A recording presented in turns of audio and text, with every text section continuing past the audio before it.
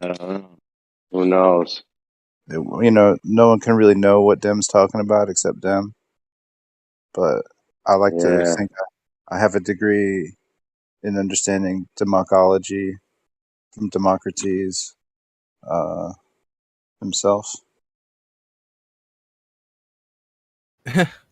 Wait, it was Dem who said that you can't have 100% of anything? Maybe it was somebody else that was, or maybe he was like talking about that argument. I'm not sure where I it don't came know. from originally. I think I get where a statement like that could come from, though. If it wasn't from stupidity, I think it's that It was me. you did. So, Yeah, you could were never you have speaking 100%. about? You speak. Well, we started it off with gas because we're doing the helium, hydrogen, oxygen, nitrogen, whatever this air we breathe is. And they were Yeah. telling me they had like different amounts of something. And I said, well, how can you know you have nitrogen there? Because nothing can be 100%. And it goes for pretty much everything on the chart that they want to claim is 100% gold, diamond, ruby, anything really, because it comes from something else. So is it really 100% of itself, or just an offset of something else? So I like think I if know you what you have a mean. diamond, Yes, because because if it's music, then you're never gonna hit the perfect note. There's gonna be residual on either side. I think I get it. And in practice, you're gonna have some contamination. You're gonna have all this. Why do you think they go through so much effort in the electronics world or production of electronics? With clean Yeah. rooms, yeah, they have these rooms that are just, they're called clean rooms. That's where they make the microchip, because if one even particle of dust. And even in Yeah. that, So these diamonds aren't 100%. So and these even in diamonds they're that, it's making, they're not not 100%. Yeah. So these diamonds they're making, they're not 100% carbon then. Not 100, but I guess in terms of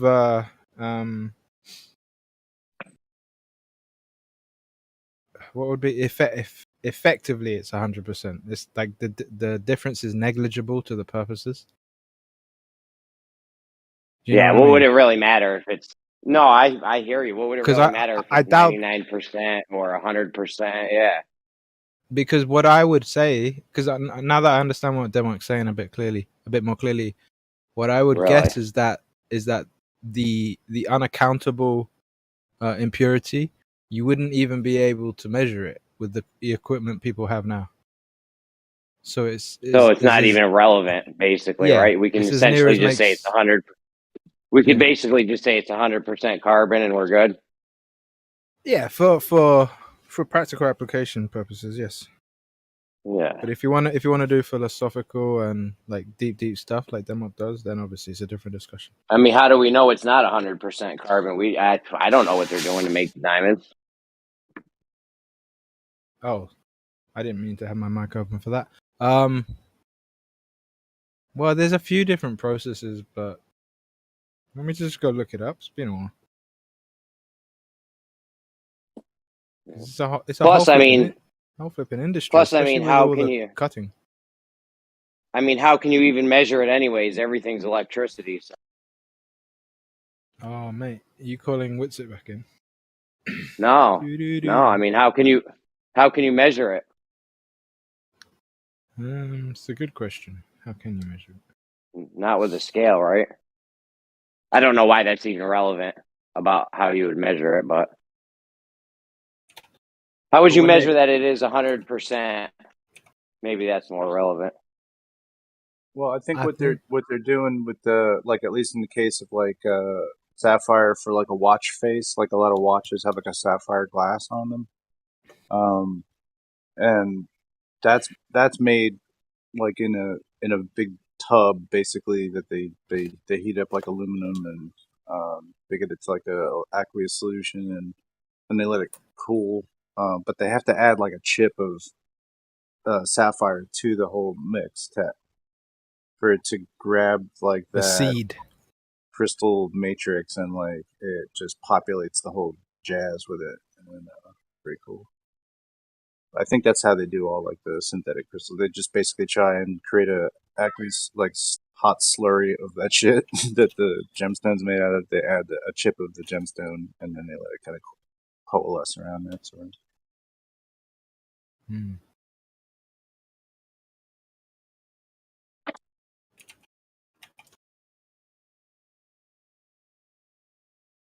So synthetic diamonds, lab-grown diamonds. What does it say here? Control. Pure crystalline structure in dun. Okay, the methods.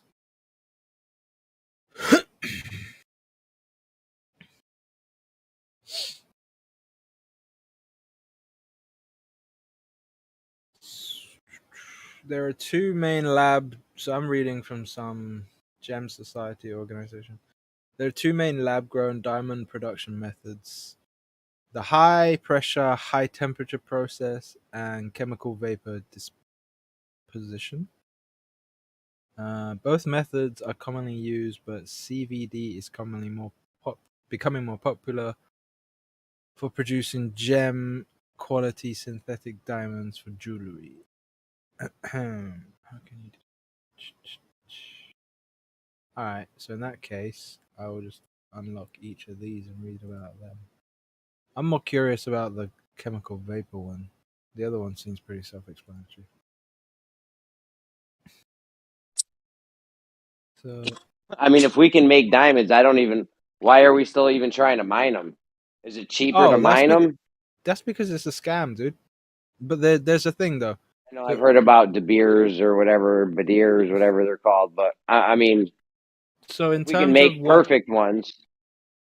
yeah. So in terms of what has a quote unquote value in jewelry, the ones made in the lab, unless you're being finessed, they're not gonna have any value because it's a it's a subjective thing, right?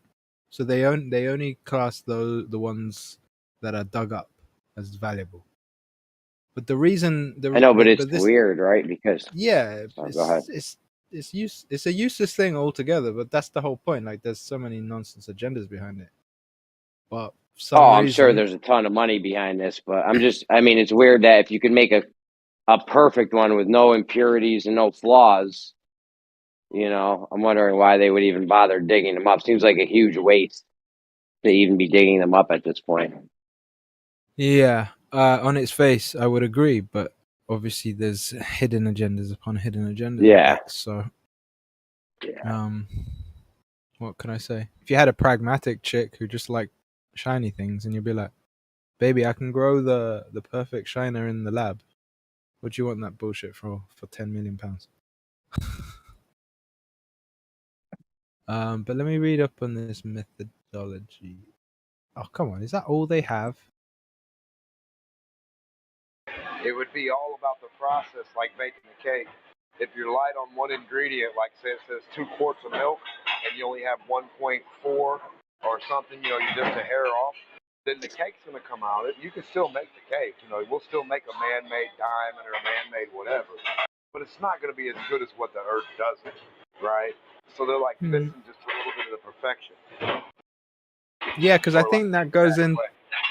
I think that goes into play with the whatever the technical term is, like the brilliant quality of it, because part of the fact that it has the flaws in its structure is what gives it its effects, I think. But again, this is art. What we're dealing with is art, and art is fundamentally manipulated at that level. So you're not dealing in the realms of logical thinking. Oh God, actual art is a huge way that rich people avoid paying taxes. What they'll do is they'll have their nephew or something, or whoever, just anyone paint a picture, paint a painting, and they'll buy it for him for, I don't know, 10 grand or 100 grand or something. Then they'll get it appraised, right? They have a friend who appraises art, and the art appraiser will be like, well, this thing's worth $10 million. So the guy's like, bet 10 million, awesome. What he does is, but he doesn't sell it. He doesn't sell it though, because no one's gonna buy it for 10 million. It's shit. You know what I mean? It's worth the 10 grand he paid for it. What they'll do is they'll donate it to a museum or an art gallery or some shit, right? And then they'll get a $10 million tax write off for the donation, and boom, now they get a break off their taxes. Yes, there's so many different methods to not pay the tax that you shouldn't even be paying in the first place. But surely we're going into the realms of what gets us in trouble with this discussion, right? Man. What do you mean? Yep, they back in charge too. I've been out of the loop for a while, but isn't this the kind of stuff that gets YouTube streams banned and that? Talking about art, how people embezzle. I don't think so. Oh I no, don't it was know. where I was hope going not. with the whole tax thing, because you shouldn't be paying tax. I don't know. I mean, we got to pay tax, right? What do they do? Where do they get the money from to build the roads and, Medicare, Medicaid, people that are disabled and can't work? Like, we got to get money for these people, right?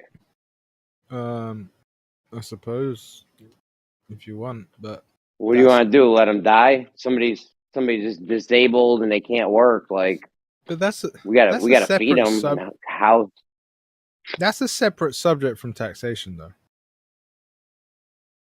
Well, what do you think they do when they get tax money? What do you think they do with it? And they steal it, and then they keep on stealing. Does it not go to building roads?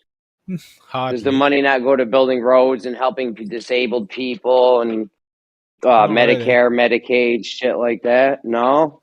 No, because if that was... Honestly, if that was the case, we wouldn't be in this situation. So, all right, we give the government all this tax. We give the government all this tax money. What do they?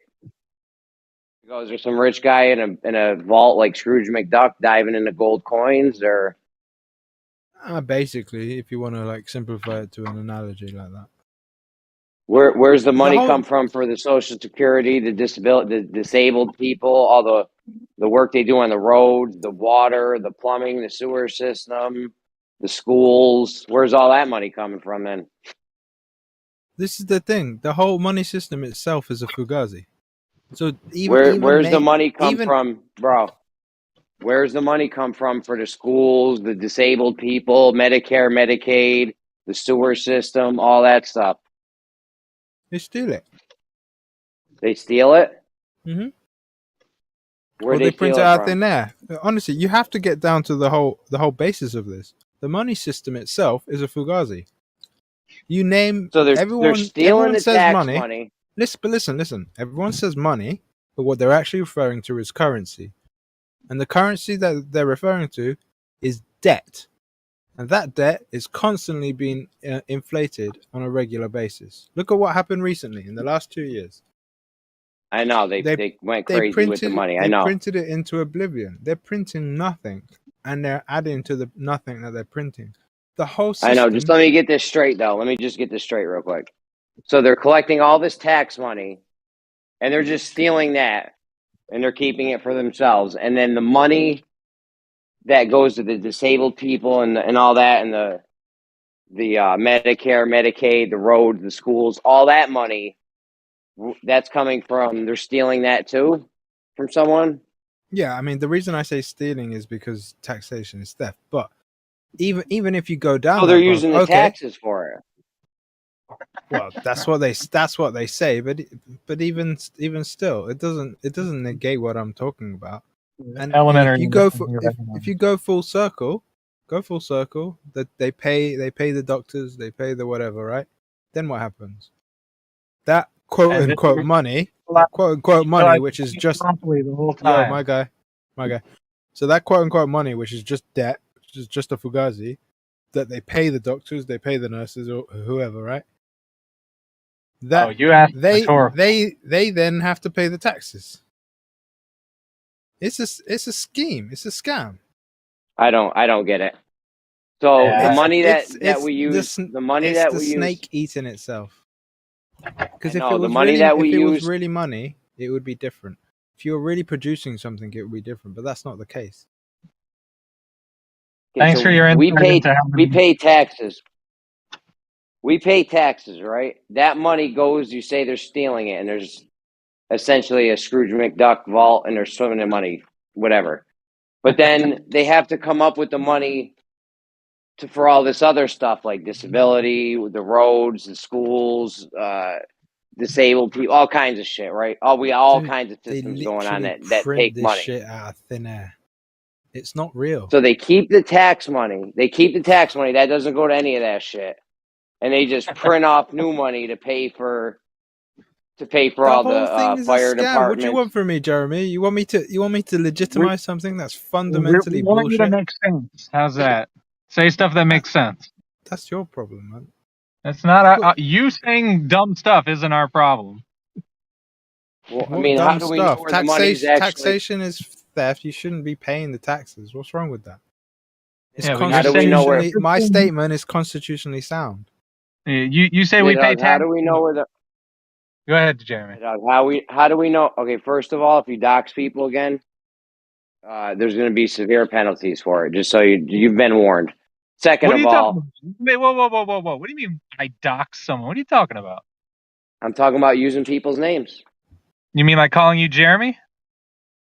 That's my screen name, bro. That's fine. If somebody asks for their name not to be used because they don't want people to know it, then don't do it. Okay, you've been warned. Okay, You do it on Jeremy. purpose all the time to try to. I'm just saying, you do it all the time to try to get someone fired up. We both know what we're talking about. Now, second of all, It's hilarious too. Go ahead. it's not funny. It's not funny, bro. It It is causes aggressively problems funny. for me, dude. It causes problems for me, bro. Only Second because of all, how do you know? Only because you listen to him, Jeremy. No, because, dude, listen, it's in the server rules. Second of all, how do you know where the money is going to and coming from? So we pay tax. How do we know where that money goes? Is there Ultimately, you don't, is there because you have to a rely. paper trail Yeah. or something we can follow? There is Actually, Hold on, that's for there is Nidhogg. supposed. You've There already is told me supposed. what you think. yeah. Hold on, you've yeah. already told me what you think. Yeah, so like in our maybe not our state, but my state, the sunshine state, for example, we have the sunshine law, which means that the local city government and the state government have open books. You can see every transaction. All you have to do is request it from the clerk of circuit courts for whatever city you're in. Everything is open. You see exactly how the money is spent in the local and city government here. I checked. Actually, See where it came. Where did that money come from? Comes from Where did taxes, Jim. that money come from, though? Do we know where the It money comes came from? I know, It but comes okay, from when I pay my taxes, how do I know that money is the same money they're using to buy the fire department shit and all that? You don't. to You have to clarify a trust little them. bit, if you guys allow me. There's a document called the Grace Commission. It was presented by one of our presidents. I don't remember his name right now. He investigated what actually happens with our taxes, and he discovered that it does not go to pay taxes. It does not go to. It goes to pay the interest in the debt. Ding ding You ding. can look That's a it up yourself. fugazi. It's called the Grace Commission. Okay, so all the Right. money we pay it. Well, hold on. Let's see if Nidhogg can follow this up. Nidhogg, I realize you can see where all the money gets spent. Fine. Where did that money come from? from taxes, Jeremy. Is there a paper trail? I know you say that, but is there a paper trail that will show, like, oh, look, this guy paid his taxes and went into this account, and Yeah. now we can see that money is actually being used? Yeah? Yes. When you look at your W-2, you can see how much the federal and state government has taken out. Yeah, there's actually No, you're not two hearing different me. things. You're not hearing me. Hold on, man. Hold on. You guys make everything mad difficult, bro. Like, no joke. It becomes like 10 times more difficult. Matrix, you wanna have Adam with this? Go ahead, bro. It can't be Nah, both of us, though, because we'll never get listen, anywhere. I'm working. I just wanted to say a few things. There's two different things. There's one thing called the budget, and there's one thing called the CAFR, the Comprehensive Annual Financial Report. Two separate things. The budget is to fool the public so the public can think it's accounting. The CAFR is where the real money is at. The budget is only what they decide they're going to put in that budget. It has nothing to do with the overall money of the business.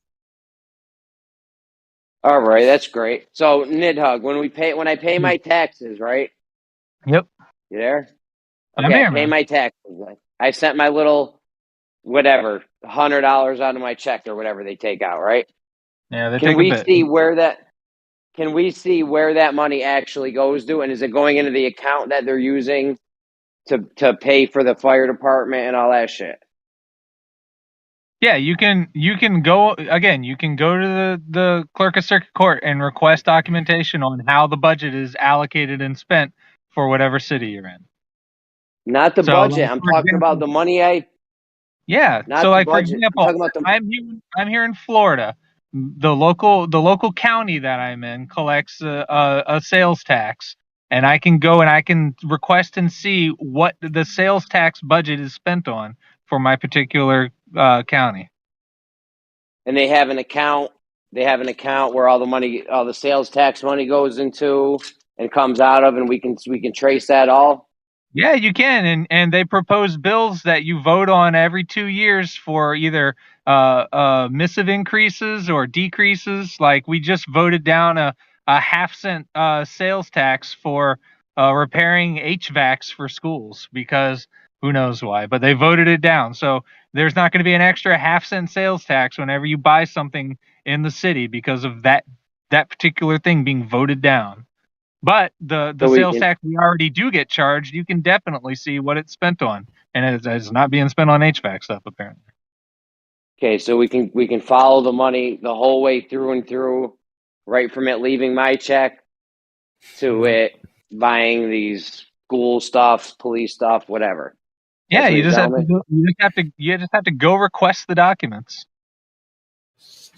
So the same account that I put that the money gets put into is the same account that's buying the stuff, and the only money going in is from taxes. Yeah, Like like if you obviously go, they're not getting I mean, any like other money from there, right?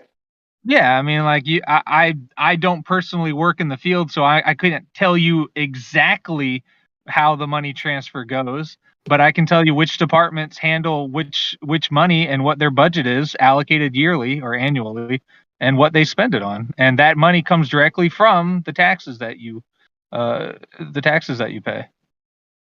I'm just saying if we put a forensic accountant on this, they would come to find out that. Well, is it one account? Does all the tax money go into one account? No. I couldn't It's tell not. you that. Of course not, because it doesn't work that way. They would get It caught. Yeah, you say it would get caught. Like, yes, there are auditors for the local governments, and the auditor's job is to make sure that the money that is being taxed is being used appropriately for federal city funding. auditors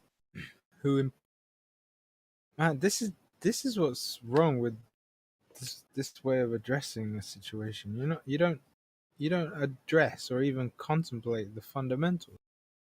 The Federal Reserve, the We're banking not talking about system, federal government. the way they generate We're not talking about their the federal currency. government. Why are No, you invoking the federal it's government? intrinsically involved. This is my point. You No, it are isn't. The federal ignoring. government has nothing to do with state and local government. You're just wrong on that. No, listen. It's intrinsically involved to the discussion we're having, which is about money, or what's being called money but is actually currency and is a debt. That's the distinction without a difference. No, it's not a distinction without a difference. This isn't a debate about whether you're spinning on a thing or not, right? We're dealing with something that is a system, and if you're going to talk about a constituent part of the system and not address the fundamental, then all you're doing is breezing past the point. Right. So let's talk specifically about state taxes. Man, so the Federal this Reserve is means a waste of absolutely time. nothing at the state tax level. You apply the same level of useless rhetoric to It's this not useless discussion, rhetoric. to this The state- discussion as you do to the other discussions. So you have no input whatsoever about once the Federal Reserve is taken out of the equation, you have absolutely no. How can you take it out of the equation? How can you take it out of the equation? Has nothing to do with state taxation. How can you take it out of the equation when you're dealing with the currency Because- that who's in charge of? Let me say it slowly. The currency The that who is state- in charge of and who State creates government does who not creates the currency that you're dealing with. Guys, one at a time, guys, please. Well, again, the state, the local state government, and the local city government have absolutely no ties whatsoever to federal spending because the federal You're government foolish. is the agency for the United States, not the local state. This is a If foolish you way don't to approach understand life. that, you should probably actually go to school, take an economics class, and then come back to the discussion and not just spout off stuff you read on a conspiracy site about how bad the federal government is. No, you're breezing past the point and you're using ad hominems as if that bolsters your position. It's pathetic. What is the currency that you're dealing with, and how does it come to be, and how is it organized? If you don't address that, Hold then on, everything guys. else you Yo, talk one about. at a time. Nidhug. When other people are talking, your mic is literally nobody can hear you. It's totally muffled. I don't know if it's your mic, but it's literally pointless for you to talk when someone else is talking. And All right. and nobody should be talking when other people are talking. Anyways, go ahead. One at a time, guys, please. Anyway, I don't know what his issue is. If he chooses to ignore the basic fundamental of what you're dealing with, which is the US currency and how that works and how the accounting from that works and how the creation of more of that currency works, then everything else he talks after the fact is just a waste of time because he's ignoring the basis. I mean, I then- actually believe that the Federal Reserve is this corrupt organization and they're fucking with us, and it's not right. I've seen all the stuff on the Federal Reserve you have probably, and I understand. Right, and However, by the when way, we pay taxes, hold on. However, when we pay taxes, I still think that tax money is going to the schools, the roads, Medicare, Medicaid, shit like that, right? I mean, maybe when Matrix comes back, he can give you the citations because what he was talking about was the primary thing. It's the way they do the accounting. The whole thing, it only exists because people agree and accept it. Because fundamentally, for instance, the dollars in your pocket, they don't have any value. If it was I understand. just limited, I understand, bro. So I understand. I know. This I get Reserve it. thing, and the money's fucked up. No, I get it. So that's the basis. It's an agreed upon system. But the way this system works is it's an accountancy system as well as a debt system. So they I understand. You know about, I understand the system right. and the money and So how the Federal Reserve's fucking us. But what does that have to do with where the money? Okay. Let me put it this. This is the non sequitur. Let me put it this way. Matrix mentioned it, right? When I send you direct transfer to your bank account, $100 in this example. Okay. Right? You can see that Savvy, obviously that's not my account, but Savvy, this number account, blah blah blah, delivered that much to your account. So you're now credited that much, and that's the increase in your account. That's not what happens with the tax. And it's not like there is an account that you're sending all of this to, and that account is responsible for sending to all the different examples, fire trucks and etc. that you were mentioning. That's not how it works. There is a buffer, there's an air gap, and there's an accountant's system. And again, Matrix mentioned this. You have that. So somebody's taken all that money, and it's a set of somebody's, and it's going to be compartmentalized, right? And then they decide a budget, and then that budget is applied, and they link the two, but there is no direct link in terms of here's the kitty, and then we take from the kitty. They don't do that. Well, Nidhug said that that's exactly what's going on. But they don't. All the money's going to this. Well, I know that's why we need this. Nidhug, fight back. What Nidhug is doing is what the Globers do. That they take the mainstream story and whatever they say and simply assert it that that's what's going on because it must be, right? But if he looks into it, like I said, look into the Grace Commission. There's a whole thing on there on where our taxes go, on the fraud of everybody saying that we pay taxes to get the roads. None of that shit is true. It isn't true. It doesn't exist. It's an idea that was given to us by the same liars that perpetuate the globe. All right, so they're stealing all the tax money. Somebody's loaded out there. I mean, who Of gets all course. this money then if they're just taking it? The same people who are responsible for creating it in the first place. It's not real. I mean, there must be some kind of money. There must be some kind of money paper trail, right? I mean, this is all on the books here. It's not like they're doing Yeah, the underhanded problem deals is of that they briefcase. codified. They I think codified. They put codes on everything. So even if you do audit them, you still need their manual, their handbook to be able to decodify how they code it. You know what I'm saying? So even if it's right in your face, because you're unable to understand the codes, you will not be able to see it. Yo, and Matrix. and Yo, it's hold self-regulated. up. They've never actually audited the Federal Reserve ever. It never actually occurred, first off. And second off, say you're taxing the money and you're taking it and you're the same group of people that is issuing the money, you don't then go and spend that money because that'll make the money more plentiful, right? So it'll be harder to motivate people to do shit.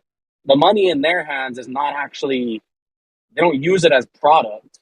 They use it as service, as slave labor, as debt labor for us. They use the money to make us do the labor they're not going to do. They don't go and spend it on Lamborghinis.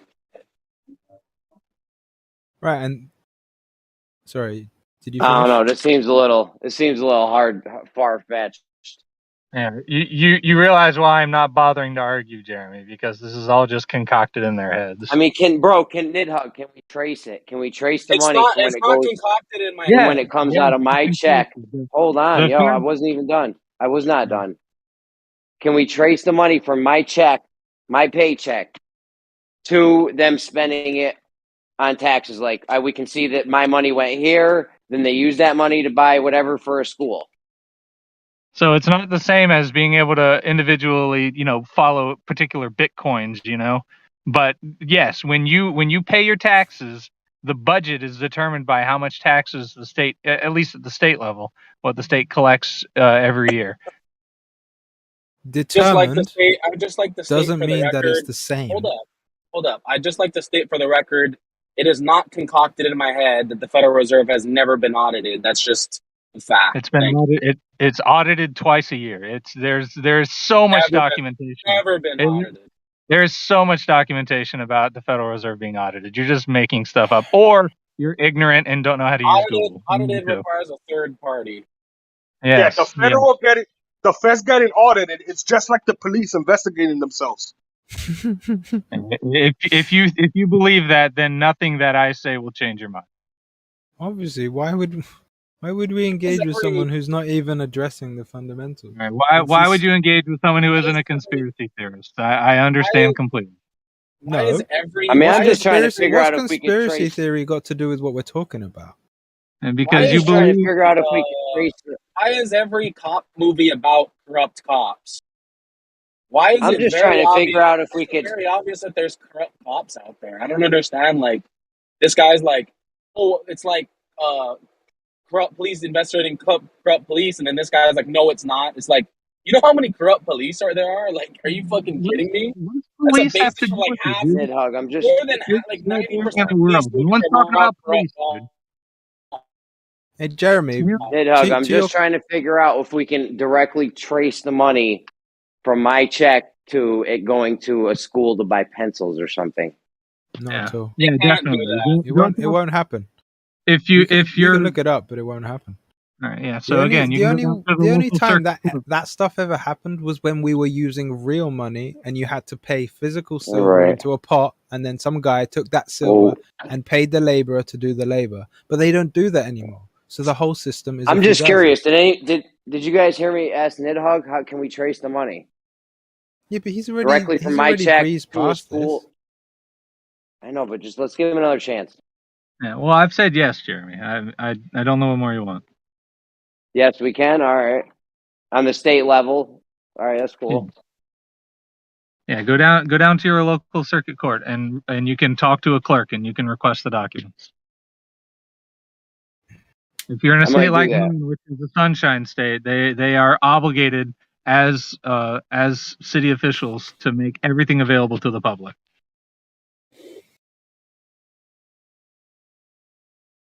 So like when I pay the taxes, my city tax, my property tax and shit, they'll have records of all the money that they take in. And yeah, but see, these guys are saying that it's not the same money though. They're saying they're taking that money in, keeping that money, and then just printing up new money. Right. So the No, Federal pay for Reserve stuff. is That's the not only exactly what I agency mean. that prints new money. So again, they're taking one idea, which is the Federal Reserve is bad, which sure. And then they're conflating that to every government in the United States, whether it's local, city, state, or federal. And they're saying they're all bad because the Federal Reserve can print money.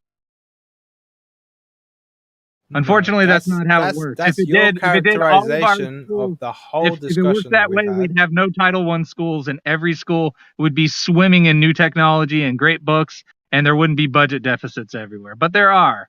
So what they're saying just doesn't add up. Yes. So are you even going to address the deficit? I mean, you kind of brought it up for me. How does that come into play?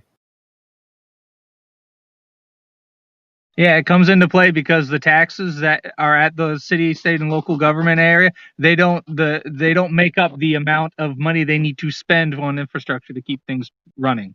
That would be Okay. what the deficit is. Right. So they have a deficit. How do they deal with that? They put millage into the local government, and the citizens vote on millage referendums, and if they pass, then the taxes increase. You spend more money, and they make up the difference in the new taxation. Yeah. Until then, how do they address that? They don't address it. They borrow money, and if they operate in the red for too long, then the federal government says, "Hey guys, you're operating in the red for too long. You can't do this." They get audited, and then most of the time, the city officials all get fired, and they get reelected so that people can balance the budget properly. Okay. So you finally addressed the point. This game, this system that they're running, is not legitimate.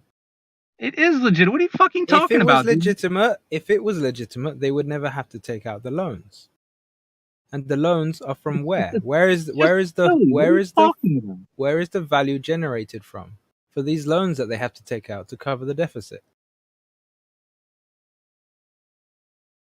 Where's the loans come from? I still don't understand what you're talking about. What do you mean? Where do the loans come from? You said they had to borrow money. Where's that money come from? They typically don't get money. That's why the federal government steps. If you operate in the red, then the federal government will be like, "Hey, you guys are running a deficit. You need to either shape up and balance your budget," which is what happens, or they come in, they fire everyone, and they find people that will balance the budget properly. So if they're operating in the red, which is negative, and they then get dealt with, yeah, how are they doing that? How can you operate in a negative? It's easy. Shit doesn't get fixed. That's how you operate in the red. That's why, for example, the past 2 years in Florida, they tried to pass millage referendums to get the HVAC systems for schools fixed because taxes weren't covering it. And you can't just make money out of nothing like you keep claiming they can. Well, that's exactly what they do, and it's not money. It's currency. Because the fucking it's not things money. It's not You're money. It's currency. Things, it's not money. It's currency, and even you're refuting yourself with your own statements because first of all, you said they take out loans, so that either they take out loans or they don't take out loans. Pick one. They borrow money from other budgets, dude. You can either have a great technology budget for school systems or you can have great HVAC, water, and plumbing systems. You can't have both because there's only X amount of money. So you can borrow from one part of the government and operate in the red for that year and then make promises like sometimes the federal government does give, like they gave the Ezra funds for schools for the past 3 years. Do you not see the picture that you're painting? And you're telling us explaining exactly how it works. Do you hear yourself interrupting because you're not actually listening to understand? You're listening just to refute what I say. So it really doesn't matter that I'm explaining. Wait, that's the whole reason you opened your mouth. I was having a conversation with Jeremy, and you opened your mouth to refute what I was saying. I interjected because stop being a bloody hypocrite. Stop being a bloody hypocrite and accept that the picture that you're painting. You don't like it. Accept the picture that you're painting doesn't line up with your whole rebuttal in the first place. It There does. isn't a You just there don't isn't understand there it isn't because a if there isn't federal a government trail. that isn't the end goal for you, then you don't get it. There isn't a trail that you can point to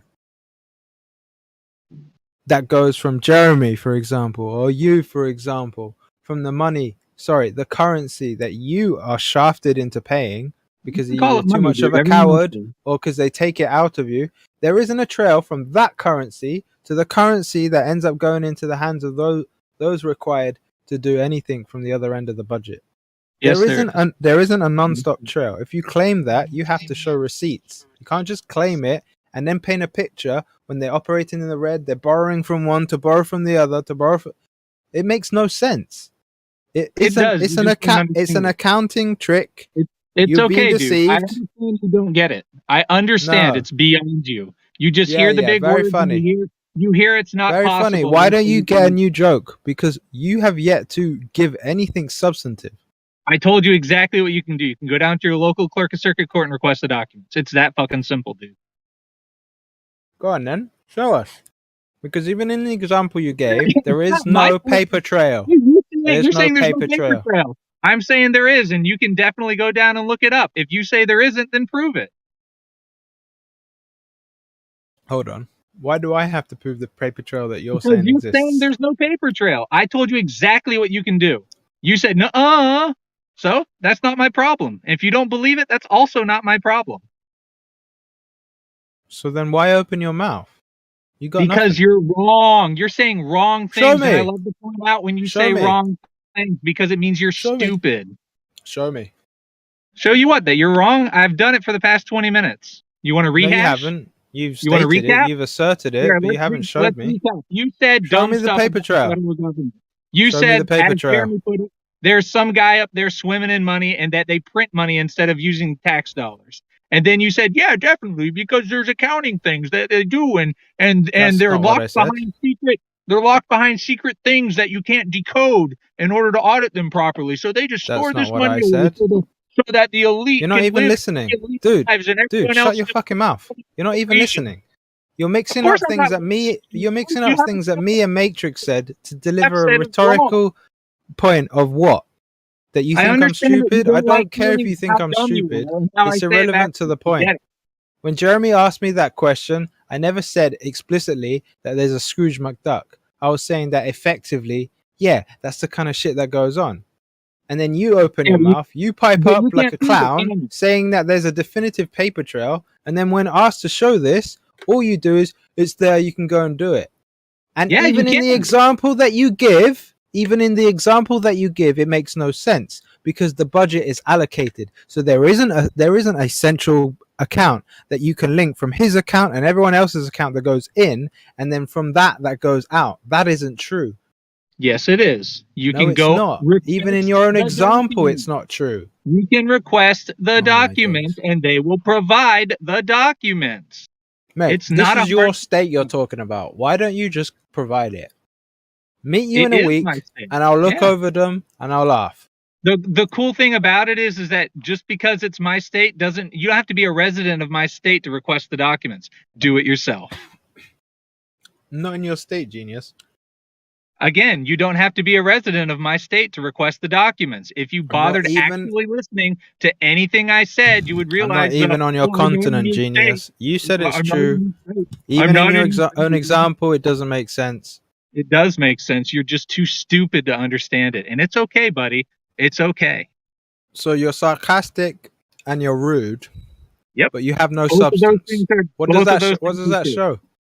What It does shows that show? that You have you are nothing.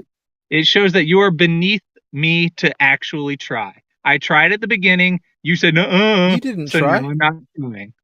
You didn't try. You just ran your mouth. When I I'm showed sorry. the That's flaws, not in what you're talking about, all you do That's also is go, that's also "You're not too my problem. stupid. You're too stupid," you- as if you that proves are. anything. You are in fact too stupid to understand that. Is there a mod for this? Because this is just insults now. It's not. You guys aren't really debating. So maybe switch subject or something. I'm not insulting him. He's the one that's insulting me because he's got nothing. It's No, pathetic. you are insulting me. It's just your nature insults me. You haven't said words that do. Yeah. That's Again, fucking ridiculous. you're a That's pathetic fucking that example. shit was fucking ridiculous. You're a pathetic You're example for your me by being kind. a person. Oh no, words. Oh no, more words. Keep it coming. Mate, Where'd you guys you're drag this just guy from, Let's you're Jen? just not Jen do the Wizards bored. personal Throwing? attack. This Hey, is let's not ruining. do This the is personal ruining the attack. combo. Hey, yo, hello. Can you guys hear me? Yes, sorry. Hey, welcome back, Jeremy. You missed a lively discussion. Mate, I just had show a ton of stuff. receipts. If what you said was true, you would show it. You wouldn't just run your mouth. It's the same thing with your spherical worldview. All it is asserting. Yeah, reality never hurts, showing. right? I don't know what else to tell you. Reality hurts. Anyways, yo, have fun, Jeremy. Have fun trying to wrangle what they were telling you. It doesn't make sense for very obvious reasons because it's not true.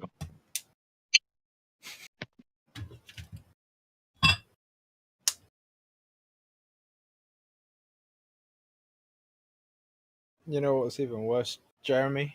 How can you have a paper trail for something that isn't even made of paper?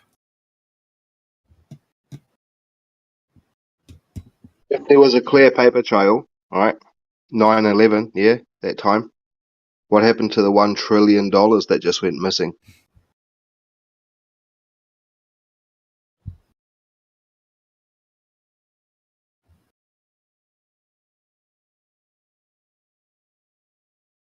The whole system is a fugazi, and people's refusal to accept that just goes to show they don't want to know the truth. They want to live in lies.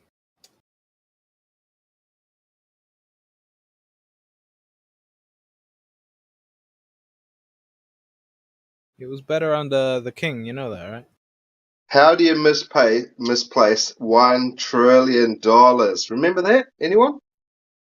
Yeah, I'm not sure if you heard, but I think Matrix just said the same thing. Or was it you? That was me. Can't tell. Okay, so you're repeating yourself.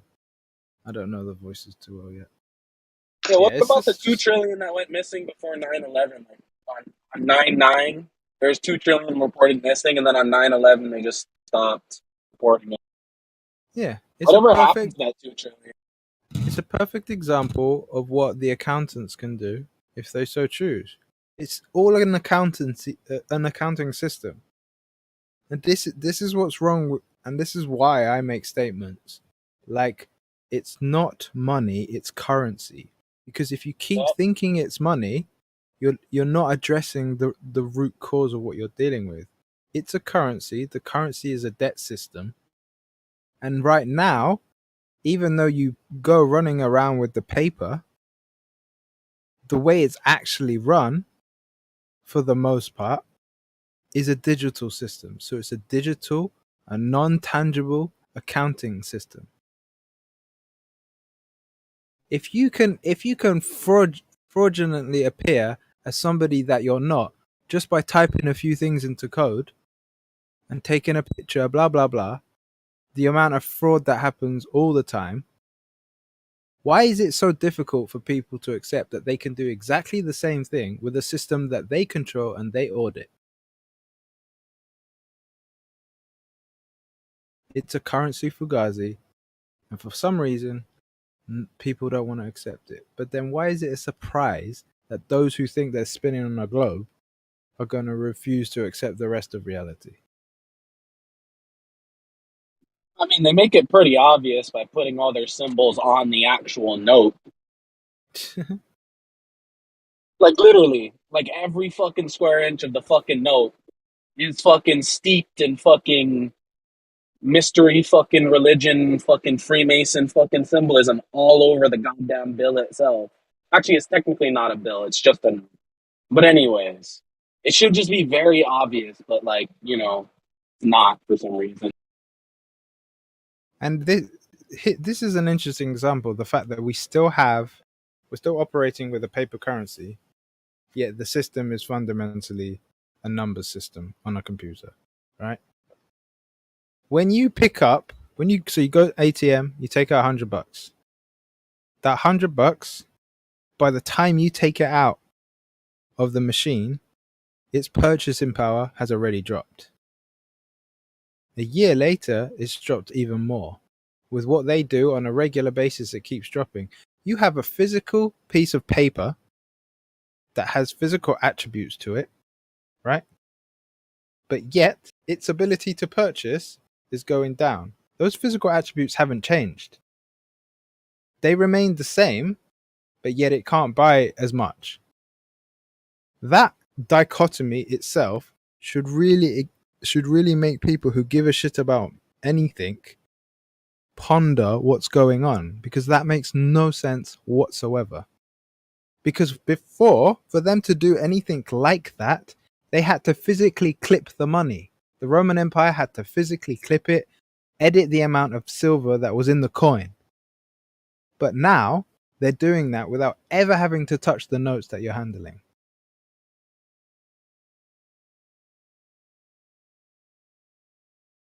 Man, Reckoner typed some nonsense stuff in the chat. Abusing. He wasn't abusing nobody. He was just running his mouth like a little Glover. Anyway. Crypto, this is a subject you like. Are you around? Yeah, what's up? Yeah. Just having an interesting back and forth with, what would you call it? Numptiness? Electric. Oh. Nah, well, Jeremy was talking about money and taxes, or that's kind of how we ended up going after we were talking about diamonds. The chat was pretty dead. Fair and enough. then I was just talking about taxation as theft, and then obviously Globers. Well, the funny thing I find about what you said is actually much more important. Like, taxation is kind of irrelevant, really, because taxation is them taking your access to control at source. But they could make that happen through inflation anyway. Like, and so to a certain extent, I wonder why they bother with taxation, because it's almost like the direct mockery, and then the inflation is the indirect mockery. Do you know what I mean?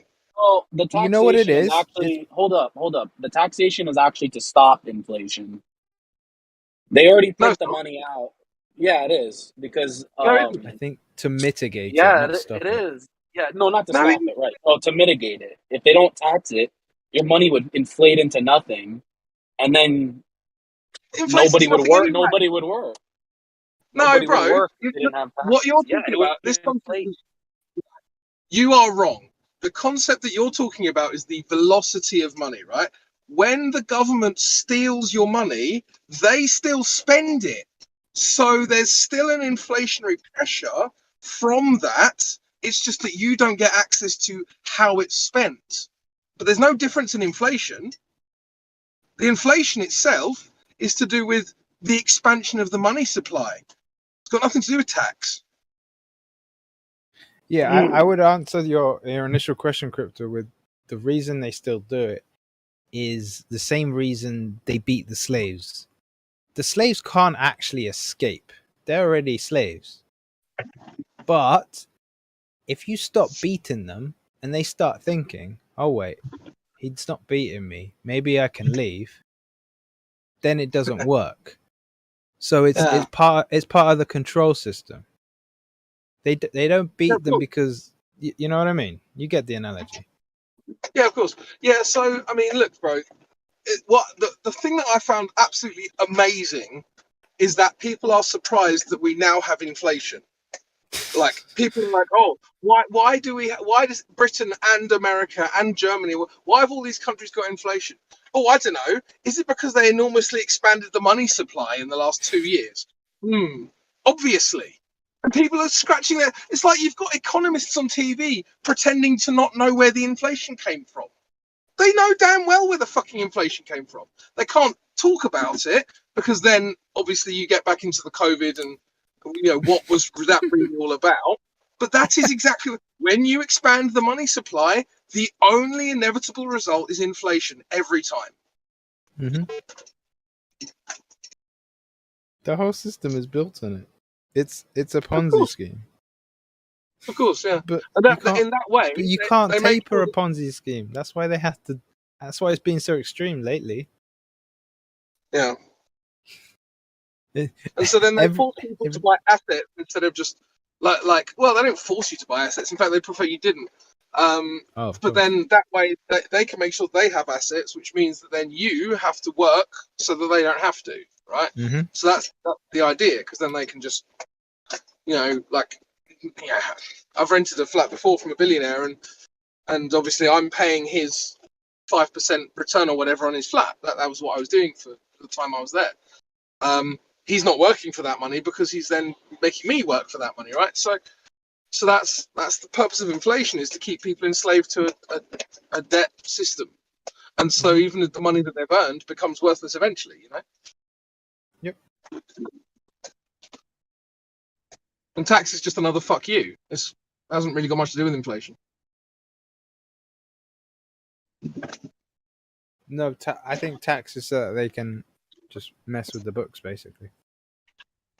It's just it's because the more moving parts, it's like with a magic trick. Like if you're only holding one card in your hand, and you got nothing else, it's a lot harder to do a trick. But if you got a whole deck of cards, you're swishing your hands around. It's exchanging. You're giving him a card, he's taking out a card. It's so much easier to do the finesse. Yep. And what's funny is that I've actually done I don't want to go too much into it, but I've studied this in depth, right? And they even tell you on the course, oh yeah, this is to control this. I remember thinking at the time, no, it isn't. No, it can't be. Like, they're saying that's the official line, but it's not true. And when you get deeper into the way the economies work, now I'm not an economist, but I did study a bit of economics. You realise that can't be the case. And taxes are, I suppose you could say in a way that it stops people spending their money abroad. Maybe it's stopping the money leaving the country because the government's taken a third of it before it can go anywhere. But the majority of people spend most of their money in their own country anyway, so I don't see that as an argument either, really. Yeah, it's there is nuance to it for sure, but it's no wonder a subject like this comes up in this avenue, because if they can control you to the point where you think that doesn't exist when it quite clearly does, then of course you're going to believe all the rest of the bullshit, spinning in delusion while spending imaginary monopoly money. Yeah.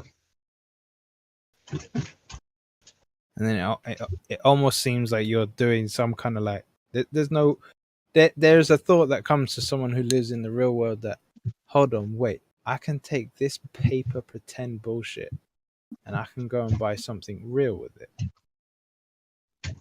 There is a thought to am I going to get away with this? Because the rest of life experience tells you that you reap what you sow. So if you're reaping something that you don't sow, something doesn't seem right. Yeah, I know what you mean. But hey ho. But really, what they're reaping is the idiocy and cowardice of the general population to oppose it. Exactly. That's really what's going on. Oh yes, that's the thing. So the taxation, that's what I wanted to mention. So all of this in terms of we're gonna step on some toes. In terms of the tacit agreement, right?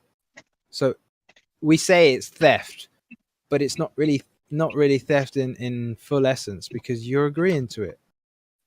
If it's not by force, then it's a different thing, right? So by how do I elaborate upon this?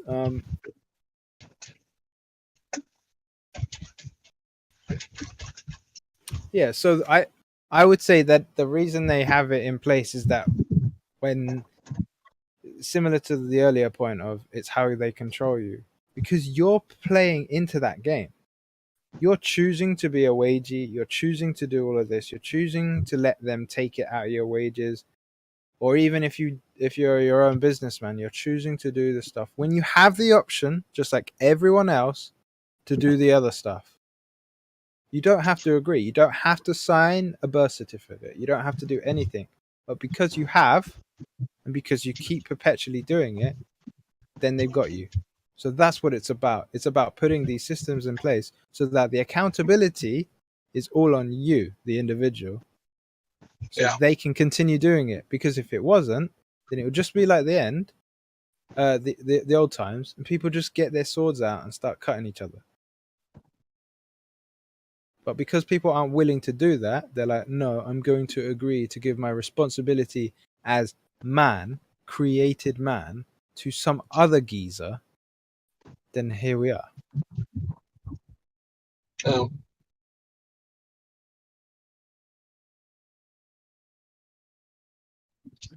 But yeah, it's interesting what you had to say on the matter, because it does completely line up with this whole thing. So, well, if they're deluded in this, then of course it's the rest. Like this and flat Earth and the rest of it's all intrinsically.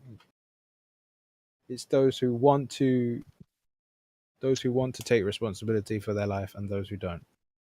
Basically. Yeah.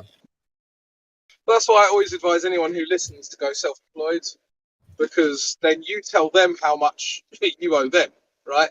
Which is still not great because you don't owe them anything, but at least to a certain extent, if you're like working for someone else, they just take a third of whatever you make.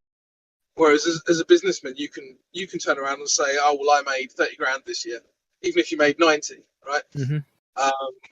And that might have issues for you if you can't, if you can't make let's just say cook the books well enough. But certainly you have more options to tell them to fuck off, basically. Yep. And then you can use their own system against them. They've set it up like that on purpose. But that's what they do. It's like people are like, you shouldn't do that because you should pay into the system if you want NHS or whatever. If I don't pay any taxes for the rest of my life, the NHS is still going to go ahead, right? It has nothing to do with me at all. They're going to borrow whatever money they need to borrow to do whatever they want to do. It's got nothing to do with it.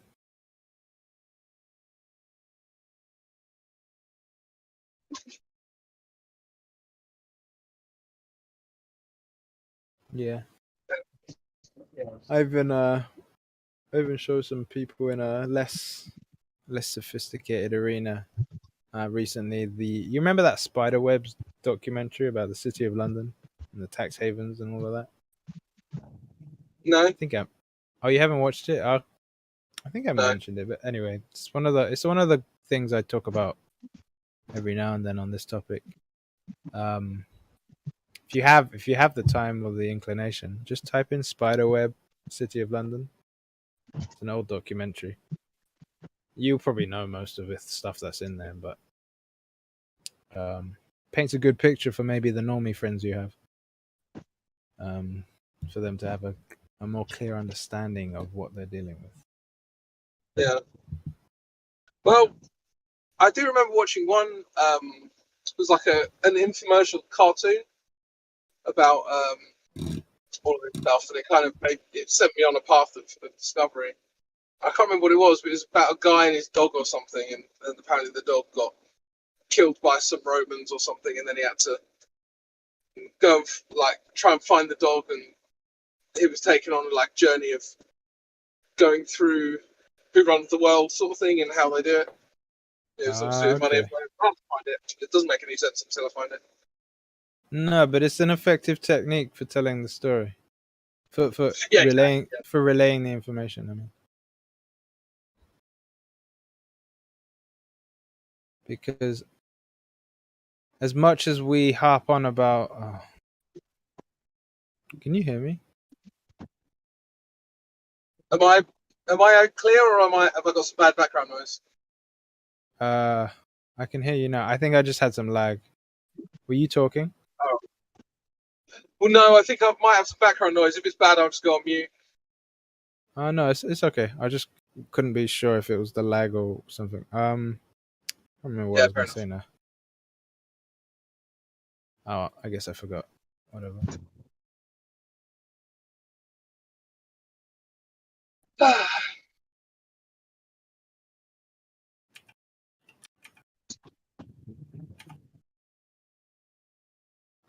It did get me thinking, because obviously in places like Dubai, they used to not have any income tax at all. Right. But I think their income tax is like 2% or something now. It's quite low. But I'd have to check. I don't know. Yeah, I think they 2 or And 5, the something like that. Yeah. The rent in Dubai, I know, is quite expensive. I think the rent's probably is similar to London, which makes me think, like, if, and I'm not trying to pile in on electric for this, but if the inflation was being controlled by taxation, then why would the rental of apartments in a place like Dubai be the same as a place like London if one place has 40% income tax on most of the residents? Because most people in London who have like a full-time wage, they pay top rate of tax, right? Right. Unless they work in Starbucks or something. And there's virtually no tax at all on wages in Dubai. I don't know. Something maybe I have to look into it more. So I think I must have missed your pertinent point. Some sound came in from a video. What was the? Sorry? So you're mentioning how they pay the similar prices in rent to London, yet they have no tax. But I'm not sure if I got the point that you were making. I literally didn't hear it. Well, the point I was making is of course, if tax is there to control inflation, it doesn't seem to have poured into the rental market. But maybe yeah. To be honest, I need to do more research on all this and see if that's actually true now. Because last time I checked was like 3 years ago. So. Okay. I remember what I was going to say now. You were given the example of the cartoon, and I was going to say that as much as we like the dialectic and the logical, the narrative is actually very important for people assimilating the information. Because not everyone is a specialist who can accept it for its raw data. You still need a story to be able to apply it in your life. Which is why, like, you have stuff like the parables and etc. etc. It's just how we're wired. We need the story. I was struggling to hear you, to be honest. Can you just say the last bit again?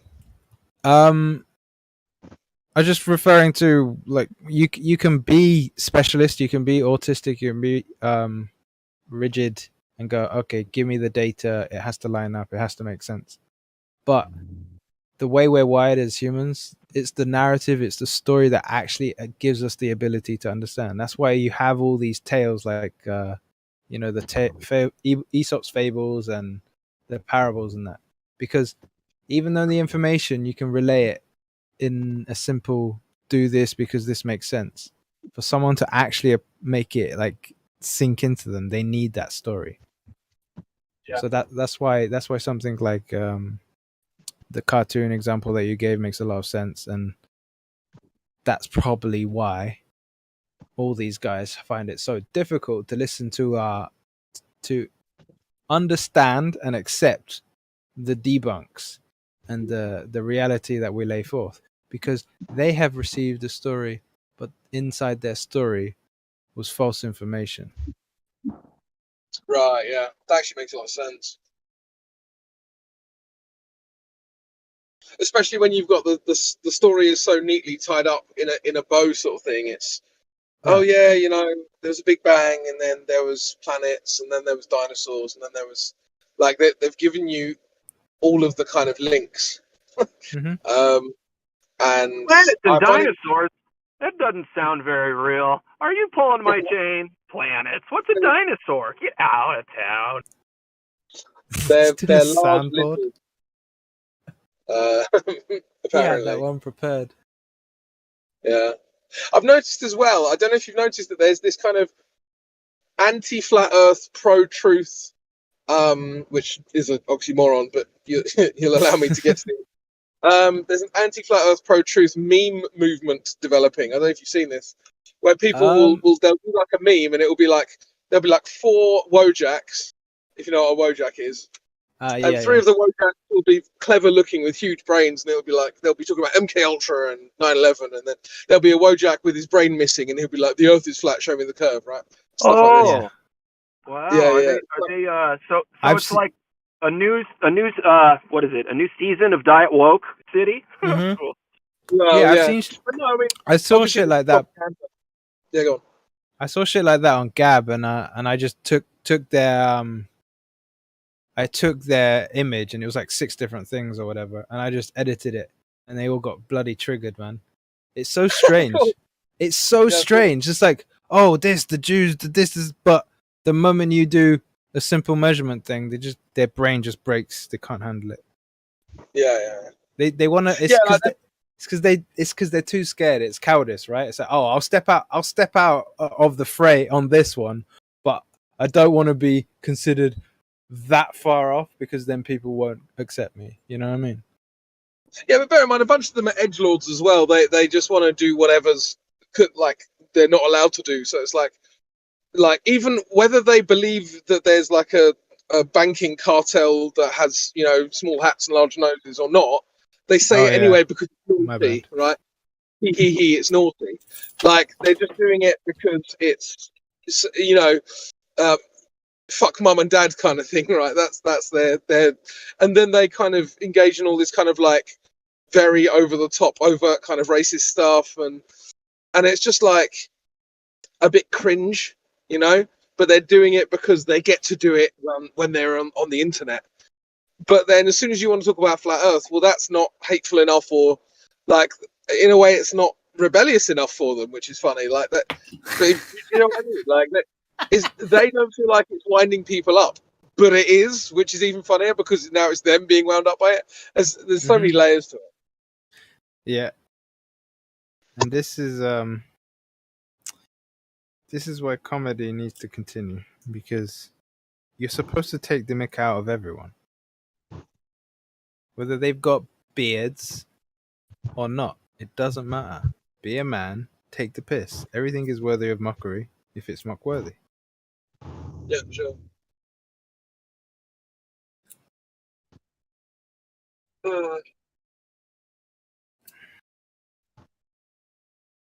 But yeah, you gotta send me some of those memes, because I remix them and trigger everyone with them. Is this a dating channel? Yes. This one? Hey guys. Hey boys. Oh, hey. Hello. Am I gonna have to call my bearded friends? Which ones? the ones who go tick tick boom. That's funny. Inshallah. You and your prohibited agendas. Man, you know what? It gets so bad. Some of the let's not say diet woke, but you know, white belt woke or whatever. White belt truthers. When you say stuff like that's haram, and just generally, because you can apply that to whatever. It's just a word that has meaning, and their initial reaction is just rhetorical, triggered. But you can't say that if you're a Christian. Why not? Exactly. That's the kind of retardation I'm dealing with. They can't process outside of their own reference frame. What's the? I don't even know what the word means. What does it mean? Is it a phrase? It just means prohibited. But because people are stupid and they associate it with a religion and forget that it's a language, they make dumbass comments, and they tend to be female. They tend to be either female in the physical form or in the mental form. And that's when I trigger even more people.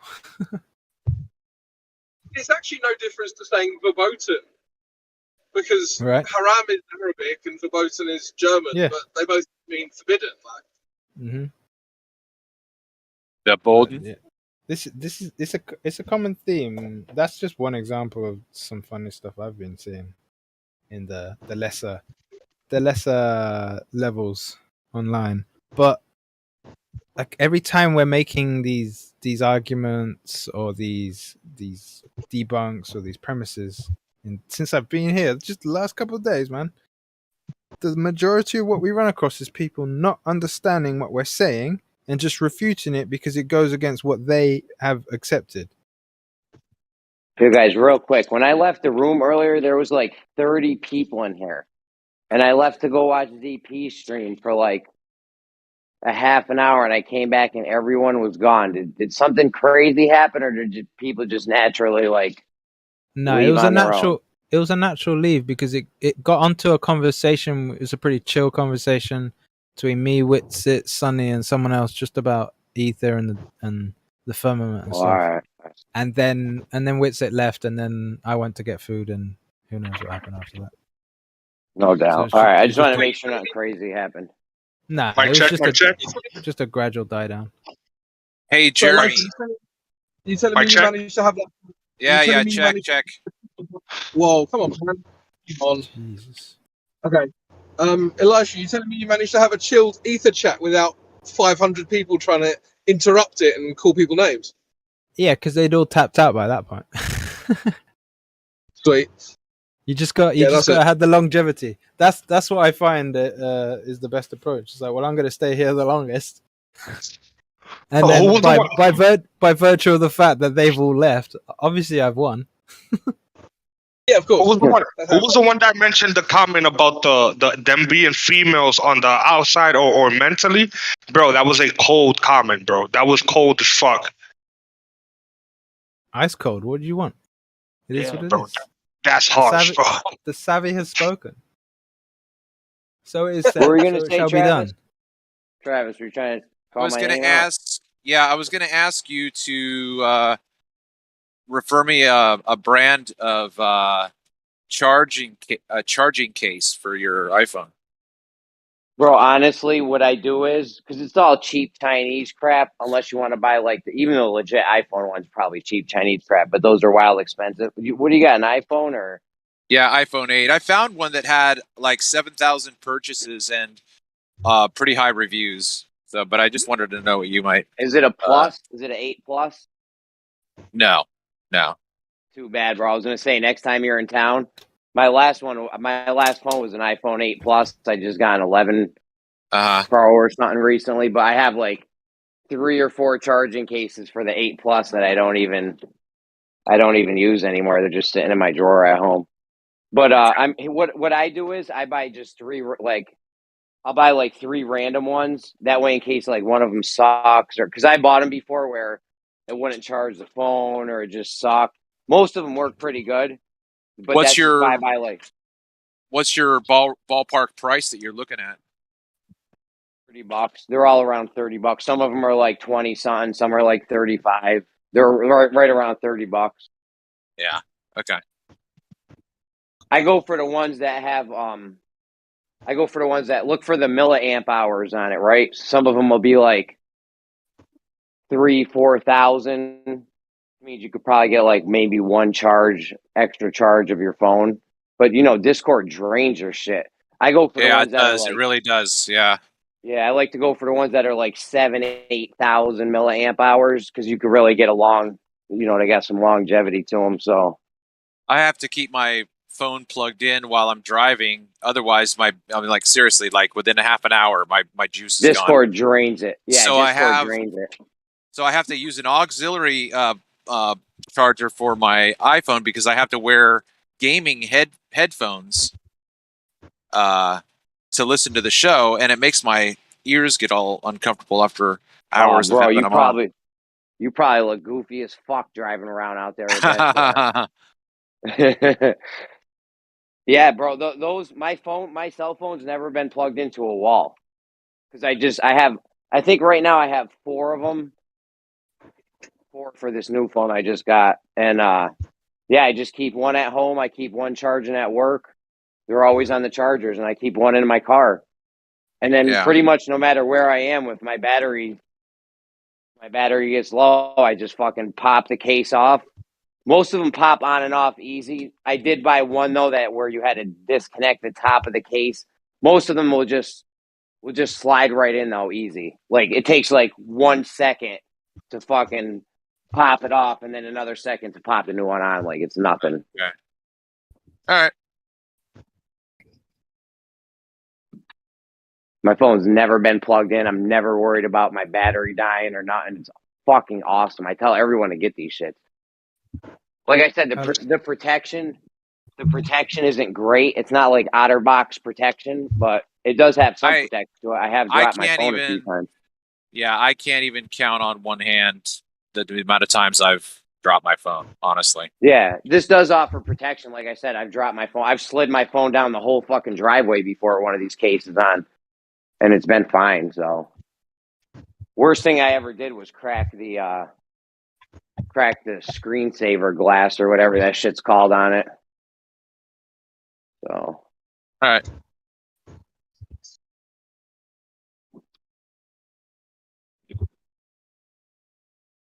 Yeah, like $30, dude. That shit's priceless. Never having to worry about your phone battery. How long have you had the phone? I've been doing this since the iPhone. Okay, you just 5. I've been doing this since the iPhone 5 for years. Probably like 5 years now. I've been straight rocking all battery cases. My phones never have to get plugged in anymore because I just buy mad battery cases when I get the phone.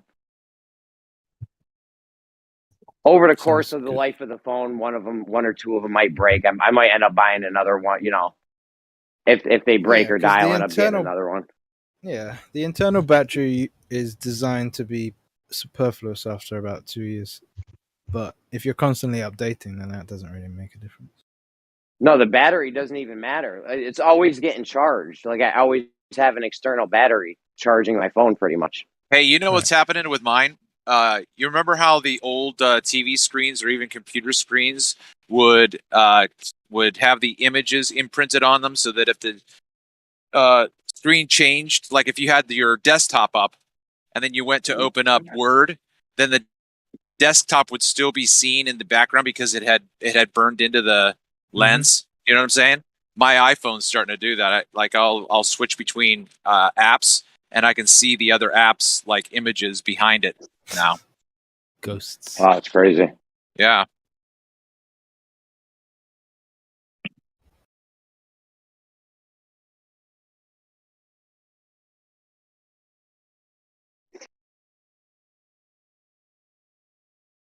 I still didn't check your DMs. You're at the top of my list, Travis.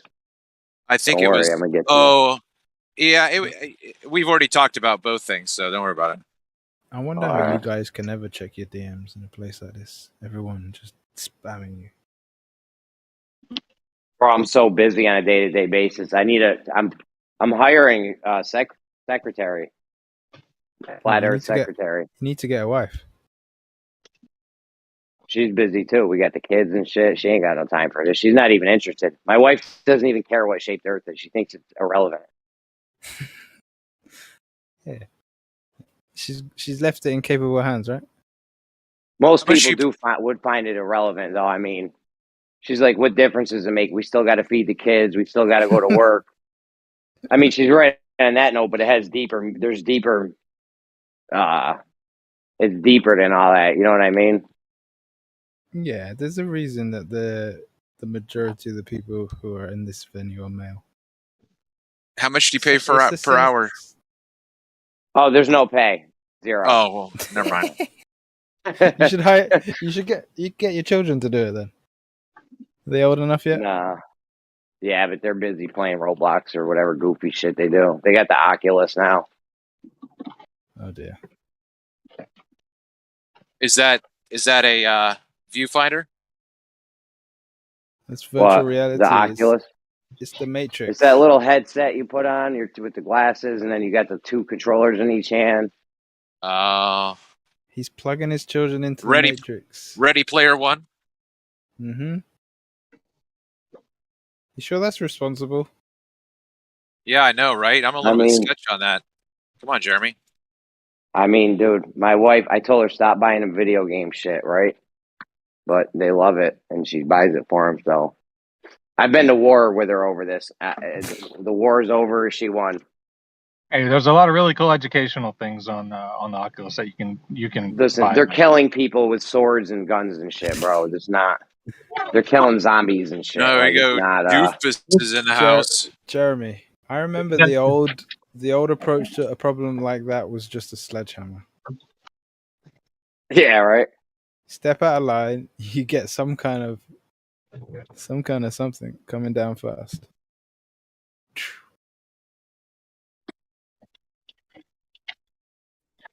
I've got a question for the room. Did anyone ever watch that BuzzFeed video where the 4 kind of really skinny, nerdy guys from BuzzFeed did testosterone test, and they had a third of the average testosterone? I think I heard about that. I never No. watched it, but I heard about it. So if we were to do a testosterone test of Nidhugg, the Rumpus, and Doofus, who do we think would get more testosterone? The BuzzFeed guys or those 3? The BuzzFeed guys.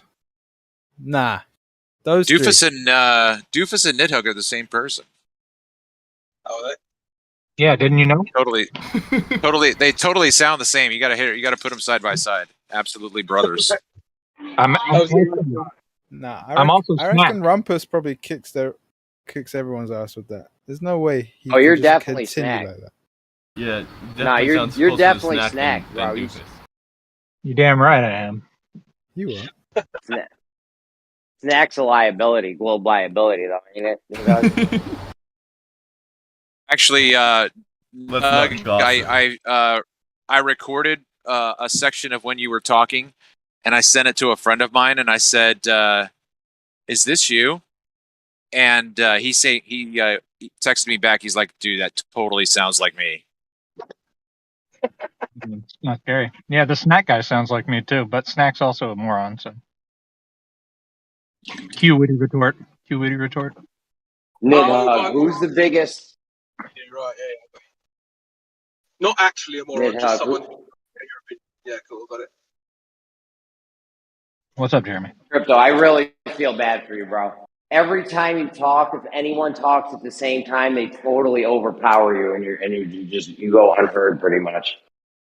Don't worry, Nidhugg's mic is the same way. I've got a plan for it. Don't worry. It's that All right, massive. Nidhugg, your mic's the same way, You're gonna bro. finally get a proper microphone, nice computer. Just sit down and enjoy yourself. Hey man, no. lame Samsung. Like, can I tell that? Do you really think that I'm going to let Globers waste my free time? I do this shit when I'm driving, and I wouldn't be doing anything else. Amen to that. Yeah, I'm sure there's a solution because you could just get an emulator or something, so you can use better hardware. Okay, let me ask you this. Use it through your phone. I don't know, something like that. Let me ask you this, Nidhugg. If the Earth was a globe, yeah, grooves in the basket, the grooves where the leather meets. Would that be a different elevation? With the groove, I'm sorry. Are you analoging a basketball? Is that what you're doing? Yes, the basketball it would be yes, it's an analogy. Basketball, we have Earth, Earth, right? Are the grooves the same elevation? I believe grooves by definition aren't the same elevation. No, all the grooves, all those little grooves along the whole surface of the basketball, would they be considered the same elevation? The grooves themselves, I'm sure the midpoint, the bottom of the groove would be, yeah. I guess it depends on how. What'd you say? I said I think the midpoint at the very middle part, the lowest portion would probably be. It depends on how well they manufactured the basketball. No, all right. I just had some weird argument with Nate earlier. What was the argument? Pete Shea had some weird issue with aqueducts. He's like, what? There's a problem with aqueducts. I'm like, dude, there's no problem with aqueducts. I'm like, on a globe or flat earth, the water flows from higher elevation to lower elevation. And I had it all sewn up, and Pete's like, oh, yeah, I made a bad argument. But then Nate comes in with this crazy ass, oh, it's the same thing. Jeremy, your connection is cutting in and out every sentence. Water on the surface of a bag with these crazy analogies and fuck it all up. No doubt. Hey, Jeremy, I didn't hear you, but I'm going to stop you right at Pete Shea said. I'm going to say that's probably your issue. No doubt. I'll be right back.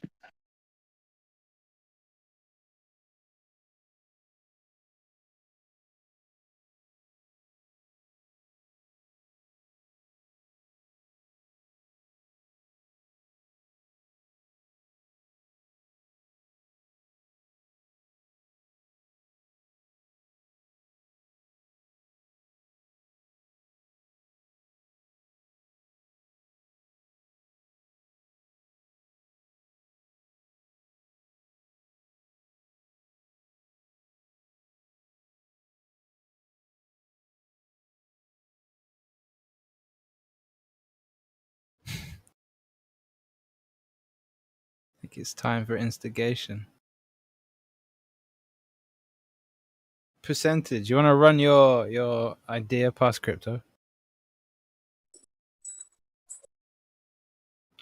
Is it to do with maple syrup? No, he and Witsit and I were discussing the electrostatic stuff, and I don't want to speak for him, so that's why I asked him first if he's even here. I don't know.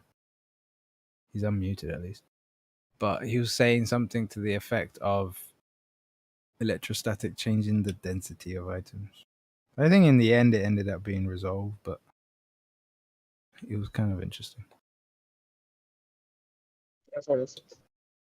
So, I mean, sounds to me like he was presenting the idea of like a confounding variable within electrostatics, which would make things really annoying. But maybe I misunderstood what you said. I didn't actually hear the pertinent word use because you cut out a little bit. Oh, a confounding variable. Don't know if you know. I think I know what you mean. Because he was. I think what you're saying is it was difficult to. I kind of understood what he was talking about, but it was the conclusion he came to that was just a bit odd. I'm back, Jim. But about controlling the variable and then the density part, it's like you can't eliminate it. But then Witsit's point was that doesn't matter because electrostatics is what we're dealing with, and that's the cause and its constituent, etc. But it would have been better if you were there. I just thought if he was free to kind of run it by you.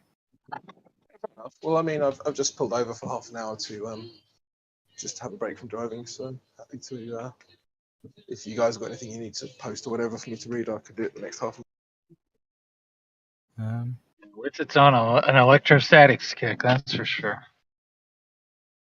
Yes, the whole world is. It's fundamental. It'd be a little bit more interesting if he wasn't just like reciting things that we already know about electrostatics. So if you know them, why do you refuse to accept the consequence of them? I can either be that or mass attracting mass. It's only one or the other. Didn't take long, did it, crypto?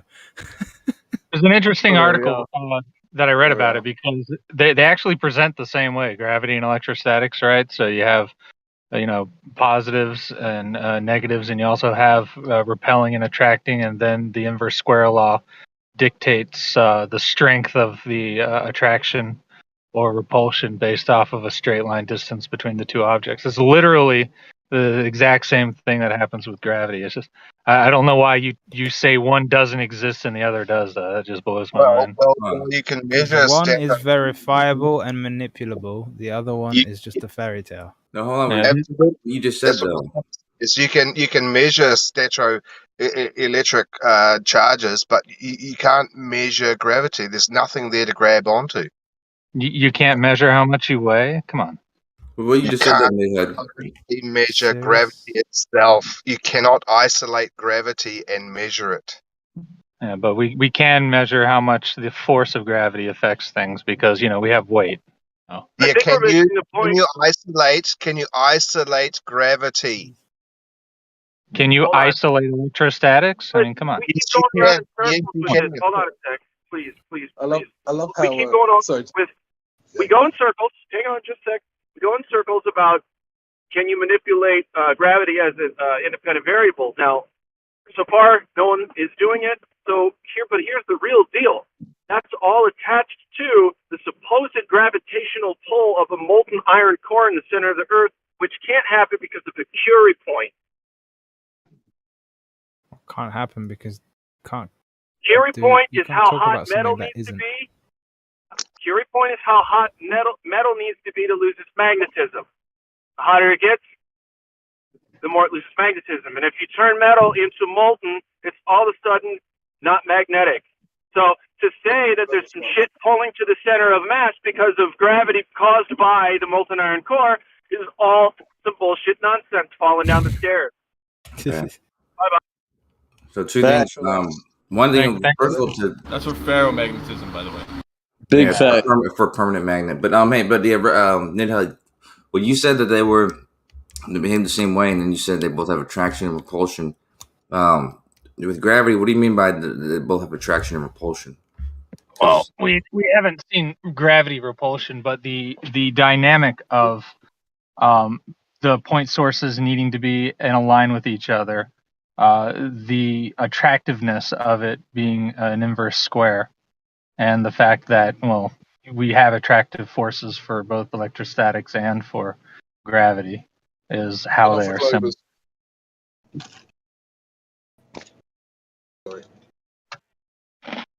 Because I understand that's one of the major differences. Yeah, one of the major differences is that there is a repulsive force, right? We weren't talking about magnetism. We were talking about electrostatics. Positive charges and negative charges. Oh, I'm sorry. You guys were helping the dudes argue with each other out there about electrostatics, which has nothing to do with curvature, really. Yeah, well, the topic wasn't. This all started with I was busy earlier, but I noticed that a bunch of people were in live stream too.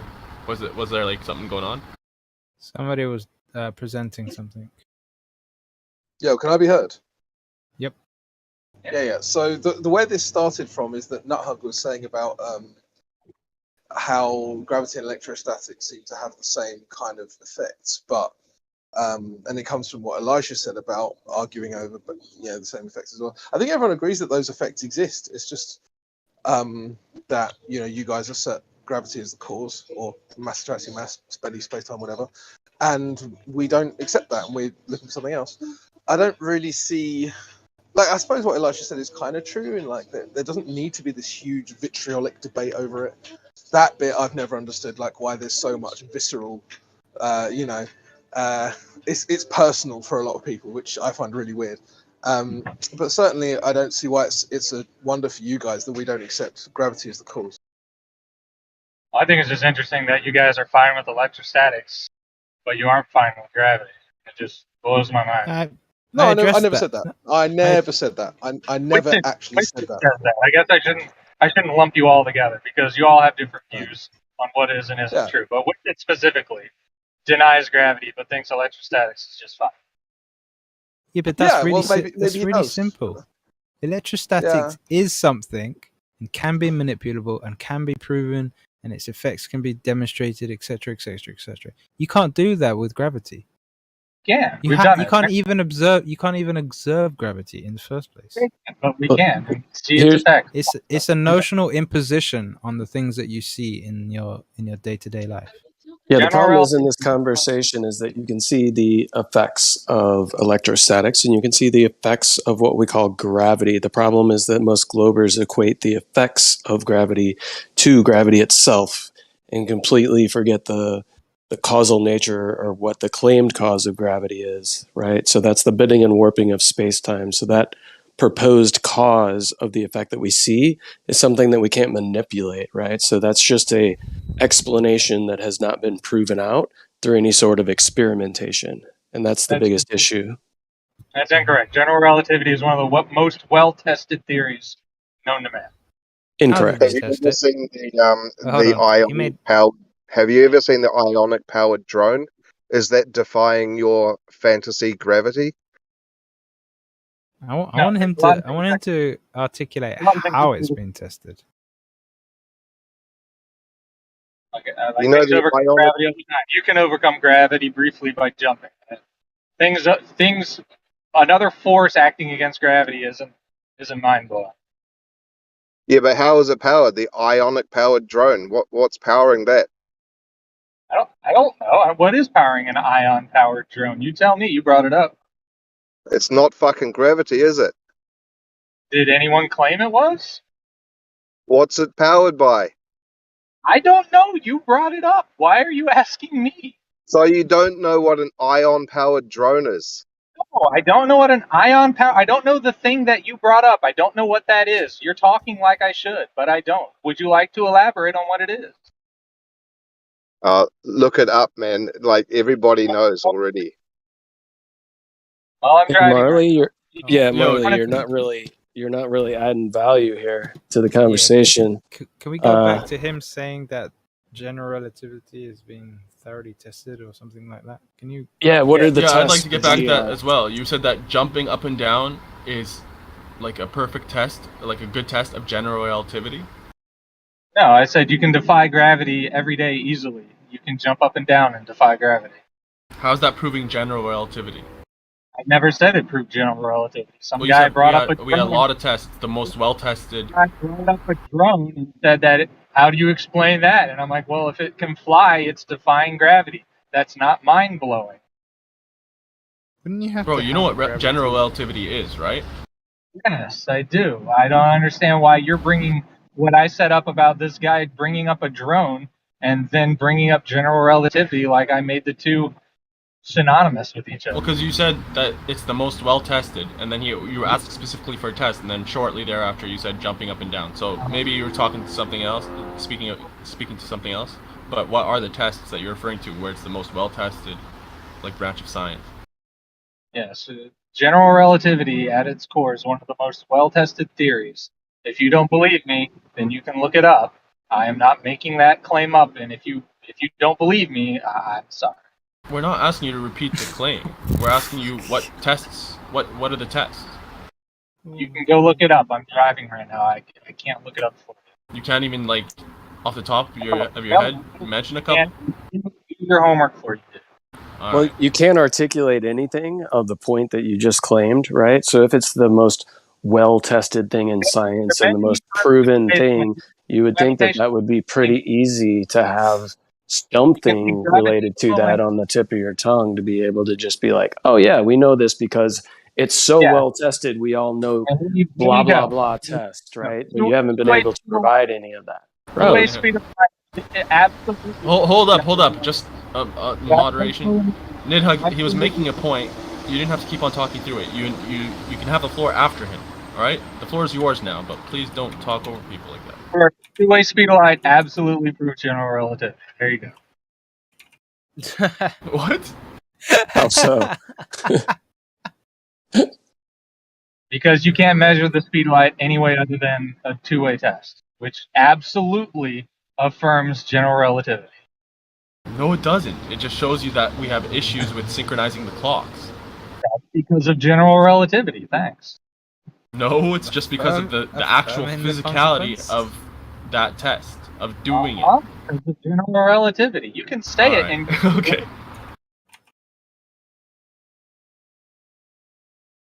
Saying "nuh-uh" just means you don't understand it, which is fine. You can go look it up. That's okay. And that's his argument all the time. You don't understand, bro. Show substance or shut your mouth.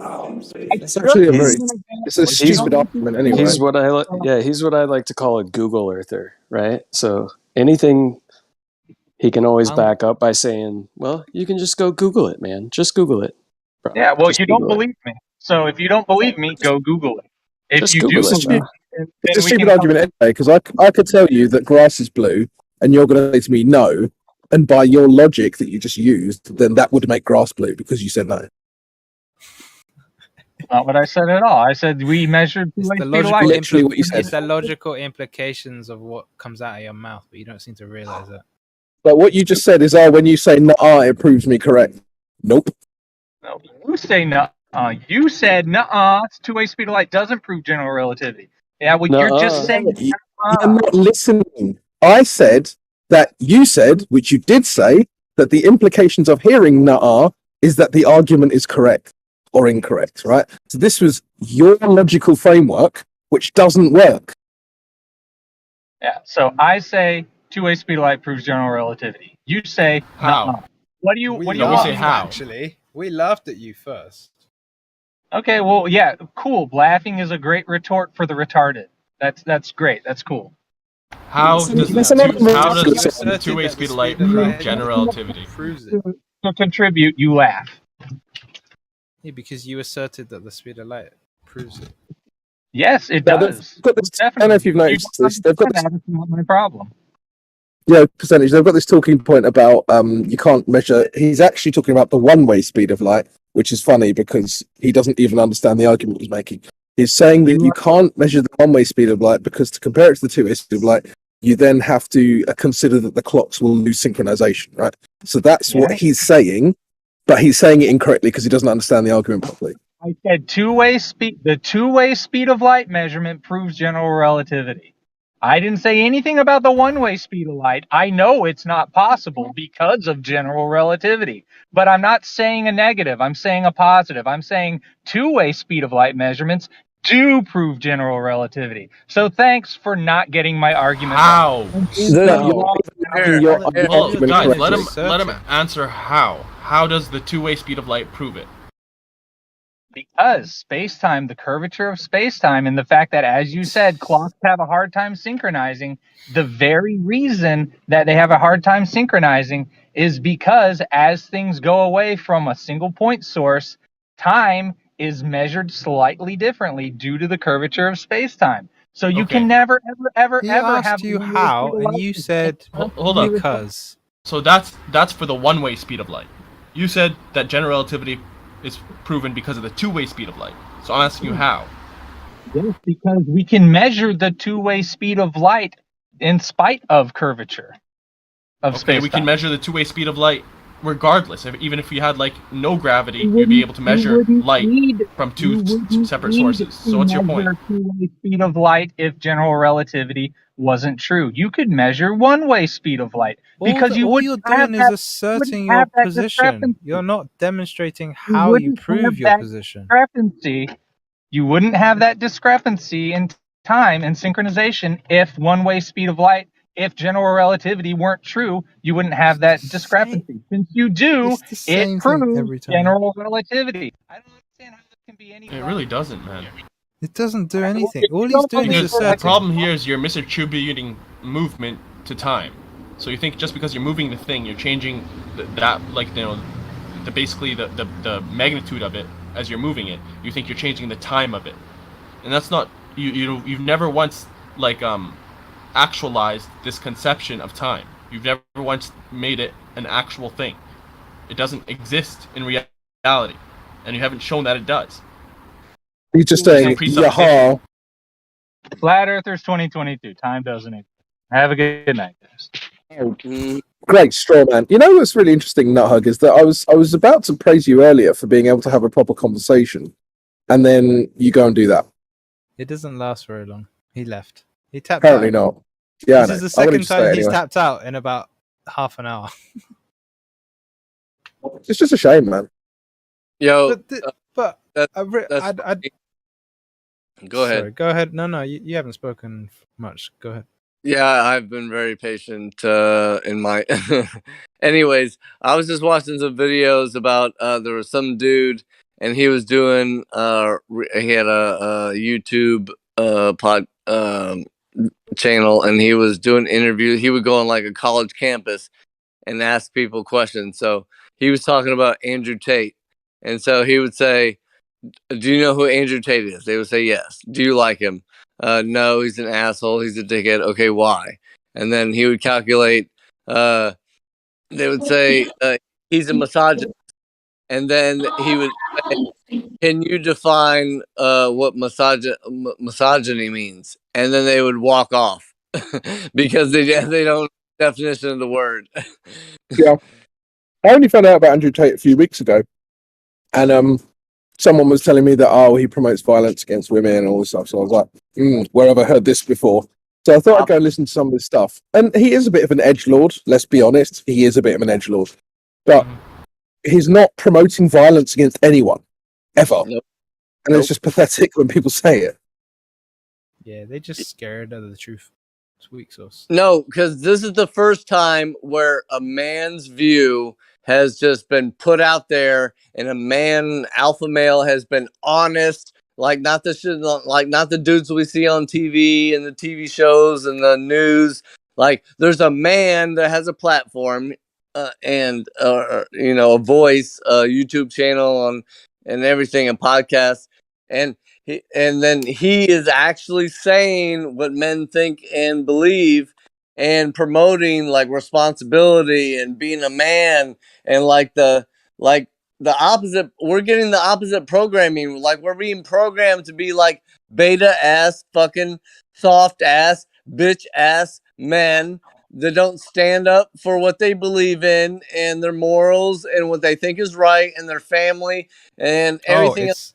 Other worse than tactics that. to tear down the family. And so this is the opposite of a man who's trying to praise women, who says he's a feminist. They're the most precious thing on earth. They're the all that thing, and like to have marriage and to strive for marriage and know what a man wants and be what a man wants, and all these things is gonna provide for like close families and all this kind of stuff. And they're canceling him because it's the opposite of what their agenda is. I'm sorry. Go ahead. Ran over. Go ahead. That's all right. No, I just said it's worse than that. It's not what they think is right. It's what they feel is right. They are literally indoctrinating people to not think, but to feel, and to think, well, no, to feel that they're thinking when they're feeling. Yep. Go with your emotions. Be very mad. Be very sad. Somebody died. Somebody did this. Somebody did this for you. This guy does this in his normal job every day that he signed up for when he woke up. So you should feel grateful. Like, you know what I mean? Not that you shouldn't. If somebody's helping you out, sure, be grateful. But like, you ain't gotta fucking cry and waste your, all of your 100% energy for like what they're already gonna sign up to fucking do. Like if I sign up to be a teacher, it's nothing, But yeah, unless people really want to keep talking about this, I want to go back to what happened before Le Globe Tard rage quit. He was asked a very simple how question, and all he ever responded was because. So percentage, if he wants to, can go down exactly why what he said just doesn't make any sense in the substance of it. He wasn't making claims. I was trying to pin him down. But it's worse. But it's worse than that. It's worse, and this is the same methodology they apply to everything. They don't actually address what's being asked of them. The amount of times this comes up, I don't even have to know what they're saying specifically and why it's specifically wrong, because they're asked a how question and they give a because. They're asked to this and they say we know. They never actually address what they're being asked in the correct format. Yo, you're right, Elijah. It's never address what's being asked of you and never make any claims. So you're never wrong, and you never answer any questions. Yo, let's just give an example so people know this. Like, this is how normal conversations I had. Napalm, how did you get to work this morning? Well, I work from home, so I got out of bed and I walked into my office. It's that simple, guys. That simple. He's not well because it's not, but we know. But and when you think about it, he was begging a question when he was saying.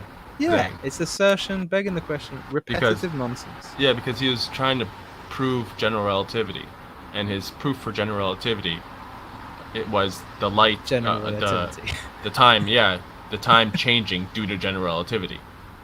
Oh yeah, I pulled up something. Right, that was his evidence of it. So just circular logic. I wanted to address his thing, right? Because he was too lazy to give us the citation, so I just pulled up the first thing that came up. Do you want me to read it and then you continue to destroy? Or I could just tell you. Time dilation is. Okay. I believe that's special relativity, right? There you go, Jeremy.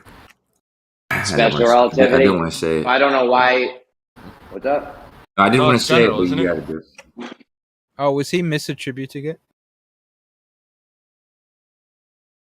I thought bending of space-time was general relativity. That's right. Reason for time dilation. It is, but space. Go ahead. He's cutting out, man. Is it called special relativity because you have to be special to believe it? No, it's special cases at really fast speeds. Special relativity. But general relativity is how it. Why are you answering that sensibly? It's a theory. It's a theory to address the anomalies in their other theory. No, the spirit it's to explain how things work. Fill in the blanks. Make up something that makes it all work. Nope, it's actually the way that it's been observed to work. So what happened was electromagnetism was brought together with Maxwell's field equations, which was accepted to be true, and consequence of those equations, and the consequence of those equations being true is that light has the same speed in every reference frame, and that fact had to be reconciled. Go ahead, Demo. That guy to accept it to be So- true. If, Yo, you know, Democ, don't talk over people, Democ. How many times a day we got to tell you? same amount of times as you, Jeremy, about 100. Go ahead, Demo. Say what you're saying. With the light thing, you're saying all that, assuming presupposing we know the speed of light. In order to know the speed of light, you have to be able to measure it one way. We only know the two-way speed. We don't know the one-way speed, so we don't truly know. And so everything is based on, if everything is based off the speed of light and you don't know that, then you're building on sand. Okay, does this light thing, does this time dilation thing have anything to do with the bending of space time, though, Kojo? No, not quite. Yeah, so I don't know why was Nidhug bringing up a thing in SR when he was talking about how to prove GR. Why does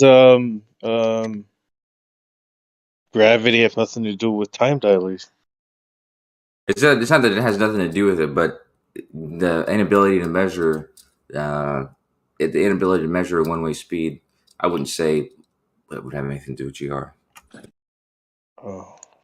Why not? Definitely not going to prove space time is bending. So I got a question. The inability I got a question for it. Speaking of Yeah. the speed of light, is the speed of light? Because Einstein said that matter is frozen light, right? So that exponential function or squared function comes from the rate of fall. So they're equating the speed of light to the rate of fall as well as what? Einstein said matter is frozen light. That's correct. That's some Ken Wheeler shit. When did he say that? Right at Einstein's. That's what when you watch the breakdown of all of his work. That's what he see. Newton had mass attracting mass. But did he say that? Is it an actual quote? It's an actual quote from him. No, but I'm paraphrasing for sure. That does sound very. What are you paraphrasing from? Yeah, where are you getting that from? Well, okay, so matter is frozen light according to Einstein. That's. But what do you mean? What do you mean according to Einstein? If Einstein didn't say that, where is this paraphrasing coming from? So then show us the quote. Show us the quote. Well, E equals mc squared, right? That's mass times the speed of light equals the acceleration, right, or the energy of it. So okay. No, that's just a conversion factor. It's just saying that this is how you would convert mass into pure energy, and this helps explain certain subatomic particles. But no way is Einstein saying that mass is frozen light. Like, where is this quote coming from? That's what he hold says. on, let him finish. So you have E equals mc squared. That's from special theory of relativity. Hang on, though. He's saying Einstein said it, and there's a quote. Like, can he show that? No, I'm saying I'm paraphrasing from what they've described, what Einstein's described, E equals mc squared, which is matter is frozen light. What? It's just, that's what he says, I'm man. so There's a non sequitur there, man. There's Yeah, a jump. weird. Percentage, is he saying Einstein said that directly, or he's insinuating? That's what E equals mc squared says. Yeah, somehow I understand it as him thinking that E equals mc squared implies that matter is frozen light. I don't see. It's begging the question. Link. It's circular reasoning begging the question. Your guys are using the thing to justify the thing to make the thing true that it's a circle. What are you talking Yeah, about? cool. So, Data, if that's your position, then please continue and elaborate how matter is frozen light. Well, it's not my after claim. this- It's not my claim. It's what's discussed is all light is matter. All matter is frozen light. This is what physics describes, or says happens to matter when it's under either it would be special relativity. Yeah, it's not his claim. It's not his claim. He's just bringing up Einstein's claim, and we're discussing it. It turns out it's not Einstein's claim either. Yeah, Oh, that so is, real Einstein quick. doesn't say that. He. That's what data interprets from E equals MC squared. You know, that's Kosho, what he real needs quick. to say. Kosho, real quick. Can you give Nate the comment Andrew Gez made about how natural laws work? Do you remember that one? Oh, come on, Jeremy! Don't take I us know, back into but the I don't. Stone Age. You didn't believe me, and I didn't want to look the quote up. Can you just tell him real quick, I Kosho? told you I believed you, Jeremy. Oh, all right. I thought Says you he didn't believe believes me. you. Okay. What the fuck, bro? Like, do you even remember what happened? Yeah, I remember I yelled at you because you were being a fucking Yeah. But absolute eventually, maniac. you answered the question, right? That I asked you. Do you remember what the question was that I asked you? Yeah, that Andrea Ghez told us that natural law should work everywhere in Newton's. Anyways, I didn't want No. to derail What this was whole the thing, but question anyways, I asked you? What was the I question? want to derail Data's thing. He's got you guys with this No, you literally brought this up. It's too late. ice light or You whatever. can't run away from it. You I'm not derailed the running, bro. I convo. don't run Now away. Are you serious? try to run away from your derailing. What was the question I asked you, Jeremy? Andrea Ghez said that Newton's law was No, what was invalid the or something. question I asked You asked me if Andrea Ghez said that Newton's law was invalid or some shit. Okay. And did she? Essentially, in not so many words, yes. Can anyone here So she translate said from New Newton's York laws to English? are invalid.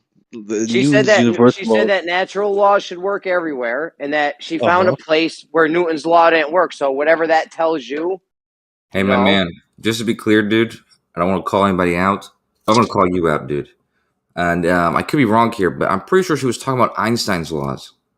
That's why they're studying those black holes. They're trying to verify that Einstein's laws are accurate everywhere. Yeah, no, she was trying to Answer. verify Einstein, but in the meantime, she took a big steamy shit all over Newton. I don't know, Jeremy. It sounds like you lied to me, man. I didn't lie to you. I Dude. believe you. Like, I took it for granted that Jeremy's telling the truth. This lady really made that shit on quote. Newton. Tesla shit on It Edison. wasn't even about Newton. Wow. It But was let's go absolutely back about Newton. to what Data was talking about before Jeremy derailed. So, Data, mass is frozen light. Go on with it, man. If you're still here, I don't know. I don't know if he is. Yo, Alicia, what were they presenting in the other room? Or if anyone did a else? presentation. It's DP Elisha, by the way. But Elisha. Go ahead. But yeah, I think Jeremy answered your question. DP was doing a presentation about how to measure if water's curving or not. Who was? Oh yeah, the DP was talking about domesticated primate. Yeah, he had this thing where he has this square mile that looks like a moat. Looks like a little thing with a moat around it. And was it good? Anchor Watt. Right, Kojo? I'm not sure. He never told me where it was. He told me that would be part of the presentation, but I didn't see the presentation. Yeah, do you know what Anchor Watt is? No, not sure. I'll have to look it up. I asked him where the place was, but he said that he wanted to save it for the presentation. It's like a Buddhist temple in Cambodia. It's called Angkor Wat. Is he really going there? He's Ben. Well, part of his presentation was about, there was like a sort of like a moat that surrounds it of water. So he was talking about different ways of measuring the water, creating horizontal planes and measuring that in comparison to the water and so on. It's on the YouTube channel if you want to go back and watch it. Yeah, I'll check it out. It's its own video. It's got it titled and stuff. So it's all on there. He did a screen share and everything. Okay, I just want to be real quick though. Go ahead, man. Go ahead, Jeremy, because it's actually about what you said. Why was Nidhogg talking about speed of light shit dilation? So sorry. Why was Nidhogg talking about time dilation proves bending of space time? Listen, nobody like. There's a reason I didn't speak up when he was.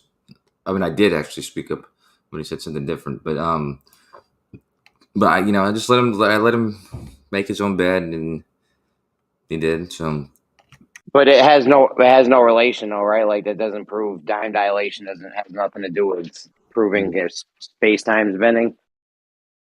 Why else would it It happen? does. It does. Time dilation and space time go hand in hand. Space time. If space time is bent by matter or energy, there will be length contraction and time dilation. What it doesn't speak to is not being able to synchronize clocks. That was some weird shit he was talking about there. So this time dilation thing proves space time is bending. You're telling me? No, what I'm saying is time dilation and length contraction are consequences, results of space-time being bent by matter or energy. But that has nothing to do with why you can't sync two clocks and calculate the two-way speed of light. The reason fact time you can't dilation. synchronize- My bad. don't make Go me ahead, pick go ahead. sides here. Does the fact Go that ahead. time dilation happens have tell us that space time is bending? And how would you make that that crazy leap if it does? What do you mean? How does time the the effect of time dilation? How does that tell us that space time is bending? And if it does, how do you make that wild leap? Well, you would say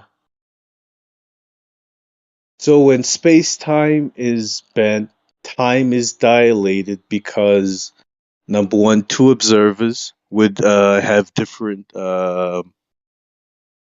measurements of time on their clocks because they move in at different velocities. If I'm moving faster than you, I have more energy, right? The faster I move, the heavier I become, so the more I bend the fabric of space-time. So my reading of time, the faster I move, would become slower compared to an observer moving at a slower velocity than I am. So if I was moving on your horizon real fast, my clock would run slower. If I had a clock hanging from my chest like Flavor Flav, and I'm moving real fast, as you look at my clock, the ticks of the hands would become slow. So that's time being dilated. Yeah, and how does that tell us that space time is bending? Because of the metric tensor, right? The energy stress. Yeah, I was trying to remember the word. Sorry, the energy stress metric tensor. So there's this sort of fundamental interaction at play between mass, energy, and space time, right? So when you put mass or energy within space time, it creates. Right back. Okay. He's such a punk, man. Yeah, it's fucked up. Hey, man, I'll give you one for when he gets back, man.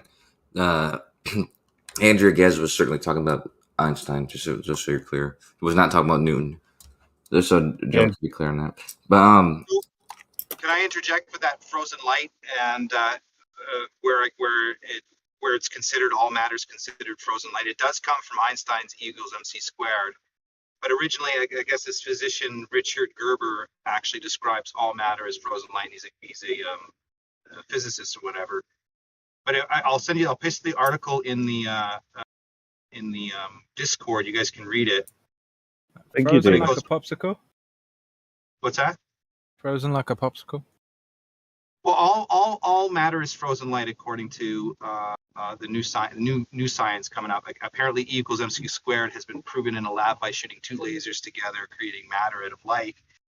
But I'll send you this article. How cold do you got to get light? How cold do you got to get light to funny freeze stuff, it? huh? I'm just going to send you the all frozen Ice light. cold. All matter is frozen light. So, and you guys go from there. All right, cool, man. I would love to read this. Okay, so we see. I mean, if you want to freeze light, surely you need to get it as cold as an evening's night. Kosho, what do you think? Space time dilation, space time bending. Wait, I got it. As cold as light. I have a question though. I think it was Kosho who brought it up. What is space time?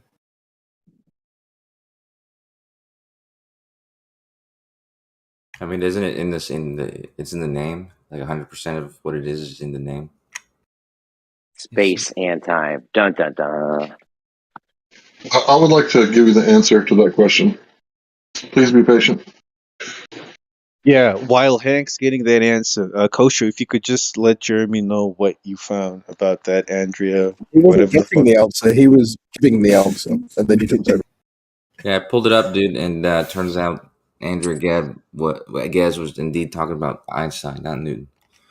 Okay, so when Okay. Andrea gets hold on 1 second, Hank. I'm so sorry. 1 second. When Andrea Ghez said all laws, He told you to be patient. What's wrong with you people? Yeah, Jeremy, that's fucked up. You were wrong, you lied, and now you like cutting people off. get to the hold on, this is gonna take 2. All right, go ahead, Hank. Go Let ahead. Elijah talk. Yeah, so I got 3 definitions, all from Oxford Dictionary. Space-time, the concepts of time and 3-dimensional space regarded as fused in 4-dimensional continuum. Okay, so concepts, what is that? An abstract idea, a general notion. Okay, so what's abstract? Existing in thought or as an idea, but not having any physical or concrete existence. Thanks. Thanks, Hank. Dope asking. Thanks. So was Andrea Ghez when Andrea Ghez said all natural laws should work everywhere? Was she talking about Einstein, Yes, she was. or was she Let me talking give about one. all natural? Or was she talking about all natural laws? She's talking about Einstein, but let me give you some. Let So me give one to she you. was She I'm gonna wasn't give one talking to you, about dude. all. Let me give one Bro, to you. why are you doing this? Because she clearly was talking about Einstein. Because clearly the conversation was about Natural Einstein. laws should work everywhere. Where do you get Einstein from that? Okay, so let me check this out, dude. Just check this out. Blah, You're blah, getting blah, worse blah, and blah. worse by the It says day. the This is scientists embarrassing, proposed that Jeremy. objects such as the sun and earth would change in geometry. Einstein's theory is best description of gravity's works, said Ghez, whose UCLA led team, blah, blah, blah, did the phenomenon near a supermassive black hole. The laws of physics, including gravity, should be valid everywhere in the universe, said Ghez, who added that her Okay, research stop. team is one of the only 2 groups to have done that. So they're talking about Einstein's gravity. Of course, she's Laws of physics. Kosho, relax, bro, relax. The laws of physics should work everywhere, including gravity. Do you think she was talking about Newton? Is there any laws? Is there any laws involving gravity that we could possibly think of right now? Yeah, but she wasn't talking. She's talking about all the laws, specifically Einstein's. She says nothing about. This has nothing to do with Newton. So all the laws of gravity have nothing to do with Newton. No, I'm saying that she's saying all the laws, but the ones they're talking about are Einstein's laws. The ones she's studying, the ones she's looking for flaws in, should be valid everywhere. Einstein's law. No, that's cool. What was Einstein's law? What's Einstein's law? It's the equation for universal gravitation. The same thing as for curvature of space-time. Same thing as She said all laws. When she said all laws of physics, does that not include Newton? Yeah, it includes Newton. Yeah. Okay, cool. So all laws should work everywhere, including Newton. Yeah, she's using every. She's talking about every law. This is a stretch, Worse Jeremy. by the You day, reached Kosho. Dude, she's not by the talking day. about I don't know Newton. why That's you're the whole doing point, though, dude. She's just saying all laws should be valid everywhere. She's specifically talking about Einstein's law, the one she's studying. Perfect. All laws should work everywhere. Cool. And then she went on to say that she found a place where Newton's law didn't work. No, she has. Dude, listen to me. This is gonna be as clear as it can be. Einstein's law is already showing that Newton's law is not valid everywhere. She is a person who's living today, not in 1910 or 1916. She's not studying to see if Newton's laws are valid everywhere. She's studying the fucking inside of black holes to see if Einstein's laws are valid everywhere. They're talking about Einstein's laws. That's simple, dude. Wait. She's investigating black holes? Yeah, she's the one who took the picture, the leader of that team that took the picture of that black hole. How does she do this? Okay. She said all laws should work everywhere. Okay. Now we have this Newton's law. She found a place where Newton's law doesn't work, right? She's not talking about Newton's laws, dude. I don't know why you keep saying that, man. Did she? This is embarrassing, She was Jeremy. talking about Newton laws because she said all laws. Said all laws of physics. She was definitely talking about Newton's law, right? Because that's one of the laws of physics. Your mic cutting out. We already went past this. Why are you backtracking back to this losing argument that you just lost literally 1 minute ago? Okay, first of all, also let me throw Jeremy a bone here and shit on my friend Nate. No, hold on. No, dude. Can you hear me now? If you make me move past this, I'm not going to shit on Nate, and you're going to be screwed forever on that one. Whoa. We're getting right back to this, though, because this is bullshit, Kojo. Go ahead. Yeah, but shit this is on a him. bit embarrassing. This is a bit embarrassing. Yo. My man said screwed forever. Hold on. All right, Well, we can actually move on from this. Go ahead, Let's Kojo. talk about something else, man. I'll just say How this. somebody gets I disagree with Nate's assessment a minute ago. Not fully, but just because Jeremy's point about what Nate had said, I agree with that whole thing. That's it. Bro, you love Exactly. when Thank you. Now, back to this fucking Newton's Law thing. Why are you backtracking? We already agreed and came to the conclusion that she was talking about Newton's Law because she said all laws of physics. So she's definitely talking about Newton's Law, right? Right. Yeah, I agree with that statement. Let me ask you a question though. Okay. Is why that did you your try only to qualification? backtrack? Is that your only qualification for her talking about Newton? Was the fact that she was saying all the laws of physics? Is that the reason why you're saying she's talking about Newton when she's literally not talking about anybody specific in that statement? It's embarrassing, you. I'm just wondering why you backtracked to say she wasn't talking about Newton's laws when we had already established she was definitely talking about Newton's laws. The person that she's talking about, whoever she's having a conversation with, they're having a conversation with her about her study of black holes and Einstein's theory of general relativity. And when she says that statement, she's saying the laws of physics, all the laws of physics, including Einstein's theory of general relativity, should be valid everywhere. This is her statement. It has nothing to do with Newton other than the fact that she says the laws of physics. When she says all laws of physics, that includes Newton's laws. So she was definitely talking about Newton's laws, right? Yeah, dude. You're getting, dude. This is just like this ain't a good look for you, bro. Jeremy, this is sad, Jeremy. Just let it go, man. She wasn't talking about Newton. This is sad, bro. I never should let mentioned this go. Because why is it even doing this if you guys are going to be wild disingenuous like this? I don't No, understand. you are insinuating and reaching and accusing this lady of saying stuff she never said. Shame on you. Stop it. She said all laws of physics should work everywhere. Misquoting her. Did you just Kojo just assume her fucking gender read then? it.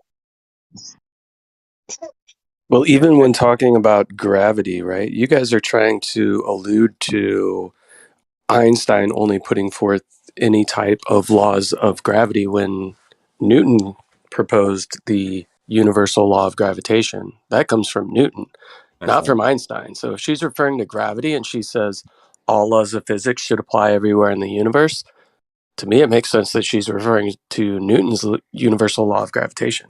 It's fine. If anybody's confused about it, I just posted the quotes. They're clearly not talking about Newton. Very clearly. She clearly was researching black holes and Einstein.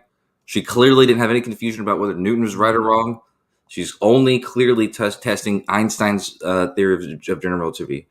It is as clear as you can get. Was she confused when she made the statement all laws of physics should work everywhere? Was she confused when she said Jeremy, that? what are you doing? I want to get Dude, to this I'm whole trying to get to the testing bottom of this. These relativity. guys are sidestepping it and obfuscating the shit out of it. And honestly, it's very difficult to deal with these guys. I know. That's why I say they don't fucking belong here. They're not here to help with the conversation at all. They're not. Well, he did just poop on Nate for me, so. What is with this fecal behavior? So weird. Yeah, what the hell? Anyway, honestly, it's obvious, Jeremy. I think he even conceded to a degree, didn't he? He backtracked. Bro, he backtracked. He agreed, yes, they were talking about Newton's laws, and then he backtracked and said she wasn't. I'm saying the only qualifier. So there's a statement here that says very clearly. So one statement that says the laws of physics, including gravity, should be valid everywhere in the universe. Blah blah blah blah blah. Stop. No, listen. No, before I stop, dude. That one statement. Why? Because listen, dude. In that one statement, if your only qualifier for her talking about Newton is the statement the laws of physics, which includes all the laws of physics, including Newton, then sure, you can say that this statement is about the laws of physics, including Newton. However, the actual topic of this conversation is about whether the Einstein's theory of general relativity is still valid near and around black holes. That's what the whole topic is Still about. valid? When was it Right. ever So valid in the was she first place? confused? Come on, Jeremy. This is far Yeah, but more I mean, we productive. should When was let the general British guy get relativity in. ever valid? Let's dig into that. This All right. testing that they've done. So, are you Go on. asking what tests and experiments have been done? Yeah, I want to. There's so many. This whole conceptual. There's so many. Right, but he brought it up. So there if was he wants to play ball- There was a team that tested Einstein's theory by observing what is it called? Gravitationally lensed supernova. So they saw 3 supernova around some object, and so it was gravitationally lensed.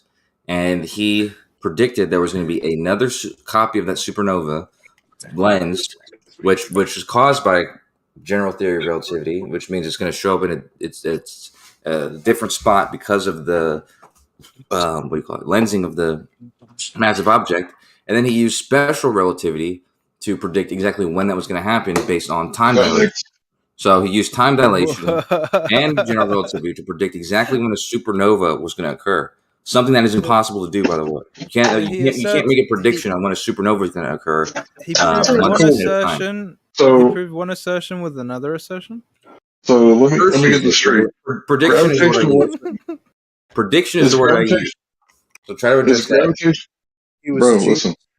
Is gravitational lensing the only way that you can get a mirage in space? Or is there dust particles and stuff like that where you can get refraction?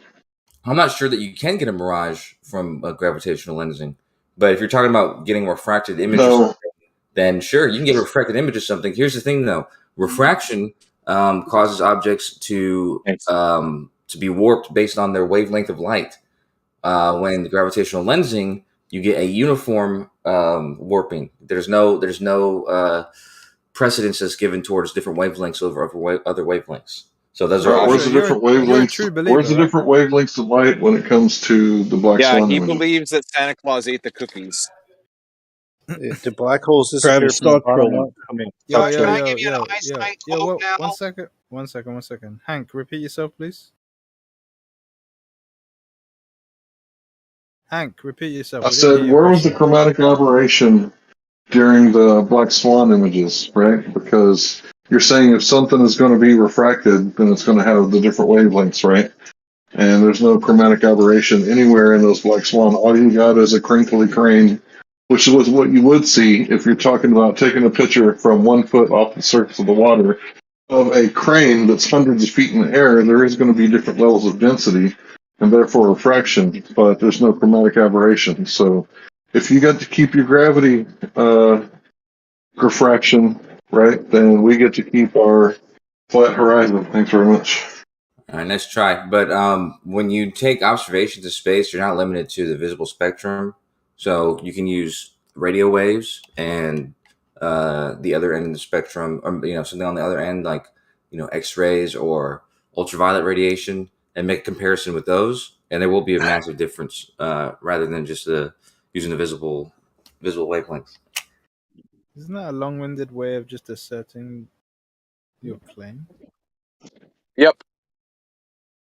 Santa Claus ate the cookies because we celebrate Christmas. So you were looking for that quote about Einstein saying that matter is frozen light, and I said paraphrasing. Yeah, so he says that matter is energy whose vibration has been lowered so that it's to be perceptible to the senses.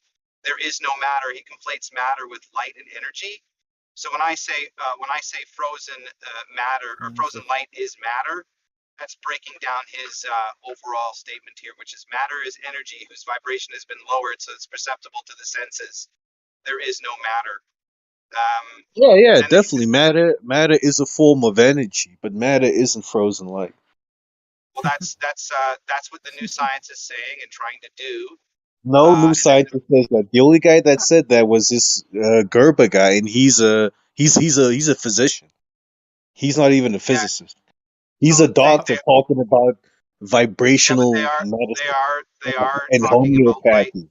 And he's literally the only one saying that. There are no physicists working with relativity or working with optics or light that talk about light being or matter being frozen. Well, apparently they've slowed How do you light down. freeze a perturbation? Apparently they've slowed light down to make matter out of it, right? Apparently this is a science No, experiment. that's not how they made matter. They didn't slow light down to make So that's matter. what they claim. What they did is they took high energy forms of light, actually, right? Light with a lot of energy, because light always moves at the speed of light. They took high energy in the vacuum. They took high energy light and smashed that together to make matter antimatter pairs. It's not that light was slowed down or anything. So the light always travels at the speed of light. Sorry, one correction. One correction. What they said once.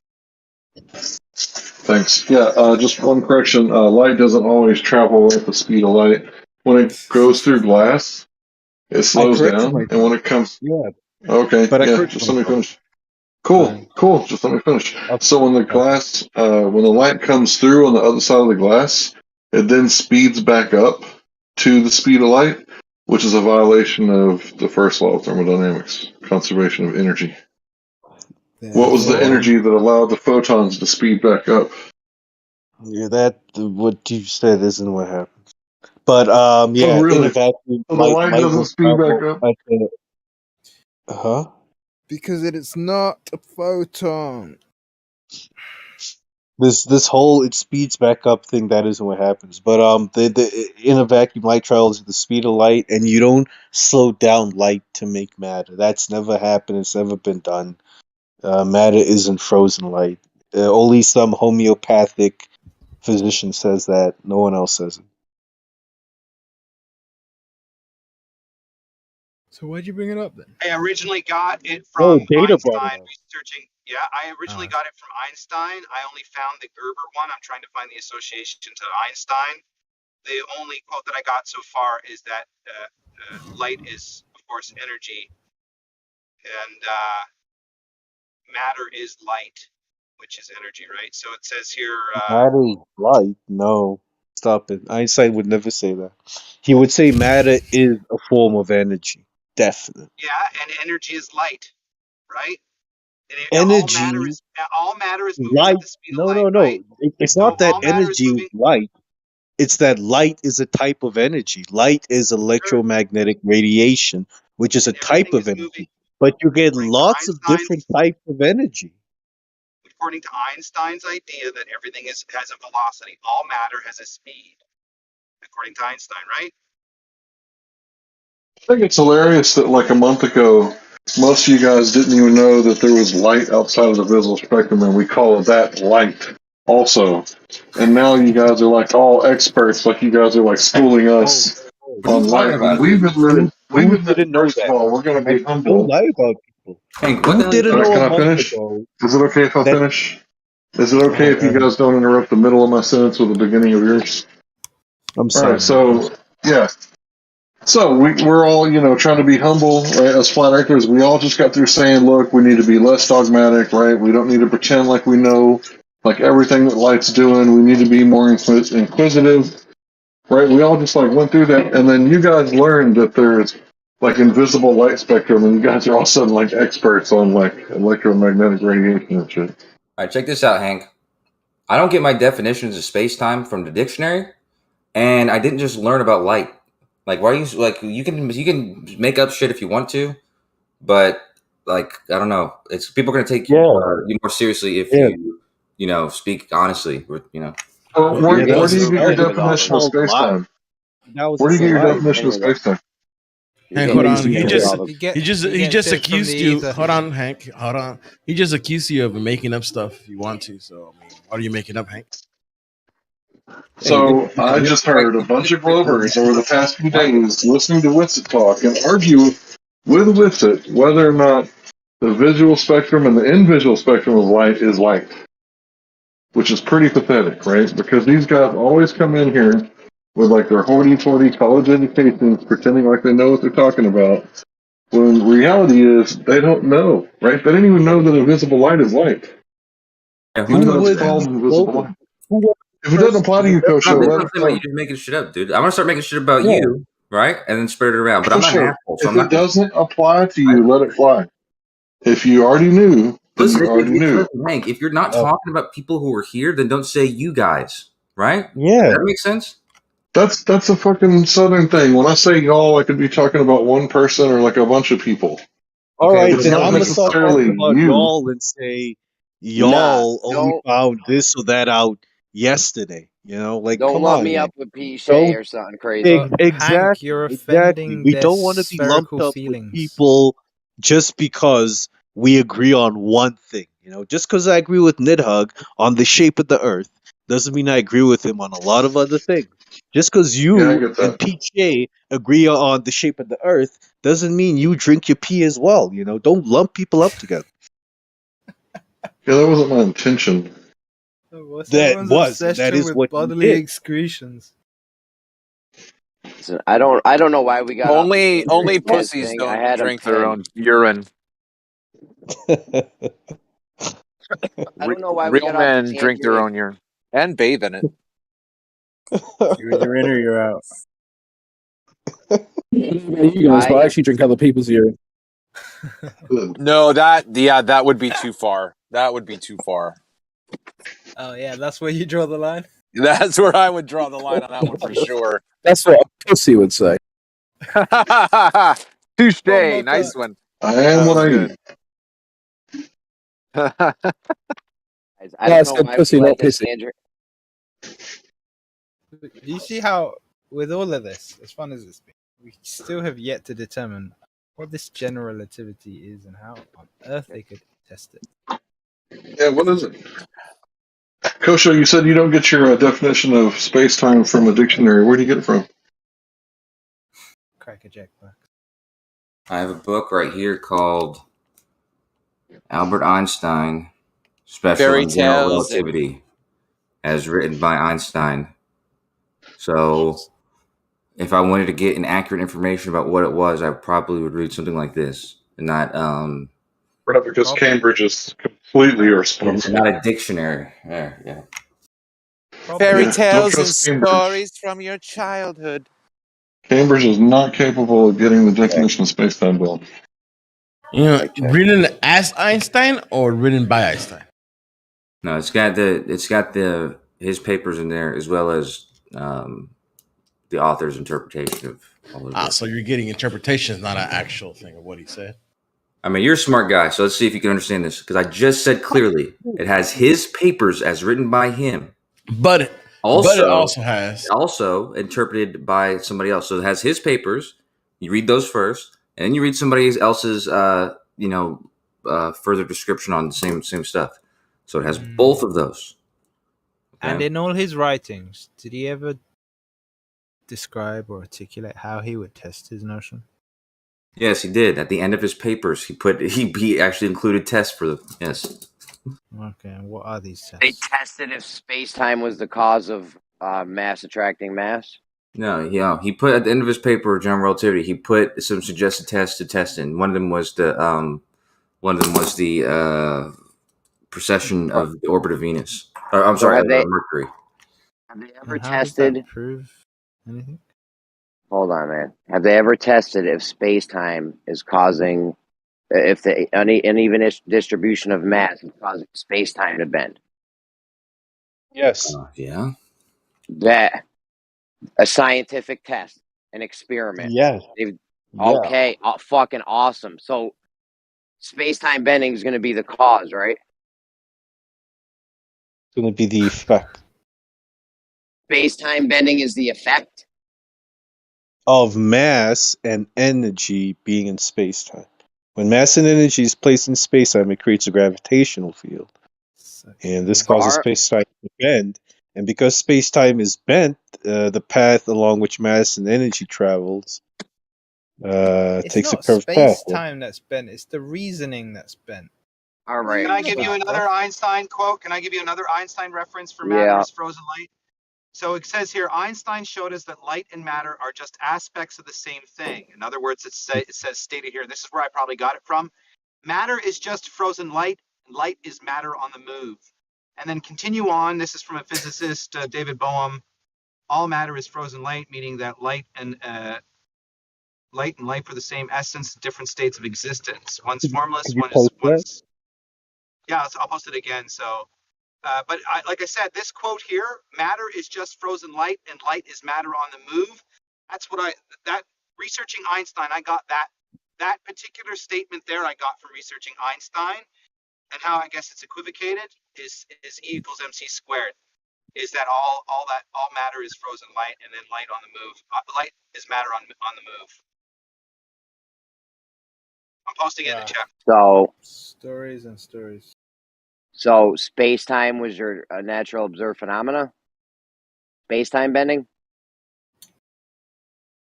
Kosher got this. Yeah, I want to You're read gonna the pass this article. off I'm to sorry. Kosho? Yeah, I actually want to read this article. I'm way more interested in reading it than really discussing this. Pussy. He's still learning how to read. All right, Kosho. Space-time bending, that's your We're gonna natural observed read phenomena. Where do we see that? What about space-time bending? Is that what you're asking me? Do you want to take I this just gave over you from Nate? I just gave you a prime example of when that was tested. When something that cannot be predicted, a supernova, was predicted exactly when and where it's going to occur based on both space-time bending and time dilation. Yeah, Two listen different to me, theories. Nate. Two different theories to make the prediction of that observation. I'd like one of you guys, whoever's going to argue against that, go ahead and tell me how else that can be predicted, and it would go from there. Why don't we just start with your begging the question, because you haven't proved your major claim for your whole system to exist in the first place, which is either that the Earth is curved or even rotating. So you got a lot of ground to cover there, Coach. Listen to me. Listen to me. Do you hold? Fall back on. Go ahead, Jeremy. Do you hold Nate's position that the bending of space-time has been scientifically experimented on? It's been shown to be true. Yeah. With a scientific experiment? Using a scientific method? That I'm literally telling you about, yeah. Okay, so is space-time the cause or the effect? Space-time? Space-time is The just bending of space-time, is that the cause? The bending of space-time is caused by gravity caused by mass and energy existing in it. The bending of space-time is the cause for why you get the appearance of gravitational attraction. So in your experiment, that was the bending of space-time the cause or the effect? You know, I can't do it. All my employees are coming down right now. Go ahead, guys. I knew you would fall out, dude. Yeah, I know. I gotta go. Anytime I Which one is it? Is the bending and warping space-time the cause of the effect? Well, I just stated it clearly that the cause of so it's the effect if you're talking about mass or energy being the cause. In space-time, the effect is the bending and warping of space-time. Now, the bending and warping of space-time is the cause of the gravitational lensing or the gravitational attraction. All right, so how do you manipulate any of that causative bending and warping of space-time to prove that that's the reason that the stars go around the center of the galaxy? Or any of the claims that is made under gravity? You could use the fact that, like, for instance, like the one I said with the supernova, the fact that this happened because there was mass in the way, and that's what lensed the object. That lensing doesn't occur unless you have mass in the way.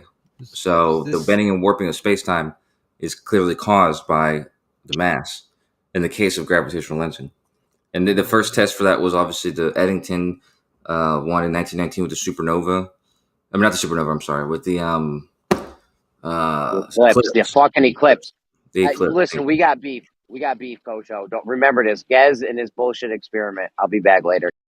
I still haven't heard of the experiment. He's just asserting himself. Just to what Kosho said, Hank, how you would link that to the orbit of things. You know, for example, the moon and the sun, because of the sun being where it is, it bends the space-time around it, and then Earth takes that bent path around the sun. Earth is moving in a straight line, but the path it's on is bent, you know?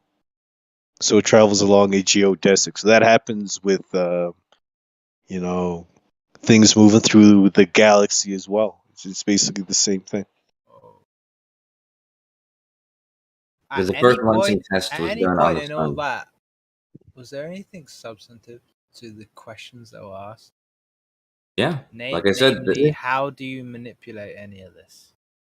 you take an observation of the stars and their position in reference to each other, and you know where they are. Then you can either use observations that you take 6 months prior to one of these eclipses, or you can take the observations of where the stars are in reference to each other that have been known all throughout history. And regardless, Do me a favor. Here's the question for the end, please.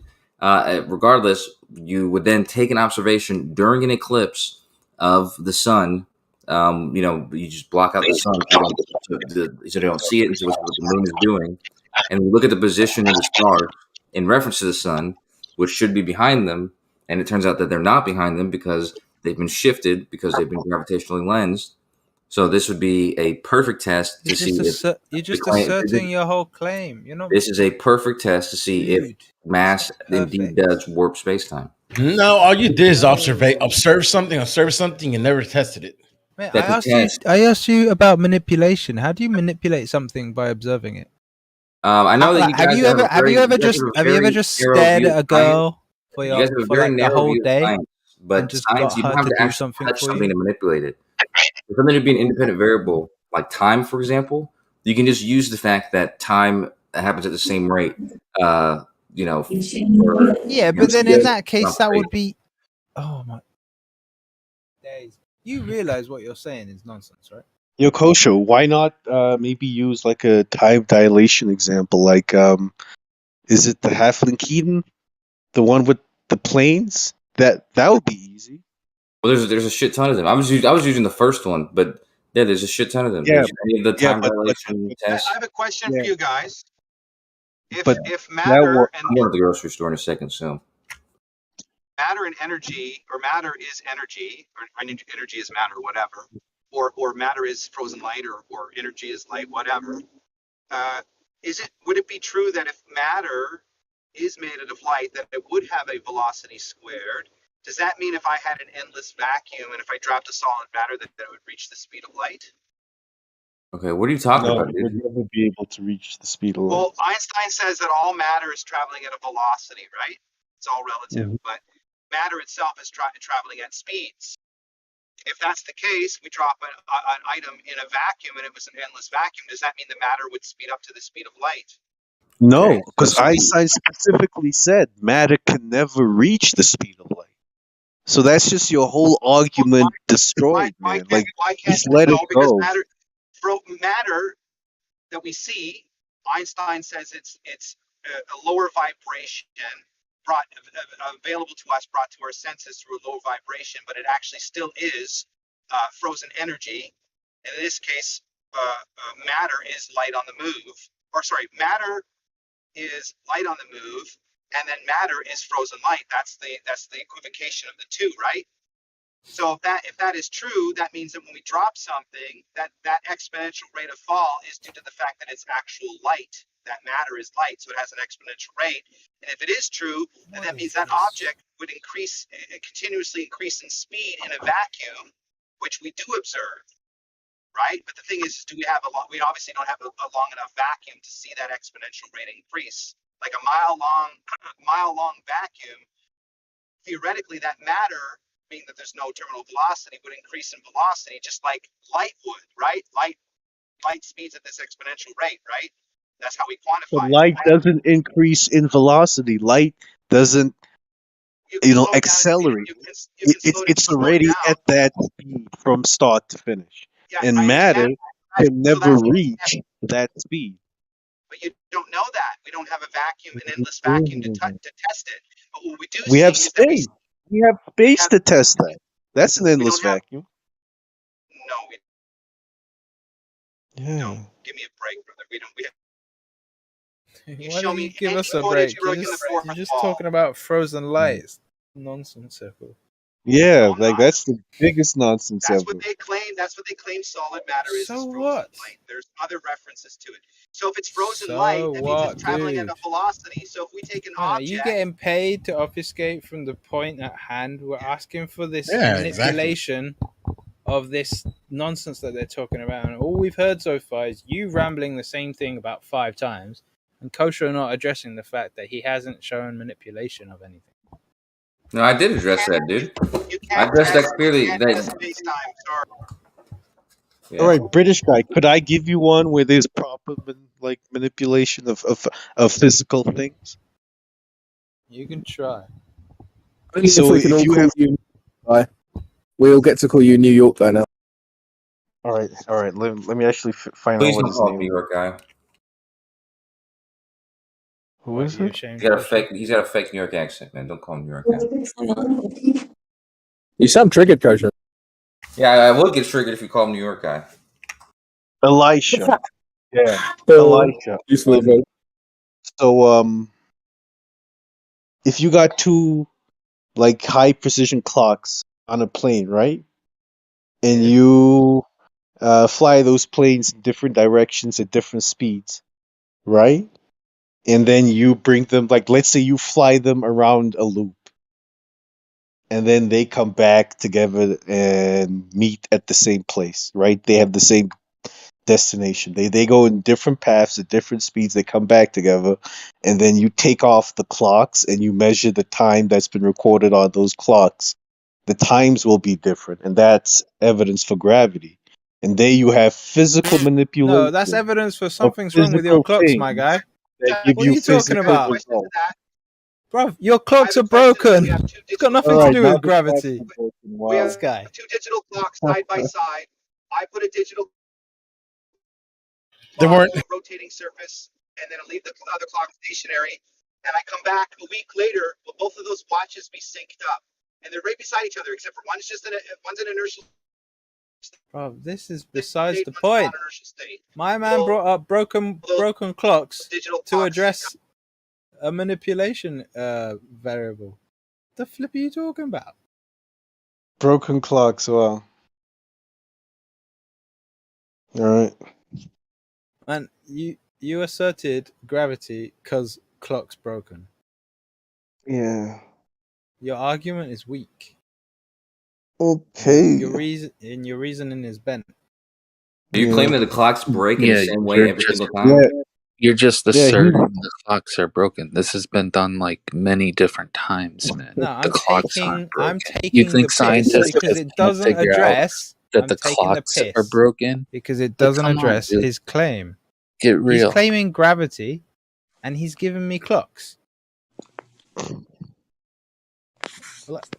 Broken clocks. Like Man, that's just the worst. you're gonna go into the bank with Monopoly money and go. I have now deposited £1 million. What are you talking about? The velocity of one clock. Broken clocks. Talk about hand waving and just, not even What trying. do you mean? You're just asserting gravity. It doesn't matter how you choose to explain you an it. You're just experiment asserting it. You have at no that can be point used to falsify gravity. You have at no point given me and your something response and scientifically rebuttal was valid the clocks to are broken. prove your claim. Yeah, all we've done is just looked at things and say, "Oh, that's what it is," without actually manipulating the cause of your We fact. did manipulate the cause. Yeah, you What are was the manipulation? Cause. Your velocity is the manipulation of the cause. Yeah. What was I couldn't hear you because he talked like he just whispering with something in his mouth. Exactly what Jay said. Manipulating velocity. So 2 planes flying in different directions at different speeds. You can manipulate that. You can manipulate the direction the planes fly in and how fast they go. So their velocities will be different. And if you have clocks on those planes, which are also physical, those clocks are going to have different readings of time. So the velocity causes gravity? Never mind, man. I mean, so velocity changes, clocks are changed. Can I ask a question about the clocks they're using? What type of clocks are these? The clocks are besides the point. Atomic clocks. Atomic the claim clocks. the claim is gravity. Where you don't mind? This is the first time I've opened my mic. You don't mind if I have a minute? Kosho, atomic clocks. You said. That's right. Usually cesium clocks. Yeah. Gotcha. What would affect these clocks? Let's say to make them a fraction off. Like, what would be some of the things that would affect these clocks that would make them be off a little bit, Kosho? Actually, Jace is. I don't know if Jace is still capable, but Jace is the one who told me that at his school or whatever, they have access to some of these clocks, and he was kind of going over what would affect them. I think temperature could be something, but the thing is that these experiments were specifically those things were controlled for. So those things that could affect it, they were controlled for in these tests. They had like huge. Okay, so I've asked a question. Hang on, you don't mind. I've asked a question. I've gotten temperature as one. What would be some of the other ones? Like if you had to list the top 5 things that would affect these clocks, you would say temperature, and then what? I don't know. Vibration. Frequency, like vibration, some type of. Yeah. Like I said, anything that could have affected it was controlled for. I don't know the exact details of what could affect it though. What? Control for? You mean control for in a very minute way? It's fine. Would It's make fine. these It's all things... okay. Don't look under the carpet. Kosho, just a question for you. I guess I'm intimate done. Relationship with these atomic clocks. Asking me again and again, I'm telling you, I've never used one. I don't know the intimate details. Why did they have to use these clocks? Why didn't they just use sand? Let's get. But I get let Rakia. Yeah, let Rakia get because he has. Kosho's bailing out, so fair enough. I'm not bailing out. How about this, Rakia? Why don't you tell us instead of asking me the question? Why don't you go ahead and answer the question? I don't know. I was asking. Okay, exactly. So that's not me bailing out. I'm just Kosho. answering your question honestly, dude. Calm down, Trigger Boy. Well, then don't suck and talk shit like that, dude. I'm not bailing out. I'm It telling was you just the an honest answer. expression of speech. You're letting go. You don't want. You don't know the answer. You already said you don't know. So shut up. So is anyone else here that wants to answer? That does know? Because Kosho doesn't know. What affects the atomic clocks? One thing with temperature. Does anyone else know anything else that might affect these very precise clocks? The distance from a gravitational field, or the distance from a body of mass. So Is it altitude? It's closer to a body of mass compared to a different one. It will have a different read in time. Awesome. So that's 2. We got temperature and some gravity thing. Anything else? Pressure. Pressure. All right. Pressure, temperature, and the gravity thing. Anything else? Velocity. Negative thoughts. So movement. Yeah. Wind. Movement. Vibration. Yes. Like, to be the most accurate, wouldn't you have to have these things stable, like on a foundation, not moving? Sounds like when Nate said velocity, he's talking about because of the same reason. Yeah, so sounds like someone's talking about him again that doesn't know anything about him. Now you're back in the conversation, Coach. Shut the hell up, dude. Yeah, you back in Just it? shut the hell up, dude. You want back in? Like, We'll put a allow burger you in your back mouth and just turn your mic off for a second. Listen at him. Listen at him. Nate had just said what Nate had just said were the things that they were testing for. So the velocity changing or the distance from the gravitational body. These are the differences that they're expecting to see. So Why the didn't fact they that just those use the cause differences is not the hourglasses? problem of the test. Those are actually what they were testing for. Would you Why say didn't they they're just more use accurate or hourglasses? less accurate when they're on the stationary ground or in the plane? Which one would be more accurate? If you're looking to see the difference, then it wouldn't be accurate to leave them stationary. So when you put them in a plane and move them in at altitude, vibrating with all the engine noise and whatever the hell else is going on at altitude, you would say they're less accurate? Yeah, I have no idea. I don't think that the vibrations on the plane are going to affect it. Would anyone else want to care to, since Kosho said he doesn't have any idea? Anybody else? I would say they're less accurate, just out of common sense. I don't know. What are you basing Obviously, it's such a rigged Common game, sense. 'cause I said common sense. It's weird that you didn't hear that. Look, if they cared enough to make this a viable thing that people could actually, with people who apply critical thinking could take seriously, they wouldn't use this. They would use the most basic, bare bones way of telling the procession of time, something like an hourglass. Well, that was the dumbest thing I've ever heard. Why would you use something like an hourglass to see the precise differences in time? You would use because you could measure it. You could measure it precisely. You could measure it Before we go on to hourglasses, can I summarize my point? Yes. Yeah. When I think about it, when I'm trying to use the most precise, accurate thing that's affected by every little nuance, right? That's how it's so accurate, because it's just everything affects it. I wouldn't freaking put it in an airplane and fly around the world to get accurate measurements. Thank you. I'm done. Exactly. The whole thing is silly. Okay, so Jace, the person who I told you who has address the point. He has access to these clocks. He says, "LOL," as laugh out loud. Vibrations from an airplane don't affect atomic clocks. LMAO, laugh my ass off. Okay, this is the guy who actually works with these things.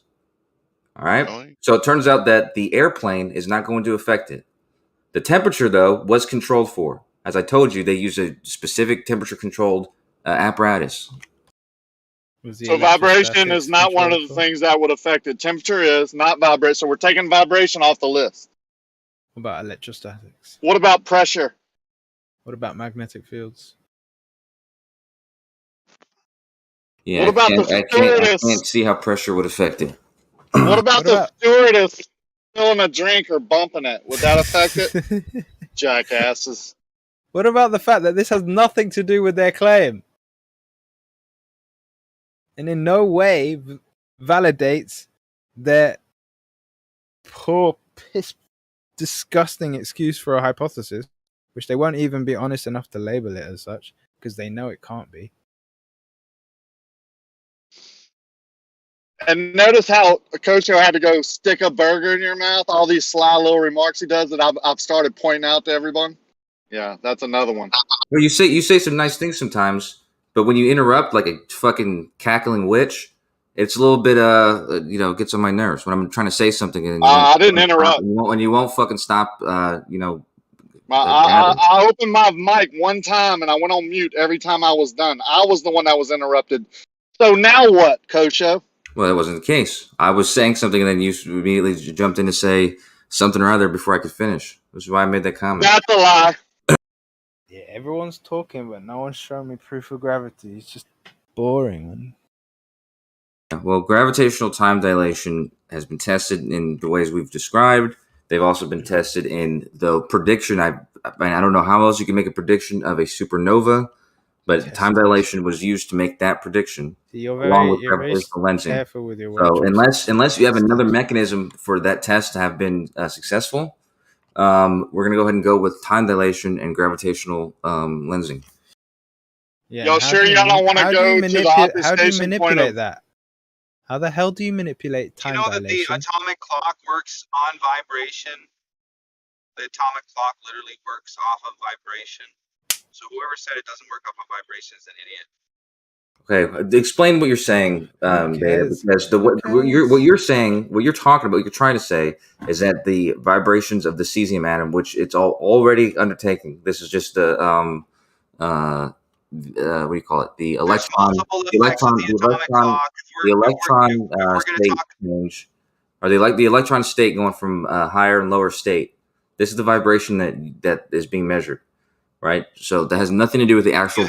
You have servo loop effects. You have crystal oscillating effects, and then you have the phase noise. You have all these effects that have to be quantified in the measurement, right? So the last thing you want to do is add vibration to the mix. Yeah, it's not that same kind of vibration, man. I get it, but if you're going to have a vibration outside of it, for instance, if I have a digital watch that works off of a tuning fork, a tiny little tuning fork, it vibrates. Do you know that if I vibrate the fuck out of that tuning fork that I can fuck up the time on that digital watch? Interesting, huh? Yeah, you're talking about a piezoelectric watch. That's a totally different mechanism. Piezoelectric vibration is totally different than. No, it doesn't, dude. This is not even analogous. crystal vibration, dude. The It's not. oscillating It's crystal. actually not crystal vibration. It all comes down to vibration.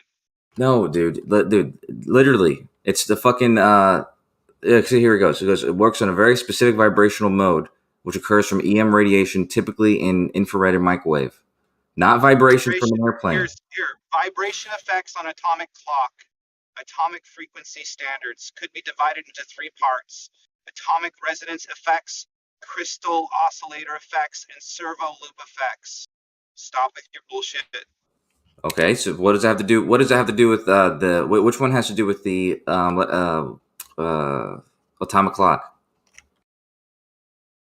So these are the vibrate classified into an atomic clock that uses a crystal.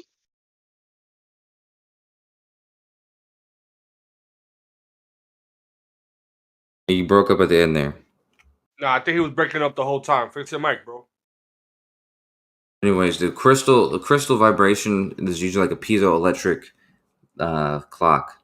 Okay, piezoelectric, like a watch, the quartz crystal, that kind of stuff.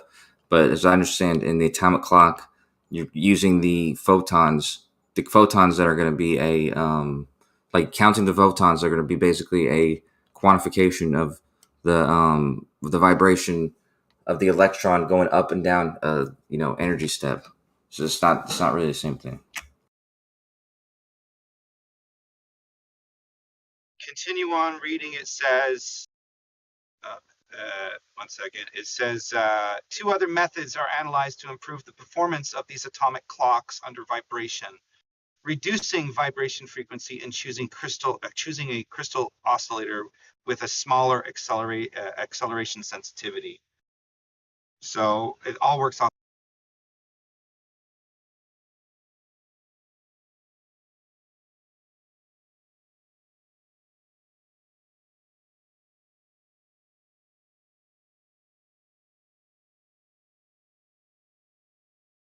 Is it quiet? Mic check.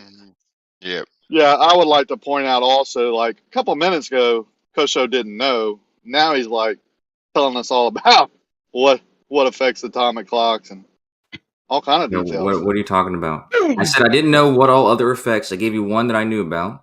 I'm not saying temperature. I'm not saying other ones I don't know about.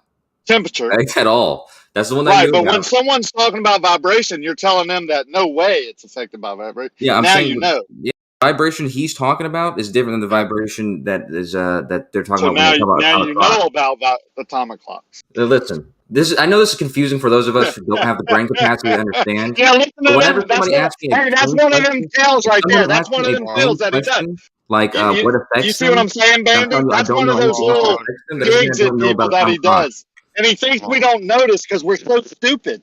He thinks we don't even notice that he's doing it.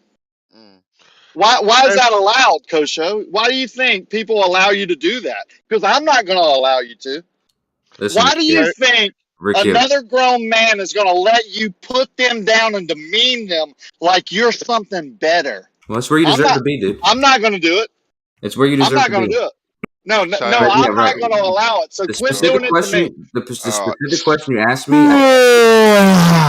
the specific question you asked me, I had answered about the you gave me temperature. What effect, Rakia?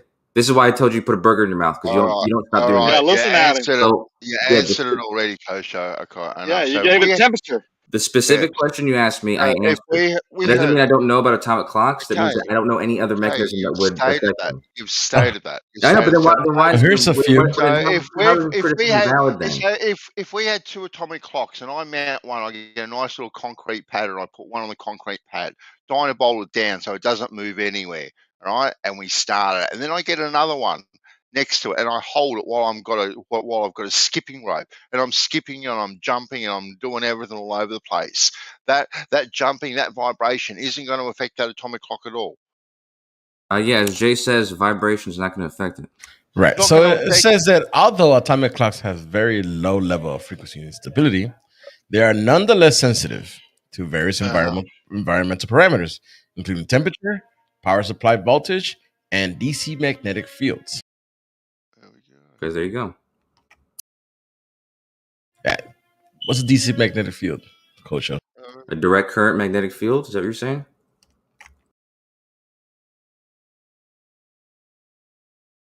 It's not vibrations, if that's what you're asking. DC magnetic field is sometimes referred to as geomagnetic fields. This field provides a compass with the ability to indicate the direction of magnet to north. So those things can be controlled for. Oh, how do you control that in a plane when you're flying? What, east to west? I mean, you can put it in a Faraday cage. Oh, was it in a Faraday cage? As I said, the things that could affect it were controlled for. So those three things that you mentioned, which aren't like mysterious ways to control for those would have been the sort of things that would have controlled for. Was it in a Faraday cage when they tested that? In the, like I said, the whatever magnetism could have affected it, it was controlled for. So whatever type of specific apparatus, they did control for. Can you show me the citation? Can you cite that for me? Because I mean, I'm actually really dumb. I've never seen this experiment done, or observation's not really an experiment because you're observing clocks getting messed up because either electric fields, voltages. Yeah, the funny thing is a DC magnetic field is what the Earth's magnetic field is. So we're saying if we increase in elevation away from the Earth, let me finish. So if we increase in elevation away from the Earth, changing our position within Earth's electromagnetic or DC magnetic field, we see an effect on the atomic clock. And like Elba was just saying, one of the effects that can affect the atomic clock or the cesium atom within the atomic clock is going to be a DC magnetic field. So weird, we put them on planes, we move them around, we take them up and down, and somehow this affects the mechanism within an atomic clock, but we call it the bending and warping of space-time. And that's somehow proof that space-time bends and warps and causes things to drop to the ground, called gravity. But more importantly, you still have to realize that magnetic field affects the vibration of the device, right? That's how you get the discrepancy in time. It'll affect the oscillation rate. Exactly. So how it keeps time is solely based on that oscillating rate. You mess with that rate, you get the deviation. And what changes the oscillating rate? Apparently. Well, Elbow just read off that a DC, DC magnetic field, which a DC magnetic field is what is Earth's magnetic field, right? Okay. So how easy is it to control for that? That's a good question. What was the control within the what was the name of the test that they did with the two planes? I can't remember the exact name of it, but what was the control that was put in place to ensure that the DC magnetic field was not affecting the oscillation rates of the cesium atoms within the atomic clocks? Do you know? Yeah, I know there's a trivial thing to control for, but let's go and find out exactly how they did that. Trivial. Any Faraday cage would control for that. Let's go find out how they did. How does a Faraday cage control for the DC magnetic field? Well, what do you think a Faraday cage does? It deals with mainly with EF frequencies, right? Or I'm sorry, EM frequencies, electromagnetic frequencies. So what does that have to do with the DC magnetic field? Again. I'm looking for this apparatus for this specific test. Are you waiting for Jace to text message you the answer? No, I'm looking up the test. You know what? Here's what I'm gonna do. I'm not gonna fucking communicate with you guys until I find out the fucking name for this test. I mean, for the apparatus for this test. I'm not emailing anybody. I'm fucking Googling the fucking apparatus for that test. Okay. A shield enclosure used to block electromagnetic fields from reaching its interior. However, a compass does work inside a Faraday cage because the cage does not block the Earth's magnetic field. Dun dun. Well, then they would have used something. They would have used something that would specifically would have protected from it. Which is still a trivial thing to do. And if you wait a second, I'll pull up this test. And when I fucking pull it up and show you what it is they used to protect from it, I'm not gonna. All right. Put a burger in your mouth. Yeah. So just give me a second so I can fucking read what this test is. Yeah. Funny how they would have used something, right? So now he's gonna search for they would have used something so that he can say, look, it's inside this box, so that's definitely taking care of the DC magnetic field. I mean, while you're talking, you could be looking it up, right? Yeah, you expecting people to know everything is ridiculous, to be honest. I could be. I'm not expecting him to know everything, Yeah, you right? are. But That's it's his claims, right? He's making the claims. No, before he's claiming that atomic clocks are very accurate. That's what he's And I claiming. could look it up, right? But I'm doing work right now. I'm actually still working. So Just to change the subject quickly here, just briefly, speaking of clocks, does anybody know the doomsday clock countdown, where we're at? in the 11th hour. That's apparently kept with an atomic clock, right? Nah, I think I thought that was it? Is it? I thought it was just At something. least it'll be accurate. I mean, I hope it's not on an airplane because I want to be accurate in this. Stanley, is that you? You still think you can? You think you can see Earth curve from ground level with your 20/20 vision, Stanley?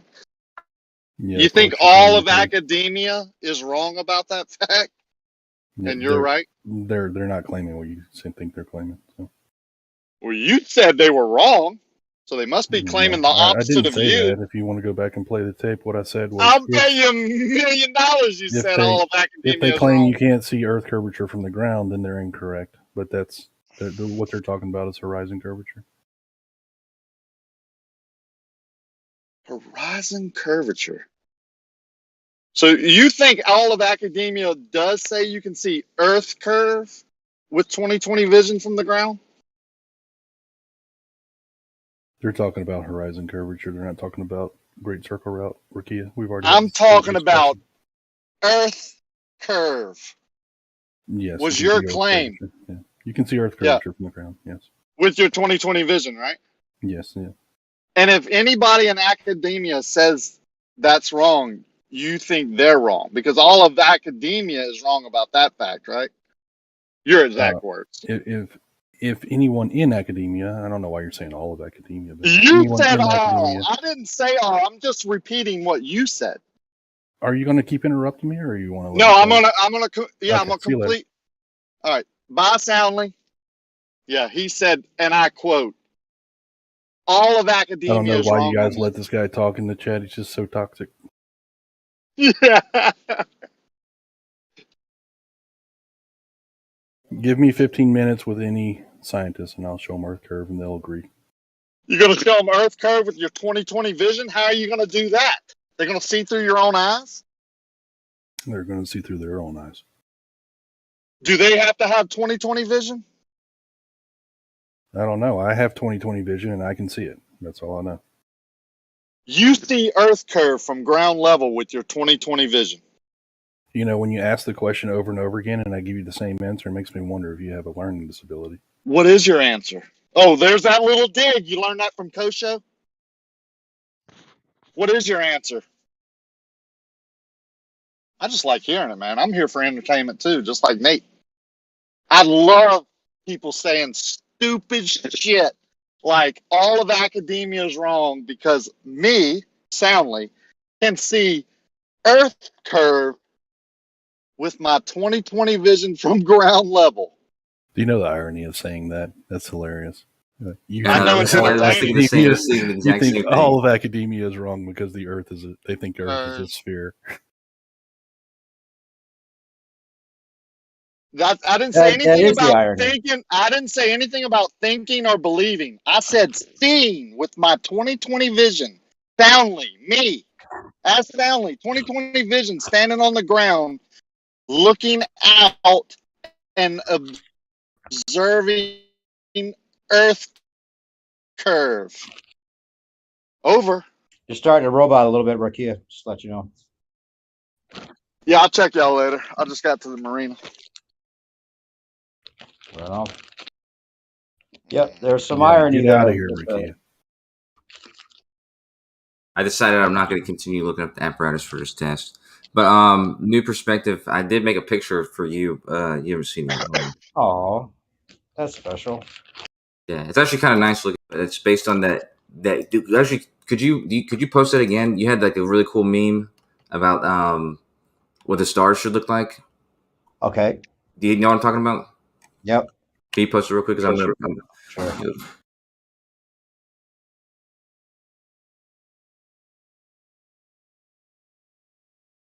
I made this with Stellarium. It's like just analemma. It was really easy to make with Stellarium, and then I made like I did the same thing, but like with the night sky for like 20 years, 10 years, that kind of thing. Okay.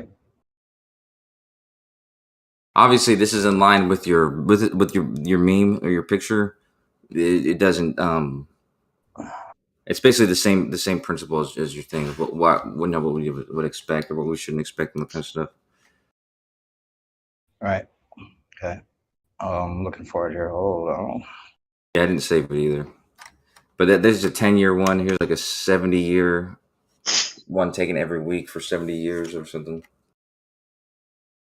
Oh, something like that. Was it in my meme? Well, no. Your meme was specifically like the spiral solar system. Right. Yeah, Yeah, okay.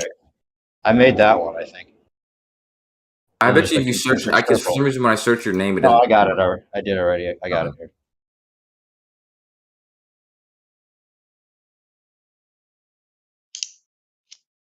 Yeah, I understand what you're trying to explain, but yeah, if you want to definitely show what you got. I understand how you're seeing it, but I just don't agree with that. It would work that way. I mean, yeah, but I guess I'd have to be going against the model to say that, but I don't think the model answers it well enough. Anyway, yeah, here, I'll post it again here. If anything, this is in line with your argument. Oh, I downloaded these pictures, the ones you just posted. I already downloaded those. Oh, you did? Those are cool. Yeah. I was going to try to do some different art with it, some interesting things. There we go. There's the one that I did with. And I found this way to make star trails. No, this is not the one. I know that's another one. I know. Oh, okay, fair enough. Yeah, but yeah. So I because I had to look this up a couple months ago, whatever, how to make star trails in Stellarium. So I can make them for some other reason, but yeah, it's pretty cool because you can just take any time period and take any frequency and just try to see what the pictures would look like over time or whatever. But I think too, that's why I'm waiting for your picture to get what your picture is expecting to see, like those squiggly lines and zigzags and that kind of thing. If you think about it, that would require there you go. You'd have to look at the frequencies for the different vectors of rotation. So it's like we have 1 day in a circle, then we have 1 year in a bigger circle. So these are two different rotations and vectors and that kind of thing. And then there's the wobble, like 26,000 years and this whole thing. And if you look at those rates, in order to get the zigzaggy thing that you're expecting in your picture, like the top right picture. Yeah, that's not my meme. I didn't make that one. But I didn't think that it would be like necessarily that. I think it would be like if you had the two motions, you'd have like the streaks. You could get the concentric circle type thing, but it would be streaked in one direction while you do your orbit. 500,000 miles of movement in a different direction would cause something to happen with your picture. That's all I'm saying. It would seem. Yeah. I know you can draw your cone and say, well, relative to the distance of the star, that's really not much movement considering that, it takes a year to rotate around the sun or whatever, but that's regardless, you're talking about two vectors with the camera. You're going to change your angle. And I mean, you're talking about 8,000 miles of movement causing the stars to have trails, right? That's why they're star trails, right? Because you're seeing the movement of in your model, the rotation of the Earth, which is only 8,000 miles over an 8-hour time elapse. But then during that 8-hour time elapse, you're moving 500,000 miles in a different direction, which would definitely cause your picture to. I'm not talking about whether there be parallax or any of that you would expect. It's the motion of the camera that causes the time elapse concentric circles, right? So to get that same result, you can only have one consistent motion of the camera, is my argument. And I understand why you're saying that and what you're saying, but I think, and I told you this before, I think the issue is the way in which you're attributing these differences to be coming from, because you're describing the miles per hour, or sorry, not the miles per hour, but the miles of movement. And I think that if you instead thought about it in terms of the degree of rotation, or a degree around a circular or I know that's how cyclical. you have to think about it. That's how you have to think about it to make it like work out in your mind that it would still work. But my argument is literally it wouldn't. Fair enough. And also, since you're here, I brought you up before regarding this, but I modeled Jesse's data. I've been playing around with Jesse's data, Jesse Klosowski's data, from like Pontchartrain Bridge, and some of the things I was able to do with it so far, it was not very much, but I was able to take the verticals, the plumbs at each end of the bridge, and compare them to each other. And it turns out that they're not parallel, as would be expected on a flat plane. But the verticals are actually angled away from each other at a third of a degree, which is almost exactly what you'd expect for the length of that bridge, which I thought was pretty interesting.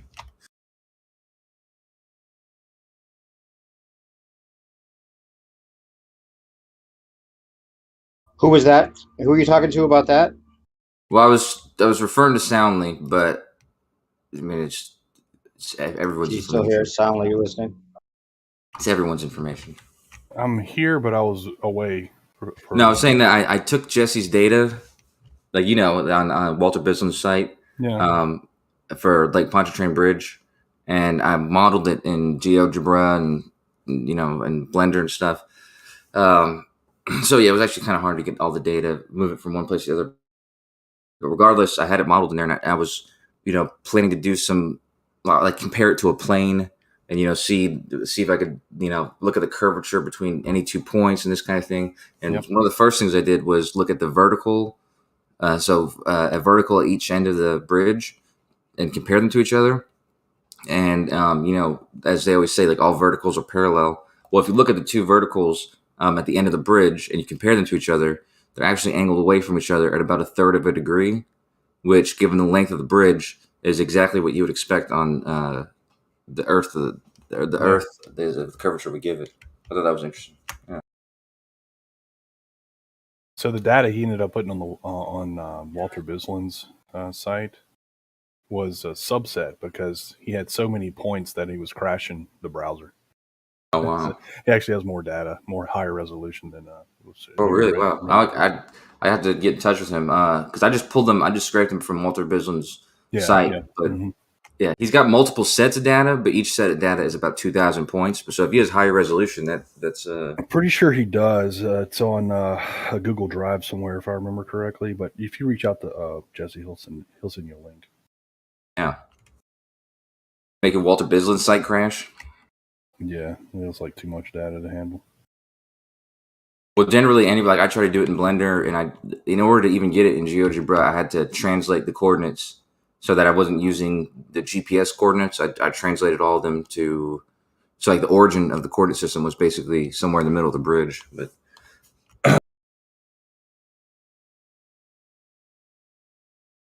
I'll post this GeoGebra page if anybody's interested in it. It's literally just a data set of of positions on the bridge.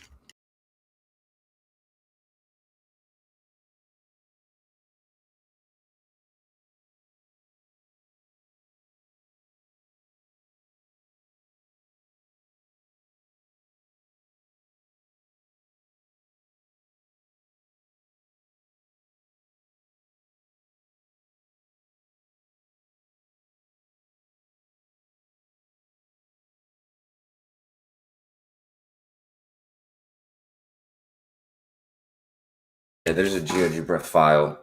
I'll post the site in a little bit. I'll be right back.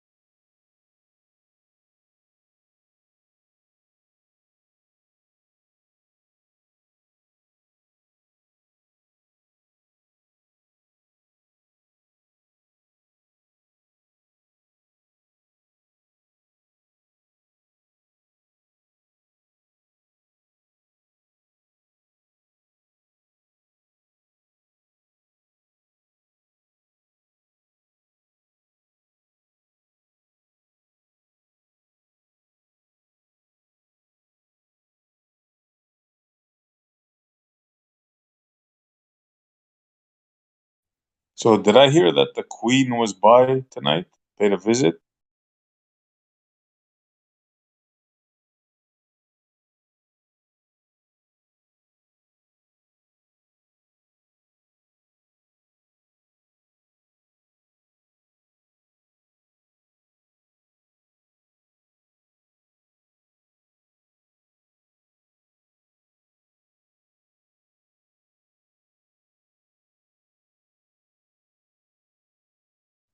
Is my mic good or is everybody quiet?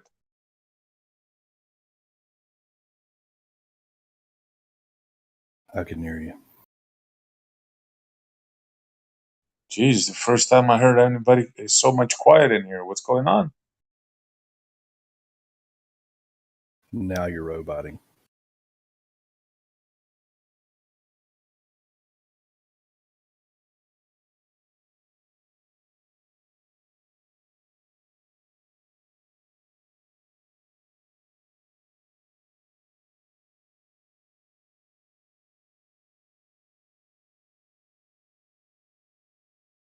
I was saying I never heard this place so quiet lately. What's going on? Rakia burned everybody out. Nah, not Rakia. Come on.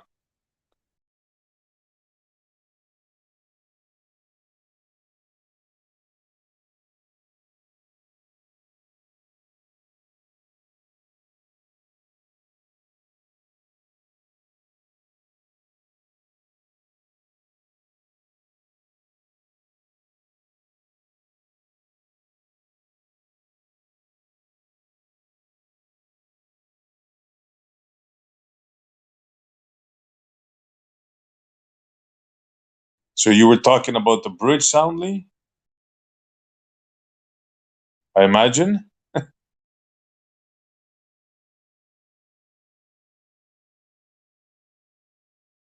I kind of heard you say something. You were talking about the bridge, Sally, and then it broke up.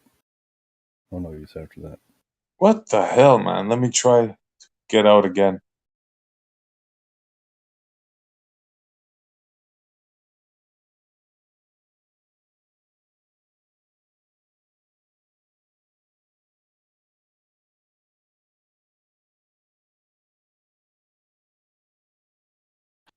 Mic check. Mic check. Sounds good. Yeah, it's about time. I don't know. Discord is going nuts lately.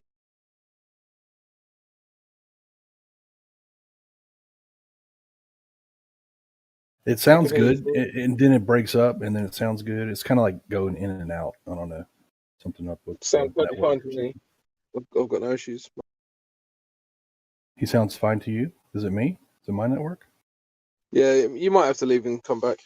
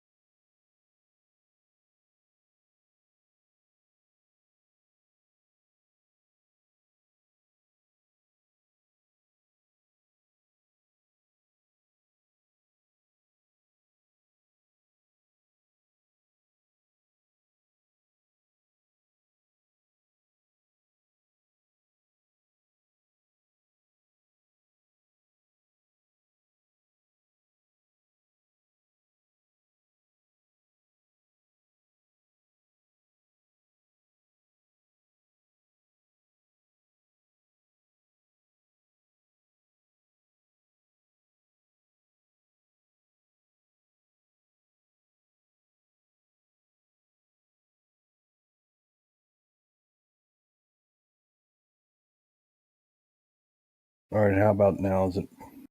Am I okay? Am I roboting or what? Sound good? All right, I switched networks. This might be better. I think it was me, Montreal. No worries. Montreal, you guys have a new prime minister or what? I wish, man. I wish. We got a soy boy over here. An embarrassment.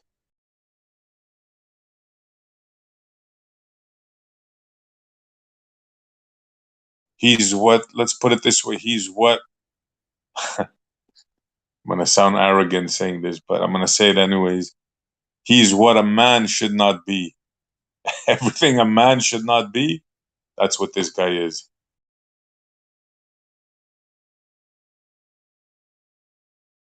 Who's the guy running against him?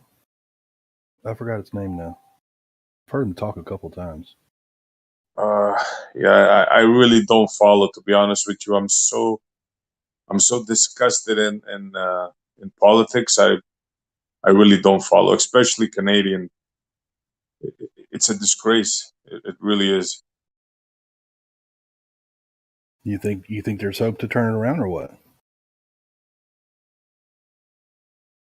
I don't know, bro. I don't know. I'm so like jaded with politics. Yeah, I hear you. I'm kind of in the same place. Pierre Polievre? That's the guy that's going against him, right? I think so. Yeah. I've heard him talk a couple times. I like what he's saying. His speech about the Queen, was pretty good actually. You know, you probably know more about Canadian politics than I do right now. Honest to God, I'll be honest with you. I just poke my head in there once in a while, but I don't know a lot. I just know It's so disheartening seeing such a gamma male, and what he did in the past couple of years. You know, he locked us down and this and that. We won't get into that subject, but you know what I mean, right? Yeah. So it's really disheartening, like, to be a Canadian right now.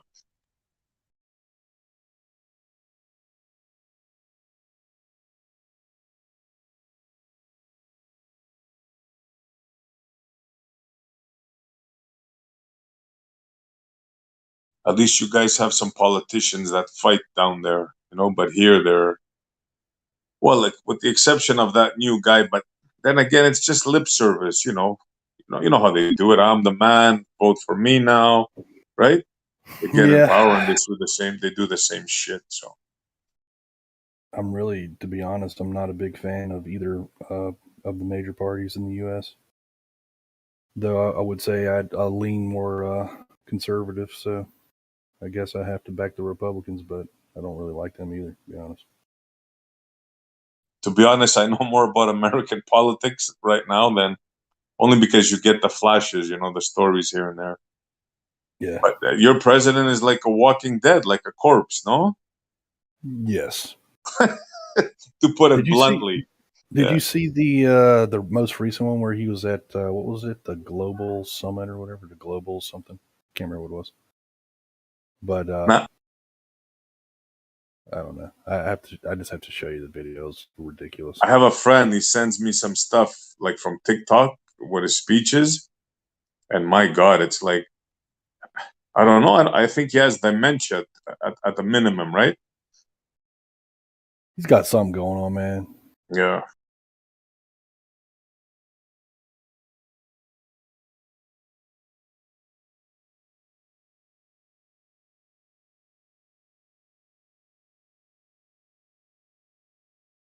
So why is everybody so quiet? Who was here? Was Kosho here? was the Rumpus here? What's going on? Kosho was talking to somebody about atomic clocks. That was actually a kind of an interesting conversation for a little while. And then Actually, I meant to say Zanuck. Kosho's not bad. I was playing Boggle just now, all right? Listen to me. Fucking Andrea Ghez makes a statement. All the laws of physics, including Einstein's, should work everywhere in the universe. Was she talking about Newton's law of gravity, yes or no? Well, if she said all the laws, right? I guess that would include all the laws of physics. You should have heard the run around Kosho just gave me. Unbelievable with this fucking guy. Me and Kosho got mad beef now. Not your buddy Kosho. Come on. No, man, fuck that. Listen, he's out of control. He's been out of control lately. I knew something was up. Hey, was the Queen by here today, Jeremy? Somebody told me the Queen came by here.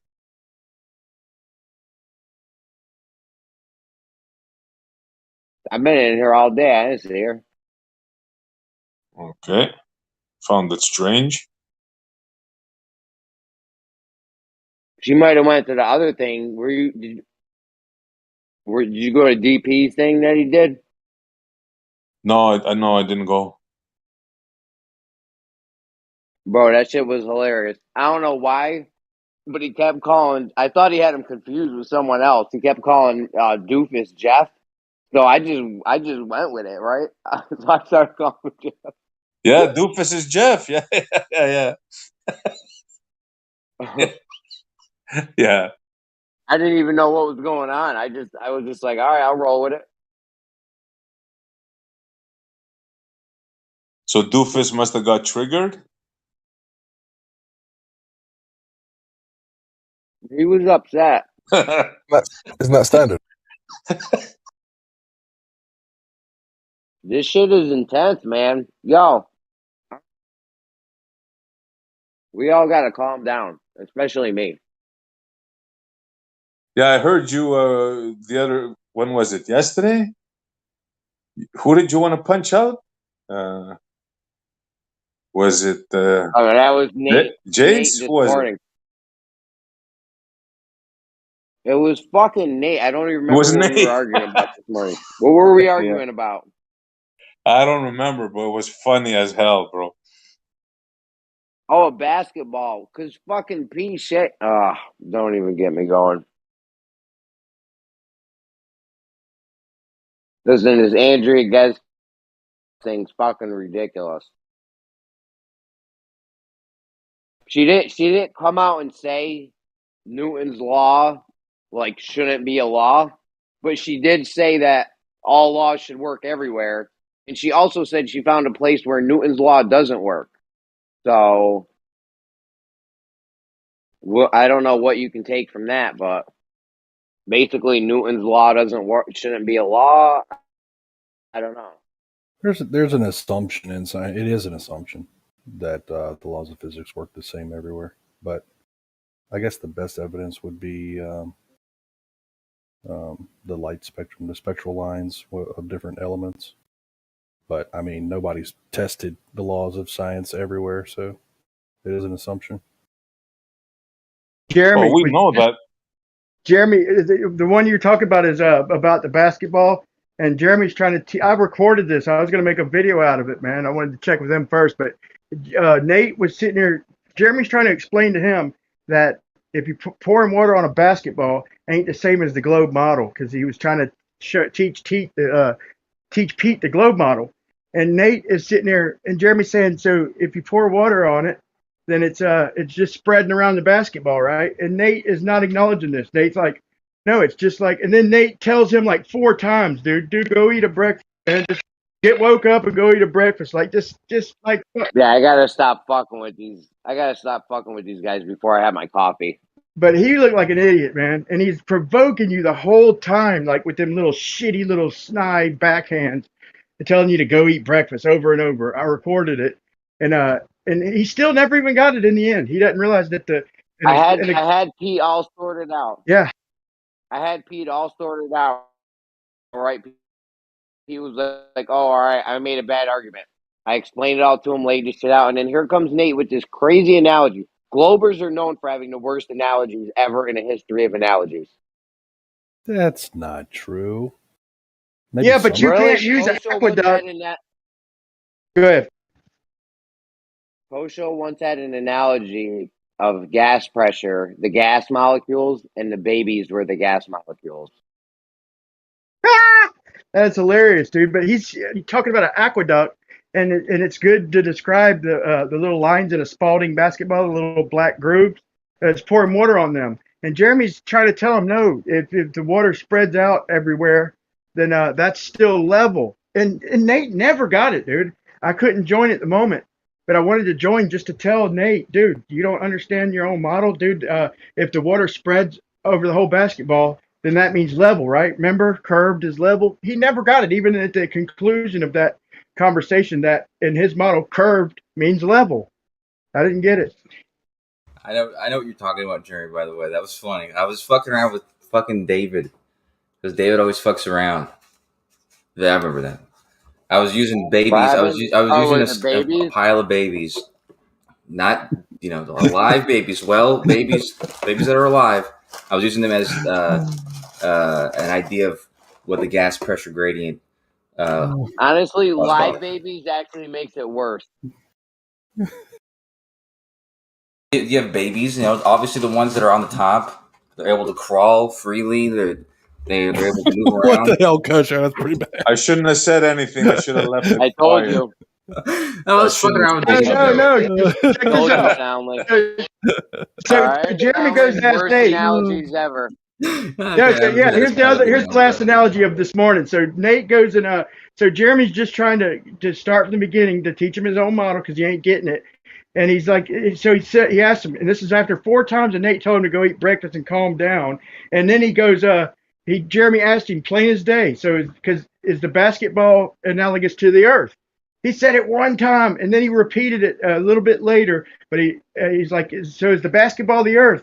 And then Nate told Jeremy he's disingenuous for asking him that instead of just saying, yeah, the basket, and giving a straight answer, dude. He was just like totally trolling Jeremy, dude. And Jeremy's like, dude, I would get violent on you right now if you were around me. I'd bitch slap you.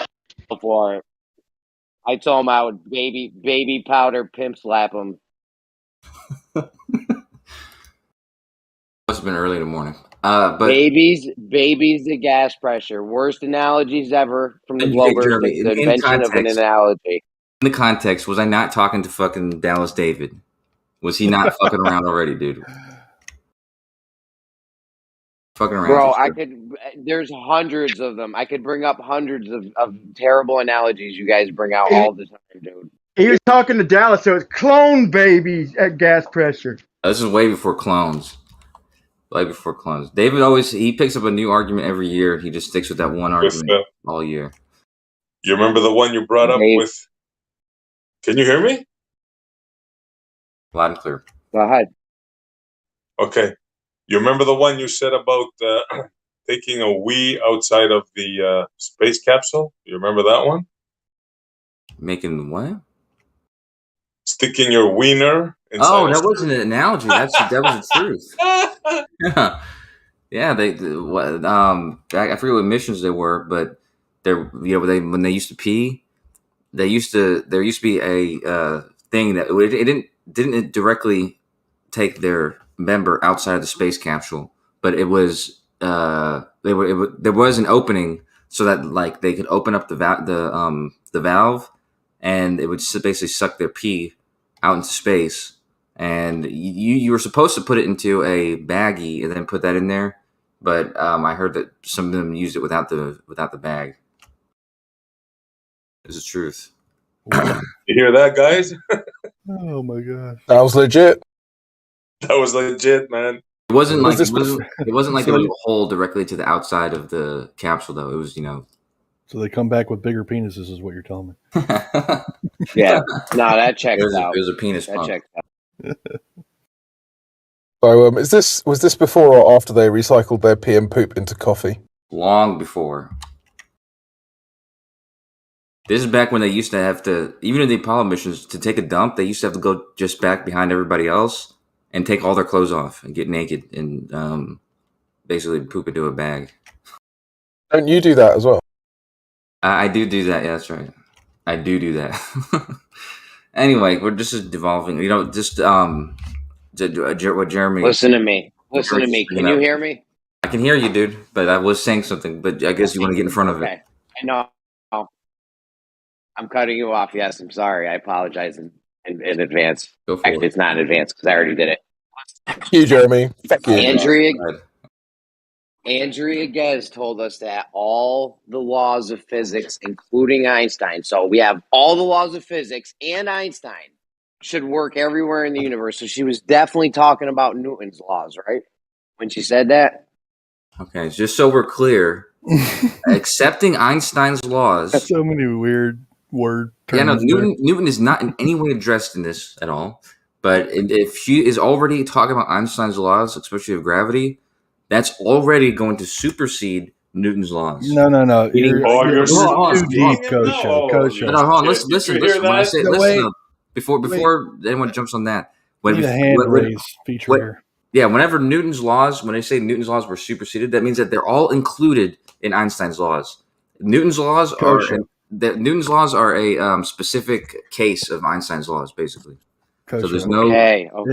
It's deeper. Sounds like a cool story. It's deeper than that. Both Newton and Einstein are That's what trying she to explain. Yeah, she did say that. They're actually opposites, man. They're opposites. One of them's So a force.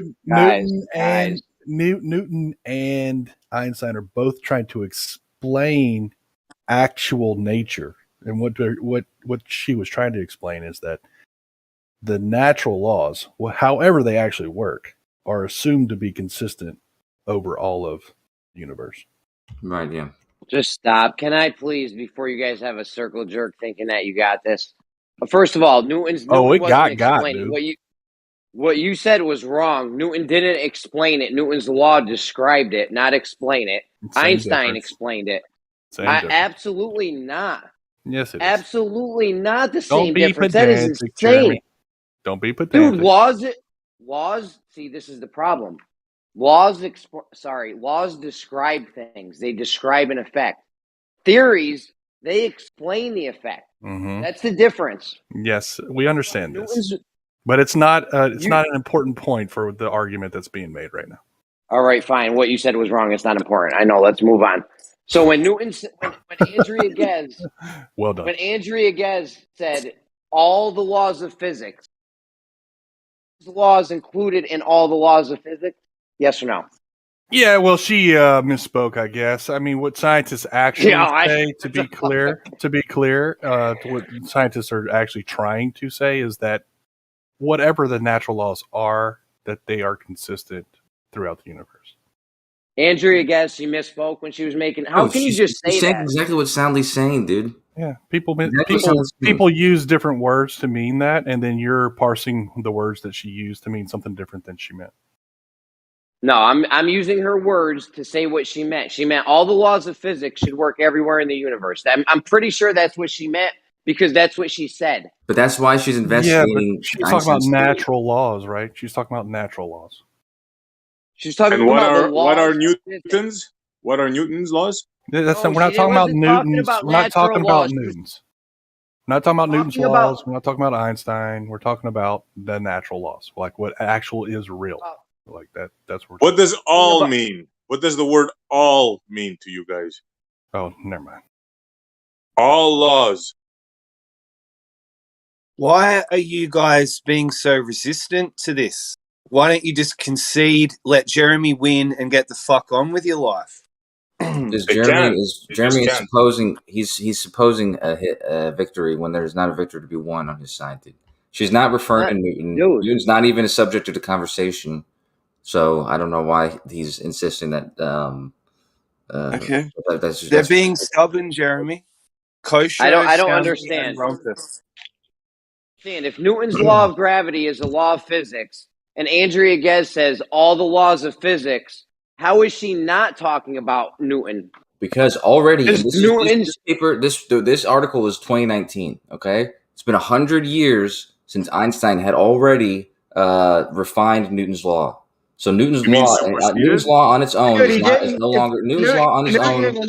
Newton's law on its own is not even a question of whether that's. Dude, you said they're fine. They're completely different, bro. Why are you interrupting, dude? Because you're saying just let Kosho finish. Life and death, bro. Don't worry. Just let Kosho finish, and then you can go flatter.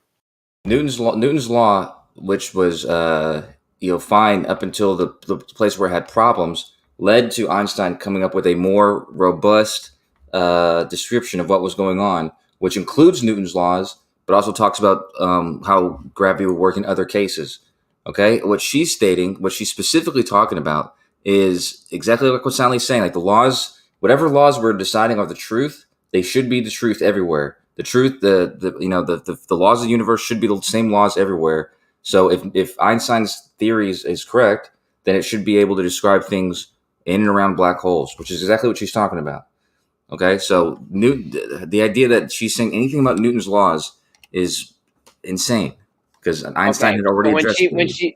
So is Newton's law of gravity a law? Is that a law of physics? It's not. Yes or It's no? no longer a universal law. Is Newton's law of gravity, is that a law of physics? Yeah, you asking that, but I just addressed that, dude. It's only in certain contexts. There's certain parameters where it doesn't work, which is why It Einstein's either theory is is, more robust. bro, it either is or isn't a law of physics. I don't understand. Is Newton's law of Well, gravity a law? again, we're talking about natural laws versus like what we say are laws that like Newton made or Einstein or. Dude, you think a law and a theory are the same? You think a description and explanation are the same thing? Never said that, man. But regardless, Soundly just said that 5 minutes ago. He said, No, same, what I same said, thing. what I said is it's a distinction without difference that's irrelevant to the conversation right now. There's definitely a difference. No, there's definitely a yeah, difference. but he's not saying that there's not. He's just saying that for the sake of what we're talking about, we're not talking about two different things. Like when we talk about when we're talking about these ideas of what gravity is, and Newton has one idea of it, and Einstein has another. Exactly. Yeah. All right, cool. Let me explain to you like this, gravity. Jeremy. Forget about Einstein. Forget about Einstein. Forget about Newton. Forget about all the textbooks that have physics like written in them, and we recognize that nature behaves a certain way, and we call that the natural laws, right? Hey, can you answer me this? This is a yes or no question. Is Newton's law of gravity a law of physics? Yes or no? It's not a natural law, which is what she's talking about. She's talking about the laws of physics. She clearly said laws of physics. Right. You're taking her words. Newton's law of gravity. Her words, right, and you're being pedantic about her words. But the concept that she was trying to convey is about natural laws. That's what I'm trying to get across to you. So well, you're talking about laws. I mean, you're talking about laws. Know how to use words. Doesn't know how to use words and formulate sentences. You're saying? No, that people in her her audience, right, understands from the context that she's speaking from what she means, and how you're interpreting it is not correct. But see, well, I'm interpreting it. All right. I was going to say, Jeremy, go ahead. Jeremy, No, I'm not trying to take over for you. I'm trying to support you, as well as just maybe put it in different words. If he's being pedantic about what she says, and she's talking about the actual laws of our nature, I mean, wouldn't you think you'd want to be pedantic about something that's as definitive as the laws?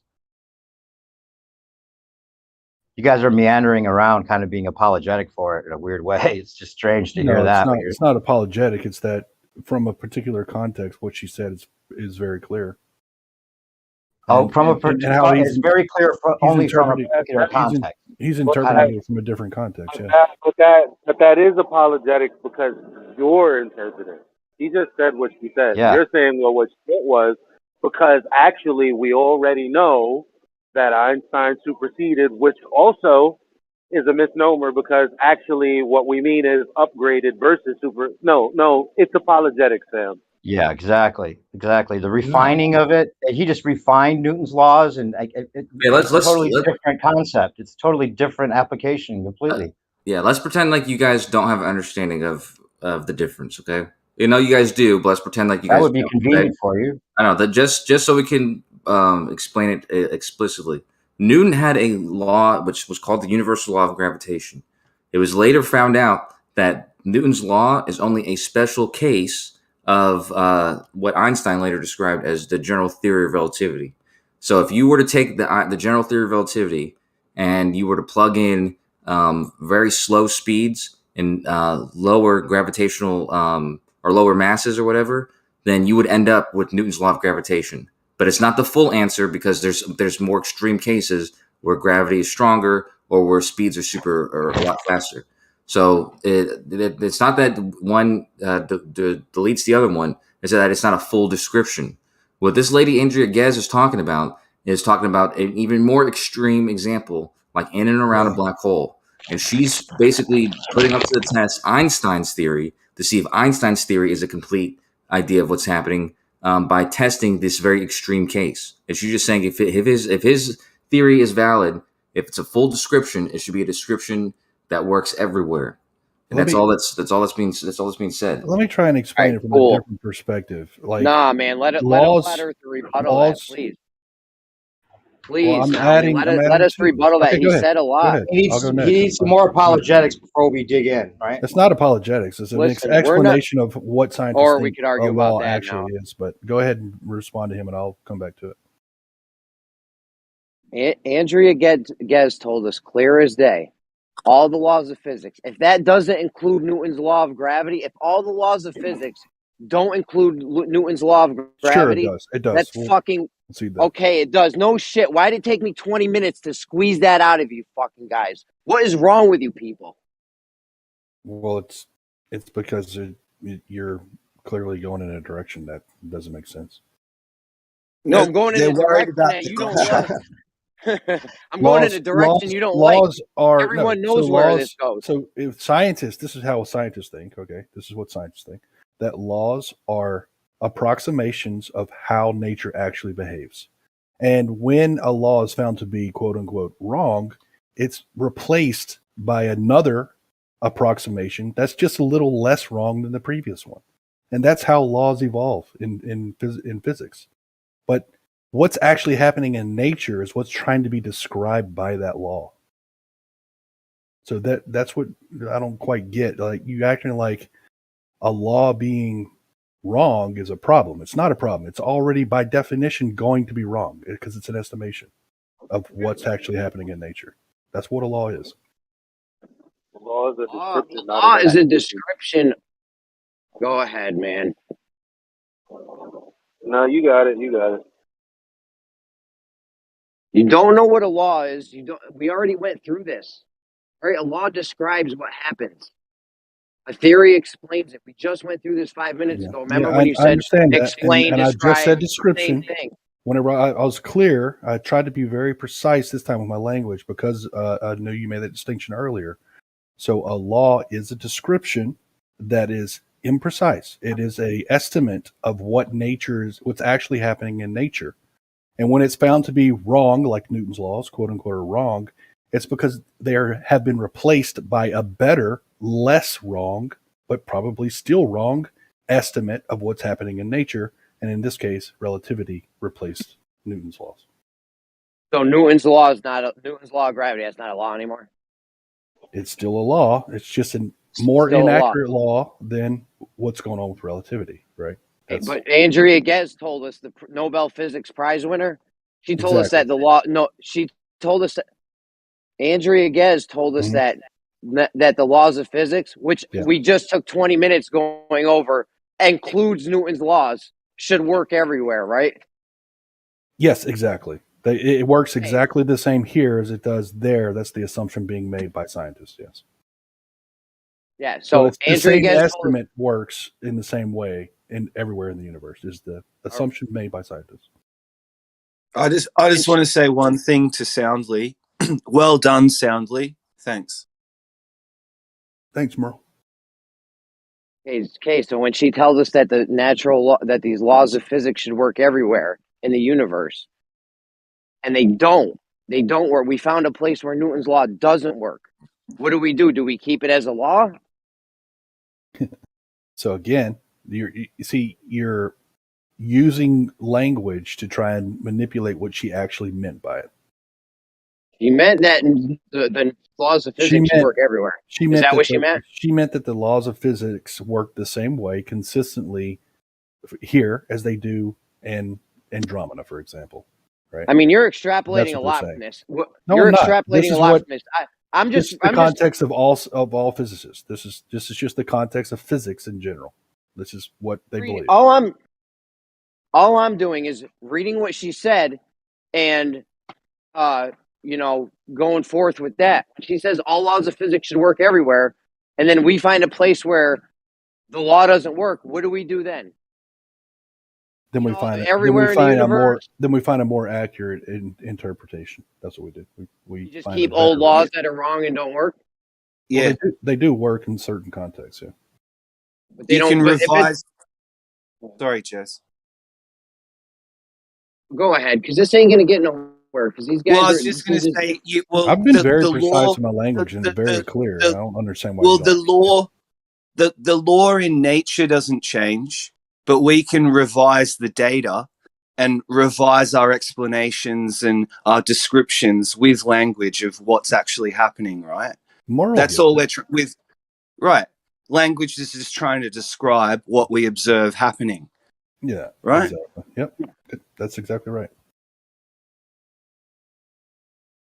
And that's okay if it gets revised sometimes, because that's allowed. Well, yeah, it's also just replacing pseudoscience, one pseudoscience with another pseudoscience. So it doesn't really, it's begging the question just to even talk about the laws and what one replacing the other even means in the real world. Bending of space-time, come on. Right. And as Demok would if say, you have where a can we better see that? explanation, I promise you this: if you came up with a better explanation than the bending of space-time, the better explanation than relativity, then you would get a Nobel Prize. So if Yeah, that's. I wish it would really. If it did work that way, that'd be nice. I mean, that's the reason that this Well, it does work that discussion way. is. Well, why do you think that we're in this forum? Do you think it's because we're just going with the mainstream narrative and we think that's all true? Most people here don't think that. Dude, they don't think give out Nobel Prizes to people that actually come up with a lot of the things that they're. Dude, they give out Nobel That would be the Prizes case. to all That were sorts the of case. people. Yeah, sure, I'm not Well- saying it's all invalid, but I'm saying if you're Well- talking about a pseudoscience, it doesn't matter what kind of award they give. If it's pseudoscience or even just complete deception, then it's totally not valid, regardless of what award you get. But there's practical results. That's why the people that get Nobel Prizes get Nobel Prizes for practical results, not for like pseudoscience. Well, the guy, take for interpretations are example, the thing, though, right? It's all about interpretation. Like your interpretation of what Andrea guys, whoever her name is, said. That's your interpretation of what she said. Yeah, sure, And but we could sit down. they're interpreting space, bending of space time. It could be just an interpretation of the ether, or a replacement for the ether. But you wouldn't get a Nobel Prize about ether because that's kind of on the ban list. No, that's not true. Yeah. If your explanation, right, if you actually came up with an explanation that used ether, that explained everything we see in reality, explained it better than relativity, you would get a Nobel Prize. Absolutely. That would happen. I'd like. You know why That she would be got nice. a Nobel Peace Prize? Why? Because she discovered, listen to this, amongst two other people, a supermassive black hole. Took a picture of it, and she didn't get the Peace Prize for it. She got the Nobel Prize in physics. Yeah, she shared it with Penrose and somebody else. I forget the other one. Imagine, she discovered a supermassive black hole. We know it's nonsense, right? Cannot be done. No way. Yeah. Took a picture. All she had to do was look between her legs. I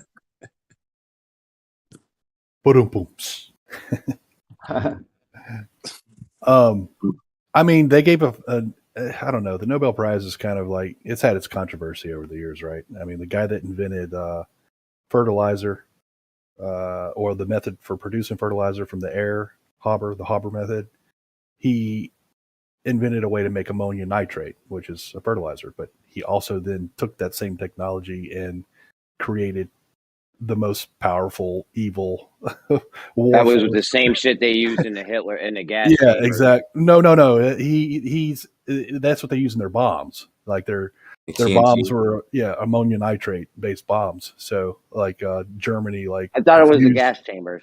That was after. Sure. So that was Bro, after. this guy changed the world. You know that, right? It's not an insignificant thing what he did there. Well, no, he got the Nobel Peace Prize for the fertilizer invention. Yeah, and he saved millions of lives in the process. Well, dude, we can hold 4 times as much population on this earth right now because of that invention.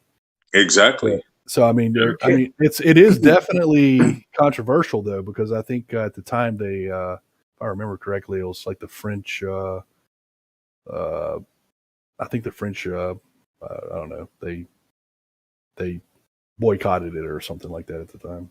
You know what? I can't remember the exact thing, but talking about the gas, the poison gas, that was the chlorine gas that they created to fill the trenches of the Allies, and that came from the same factories that was making the fertilizer. So it was the dark side, yeah. Oh yeah, it was the same guy's factory. So yeah, he definitely did a lot of evil, but he also made this invention that saved billions of lives. So.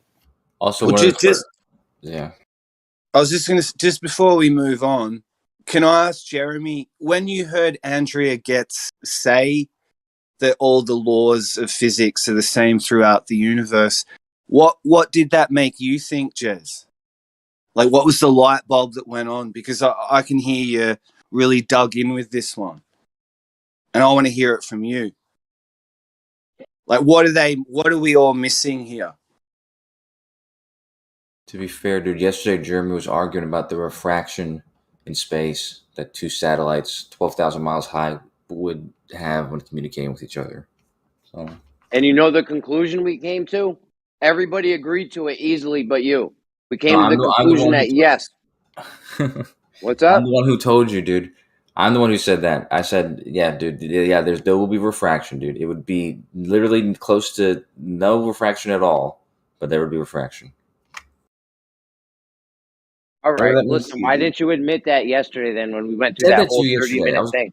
I was the one who said it. There's no effect because of that, though. There's no effect that is going to be noticeable.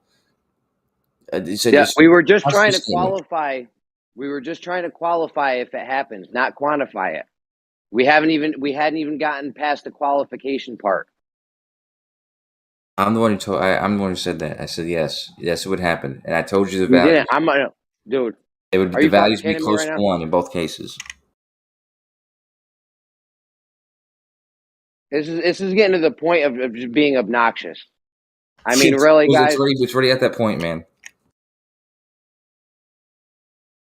Now, when I heard that Andrea Ghez quote, I thought that, if all the laws of physics should work everywhere, and Newton's law of gravity is a law of physics, and we found a place in the universe where Newton's law of gravity doesn't work, that led me to believe that it shouldn't be a law anymore since they should work everywhere.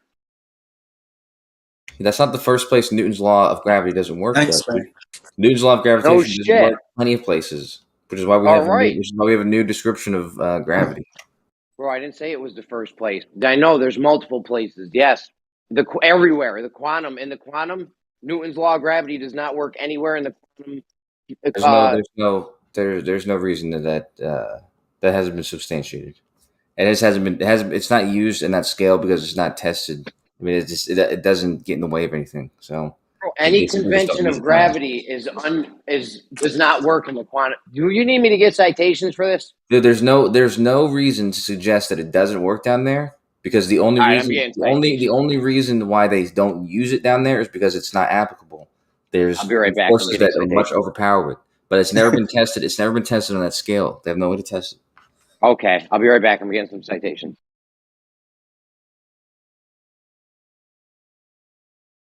So I'm getting the vibe he's saying Newton's been outdated. Yeah, it has been. It's a special case of Einstein's theory of general relativity, and so it's not a universal law anymore. It's a law that applies, and it's got bounds and domains. So it doesn't work everywhere. It works within the bounds of really slow speeds and relatively small masses. But by relatively small masses, we mean like fucking planets.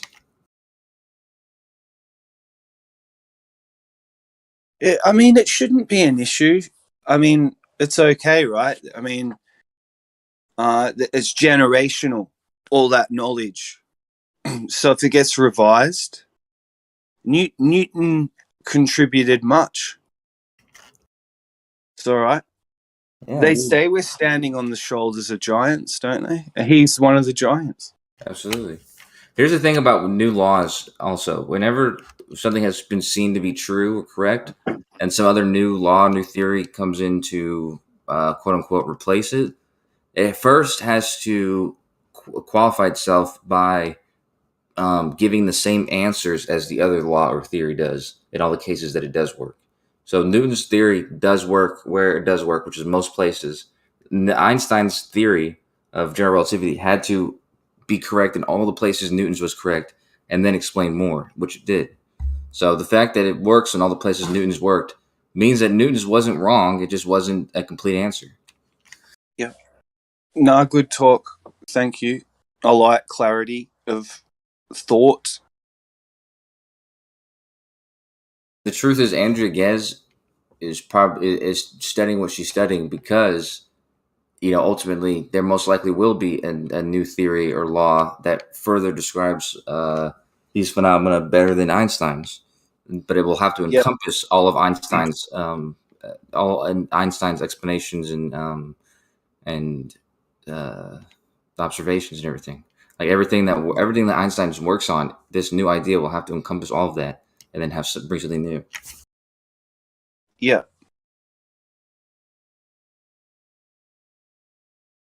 Like I don't know if it's a bad example or what, but I think that's why the practical's so important. Like say with the Dyson vacuum cleaner, you can bang on about it, you know, how it works.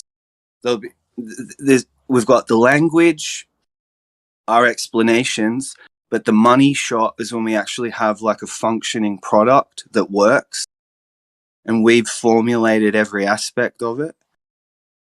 There we go, real quick. This is from space.com.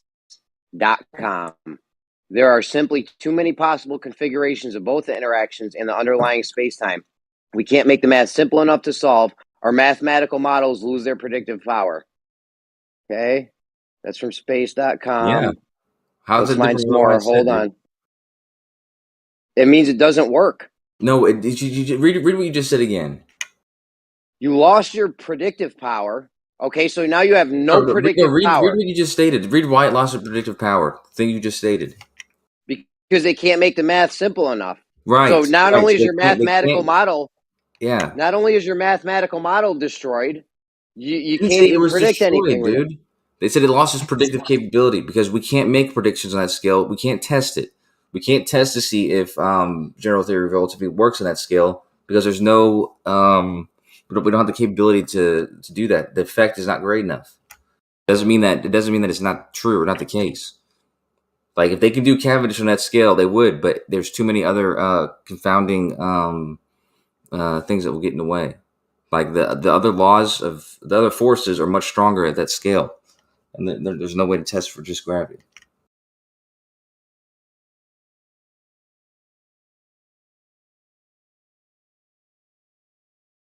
Did you somehow just talk your way out of that citation?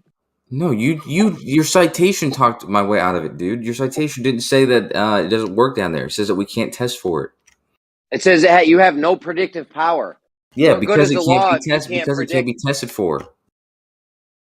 What good would a law be if you can't use it to predict anything with? That's the whole point, dude.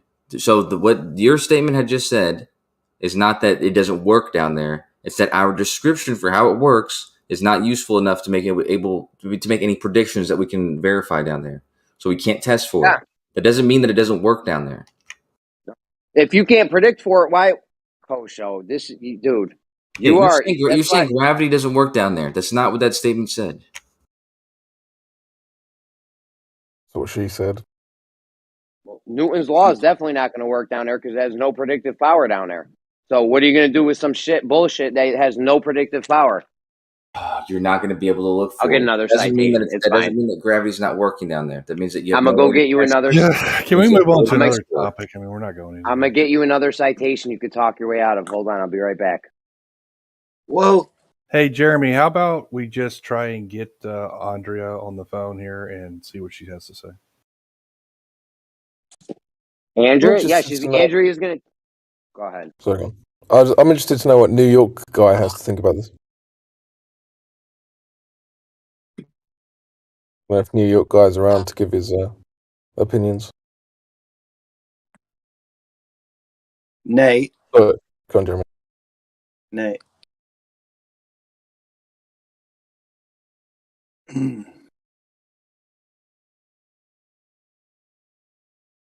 They're going to say some shit like on the micro, it's not working because there's not enough mass there. It can only work on the macro. Yeah, probably. You need the mass to attract, right? We don't see it on a small scale.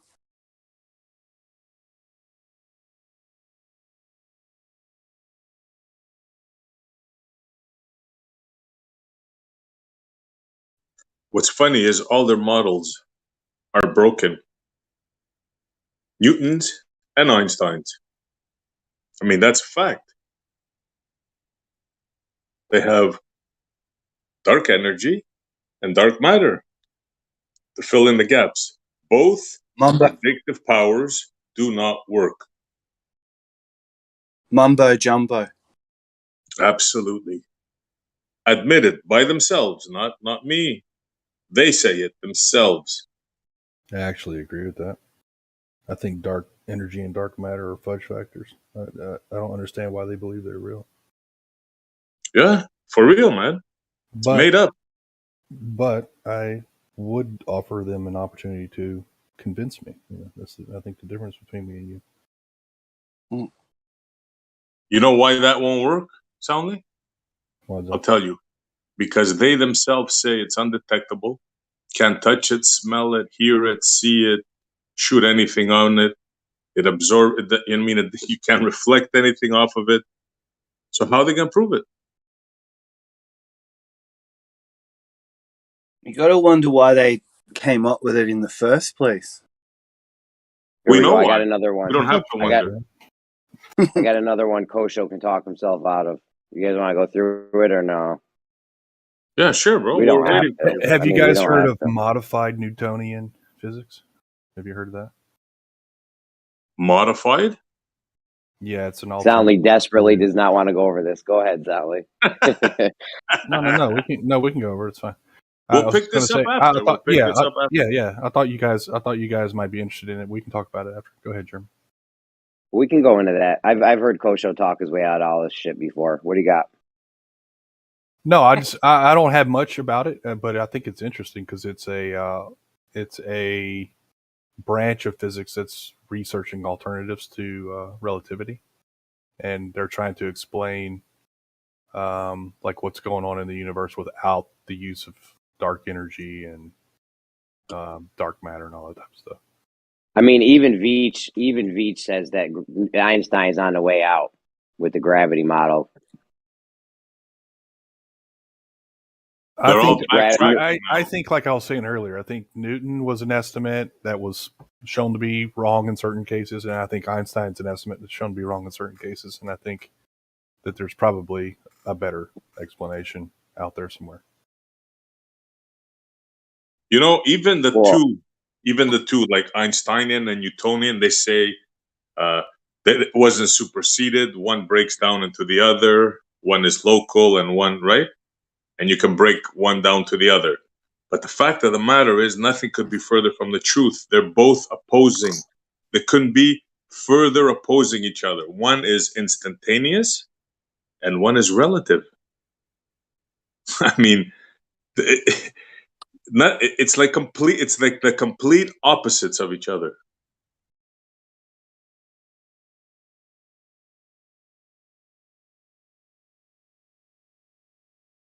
You guys understand the difference when I say relative and instant, right? Yeah. I mean, Cool.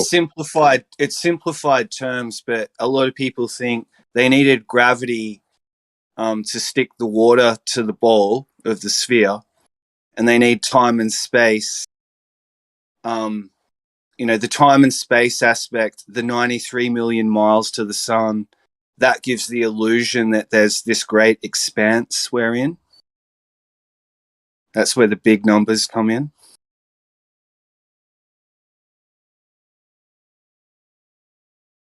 But the observation seems like we're not moving, it's contained, and everything's pretty local, as far as we can tell. And we can see it all with our own eyes. That's pretty mind-blowing. And I can see that why there's a lot of resistance to it.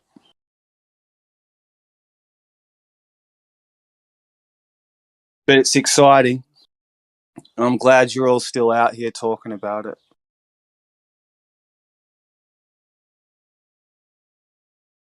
Seem like you're in a good mood, Merle. Yeah, I'm starting to just see the significance because it's gone on so long and it's such a deep subject. I come in and out of it. I don't always say what I think, but I am listening. I think we're starting to crack it wide open.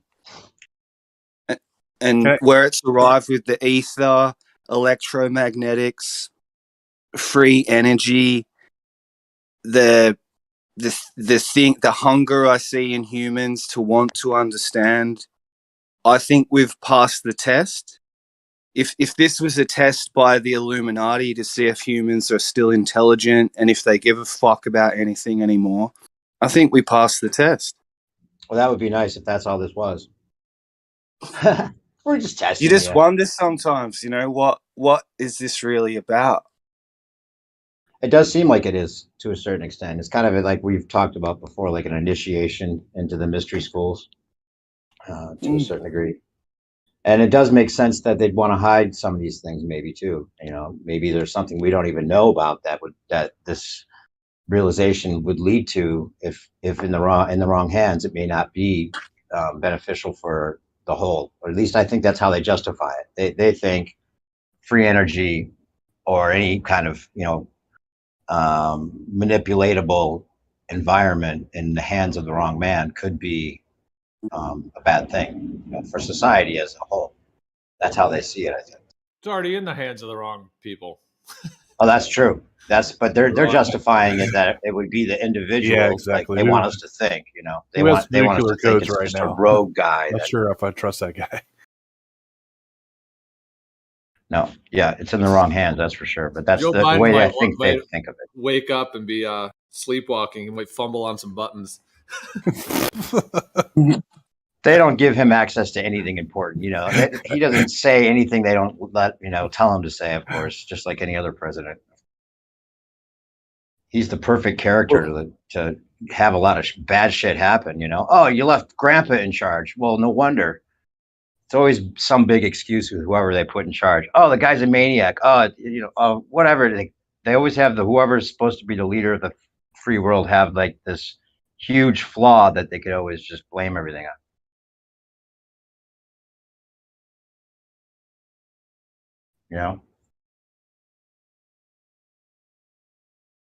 And then they change administrations. Everyone thinks it's fixed again.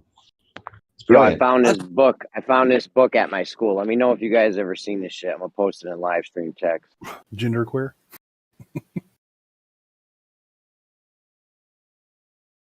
I guess you've seen the books that have been found in schools, huh, Jeremy? Bro, we ain't reading the same books. I'll tell you that right now, Soundly. No, I'm telling you that these are some of the books that have been found in middle schools. Some crazy shit. With the pronouns and all that? No, like pornography, basically. Oh yeah, like they were teaching tossing them how to be gay. Yeah, exactly. They were tossing his book right here, so I grabbed it. I didn't even have a chance to crack it open yet. Is it anyone ever seen that or? They're probably talking about the internet. I had to guess about this. Yeah, I have that book. In fact, it's economic based. It's just an expression. The world is flat. Like the world's not what you thought, as far as economics go. What do you guys think about these ancient societies, these ancient cities they're finding in South America now with all this LiDAR stuff? Like, what do you guys think about these ancient? What'd they find? Know nothing about. What did they find? I'm more interested in Göbekli Tepe. But what did they find there? What's it dated to? I don't know what it's dated to, but they're like there was like when the conquistadors or whenever Columbus first came over, they heard all these stories about these ancient people that lived in in the middle of South America somewhere and had all these temples and giant cities and stuff like that. And at some point, they got lost in the jungle. They found they found cities that's like cities big enough to hold millions of people. Yeah, like some LiDAR overflies. Some new technology that can look through the jungles and see like covered pyramids and stuff. Yeah, they found a bunch of shit. Do you think we've been pretty much kept in the dark about a lot of the ancient tech that probably existed? I don't think even our people know. I don't think even the Illuminati or whoever's actually running the show. I don't think even they know. I really don't. Well, I mean, we can put two and two together. I mean, Because we're Why finding shit would that we didn't even know existed, like out in the middle of these jungles, like they didn't know about that shit. when we got Plato dating Atlantis to 11,500 BC or whenever it was, and then we got Meltwater Pulse 1b happening at exactly that time, like we can put two and two together and realize that there was some shit going on that we may not be privy to. Right. Is the Atlantis story like an actual historical event? Because if it is, I mean, Plato's got it dated to... people got some talking to do. Plato's got it dated to the exact time when Meltwater Pulse 1b happened, which is when the Ice Age melted. So, I mean, that's a pretty big fucking coincidence right there. There's that, and also there's a lot of accounts like that, like the global flood or whatever. A lot of civilizations were lost due to some global flood. Like there's floods. There's flood being as a part of like a lot of culture's history and stuff like that for around that time, and also things like, what do you call that? The Sphinx. The Sphinx is supposedly dated as older than... They got the dating of the Sphinx wrong. That guy, Azahi Hawass, dated everything wrong. He was the leading Egyptologist. He dated this shit because he was like, well, there was no one around that could have possibly have built these things. Like, he fucking knows. Unbelievable. You guys are Also, ridiculous. If you look at the Sphinx, I mean, it looks like they took the head that was on it and like chiseled it down to like a pharaoh or something, but it looks like there was a totally different head on it before. Yeah, there probably was. That whole strip is a mirror of the sky. The Sphinx is an equinoctial marker. The Giza strips are laid out. The Great Pyramid and the two little ones are laid out just like Orion's. The Nile runs through it like the Milky Way, dude. It's a mirror. That whole Giza plateau is a mirror of the sky. Anyways, I forgot what I was gonna say.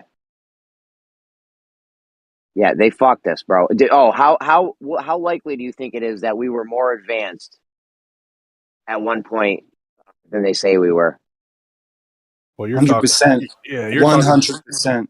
On this one, we can agree because you're talking to a Christian. So I think, let's say you're Adam, right? And you get to sit in this perfect garden. You get to walk and talk with God, the creator, for who knows how long he was there before he screwed up.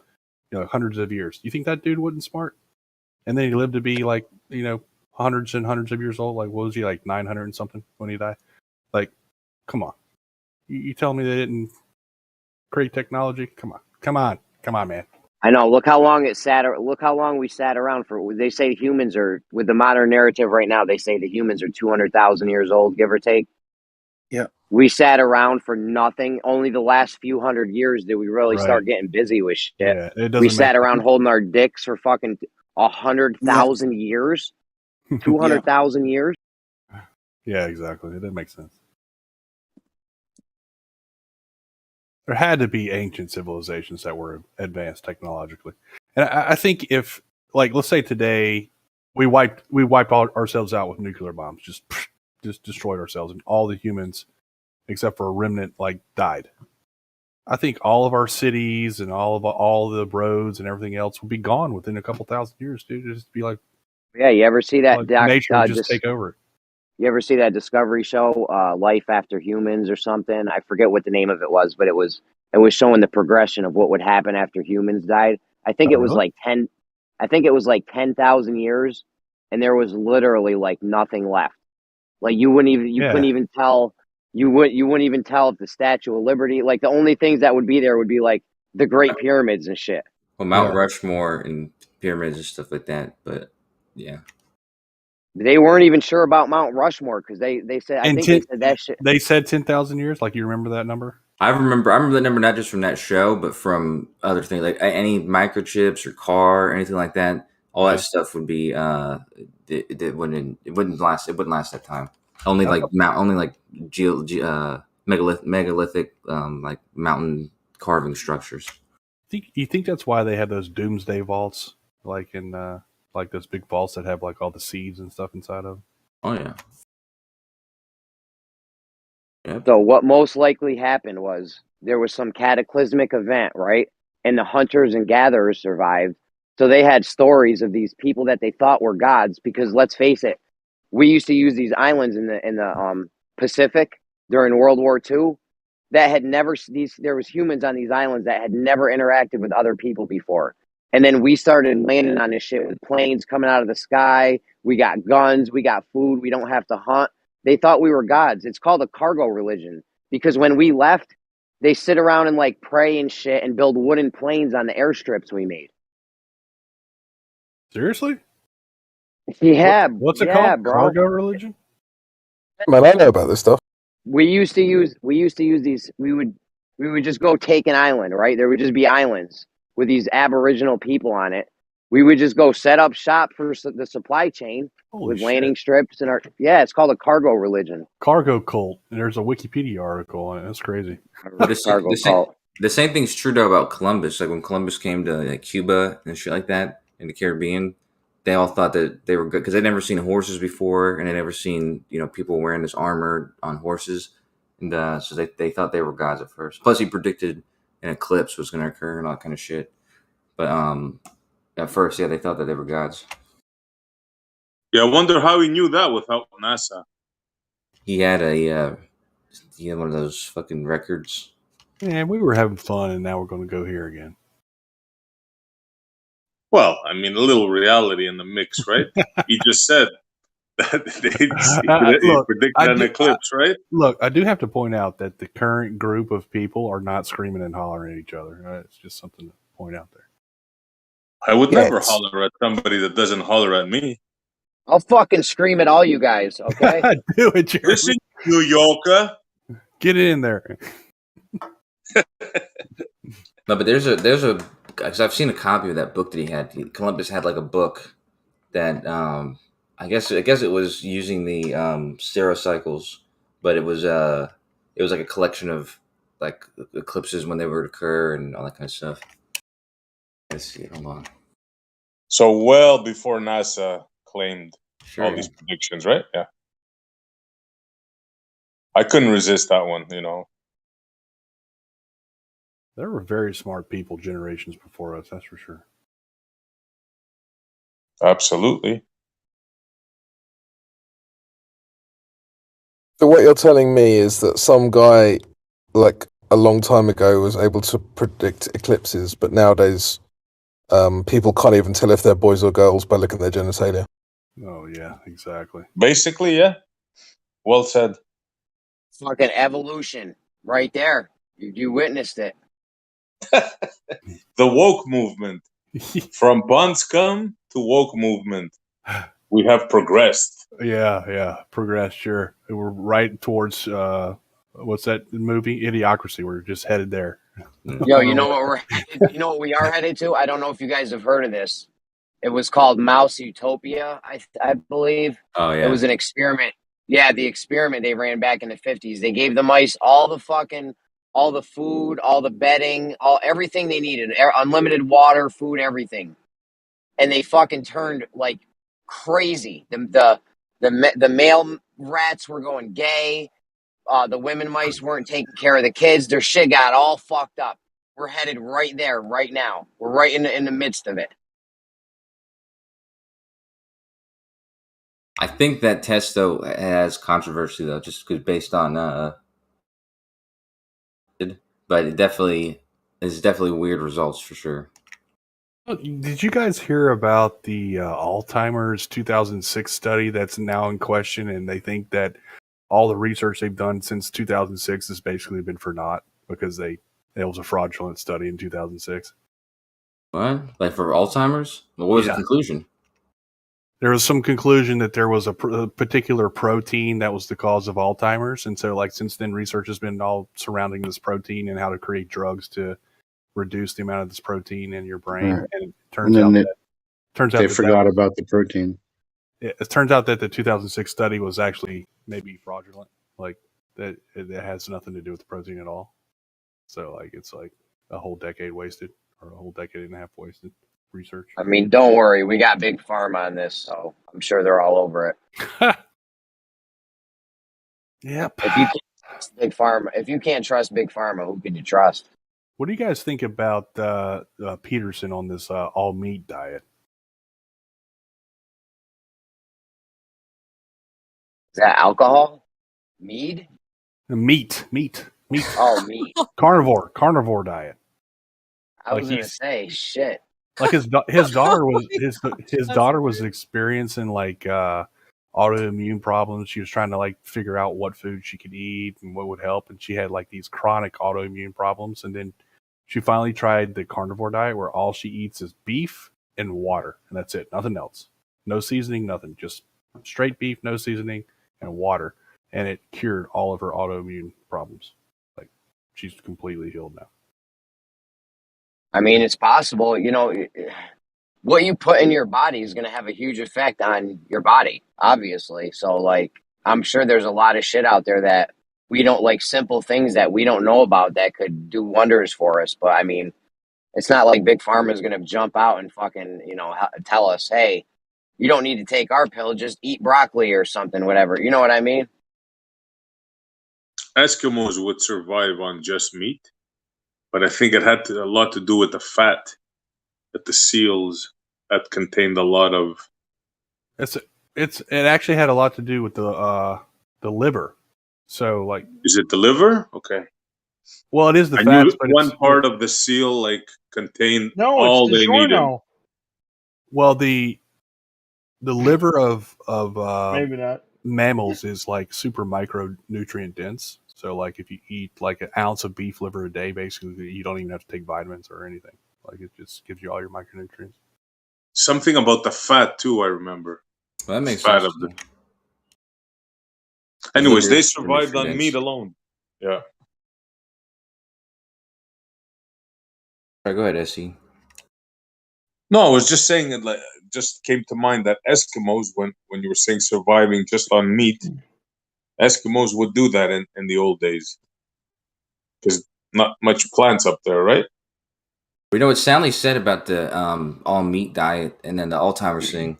It just reminded me that that's part of the reason why any sort of diet, like there's all those diet fads, is because the conclusions that people come to based on that, they're usually always it's isolated to, like, you know, everybody's body is different when it comes to the way they handle certain nutrients and stuff like that. So you know, come to some conclusion based on Alzheimer's and protein. I mean, I hadn't heard about this, but I would assume that it would require much more studies. I'm surprised it came to some conclusion and then based everything off of that.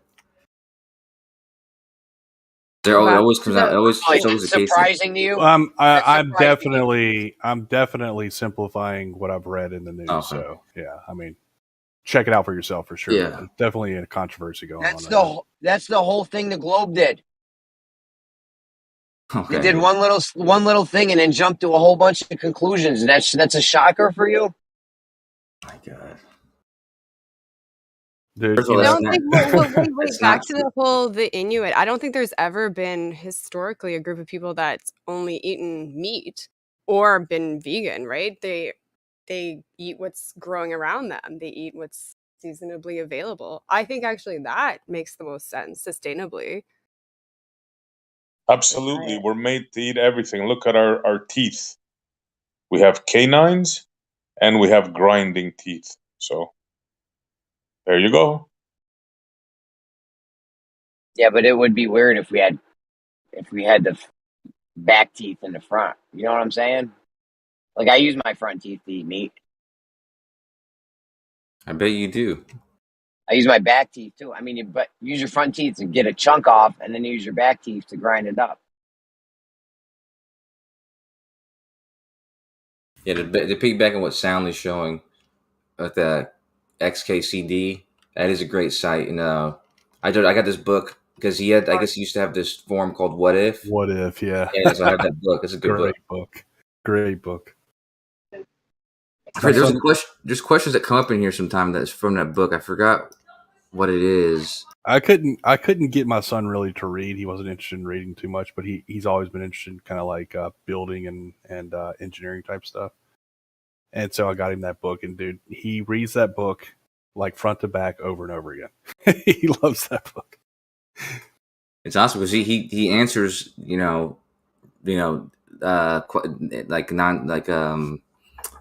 questions that flat earthers kind of would ask, but he answers them in a hyper scientific way. It's pretty interesting. I think one of my favorite ones is what would happen if you threw a baseball at 99.9% of the speed of light or something like that. That's one of the ones I was thinking about. Yeah. That's right. You were a baseball player too. Yeah, back in the day. Yeah. Lifetime ago now. But yeah, it's because it's crazy.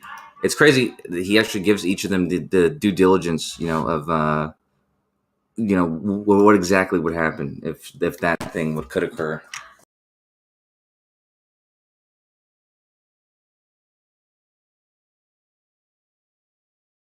He has a site for What If too, if I remember correctly. Well, most of those questions came from. Oh yeah, it's linked on the XKCD site. Yeah. So my girlfriend's like yelling at her sister or something, but Oh, he's making a What If too? What? Yeah, I mean, I imagine he probably had plenty of them. I bet you that there's leagues of them on his site. I just found my my son's Christmas present. I mean, I got that for Christmas too, like I don't know, 8 years ago or something. What was the book where the guy linked all these weird things together? Like he linked like the crime rate with abortion and a whole bunch of stuff. Freakonomics? Spurious correlations. Freakonomics? Yeah, Freakonomics, yeah. I think I got that book for Christmas too at some point. That was a good one. Spurious correlations. Oh, what's going What's on? up? Gambino. Bro, I gotta check. What's your favorite color? Indigo. Why is that funny? I don't know. Because the first time he was on Oakley's, they thought he was like a robot. Corduroy. They thought it was someone playing They thought it was someone playing like a robot voice or something. So they tried to like get him to answer a question that he might not have had queued up because he was just like spitting the globe rhetoric over and over. Oh, yeah, dude. He's the best on Oakley's. He's better than anybody else on Oakley's, dude. Because he doesn't get triggered and he just fucking spits fat for fact. My favorite color is corduroy. It's not a bad color. What's going on, Gambino? He's always been one of the most calmer. Soundly too, man, for that matter. Boom. Yeah, one of the good questions from that book also is, what would happen if the Earth stopped rotating? Yeah. That's one that comes up in here. Wait, who said their favorite color was corduroy? Isn't that a material? How is that a color? Like, what's happening? That's why it's funny. I didn't want to say anything and embarrass him, but since you brought it up, I was just joking. That's hilarious. I'm like, man. Did you hear about those? It those brings me back to like, new the corduroy. I hate corduroy. Hey, Redford Bear, You what's guys your favorite color? hear You're about roboting, Jeremy. My favorite color, emerald green. Emerald green. Nice. As opposed to piss green, right? Yeah, Are you exactly. It has to be, of a higher standard. I got that from a joke. What's Helen Keller's favorite color? Corduroy. Oh, They talk gotcha. about how Helen Keller burn her face. That makes it even funnier. Yeah, that is funny. Hey, how she burn her face? She tried to answer in the iron. Oh, jeez. Why'd her dog jump off the cliff? Oh, I know this one, but it's funny. You would too if your name was. That's just wrong. Listen, did you guys hear? Did you guys hear? You're roboting really bad. Didn't even hear what you said. Corduroy pillows. We heard corduroy pillows. That's it. You were roboted really bad. Can you hear me now? Yep. Did you guys hear about the new corduroy pillows? No. They're making headlines. bad. New Perspectives was. Dad jokes, gotta love them.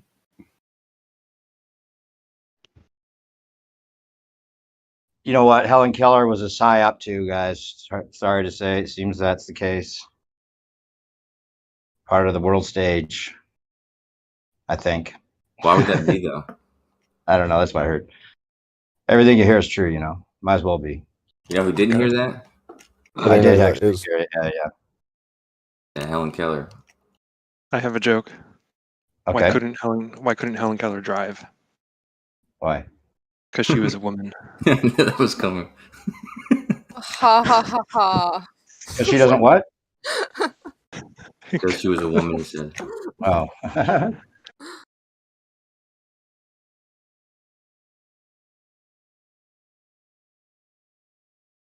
Yeah, those were all really cruel jokes. The same with a lot of the Challenger jokes. You guys hear all those Challenger jokes? Are there Challenger jokes? You haven't heard that? Like, why they drink Sprite? They couldn't get 7-Up. When's the next space shuttle going up? The space shuttle got discontinued. On the 4th of July. Nice. I can't believe you guys have Challenger disaster jokes. What's NASA stand for? Need another 7 astronauts. You ain't heard any of them?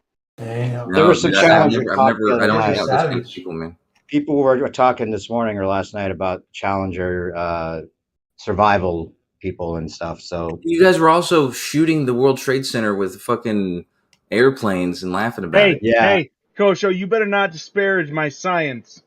Okay? That is I've heard people say that there was a survivor from the Challenger. Would you agree that theory that the woman survived? Yeah, they think that all of them survived. Well, no, all of them but one. It's like okay. one or two. This is a fact. Okay. Wouldn't you say it's well? First of all, Kosho, wouldn't you say it's only insensitive if it's not if they actually? It's only insensitive if they actually died, right? If it was a true story, then it would be insensitive. But no, it's only insensitive. It's only not insensitive if you really are sure that nobody died. Even if nobody died, assuming that they had died, it's still insensitive. If you watch a live stream of the guy looking online live, looking at vital statistics, and there's no twin called fucking Shamiro or whatever his name is, and you look at their faces and you still believe it. You know what's funny is that Scott Veach's dad was friends with that Japanese guy or Chinese guy, whatever, the guy that was from Hawaii. He was friends with that dude and his brother. And also Scott Veach, the first time he ever met a twin was the other guy, the guy who was twins. I forget what his name was, but that's the first time that he ever met twins. The guy who doesn't exist, who's not acknowledged by the United States. He met both of them. One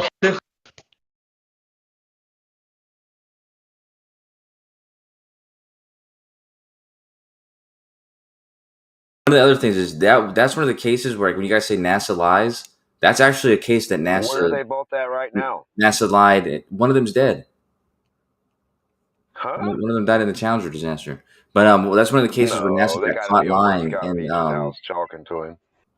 Yeah, NASA got caught lying and actually had to fire a lot of people and restructure the a whole bunch of their engineering teams. Well, they still failed because they should have fired NASA itself. Well, like I said, they got what do you call it? They were investigated for that, and Richard Feynman and a few other people uncovered exactly what the fuck up was. But there was people who were already made aware of it before it had happened, and they just they weren't open about it, and they were trying to hide the fact that they already knew about it.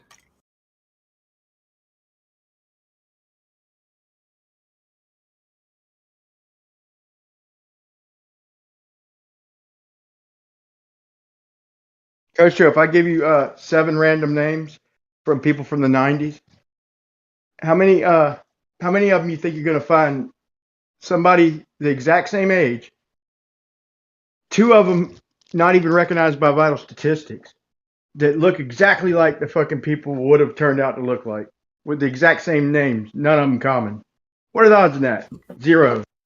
Yeah, you would have to do that first. And what does the 90s have to do with anything? I'm just trying to, it's been about 20 years or something, since it happened, or however About many years, 35 30 years. I'm trying 30, to, 35 give years. you pictures. I'm just was thinking about, just kind of When relating we with were hip, time. Coach Show. Regardless, though, yeah. So there's a dude, Michael Smith. I mean, there's a lot of people that I've seen all y'all's pictures. Like, oh look, this guy exists and this guy exists. Two of them That have dude's brothers. not the guy in the picture, man. The one that guy went to talk to, it's not the guy in the picture. Aren't we all related to a Michael Smith somewhere down the line in our family? Like, hey, cousin Michael Smith. Hey, There's a Michael Smith who hangs out in this community. That's what I'm saying. There's so many of them. But no, I think any of those claims that those people are still alive are insane. He got that name from the astronaut. I mean, his real name might be Michael. I don't know, but I mean, he's calling himself Michael J. Smith because of the astronaut as a joke. He said that since then, but regardless if that's true or not, yeah, sure, it's a common name. And also, yeah, all those people that you guys claim they look like them, besides the ones who are actually brothers, they don't look. They look barely like them. They don't look like them when like using the same name. That would be ridiculous. Do they write with the same hand and like the same color and eat the same favorite food? One of them, he works in the same field and uses the same name. And why would he fake his death just to do that? To show you how badass NASA is, they could do what they want. Yeah, man, that was a national tragedy. So I mean, if they were really going to do that, you would think they would just kill them outright, like just to cover their tracks. Well, then they'd actually have to pay some families some insurance money or something, And they did. This way, they don't have to pay nobody. They did pay their families, They paid man. them shut up money. No, they said shut the hell up and don't tell nobody they're not dead, and you'll be all right, or else we will kill you and them. That's usually how it rolls. It's pretty sad stories, man. Like, yeah, I don't even want to get into it because it's kind of depressing. Like I think the lady, Michael Smith's real wife or whatever, like he wrote her a Valentine's card that he left it in the like his shit because he was supposed to be returning. It was gonna be Valentine's Day by the time he got back and stuff. So she was like looking through his stuff and there was like a Valentine's card in there. Depressing when you can't make it to the moon and the whole world's fooled by a radio station, and one station at that, by the same one Walt Disney and the same one NASA, the same one company. That's weird, right? You don't find that a sad story? Little kids running around thinking they can go to space and make rockets and do all this cool stuff, and they can't even do it, and then they can't even send some people a couple years later after the first trip. It's just weird. It's crazy.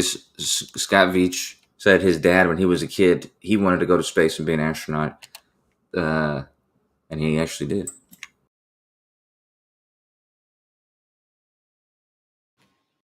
Allegedly. Yeah, allegedly. But that's why Scott Veach said that he became a writer. It's because he said at his funeral, somebody was talking about that, about how he was when he was a kid. I don't know. There was some note or something like that when he was a kid saying he wanted to be an astronaut, and he actually became one. That's why Scott Veach quit being a computer programmer and went to writing, because of that moment right there. So follow your dreams. You might end up in space. Yeah, a little bit higher than the airplane. I think some of us are already in space. Say what? Follow your dreams and you'll be in a Hindenburg, and then you'll graduate to an airplane, then you'll get in a Concorde, and then you'll be with Branson. Space. I wonder why the Russian and the Polish astronauts can come clean, tell the truth, and none of our astronauts fucking Well, I guess they ain't on their deathbed yet, but I don't know. Those guys that were joking. That dude wasn't joking. He said, "I assure you, anybody who tells you we went to space is lying to you." That dude wasn't joking. He wasn't even laughing. The guy he's talking to wasn't laughing. It wasn't a joke. He wasn't on his deathbed. He was in front of a camera doing an interview. No, I'm saying in America, I know they have to sign shit. You can't, every military, I mean, you signed off to have clearance in the first place. So the astronauts have good clearance. They're sworn to secrecy. And but on your deathbed though, you gotta fucking confess, right? Ain't that what you're supposed to do?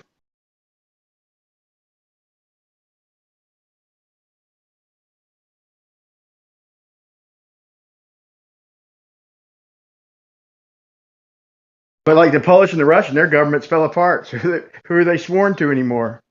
They just come right out and said it. That one dude might have been joking, but the one was deadly serious. What are you talking about? The Polish astronaut and the Russian. I know, but you're saying the Russian and Polish government fell apart. The Soviet Union don't even exist no more. Why would you ask questions like that? The Russian astronaut you're talking about wasn't a part of the Soviet Union. He was in part of Russia. Russia hasn't fallen apart. Bro, when do you think he was an astronaut? Like last year? 10 years ago? Cosmonaut? That footage, it wasn't from the 90s or anything. I thought that was like from 5 years ago. So they had an old fat dude fucking in space. What? First of all, the video of the guy who was joking, that was recent. That was recent footage. Dude, how can you say he's joking? Who was laughing? He's been to space since then, I thought. I'm just saying, it ain't a joke, something like that. Like when dude went to the freaking Scott Kelly thing and asked about bubbles in space, and then he's trying to answer and he's all nervous and shit, and then he's like, he goes, he said, is it true that y'all film that shit in a swimming pool and everything? And the whole crowd like laughed. It was like a joke. But when the Russian dude said that, I mean, who was laughing? The guy interviewing him? No. Him? No. You say it was a joke. Who was laughing, bro?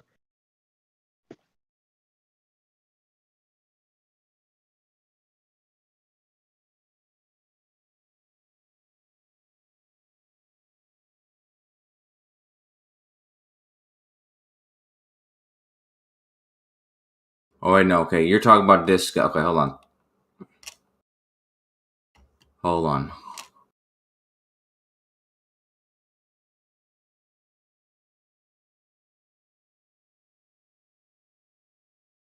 I know what you're talking about. You're right. This guy was a part of USSR. He's talking about being in space from the 70s. Hold on.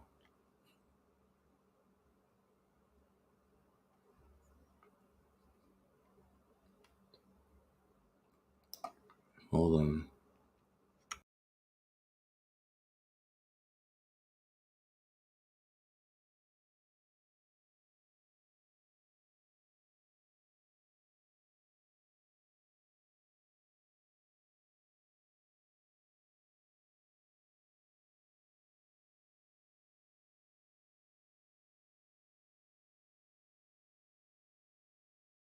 I'm holding on.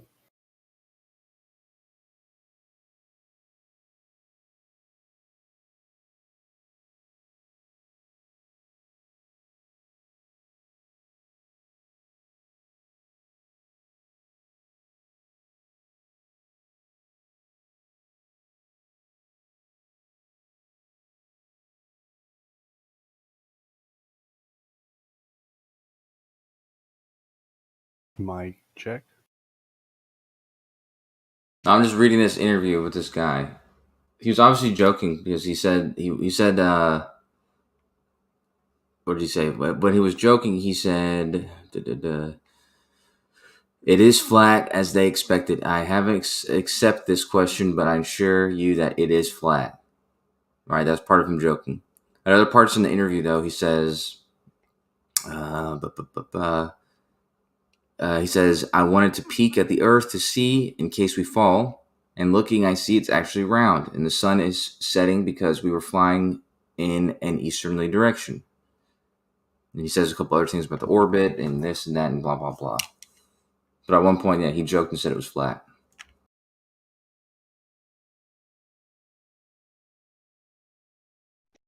Yes, when say the whole conversation. Say what the interviewer said too. Don't just say what the guy said. But what was the interviewer saying? Why don't we just send them an email and see what they meant? He said, "Well, to those with that perspective, some might share that perspective. I've heard about it. I forgot, man. Something like that. I forgot exactly. So I don't want to just make it up. But it was something to that extent." The journalist says this year in Poland was created a so-called startup, which means an innovative project which purpose is to build a drone that will confirm or deny the Earth is indeed a sphere floating in space. You were there, mister. Is the Earth really a sphere floating in space? And then he says, it is flat, as they expected. I haven't accept this question, but I assure you that it is flat. That's the translation of what he said. So that answer he gave was obviously a joke, since the rest of the interview he talks about how it's round and spherical and orbiting and everything else he's saying. Why would an astronaut? He's giving a joke answer to that joke question. Why would an astronaut assure us that it's flat? In other words, it's flat. I assure you, it's flat. I mean, what kind of joke is that? Well, the word it says here is ensure, but I'm sure the word he meant was assure, and it's a translation, and it's the same thing with Well, actually, no, that's not the same thing. It was Buzz Aldrin. Buzz Aldrin wasn't joking, but there was another time where Buzz Aldrin was joking about finding aliens on the moon and stuff like that.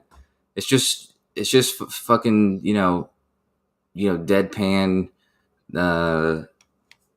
obvious jokes. Like, why do you think that he would be revealing that the Earth is actually flat? Why is he called a whistleblower, Coach Show, in the first place? Why is he called a whistleblower? The fuck are you talking about? Oh my god, dude.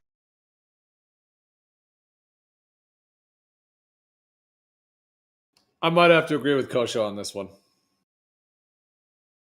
I don't think that guy was really revealing anything. If anything, it was rhetoric and joking. With those astronauts, they're all military guys. They're not just gonna say something they're not allowed to say, or else it wouldn't even be published. And that's what I'm saying. He's not. I mean, their whole military is fucking gone. The people he swore secrecy to, they're no longer. He's a general too. He definitely ain't joking, dude. You look at the interview and read his body language. Nothing funny. Nobody's laughing. Well, part of their duper's delight psychopathy thing that they have going on is that they like to put the truth out there and put it in people's faces. The way they have the AE map is the United Nations logo and all that. So he could have been doing that, a little bit, kind of putting it right out there, but also trying to make it look like a joke. But I mean, a confession that's I guess I don't read that into it, that it's like he's actually confessing. I would go with either joking or maybe doing a little bit of that duper's delight thing that they do. It'd be funny if they make like a Ben & Jerry's ice cream, duper's delight. That's what I think of every time you guys say duper's delight. I always think it's like a flavored ice cream or something.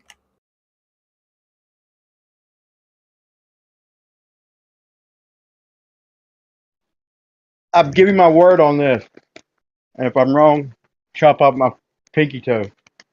You'll never see an astronaut tell you the Earth is flat in an interview and not laugh or, rebut it, make it obvious, not with a dead serious face. I don't think they'd ever even say something like that. But maybe I'll lose my pinky toe. Maybe I'm wrong. I won't chop it off, but I'll hold you to it. Just freeze it off. I'll probably pay someone else to do it or watch him do it himself. I'm kind of squeamish for that kind of stuff, so I wouldn't want to do it myself, but I would want to make sure it got done. So give me a second. Man, I saw this video of this guy the other day. somebody brought up ion thrust or ion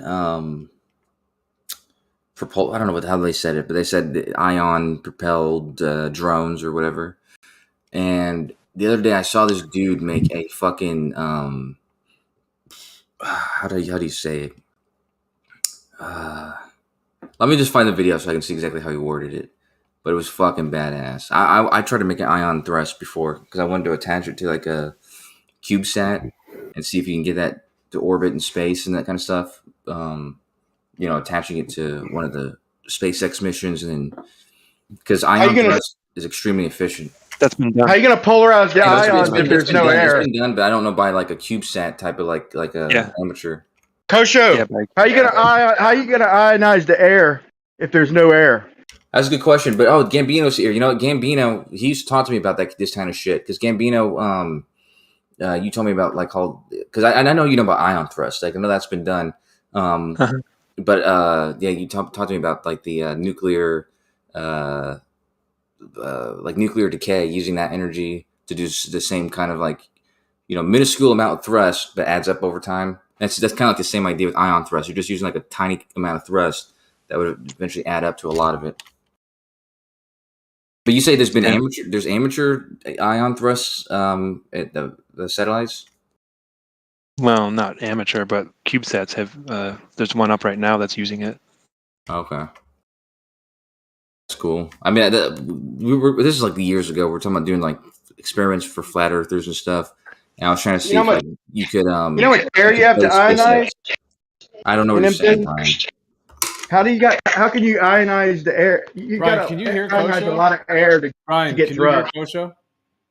I thought he was done. I'll leave, man. Oh, I wasn't done, but you don't ionize. They're talking about ion thrust in space, bro. There's no air in space. You can't ionize air where there's no air. Yeah, you don't need air. You use xenon. Ionize the air, man.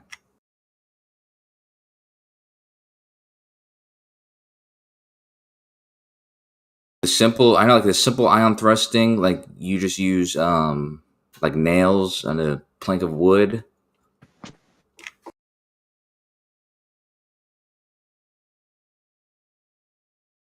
Let me find the one I was talking about real quick. Hold on.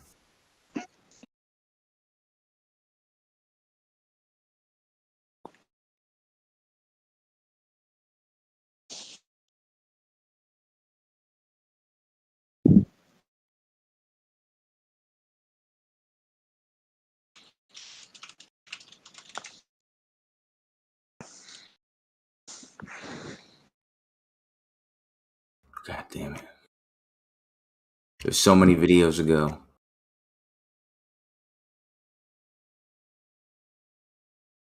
Hold on.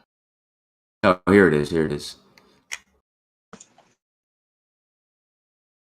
This is a cool fucking video.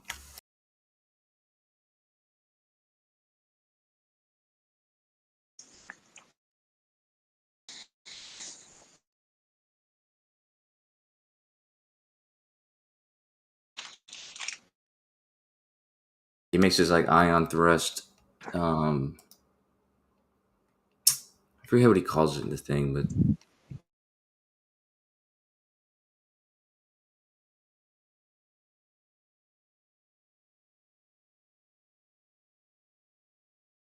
What does it do?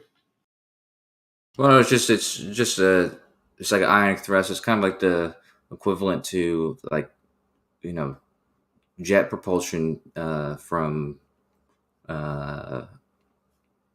you know, air intake and that kind of thing. So this is basically using ionic propulsion, but in a usually ionic propulsion, it's not usually something that you could use to do anything significant. Like in the case of satellites, I know that they use it, but it's such a efficient way to get up to like certain speeds, but it's not really, you're not going to use it to accelerate really quickly or whatever. Whereas he's showing like you can use it to get to high speeds pretty quickly, which is pretty cool. Yeah, this does look cool. I'm flipping through the video. Yeah.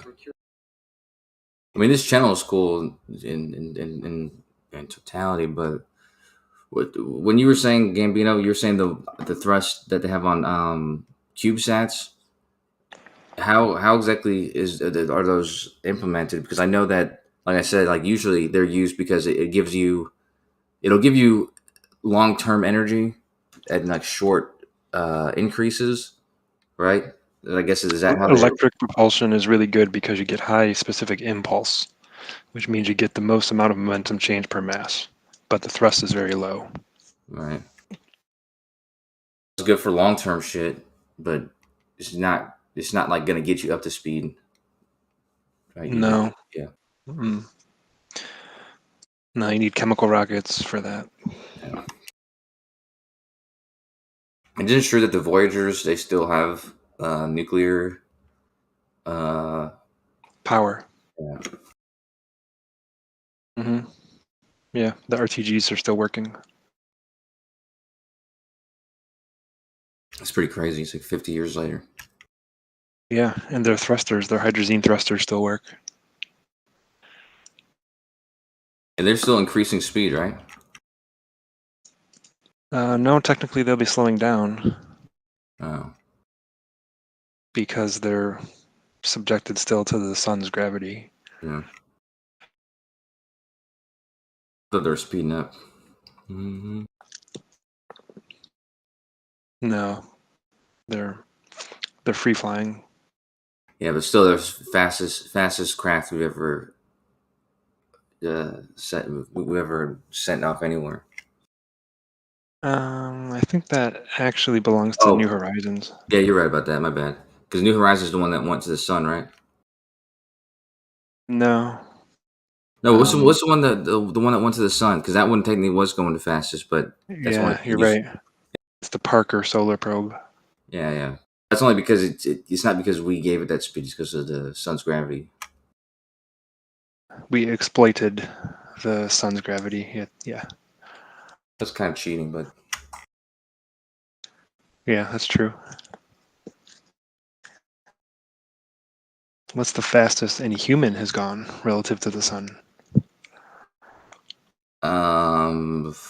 Well, the Saturn V on the way back, right? Apollo 13. Apollo 13. I thought it was. Oh, okay. I thought it was any of the Apollo missions, but I guess Apollo 13. Why was Apollo 13 faster? Probably an aggressive trajectory. Oh. Yeah, I know that the return. You know, I read something. I don't know if I read this incorrectly, but I read that the Ares, or not the Ares, what I call it, Ares. The missions, the moon missions that they're talking about right now, the one that's supposed to be going to the moon and coming back, that its velocity when it comes back into the Earth's atmosphere is going to be like, what did I see? I saw something that was like, it was an incredible speed. It was like 35,000 miles per hour. I don't know if that's true. No, that sounds right. Yeah. Wow. Why is it so much faster than the Apollo missions? I don't know that is. I thought the Apollo missions, it was like 20. I thought the fastest speed was on the way back, and it was like 25,000 miles per hour. 25,000 is not much faster than low Earth orbit. I don't know. I have to look that up. Yeah. I mean, it is on a different trajectory than Apollo. Yeah. Like, where was I reading that? I was reading that somewhere. Let me find out. What are those missions called again? The new Artemis. Yeah, Artemis. There you go.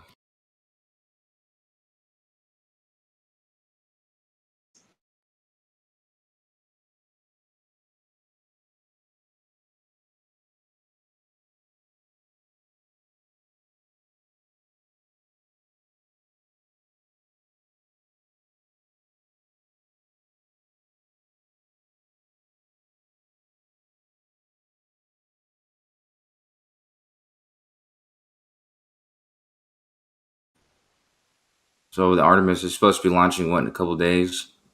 You think it's going to launch this time? I don't know. The next window was September 27th, but there's bad weather. Probably going to delay to October 2nd. Yeah. Do you think that it's, other than the naysayers and stuff like that, I mean, I think it's smart to take precautions, right? Yeah, for sure.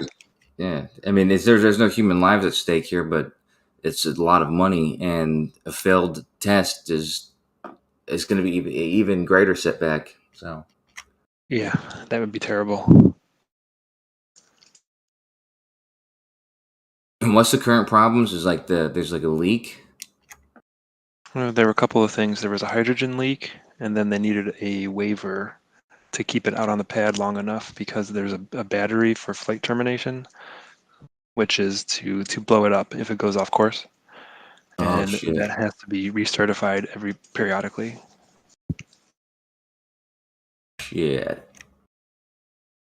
Hydrogen leaks are, and is this hydrogen leak caused by like what causes normal hydrogen leaks, like the fact that it's hard to store, or is it just like there's an actual leak somewhere? It has nothing to do with the fusion. It's with a quick disconnect on the umbilical, the thing that has to break away when it launches. Oh shit! Damn, that seems like a trivial issue, but obviously it's not. Liquid hydrogen has like the lowest viscosity, and it's only 20 Kelvin. So, what kind of material do you use to seal that?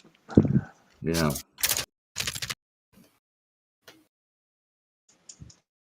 I mean, they used it for all of Apollo, and they used it for all of the space shuttle. So, it should be solved by now. That's true.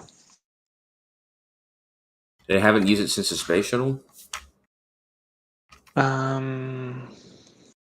don't think so. I don't think there's been a LOX hydrogen first stage. Well, let me see. Delta 4 Heavy, actually.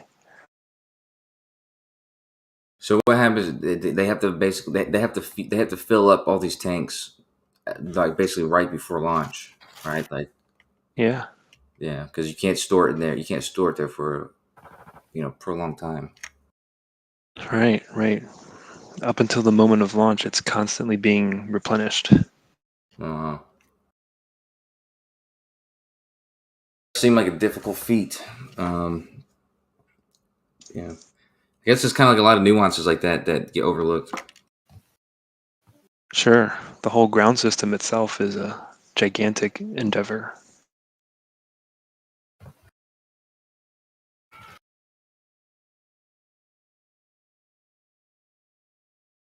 Yeah, this thing's kind of cool. Like it's weird how it looks like basically like a Frankenstein rocket, like a mixture of a Saturn V and a space shuttle. How the space shuttle had that giant, like those big boosters or whatever.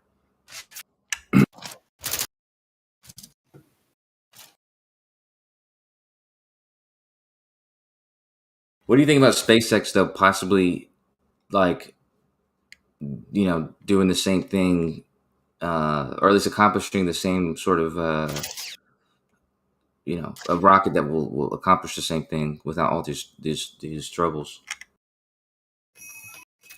I don't know. It would be great if they could, but right now, I don't think the Starship is close to launching people. Do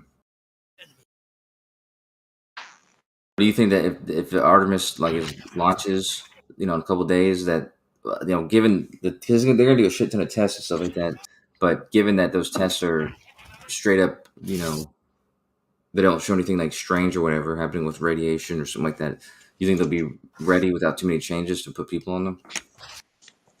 Yeah, they've already built the next one. Oh wow.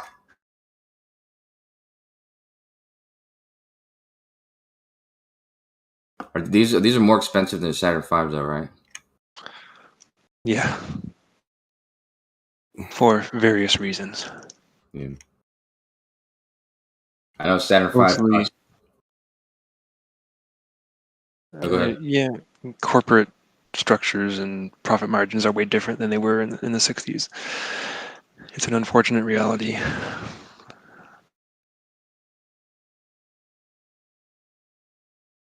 I know Saturn V. If you adjust it for inflation for today, it'd be about $30 million.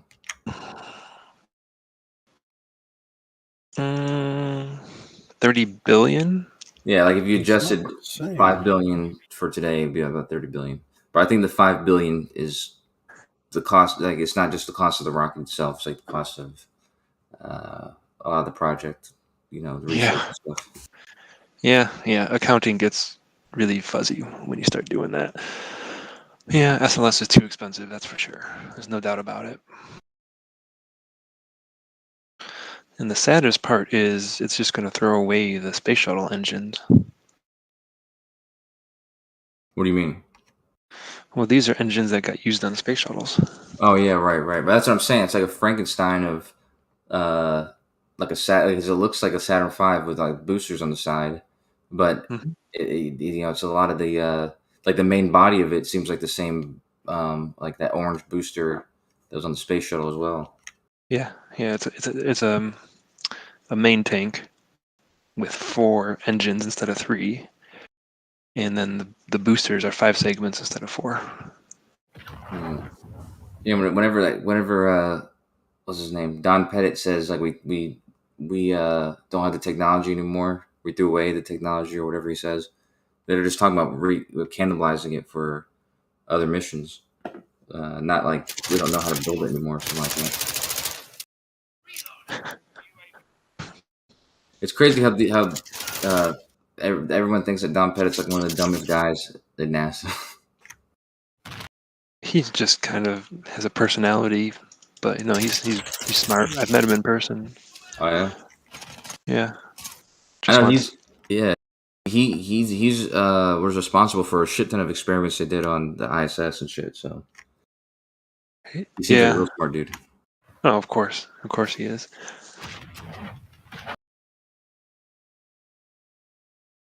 But you know how nerds are, like they have strange social, extremely awkward. Yeah, sure, yeah. Like that thing he says when he says, "I go back to the moon in a nanosecond, but we destroy the technology." I've heard him say that several times in several different places. So that's not just like him flubbing it one time. He says it. That's the way he talks. Like he does. He says it like that several times.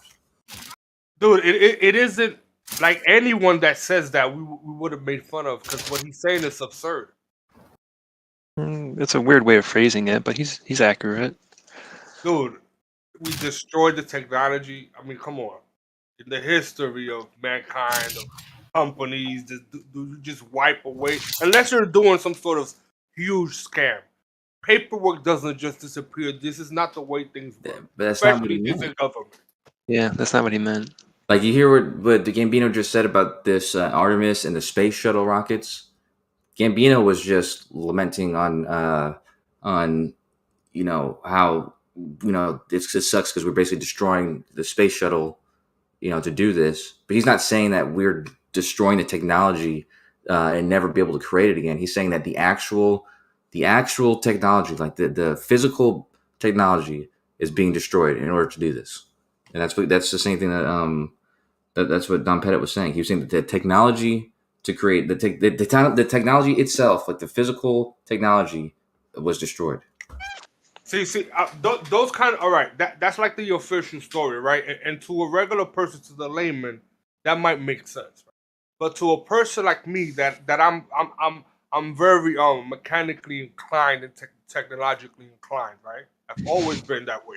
So I understand that when technologies arrive, there's usually a community of people that tend to be nerd in that technology, right? So in every country, in every city, there's a herd of nerds that are into, PlayStations, VCRs, right? So at the time that NASA developed that technology, you telling me nobody around the world was fucking around with that same kind of technology, right? Nobody from that era could put together it just doesn't make sense because at this moment, if you would have asked a nerdy guy that knows how to fuck with Arduinos to develop the Game Boy, he will probably be able to replicate it, right?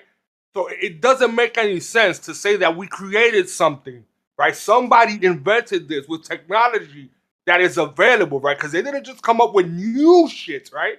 And all of a sudden they can't figure out how to reassemble. Bro, that story is absurd. It's not what he said, though. No, he's talking about that we don't have any more Saturn V's, lunar landers, or old service modules.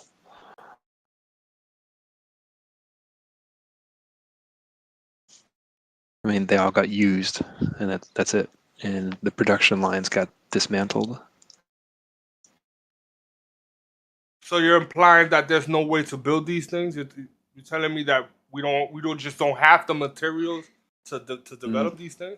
No, it's a painful process to rebuild a production line. How painful would it be when you're a multi-billion-dollar corporation? Just hire a whole bunch of engineers. Really, how difficult would it be for a whole bunch of engineers to figure out anything? It's not a matter of figuring it out; it's a matter of funding it. So let me get this straight. You're about to pocket watch NASA. You're about to say like they have some sort of funding issue. Is this like is what you're claiming now? No, but it is certainly a lot less than it was during Apollo when all that stuff was built.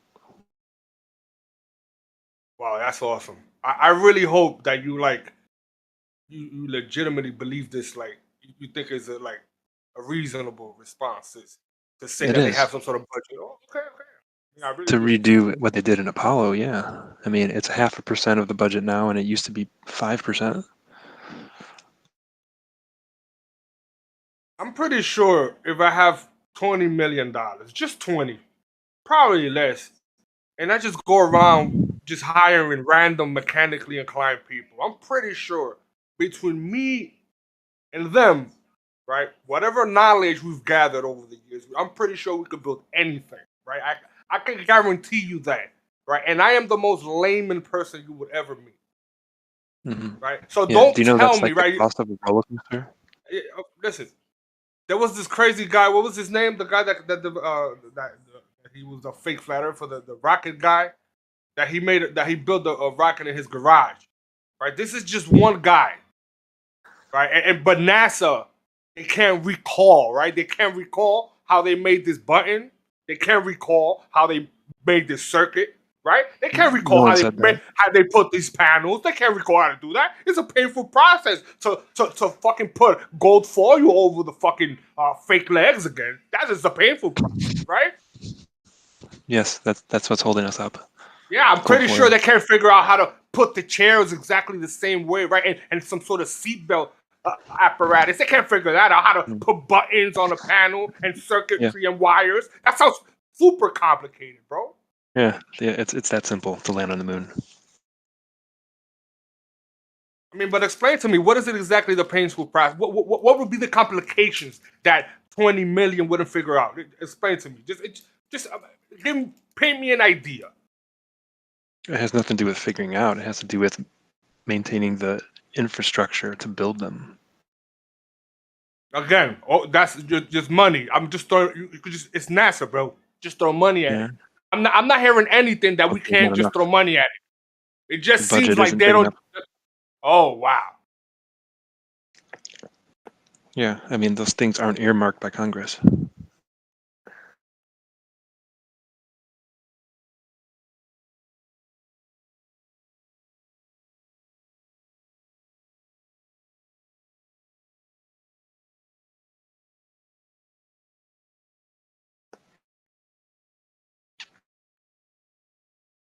Robotic missions are much more lucrative. Listen, man. It's not what you're saying sounds politically correct. I'm sure there's a couple of white collar people that would just eat it up what you're saying, but it doesn't sound reasonable to me. It sounds like a bunch of excuses. That's fine. You don't know how much it costs to make an F1 engine, so who cares what you say? See, the problem is you're trying to do this thing where you're trying to like make the audience believe that NASA is like a regular person and $1 million is a lot of money, right? We're talking about people that have billions of dollars, right? Whatever their budget is, it is humongous. I'm pretty sure they could figure it out with it. That's hand waving.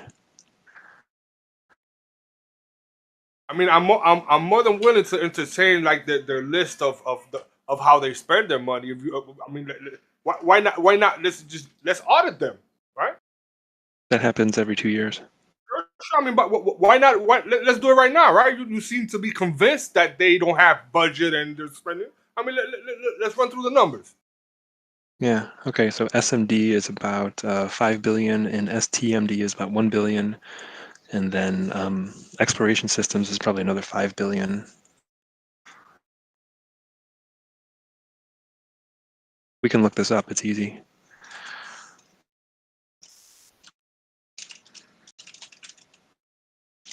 Of course you could. I'm pretty sure we could look all of it up, and there's gonna be a huge amount of data on it. But I'm pretty sure nobody can really go and check it. It's just a whole bunch of paperwork. They did this. They bought this. They installed this on this part. But nobody can really go and verify it. So we just pretty much have to take their word for it. And since they're the government, hey, the government never lies. Man, wait till you hear what DoD's budget is. Do you have any idea? Not really, but I'm pretty sure if they need more money, they'll just I don't know if you remember what happened in 9/11 with the $1 trillion we're missing. They tend to make things happen so the accounting can balance itself out. Well, that does deserve an answer, actually. But, you know, they get to hide their money, not unlike NASA, which is a civilian agency. That's rich. Here, I'm going to paste the table for you.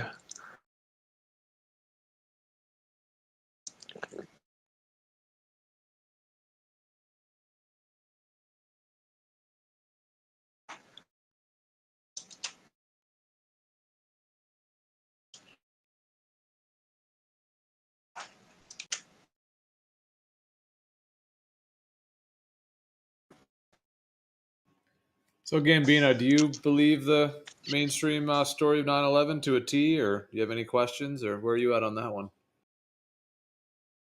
It's pretty obvious what happened, man. We saw the planes. We don't have to get into a whole long discussion. I just wondered if you're like 100% what they told you is what happened, or do you have any questions? No, there's no questions. We all saw what happened in New York. Okay, so your answer is that yes, you believe the mainstream story to a T. Yeah. Okay. That's rare. It's actually really rare, even amongst globe earthers, actually. Like, it seems like the great majority of globe earthers have at least a handful of questions, to say the least, about 9/11. Like what? No, there's so many. I mean, I'm just Give me one telling you. example. I'm just telling you. It's actually, in my experience, very rare that a very dedicated globe earther will actually say, "Oh yeah, 9/11's buttoned up." So, but that's fine. I'm just curious. I mean, we saw the planes fly into the buildings. There's no question about it. We did. Yeah, I mean, I've seen magic tricks, and we've seen you can see all kinds of things. I mean, if that's like literally the absolutely only standard that you have, like we saw a Death Star blow up Alderaan too. So I mean, That was a movie. That seems kind of sus. Well, the only thing I saw, like you said, that's what I'm bringing up is the we thing is the only thing I saw was something on TV, which is the same as, you know, all the other things that I've seen on TV. That doesn't really. False I'm just saying equivalence. it's a weird standard to TV have. I saw it on TV, so it must be true. That's strange. False equivalence. TV can broadcast both live events and fictional movies. It's not one or the other. Are you under the impression that broadcast TV has never, ever once, even one time, shown Star Wars? Is that, like, you really think that? That's exactly opposite of what I just said. Okay, so what's the problem with what I just said? You can watch a Death Star blow up a planet on TV. You're saying you saw something happen on TV. What's the problem there? Because it was live video from New York. It wasn't a movie. You were told it was live video from New York. How did you verify that? Because of all the eyewitnesses that saw it. All of the eyewitnesses saw the stream go from them to your TV specifically? They saw the planes hit the building. There's home video of a plane hitting the building. You're not going to answer my question, or what? I just did. No, I asked Can you how hear you me? verified that the thing that was broadcast to your TV. How did you verify that that was live from New York? And you said Because that it was people have home live videos, broadcast. which doesn't verify anything about what I just said. Because millions of people witnessed the same thing that was shown on TV. They I don't know witnessed the what your question. signal go from New York to your TV. That's what you're trying to tell me. No, they witnessed the event live. Okay, why are you avoiding the question that I'm asking? It seems like you're trying to answer some other question I didn't ask. Well, you have an irrelevant question. It makes no sense. Well, it's not irrelevant. It's exactly about the thing that we're talking about. If it doesn't make any sense to you, well, why not just say it doesn't make any sense to you? Why would you just bring up an entirely different answer to a completely different question that wasn't even asked? Then you asked how I verified it, and it's because of the eyewitnesses that I corroborated asked how it. you verified the claim that you made about it being a live signal from New York. How did you verify that claim that you made specifically? Oh, because I turned on the TV when the live broadcast was being broadcast. Okay, so to you that's verification. Is if you turn on your TV and they say it's live broadcast, then it must be a thing that actually happened and was live broadcast. Yes, because it was a Okay, live feed. all right. No, Real that's time. fine. That's fine. That's what I was wondering. You answered the question, and now I know what kind of person you are that takes care of it. Yeah, I mean, I don't know why you have trouble figuring out when the TV is I didn't have any broadcasting trouble at real all, time. other than why you just answering questions that weren't asked. That's the only trouble that happened here. Was you Yeah, brought up well, things that didn't have anything didn't to do with the happen. question I asked. For some reason, you decided to go answer questions that weren't asked. No, that That didn't was happen. weird. I don't know why you did that. But now that we've I don't gotten know. past You're that part where imagining. you did that for no good reason, we're all good. We got it cleared up. Let's see if you hold this consistent standard of logic. How do you verify who your parents are? I don't. Can you? Why would I? I don't need to. Well, you kind of look. You kind of tend to look like them. So, is that proof? Well, I don't know. What proof seems to be subjective. It's definitely evidence. So, Bob Dole, do you have the position that you can never verify who your parents are? Are you talking to me again? Mm-hmm. Who are my parents? Is that your position that you can never verify that? Who are my parents? The people that biologically came together and your mother gave birth to you. So you're not including a father in there, just the mother? No, your father's also contributed some of the genetic material. Okay, so but that's your definition is only the people who contributed to the act of sex that then resulted in a baby. Biologically, that is what a parent is.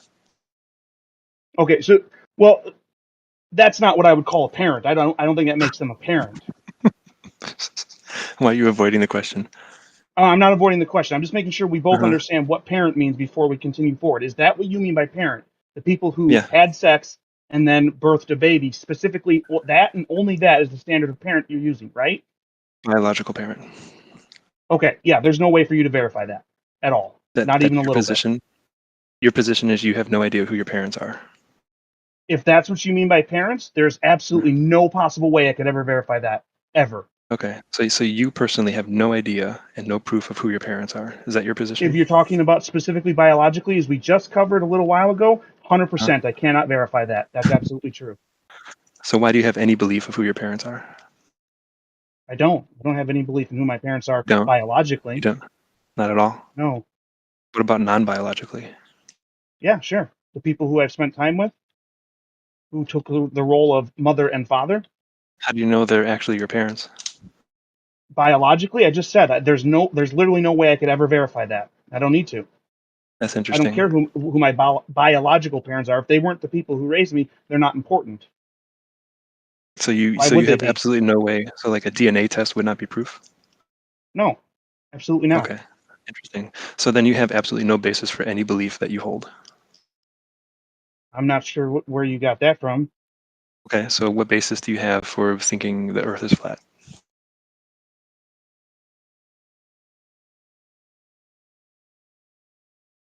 Are you asking me about belief or?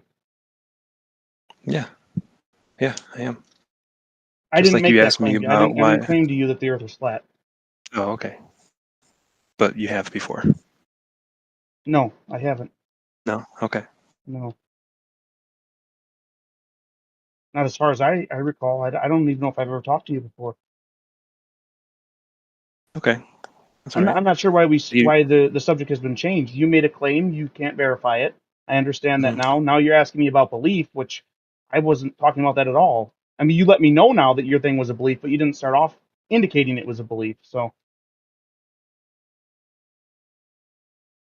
what you claimed So was do you that think? we Let's see. all saw the same thing, which Yeah, we did. obviously we didn't. I Yeah, clarified we did. that, and we covered it. No, it was on all the news channels, all simultaneously from multiple angles. Are you under the impression that if something's on quote unquote all the news channels, that means everyone on Earth saw it, or They all had access to see it. Yeah, I think the whole world did see it. access to see it? Do you think that that's the Yeah. same as them all seeing it? Yeah. Mhm. Oh, that seems like a really weird position to take. But like I said, you've already clarified it. I understand what kind of person you are, and that takes care of it. Okay, and I understand that you have absolutely no basis for your beliefs, including who your parents are. Yeah, that's fine. Okay, that's an interesting position to take.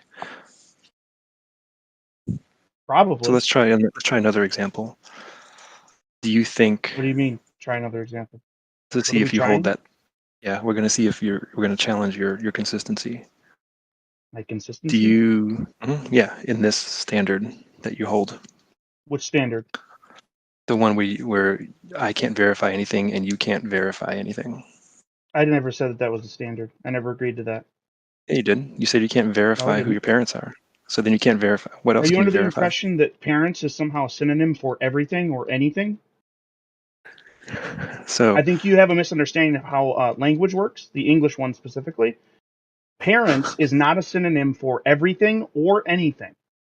right, but You want to by try again? association, you're not going to be able to You prove want to try anything. again?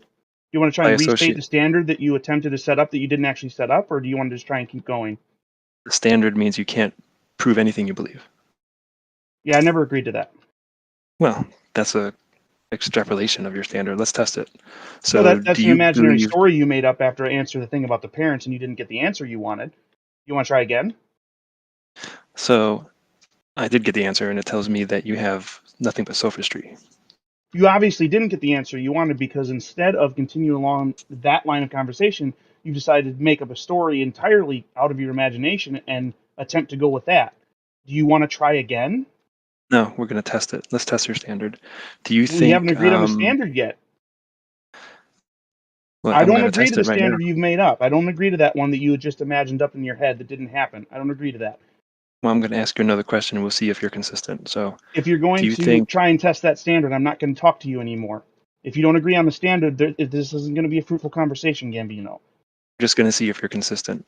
Okay, so you're not going to agree Mhm. to actually set a real standard. You're going to continue to try with your imaginary one. I'm not going to continue talking with you as long as you continue with that. Okay. So, do you think anyone has made it to the top of Mount Everest?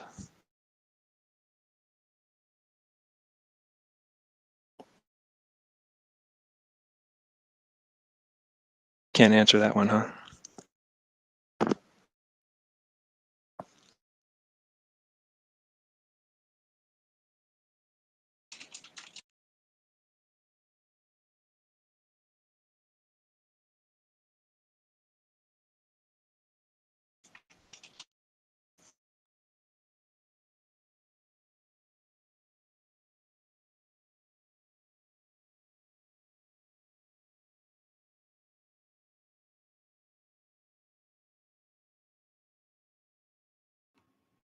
What is the topic right now? I kind of stepped away for a bit, but what are you guys talking about? No particular topic. Gambino decided to make up a story in his head and then try and ask me about it. I let him know that I wasn't going to continue down that line of questioning because he hasn't agreed to a standard. Instead, he made up a standard and wants to try and hold me to it, and I refuse to be held to that standard. It's a dumb standard. You established your standard by saying you can't prove who your parents are.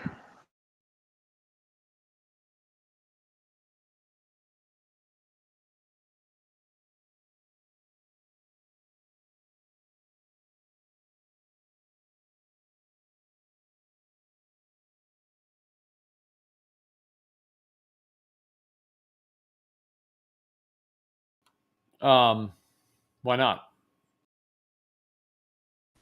And that's what he said. He said he can never prove it.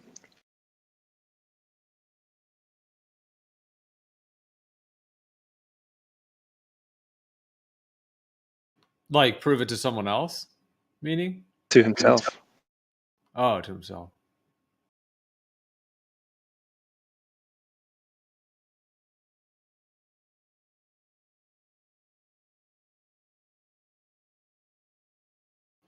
Well, we were talking about this kind of a while ago. Like, can you prove that you were born? Yeah, of course. It's kind of a funny idea, though. No, but can you prove that you actually were a baby and came out of a birth canal? You know, like what? Of course. Oh, okay, then how would you do it? Examining biology.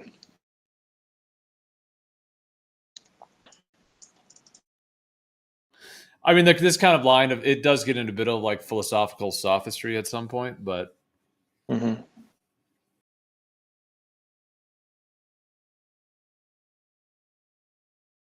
It's like, how would you prove that you actually? I mean, you could say birth certificate, but then it's like, okay, well, that's just a piece of paper.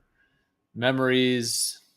I mean, obviously you're here, but I don't know. It does get into kind of a philosophical wormhole, but it is kind of fun to think about.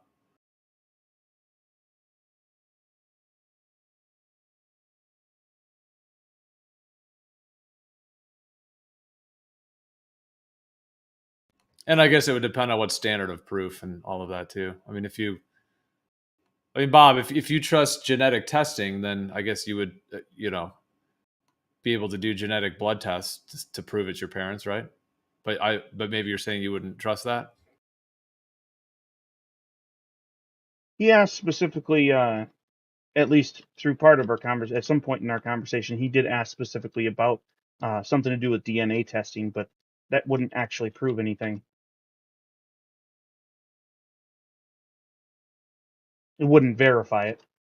I guess you could consider it a personal standard of proof if you wanted to, but it wouldn't actually be any sort of real verification. The best you would have is you would have a piece of paper declaring it, but that's the same as a birth certificate. A birth certificate could declare it.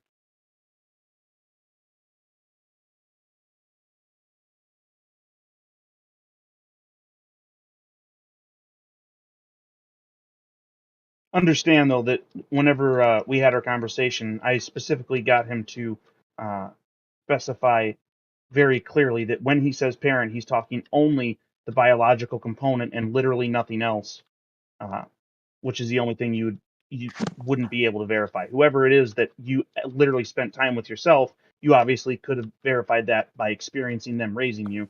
There's no problem there. Your It's only the obfuscation makes biological your position component. look weak. What's that? Your obfuscation on that matter makes your position look weak. There's no obfuscation whatsoever. Yeah, I just you know what I explained to said him by the parent. entire thing of what exactly happened. Do you have a problem with the way I just explained it to him? Did I do something inaccurately according to you, Gambino? If you'd like to clarify something that I said that you think was inaccurate, please do so. But keep in mind, there are a number of people here who I'm guessing were listening and will be able to call you out if you attempt to lie about how I just explained it. Yeah, that's obfuscation. You knew what I meant by parent, and you were trying to get out of it. So you don't have actually any argument against the way that I just explained it, correct? Yeah, it's obfuscation. So I'm correct. No. Okay, which part was inaccurate? That I don't have an argument.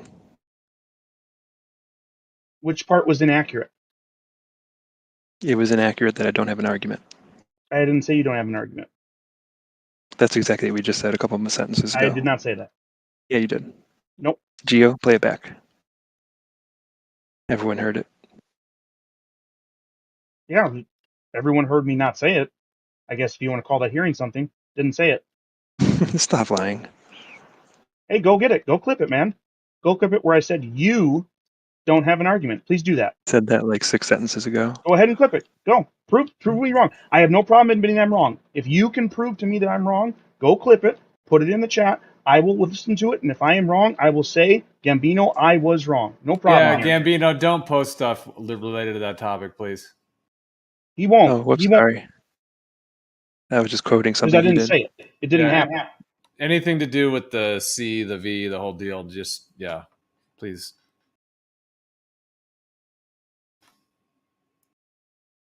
What about polio?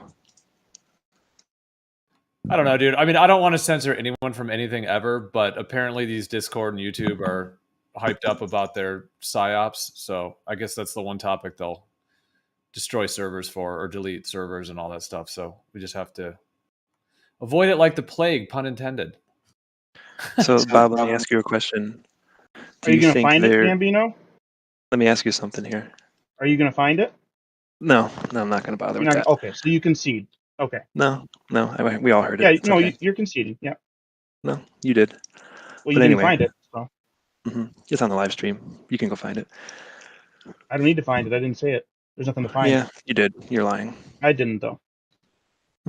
So let me ask you a question. Do you think I'm that not the going U.S. to talk to you government? anymore until you go find it. Because now, see, you've made an accusation against me, and it needs to be cleared up. We need to clear this up. We need to get this figured out before I do any more conversation with you about anything else. So either go find it, or I'm not going to converse with you about these things. Or So do you retract your think statement. Do you think the U.S. government distributed so you're not going to find it. contaminated polio vaccines? And if so, how do you know that? I'm going to go ahead and mute Gambino. Whenever he finds that dude, I clip just and asked shows you it to me, then I'll go ahead and unmute him. Yeah, I just Or asked you not he to talk about goes that ahead and topic. retracts his statement. There we go.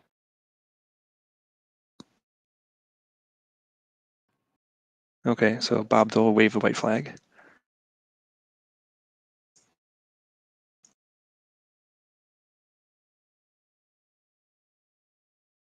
Gio, is there a live stream here? Recording? Yeah, always. I need a link because I want to show Bob Dole he's wrong. I think he might be one of those people who thinks that talking quickly somehow makes him more intelligent. Uh-oh, Gio, Or makes him seem more intelligent. Is his behavior permitted here?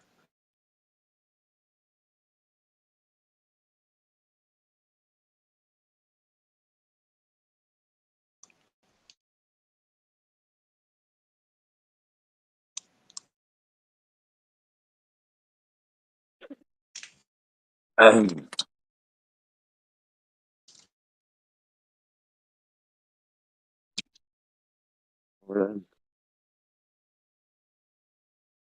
up, guys? What's the problem, Gambino? Yeah, I don't know. Gambino and Bob. Bob just wrecked Gambino. I heard it. Yeah, rock, Gambino. What's your favorite color?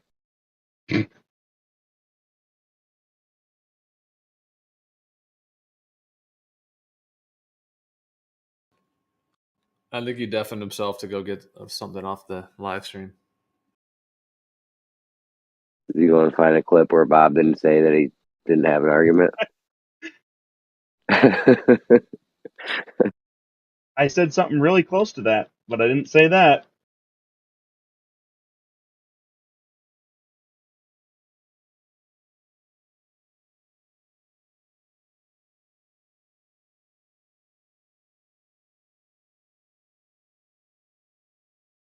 Well, it all started with Gambino saying that he believes everything about the mainstream story of 9/11. That's where that all started. That was fucking crazy. I don't think I've ever heard anyone ever in my life say that. I know. I was telling him how Have rare it you? is, even for Globe Earthers, to say it's all 100% buttoned up. You know, like wow. Have you ever heard anyone say that it's all sewn up? Bonkers. I don't think I have. Yeah, I mean, I know some. Yeah, there's people that will say that. Like maybe more like people that haven't looked into it either, too. You know, they just believe basically the mainstream. But it is pretty. Yeah, but most people know the government lies, and there's so much shady shit around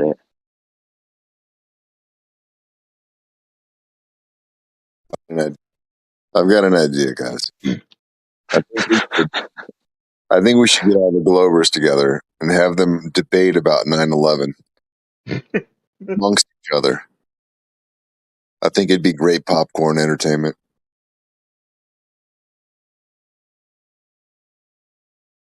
Just have them discuss planes or no planes, straight up. No. Just let them go at it. We could just sit back. You would find the Wish I full had the range time of right now. opinions from Globers. I wish I had the time right now. I'd run Gambino in fucking circles around here. I can't do it though. I gotta go to sleep soon. Yeah, we wouldn't have to do anything. Just sit back, go on mute, just watch all the Globers go at it.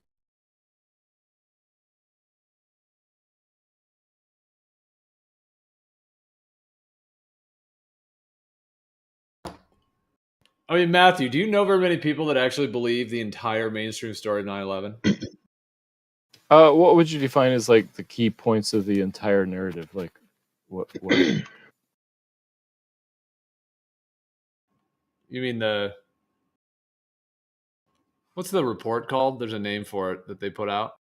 Oh yeah, I know what you're talking Mission about. 9/11. I haven't read it. Has anybody read it? Have you read it?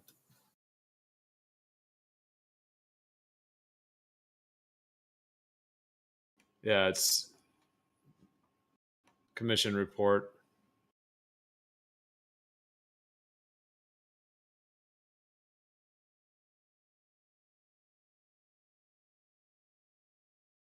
Here it is. Side note. Here it On is. a side note. Format. What's up, Joe? No, I just said I'll post it here in PDF format. The whole 9/11 thing. I haven't read this whole thing, but I mean, I'm pretty aware of everything. I've heard probably everything that's in it for the most part, but I haven't read every word of this thing. I would have to say someone on the exact polar opposite of someone who believes every single thing about the 9/11 Commission report. The total opposite side of that spectrum is where Pichet is. Yeah, everything. Every single thing. He believes literally nothing. Not a single thing about this. He doesn't even think people were there. No. Maybe not. And I'm reading this right. I'm reading through it right now. It's definitely reads like a fairy tale. PJ out there just like the towers weren't even real. What towers? Yeah, exactly. What towers?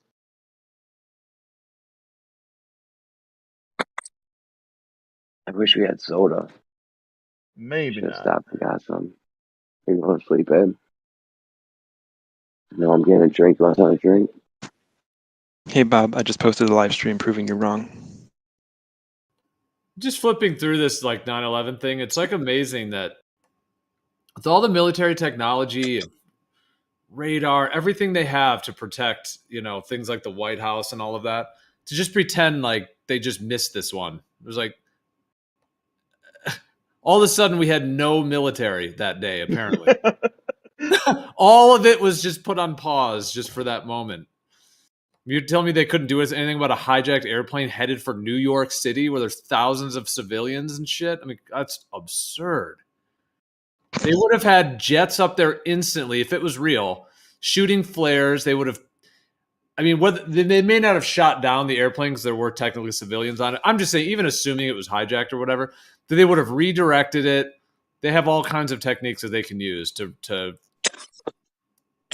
well, because of the test that they apparently did days, maybe people thought it was a test.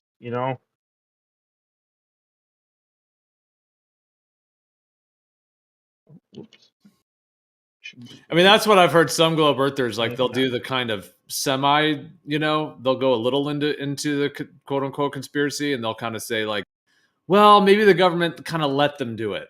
They kind of allowed them a little bit.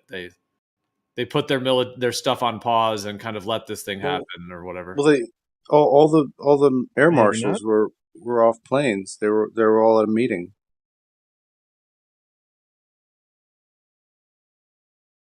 So, hello. I hear you. Is that what they say? That's what I know.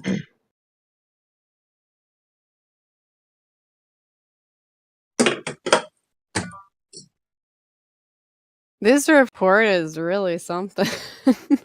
It's very dramatic. This immeasurable pain was inflicted by 19 young Arabs acting at, and then it continues. The 9/11 attacks were a shock but they should not have come as a surprise. Like, it's just wow. 303, the second airliner hit the South Tower. Fire and smoke billowed upwards. Yeah. Ash and bodies fell below. And then it gives like what up to 50,000 people worked each day. Both collapsed less than 90 minutes later. Like, oh, wow. Yeah, it does have like a kind of It is like a story. Like it's Yeah. like who is the enemy? And it's like questions, but then it answers. It's written very weirdly. Yeah, it's got kind of like a narrative story flair to it. Like it's not professional. Like you would think it would be very like dry and professional, but it literally reads like a story. It does. That's what's weird, considering it's supposed to be from the government, right? And usually it's something that you can't, not everybody understands what they're talking about. They're trying to make it complicated. But wow.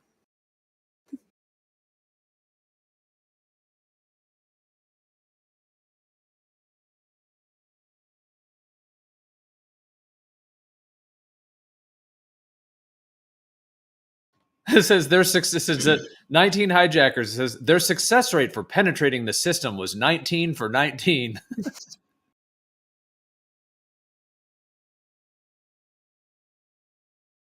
Oh man.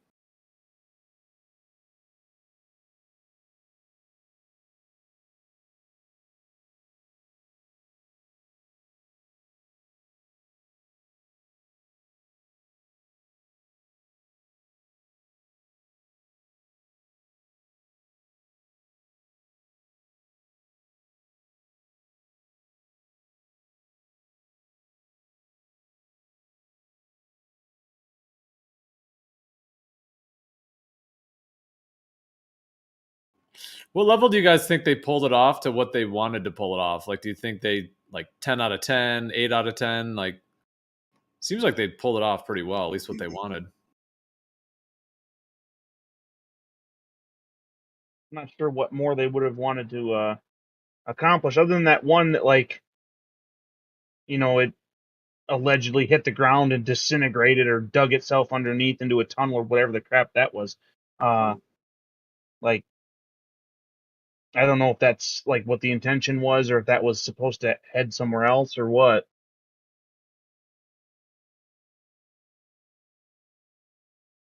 Well, I think it still accomplishes things even today. I mean, like I think you said, Gio, most people, even Globers, question this whether or not it was fabricated or not, but it still doesn't seem to change anybody's mind when the next thing that the government, tries to lead you into. Nobody just seems to learn.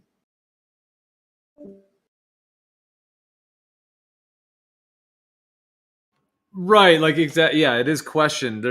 People do have a lot of there's so many shady things about it.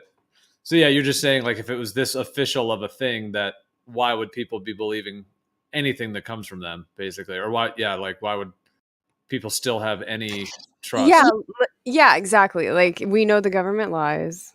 If you even question this, why wouldn't you question anything else? But again, that's just a logical thought process. Like I'm more logical thinking. I don't think like they do, so I can't fathom that.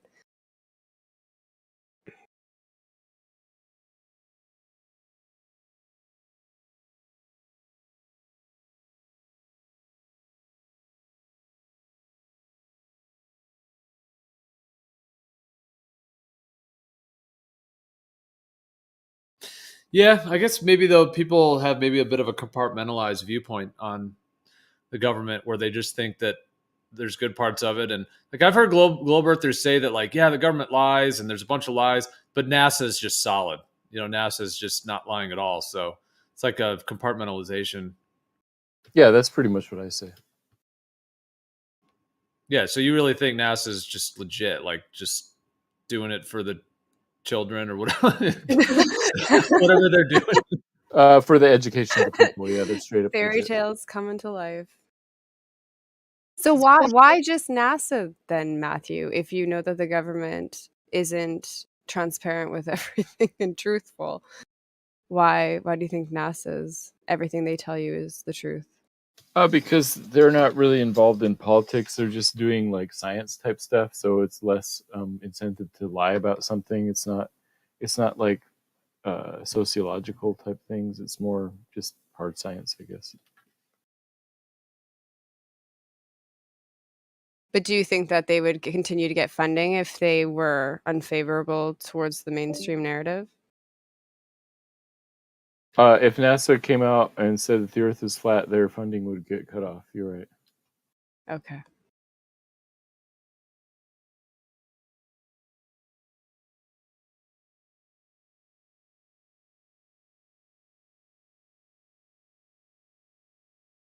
Yeah, I do know what you mean, though, Matthew. There is a way in which, I mean, I'm just thinking when I was growing up, like, yeah, that is kind of the way it's sold, NASA. Like, it's for science, and it's like, I said for the kids because it is kind of like that. It's like always astronauts talking to kids, and they're like selling it all to kids more than adults. But Well, I know what it's a you crazy mean. Yeah. story, right? Rocket ships going up into space, and yeah. Can I ask Matthew something? Because I like NASA, Matthew, and I can think of one example. I was talking about it earlier about I'm sure you remember, but I don't know if you know like a lot of the background. But for the Challenger disaster, Yeah. do you know a lot of details with that? I know some details. Okay. I saw the Netflix documentary where they go into like depth on the background and stuff like that. But to me, that would be one example where NASA was acting more in a political, like there was some aspects of NASA acting in sort of a more political way, like covering their tracks and that kind of thing. And there was cases of them lying, just like all the other aspects of the government have the potential to lie. I think the question comes into do they have a purpose or do they have a motivation to lie or whatever?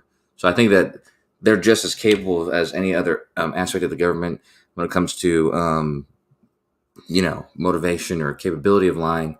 But I think that what they lack is the motivation or a necessity to lie most of the time. But in those cases when they do have some reason to lie, just like anybody else, not just government, anybody else, everybody else has the capability of lying if their ass is on the line. Okay. Yeah. No, you bring up a fair point. I see what you're saying. So, yeah, maybe I take it back some. And maybe something similar happened when the 3 Apollo 1 astronauts were killed. Like whenever there's some big news story, they're kind of like trying to shift blame or something. So yeah, you bring up a fair point. But although when it wasn't NASA that was completely lying, it was like some people, some departments at NASA, and actually it was NASA themselves who weeded those people out and try to make sure that they weren't that it was just the bad apples that was weeded out. So in some ways it's an example, but it's also sort of a backing up Matthew's point that I think because there's not that need for them to lie, it's not like a political structure, it's more of a scientific thing, then most of the time they actually don't need to lie. So right, yeah. So I would say if NASA says, here's a picture taken by the James Webb Space Telescope of this nebula, I don't think they're lying about that, for example.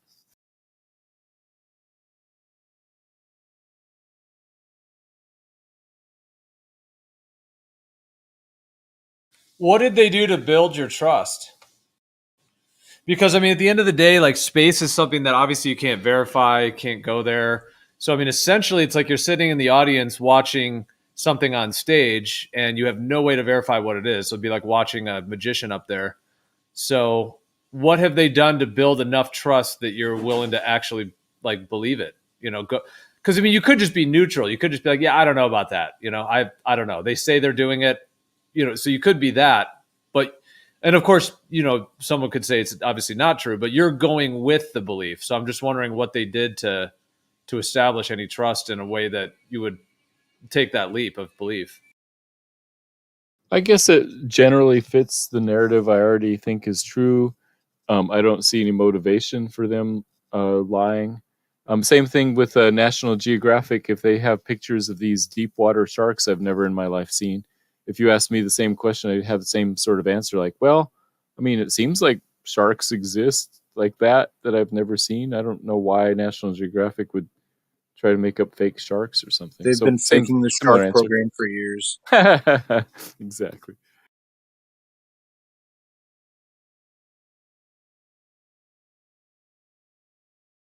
But Matthew, the reason that we're all in here talking about the idea of the shape of the world is because we're trying to figure out if what they're telling us makes sense, right? And if it doesn't make sense, like a lot of people in here think, then they are covering something up, and that would be a reason for NASA to lie, right? Sure. Yeah. If you already have this idea that the Earth is not a globe and that space is fake, then obviously any organization producing pictures from space would be lying about it to Right. preserve their funding or whatever. So basically, when you say you don't think they have any reason to lie, you're saying that everything that most people in here think about them is completely off base, and it doesn't even count as a possible reason. Like there's no caveat to that statement. Just like I see no reason, and you might add like unless you guys are right about the shape of the Earth or something, because then there would be a reason, right?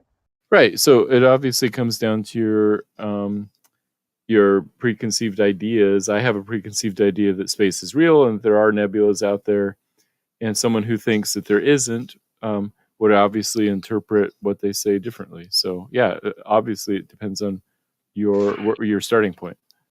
Yeah, it depends on your belief, really. I mean, because people that I don't know if you could call it preconceived. I mean, if you give up the idea that we're on a spinning ball, and in my mind, that makes you somewhat of a flat earther, because it's just what you observe is what your reality. There's no reason to assume anything else.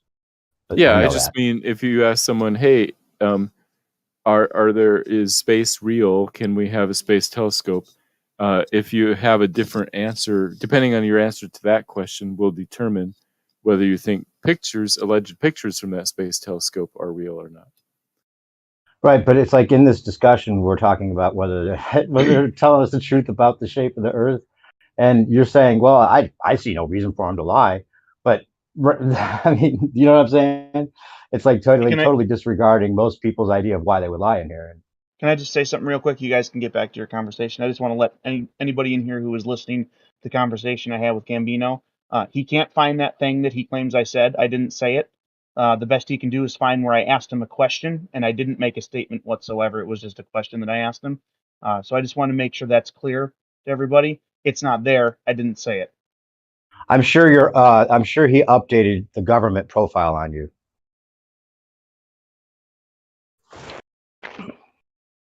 It sounded like that. It sounded like he was working on a log of what you did and didn't say.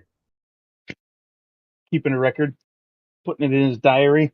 Yep, making sure you're on the list with the right amount of check marks next to it.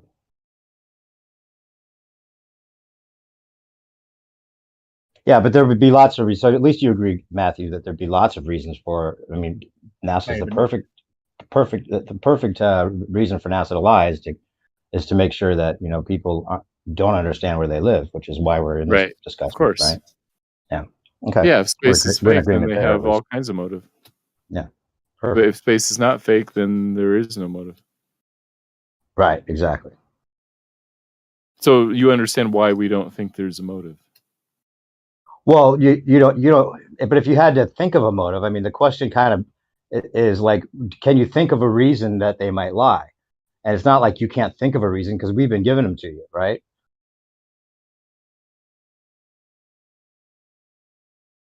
Yeah.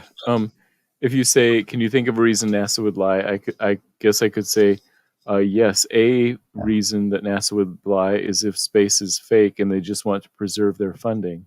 There you go, I don't find that a reasonable explanation because I don't think space is fake. Right, but it would be one reason if it turns out that we're right about the shape of the Earth. That would be a good reason. Right. But I don't think they're lying. I think that they have like ways of doing it so they aren't technically lying. I think they probably have like little cucky ways of justifying everything they're doing as like not lies. Like, oh, we landed on the moon, and then they write the word moon on a piece of paper and jump on top of it. Those kind of weird things. probably, you know, some kind of like way of like getting Wait, out of it in their why mind. would they do that? That's still deception. I mean, it doesn't matter if it's like. I think they get. technically I wrong. think they probably justify it with technicality somehow. I just guessing. It's still deception. If you say we landed on the moon and you like jump on a piece of paper, that's still a lie. Not in their minds. They have a impoverished view of morality if they think that that's. I don't know if there is a. That's the problem though. I don't think there is a set standard of what's lying and what's not lying. Sure, At least according to what they probably true, define it as. If you say or imply something that's true, then it's truthful. If not, it's lying. Or can you think of any time that NASA's lied ever? Kosho brought up an interesting example of like maybe misdirecting what happened when the astronauts died, shifting blame around, stuff like that. But they haven't lied about like the images they've posted. No. Well, we were talking about the Challenger just recently, I guess, and I heard some people talking about it. And one of the things that always comes to mind is finding out that they actually had that footage of the Challenger blowing up, like pre-recorded, right? But everyone that I've talked to, well, no, this is what they brought us down in grade school, right? They brought us down to the library to watch this on TV. Right. But it wasn't live. Right, it was already pre-recorded. No, it was not live. There was a teacher on board. Yeah, why are you saying that, dude? Yeah, how do you know? That's what I learned is that it was actually pre-recorded. That's maybe it's hearsay. Maybe I don't have the backing for that, but I think that's common knowledge now that it was not the live. It's not common knowledge. That's the well. Okay, let's say it wasn't. If it was live, it was live. But if it wasn't, right? If it was actually pre-recorded and then shown as if it were live, right? And then they had the kids come down and all witness this for the, you know, they call it traumatic mind manipulation, right? That would be the reason that they did that then, right? They were showing the kids the challenge so they could then, you know, the trauma-based mind control that goes along with that, you know, the sympathy that the attachment to it, the tragedy of it. Then that would be pretty crazy if it could be proven that they were actually showing a pre-recorded thing to the kids as if it were live, right? That would be pretty crazy. That was their goal, was to traumatize. That would almost count as a lie, right? If their goal is to traumatize the kids, why not just play a video of like a fucking weird ass orgy where all the astronauts are just fucking butt naked and they're supposed to be showing a fucking live footage? Well, it was for the obvious reason. The reasons weren't just to traumatize the kids. The reasons were the attachment that you form with witnessing this tragedy of these astronauts, and it also confirms that there's this you know, space thing going on, and become more aware of that at a very young age.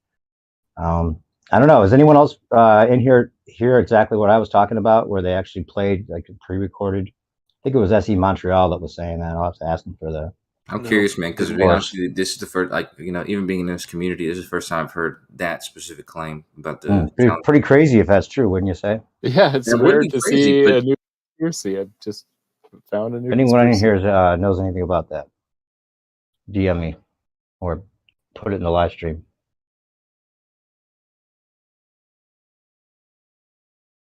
There's a lot of traumatic shit that happened because that kid from Christmas Story, he was at the launch with a bunch of kids, and you know, he was actually he was like the head, he was like the face of a NASA program, because they were sending that teacher to space, but they were about to start this program where they were going to send kids to space and stuff like that, and he was supposed to be like, you know, the face for that thing, and obviously that kind of got shut down. Yeah, dude, that was part of the PSYOP. It was to have this, just like the Apollo 13 thing. It was to have this, like, oh, teachers are going to space and maybe kids are going to go soon and it's all happening. And then, oh, explosion. We're going to have to delay things for another 25 years, which is what they did.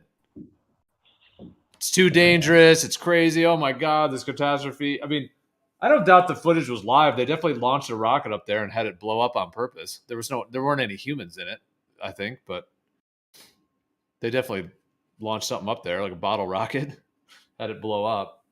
But yeah, it seemed like that was the PSYOP. It was to get all the kids in the room, everyone watching it. You know, I remember for me, they rolled the TVs into the classrooms, and we all had to watch it. And so, exactly. Do you know why that launch was special?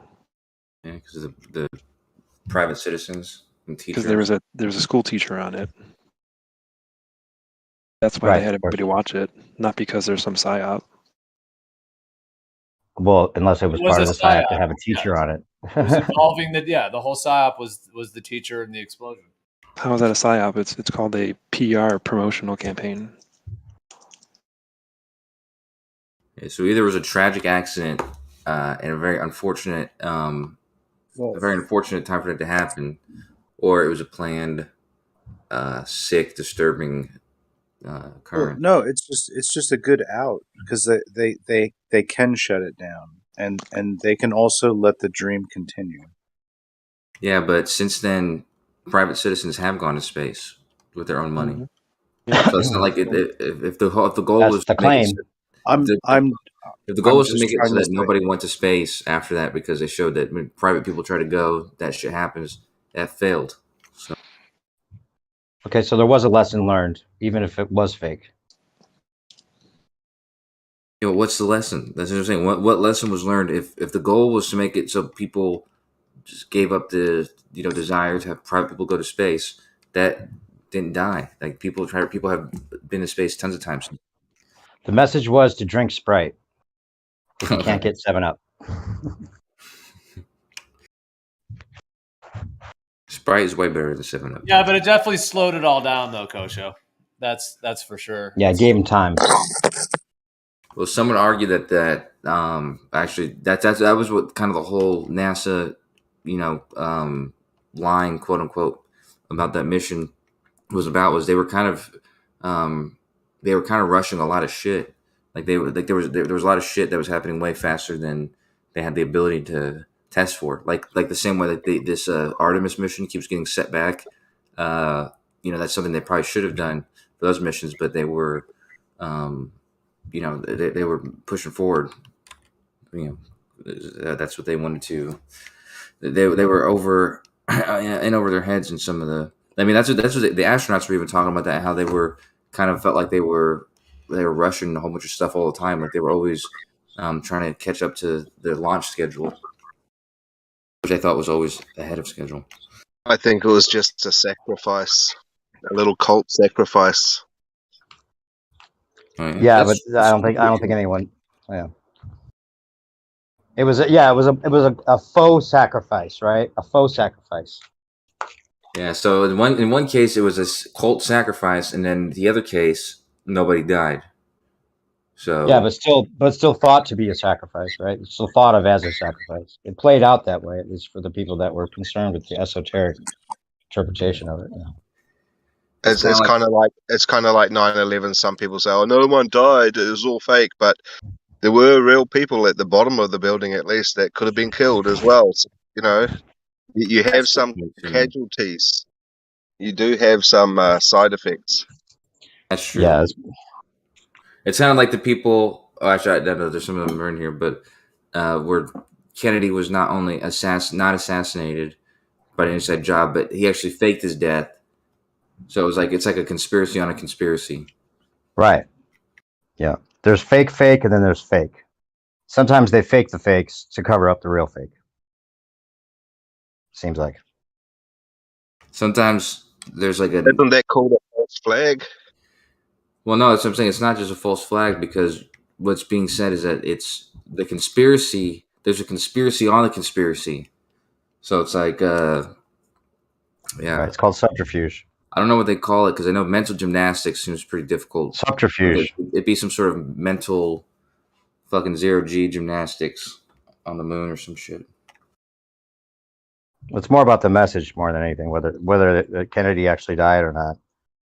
I think the way it played out was like his speech that he gave beforehand about secret societies and stuff. People could see it as that. I mean, there was a lot. It was multifaceted. I mean, all the interpretations were the most important thing. Like, just the information age was kind of born from that in a way. Think about it, as far as like real information versus fake information, and all the theories and subterfuge and Hegelian dialectic type tactics that go into all that. Kind of like, and it goes. You could even say it goes back to like religions in general. Like, did Jesus actually come back after 3 days or not. You know, base a whole religion on just that fact being either true or not true, right? And Yeah, maybe Jesus himself was a Pharisee. Sure. He was actually one of the Pharisees, and I think that's true, probably. he was just trolling. He was pretending to argue with himself, Yeah. but yeah. Yeah, And he wrote himself in as the martyr, right? Yeah. And Judas was supposed to kiss him, right? But whenever they were looking for who Judas was going to kiss, Jesus actually kissed Judas. And so Judas was the one who was getting killed. And Jesus was sort of, that's why he was caught at his own funeral. It looked like he came back to life 3 days later. Yeah. They make it seem like if you don't believe the mainstream, then anything that's not the mainstream is just as silly as the next thing, right? That's what they do a lot of times. Like, oh, well, if you're going to say that there's no planes on 9/11, then might as well say nobody died, you know? Kind of like these leaps, you know, that people have to like go to straw man a position. Pete Shea is pretty adamant that nobody died. He's adamant that the buildings were hollow and nobody died. Yeah. He sees a couple things. You know, that was, what's his name? Who's the guy that did the empty buildings that was showing the light through it? Yeah. Aaron Dover was his name, I think. That he talks about, yeah. You know, Pete Shea is also convinced 100% that Richard Dreyfuss is actually Bernie Madoff. Yeah. Bernie and Madoff. He also played him in a TV Yeah, no, movie. exactly. Not only he played him in a fucking movie. Right. But he did a good job or whatever. But he's convinced that he actually played him also in real life, and then him playing him in that movie was just a cover up. Right. I think they have teams of people that just like hunt for things that could be plausible, and then they just put it out there as if it's exact truth, and it just saturates all truth that way. That's part of the strategy, I think, to it. You put out as many ridiculous claims as possible to make all the real claims seem less ridiculous, or more ridiculous, or just as ridiculous, I should say. Some of the stuff Pete Shea comes up with is actually pretty impressive, though. He's hit or miss, that's for sure. Yeah, I think Will Smith is planning on playing, or they have him cast to play Obama. Really? Yeah. Similar, right? Well, there you go. He doesn't have to worry about it. He's already Obama, so that'll be easy for him. So funny. And then they'll make it like a lesser version of Obama just to cover up the fact that he really is Obama. Yeah, that's what he says about Richard Dreyfuss. He says a less believable one, right? Yeah, he says Richard Dreyfuss doesn't look like him in the movie that much. But that is how brilliant these people are, though, that we're dealing with. They would do that if that was the fact. That is something they would do to cover up the fact. Yeah, even though he's playing in real life, they're going to make him play in a movie that not look like him. Right. Obvious rubber mask, but then he is the real Madoff without the rubber mask. Or just the perfect rubber mask compared to the shitty one they use for the character portrayal. That is what we're dealing with. They do that. Like we were talking about this the other night. They'll give some disinformation out and have people jump all over it, but they already have the answer in their back pocket. So then the flat earthers start saying, oh, no, there's this, mouse on Mars or something. And they're like, oh, we proved that was, mixed in with the other pictures. It was actually a picture of Earth. They already have the answer there, so then you guys can look good by like, oh yeah, well that's obvious. All flat earthers are saying Australia doesn't exist. They put that in that. No flat earther was ever saying Australia doesn't exist. That was totally injected into the narrative to make us look stupid. Do you agree with that? You've talked to enough flat earthers. No flat earther ever thought that. Did you ever talk to one of them? I can't remember. I vaguely remember somebody saying something like that. Although I do remember, I think you would know exactly who it was. Yeah, no, those claims though. You'd be like, you said Australia doesn't exist. I don't trust your opinion anymore. Those claims make sense though, coming from a flat earther. Like it would make sense that a flat earther would say that because know better. Australia is a huge hole for, flat Earth. But you know better than that. Like that's like a straw man argument that ballers have been throwing at us ever since it started with like, oh, well, you've never been to Australia. Does that exist? Yeah, I know, but that claim actually did come from somebody who was at least trolling, like even if it was like Flat Earth Society or something like that. That's what I'm saying. Yeah. It was a troll from the Flat Earth Society type mentality or group of people that are putting in false information that supposedly some flat earther said that you guys get to jump all over and assume it's true, and it makes enough headlines or enough videos are made about it so that anybody that normal that comes along looking into it assume that is true. That's how it works. Yeah, but I mean, it makes sense though. Like it makes sense. Doesn't make sense. You know, flat If I earthers had to don't believe get the Earth stupid. was flat, one of the problems I would have would be Australia. So I would just make up the fact that Australia didn't exist. So what I'm saying is it makes sense as an argument from that side because Australia existing is one of the problems of Wait, how does it equate? If someone doesn't think that the world's a spinning ball, they might as well assume that Australia doesn't exist. No, because Australia existing causes problems. Because Australia existing for the on the AE map. Oh, for the flight times. Twice as big. Yeah, there's the flights to Australia. There's the size of Oh, Australia. okay, so then that's your logic to it. Okay, I can understand. Well, I'm just saying it makes sense from a flat Earth perspective. Even though I haven't heard a flat earther make that argument, it makes sense. Somebody who was like, if somebody was pretending to be a flat earther and they were like, well, I'd have to say this and this and this, because they would be realizing that they wouldn't be able to argue. Yeah, but I'm talking about real flat earthers, the people that you talk to that actually have looked into all. Yeah, like I said, I haven't. Nobody in that, nobody of that stature would say that, right? You're talking about the troll flat earthers trying to make us look bad, which is my point to begin with. Yeah, but that's saying it doesn't necessarily make flat earthers look bad. Is my point. No, I don't care what flat earthers. I really don't care as far as that goes. But yeah, it does make them look bad. It gives the idea that flat earthers are that stupid. What do you mean? Of course it does. My point is, it would fit with the argument. It would make the argument make sense. No, it doesn't, because just because a flat earther says they don't think that flight exists, or that flight it is too, it's too secluded of a flight to actually count because there's not enough people that have taken it. And then saying that the flight might not exist in the way that it's been implied, like it's a regular flight. Then to jump to it, oh well, they must. Then they're stupid enough to think the flight doesn't exist. They might as well be stupid enough to claim that Australia doesn't exist. I think that's pretty. But I don't think that's the logic, is what I'm saying. I think the logic is like that's like basically a way of answering that question. Like if somebody were to ask you, wait, why isn't Australia this much bigger, or why the flights to Australia not take this long? Then a possible explanation would just be, oh well, that's not it. This is a made up place. Those are just British people. I don't know. I think that you're stretching yourself to think that some flat earther might actually, logically get to that point. But my point is, you understand what I'm saying, right? Yeah, that flat earth society was put out there for those reasons, to make claims that no flat earther would ever think. To does anybody remember why those dignitaries and that astronaut and that there was a priest and someone from the American government went down to Antarctica? What was the reason for their trips to Antarctica?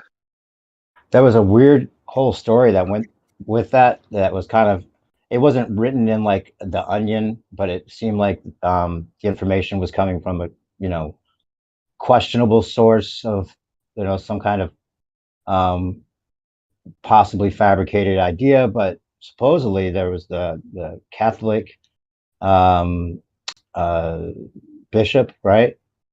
And then there was the Russian bishop, and they were they got together because of the unearthing of the what was it, Gabriel's ark, that supposedly was like unearthed and had some kind of electromagnetic beams come out and thousands of people died.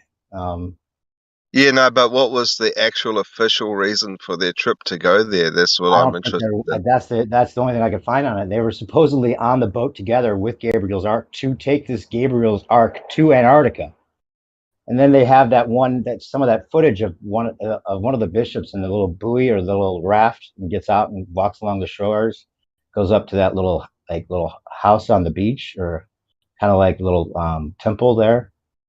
Like there was a couple of those, and then John Kerry rushed off down there. I think Obama. It was like some emergency meeting announced that you have to travel to Antarctica in a rush, right? And then it was kind of left off. There was no follow-up, no confirmation of the reasons. I thought they were planning on revealing flat Earth. I thought they were going to go with the outer ponders and say that it was a special outer ponder meeting down there they had to attend to. And especially Dick Cheney going down there at the time. Wasn't there a big political issue that he was supposed to be dealing with, and he just took off to Antarctica instead? Right.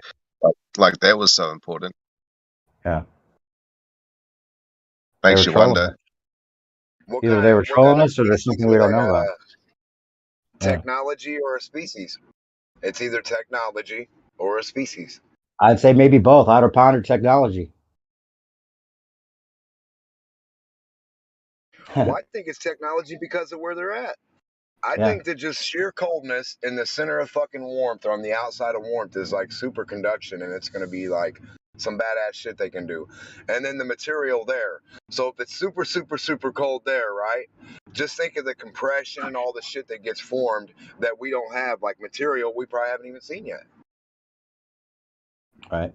Yeah, there's claims of all that too. There's claims that, you know, the Nazis have stuff hidden under the ice there, and you know, all the myth that goes into the Captain Cook stuff and Operation Fishbowl and Operation, what was it, High Jump or something.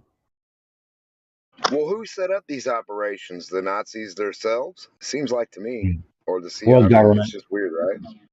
Yeah. Yeah. Yeah, it seems like that dividing the psyop part of it from the truth is really hard when it gets to those, you know, official quote unquote reports from back then. Even, you know, Admiral Byrd stuff, because he's a Freemason, it's questionable automatically. And then, you know, how would he know how much land was there? You know, he'd have to travel it. He couldn't just see a continent that big, you know. So it seems like they've implanted that into the narrative. It's not, you know, Well, and Neil it has been Armstrong. seen. Neil Armstrong also went down in caves a lot too. Did he? Like, I didn't know that. yeah, oh yeah. He went looking for in the Taos mines or whatever, the caves, the Taos or whatever. He went looking for the lost gold tablets. Oh, really? Lost people that no one could find. There's a group of people, and when they took a picture, there was a dude standing there. The dude looked like he was about fucking, I don't know, at least 3 times 6 foot tall. At least 12 to 18 foot tall the dude was. Wait, you're And then there saying was Neil a dude Armstrong next to with a him. giant? They had a picture of Neil Armstrong with a No. giant in the cave? Okay. Yeah, there was a giant next to him. Yeah. And then this Really? big ass cave where all this, and it's the Father Crespi was like this monk that gave shit to these people, and he would give them food and help them and shit. And he's like, well, if you bring me what you can bring me, whatever you can bring me, whatever trinkets, because he knew these motherfuckers had gold. Their trinkets were gold, and he knew it. So he's like, you bring me whatever trinket. And supposedly these dudes were bringing him gold and stuff, and he would help them, help cure them if he could, give them some soup, give them certain shit, certain stuff they liked that they normally couldn't get, right? Kind of like bribed them in a way. Yeah. So they brought him all kinds of tablets, this big ass crown made of like gold or something. I don't know. It was like really huge, and it was like way bigger than his head. And a couple pages that were gold with symbols on them nobody's ever seen. And then, like, supposedly, the little dude that brought him, right, had a story about when he went in these, like, little things, like, where he went to this thing, and he found the actual library. Big-ass, huge gold library of gold books and metal books. They keep saying metallic books or metal books, but they're fucking talking about gold. They don't. Why would you care about some copper books or some aluminum? You know, I mean, they're, you know, but either way. So some dude named Hall and then Armstrong, the whole time they went over there and they were looking in this cave and they were paying the people to do all this shit, and supposedly they found it.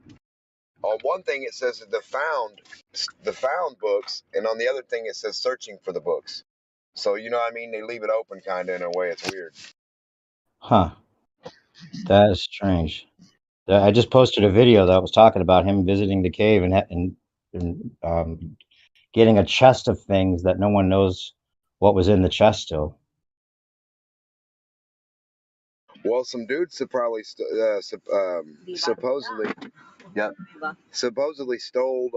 a lot of his stuff too before a lot of people got there and found out about it, like before word spread enough. But like the Hall dude found out about it, and he had enough money and Armstrong, so they went over there and started looking down in that cave, and I think they found it. Whatever. I mean, it's huge. It's a fucking huge cave. It's huge. Weird. You It's could Eric fit von the Daniken. you could fit some Hall dude too, and his daughter. The daughter was telling the story about it. Mm-hmm. You could fit the Empire State Building, or not the Empire State Building. The fucking Statue of Liberty could fit in there, in the cave. That's how big it was. It's too bad it's Neil Armstrong, because I suspect this is just like an expedition to the cave with that possibly is real, with some findings that were just used for promotional or some kind of subterfuge or something. Who knows? I mean, if Neil Armstrong didn't go to the moon, did he actually go to the cave? Who knows? Oh, I there's mean, what did video. he actually There's find? video of What did him. he find for There's real? video. There's video of him down in it, going down in there. What about the giant? So he was standing. Yeah, he was standing next to a giant. Only has a picture. There's only a picture, and it's supposed. I couldn't really even see it that good. You know what I mean? Hmm. And it's like him standing there, and it looked like it was behind a rock or in front of a rock. And I wanted to make sure it wasn't some type of fucking big drawing because it was slightly hazy. It was a weird looking picture, but you can make out the guy, and you can make out that it looks like a giant dude standing there. And then I got to looking at it, and he's standing in front of the rock, so there's an actual leg or something there. So it's not like a painting. You know what I mean? Like a live giant, not just bones. Okay. Weird. No, it's I a have to dude. find Yeah, that it's a picture. guy in clothes. A giant dude in clothes. Not no fucking bones. No. Well, it's not coming up right away. At least. You have a No, you gotta source for that? you gotta watch it. It's the one with his daughter. Okay. And while it's a couple minutes in, man, and you'll see. It's like it's standing next to the cave. It's a picture they show. All right. That's an interesting And thing. it shows Some the more giant. And it only context. shows the giant picture for a couple seconds, man. I had to pause it and look at it and blow it up a little bit. Hmm. But I mean, Anybody it's else a fucking familiar with this? giant. One giant leap for mankind. That's the play there, right? Yeah. Was it before or after the moon landing? The supposed moon landing. 69 after the moon landing. It was after. Okay. The fucking moon landings are not moon landings. These moon trips are actually looking for lost places. These motherfuckers want, because what do lost tribes all have? What do they all adore? What can they all make easier than anybody else? Supposedly all these gold trinkets and all this shit, right? But then they're supposed to be advanced and all this, but they find them in the fucking woods with all the gold, naked, like whatever, and then like all of them are like, so it's just weird. It just seems weird to me. Circumcised and shit. Like you wouldn't think that a tribe that no one's ever came across would be like so much like us, if that makes sense. It seems like a scripted, like a movie they're making. You know what I mean? And they're like, oh, look at this tribe no one's ever seen, and they got some fake ass dudes and ladies acting, and you see what I'm saying? Yeah, Because they wouldn't exactly. tell you about it. They wouldn't tell you at all. They would discover every fucking thing, every little inch, nook, and cranny, underground and around those motherfuckers they could. Right, D-Mac, are you talking about something specific, like so you could share like a link or something? Yeah, he's talking about Neil Armstrong in the cave. I put one video in there that I found about it. I didn't see him standing next to a giant in a picture yet, but supposedly Neil Armstrong is also a cave explorer. I just thought it was weird that he'd be exploring caves after he supposedly would risk his life going to the moon. Why? I think the Why is cave that? is very important, right? Because there was didn't Muhammad receive his revelation in a cave, and Ignatius of Loyola received his revelation in a cave. There's a bunch of stories throughout history where people receive revelations in caves. I don't know if that has anything to do with it. Well, you got Jesus who walked on water and then went into a cave and came out, and I got Neil Armstrong who walked on the moon and then went in a cave and came out. There's a parallel there, baby. And he does look a lot like Yuri Gagarin. Supposedly there's people with different attributes that they call lizards because of being underground so long.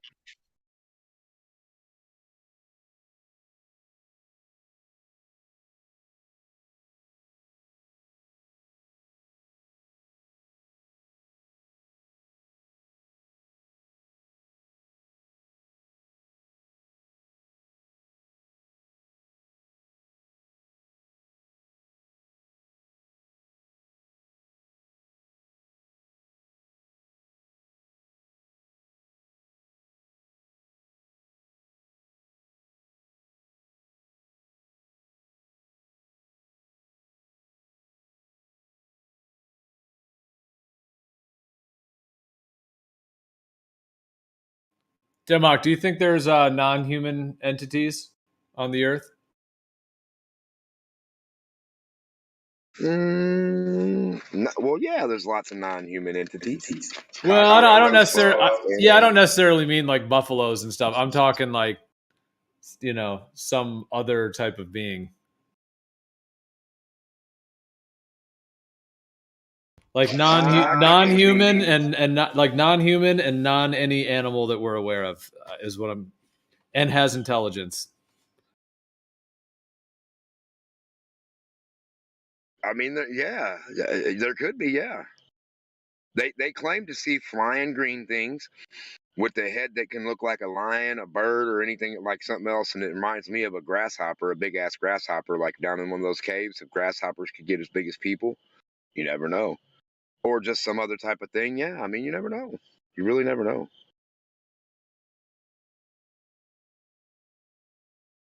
I mean, we got octopuses that get bigger than houses. We got cuttlefish that turn into trees and everything. Like, I mean, they look like they're turning into a tree in front of your eyes, and they turn back into a fish, and they turn into something else. And you got the mimic octopus that turns into 15 different things. You've got chameleons. I'm waiting to see the human that blends in with shit, that's standing next to the wall, and you're like, what the fuck, Bob? I didn't see you there.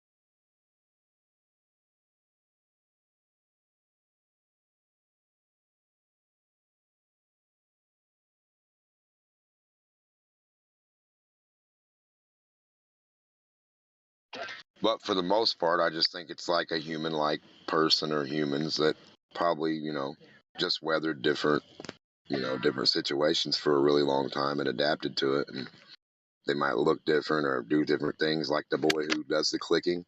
You can't really see that good. So it might be a group of people with not really that good sight, or a different type of sight, or a different look because of where they've been. Different nose, a different structure.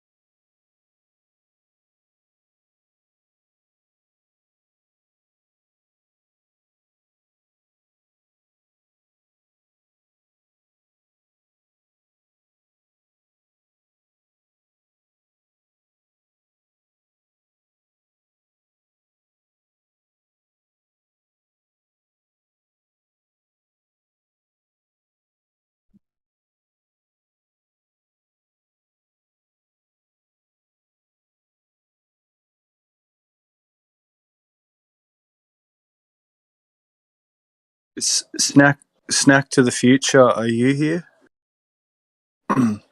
No offense to anybody else.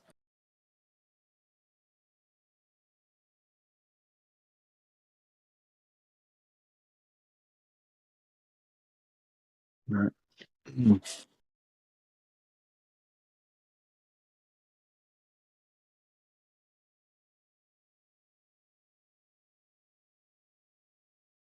I was going to ask, has anyone here ever been homeless?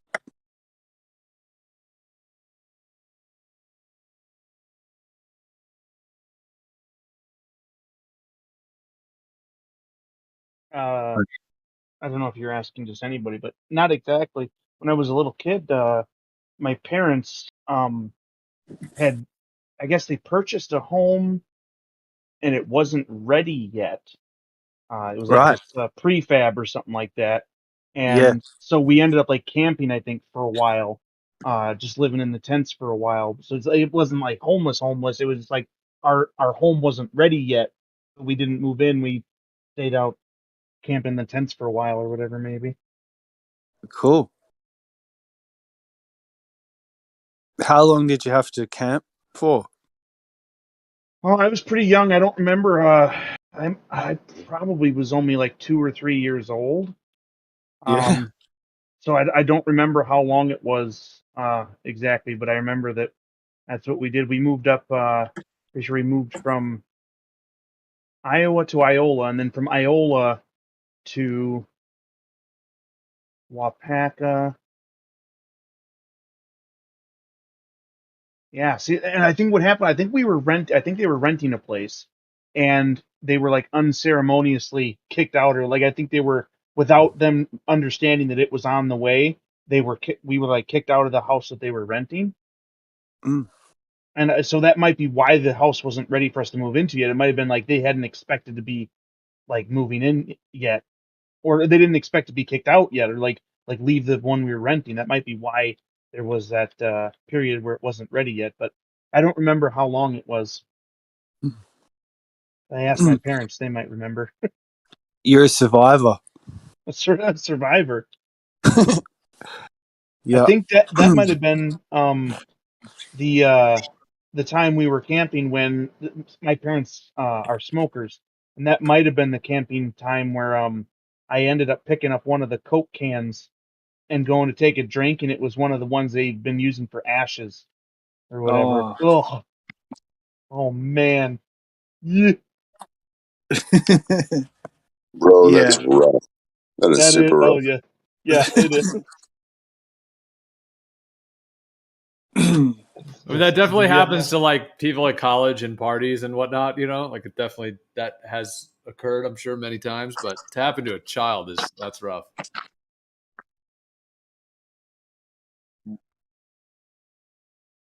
I told you he was a survivor. Yeah. Yep. There it is.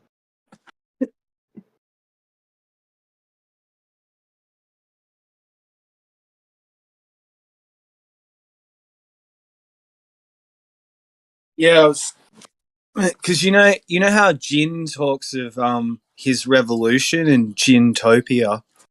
I was just thinking about like homeless people, or even say the people in Los Angeles, and you wonder like some of these people who've fallen through the cracks or whatever, or why ever they're there. You wonder if it's all bad. Like you wonder if any of these people that are without a home. Like what's life really like for these people, like on a daily kind of grind. It's kind of fascinating because not everyone has a home, right? But you can still do your thing. I don't know. I'm starting to think about things a bit differently, probably because of this flat Earth stuff too.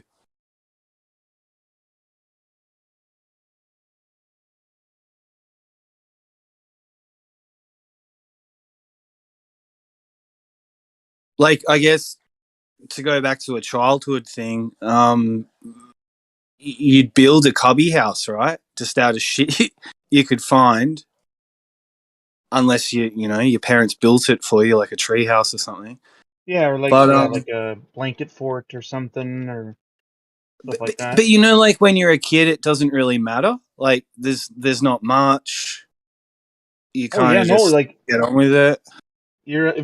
like we would go out to the woods and we would like try to put together, like, at least I would, like, lay some sticks up against like a tree trunk and then get the leaves all spread all over it, and then you could crawl underneath, and then you had like just this like little spot that you had, and Yeah, pretend man. it was your home or whatever. You get it. Nice one. See, thank you. I don't feel that weird anymore. Don't feel that weird anymore. No, I mean it's not until this situation I'm in. I feel a little bit, without going too much into it, that God, if whatever you think about God or the Creator, what the unseen power, right? Is kind of, depending on how you look at it, it's kind of fucking with me a little bit at the moment. It seems everything I kind of try to do to ensure my own safety and future unfolding in a particular way, like what I can control, it's sort of this bigger thing sort of showing me, well, you're kind of in my hands, you're in my game, and just at the moment you're going to have to trust me. It's kind of scary but nice at the same time. I kind of feel that something is just saying, just let go, don't be afraid, everything's going to be cool. You just don't know what's going to happen next. And you got to trust me and trust yourself. And everything's going to be fine. So I don't know if I'm like in my own corner telling myself that, but that's the kind of thing that's happening.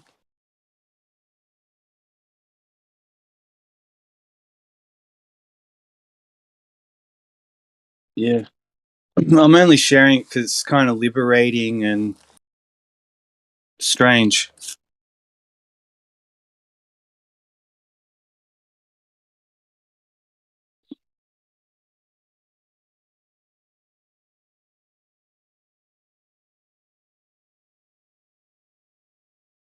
Most of the time I've been out here talking about the Earth not being a globe and everything that goes with that.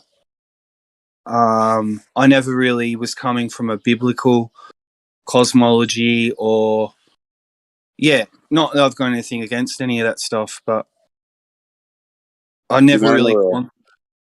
I'm sorry, What's man. that? Go ahead. I thought you No, were well, finishing the sentence. I just hear people talk about God and things, and I never really had a wax seal, like to quantify exactly what that is, right? Yeah. But at So the moment, I kind of feel like I'm being shown a little bit.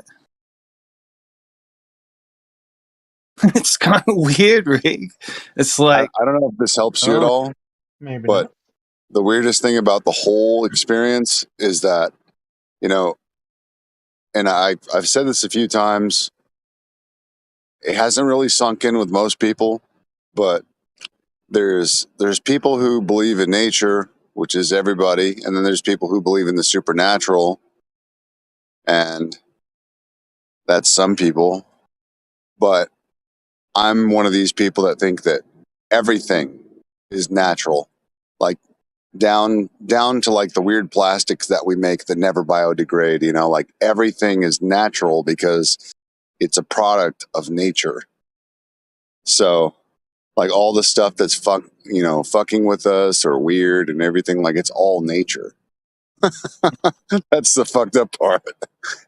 And yeah, it's like all part of the God thing. So it's like, whoa, okay. yeah, there's a lot happening, my man. There's a lot happening.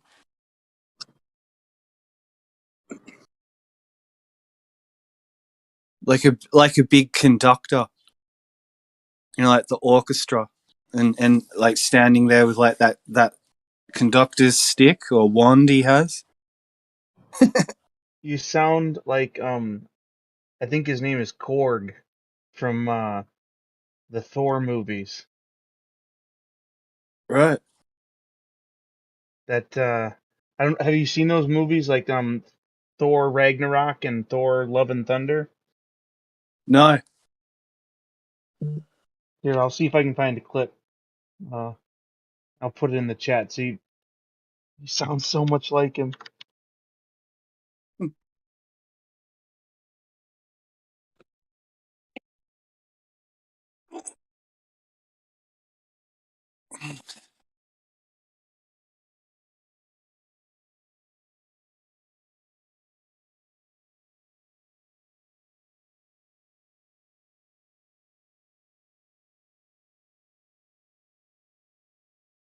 Well, I mean, what I appreciate that, Riggs, because it's like There, I put a link in the chat to YouTube. You just get an okay, idea who Korg yeah, man. is.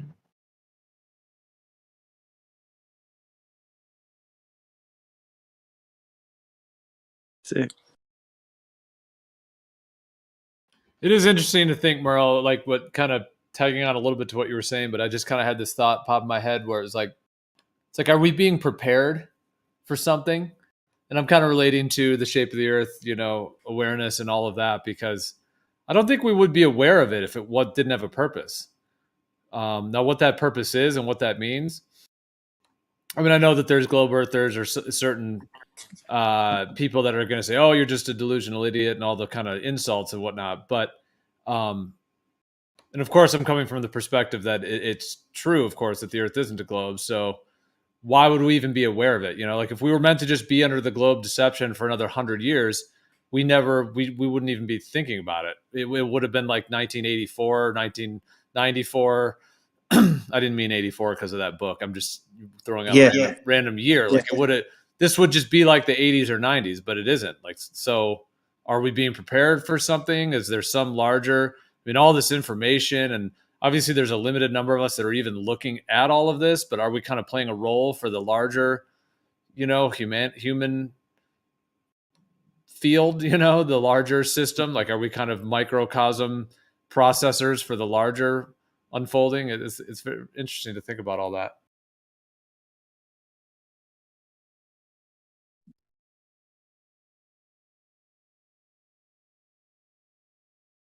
I mean,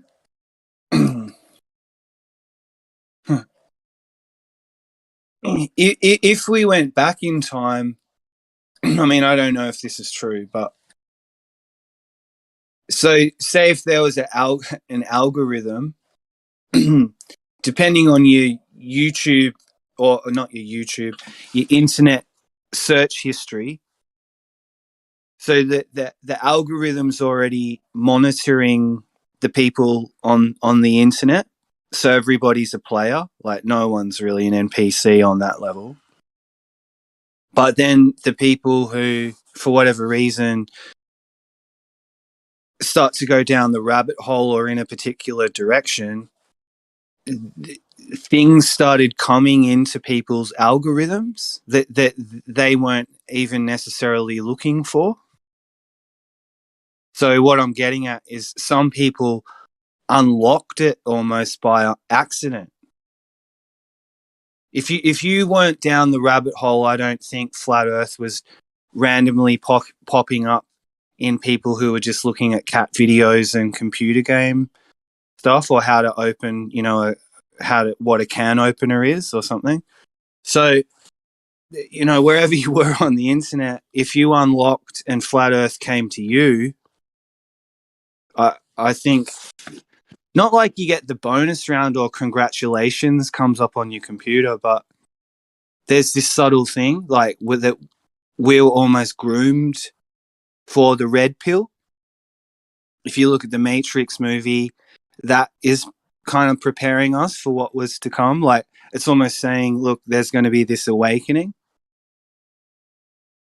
So that's why I always appreciated your name of this, Geo, because I've had the initial stages of that awakening.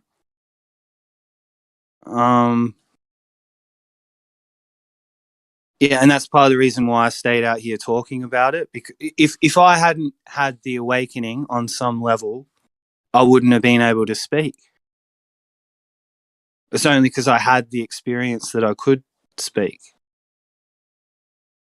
And for all the trolling and debates and discussions and arguments and getting triggered and la la la, still at the end of the day, like you got to include yourself in the equation, right? Like, we can't just have the scientists. We can't just give our brains over to the scientists and not include ourselves in the equation. That's, I think, a big part of the lesson. Because we're not rating ourselves. It's like there's this upper echelon of people that are much more intelligent than us, and they've figured everything, within reason out. And we have to go through them again to get to this special information, just like the priesthood back in the day. So yeah, I'm just starting to recognize us as a collective, our own intelligence, our own inquisitiveness, how when we lock into something and we're like, no, we don't budge, and we focus, and we get past all the gaslighting and distractions and obstacles and keep pushing forward. Here we are. So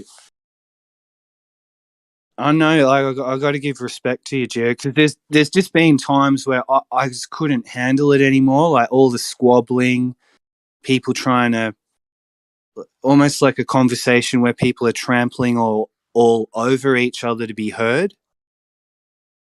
But you kind of changed that, because for the longest time, Flat Earth was a free for all, and depending on what hangout link you had, anyone could join. There were no real rules other than don't porn bomb people or say anything too inappropriate, right? But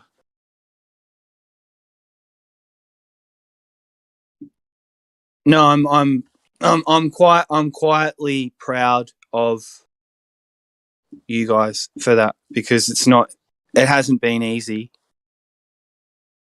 And like I keep realizing, there's been no infrastructure or no one's come forward to address this really as a serious question other than us.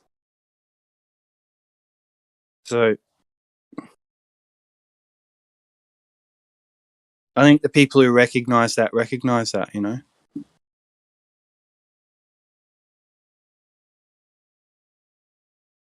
And I agree with you. I think we are being prepared for something, and I think it is about creation and where we really come from, and hopefully why some of this deception has happened. My intuition on it is we got too smart, and humans potentially were that powerful,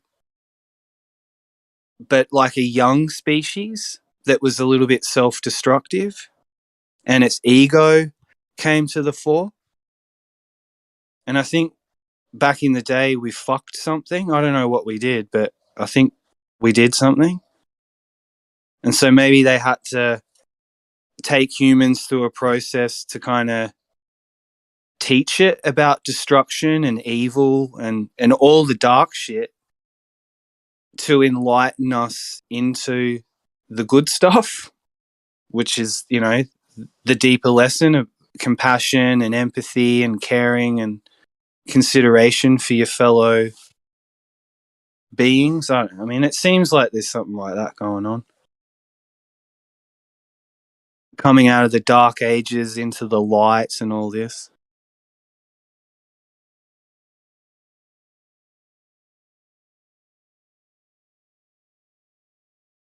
That's true evolution, right?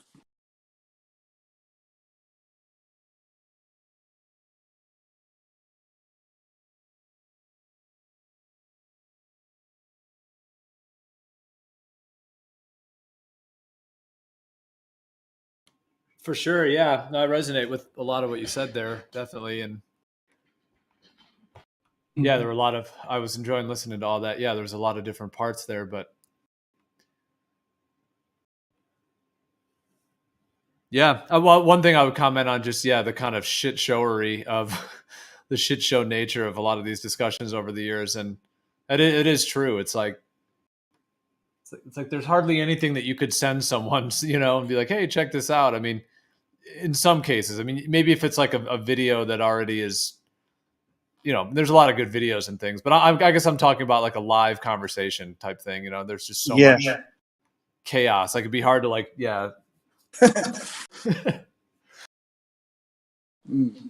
and just just the whole energy around it, all the components. But yeah, that's a whole topic in and of itself. But I mean, I don't know about you, but at first I didn't sort of realize there was potentially even a community there or one that would emerge. But I had that realization early on, like, fuck, I don't think I can deal with this on my own. I have to talk to somebody about this, or there's got to be someone else who's having the same realization. Like, does anybody else see what I can see, kind of thing? It was all that. And just and then they say, go find the others. And then, people found each other and those groups formed. But it hasn't been easy.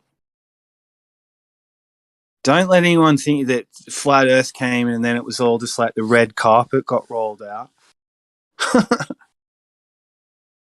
Bullshit.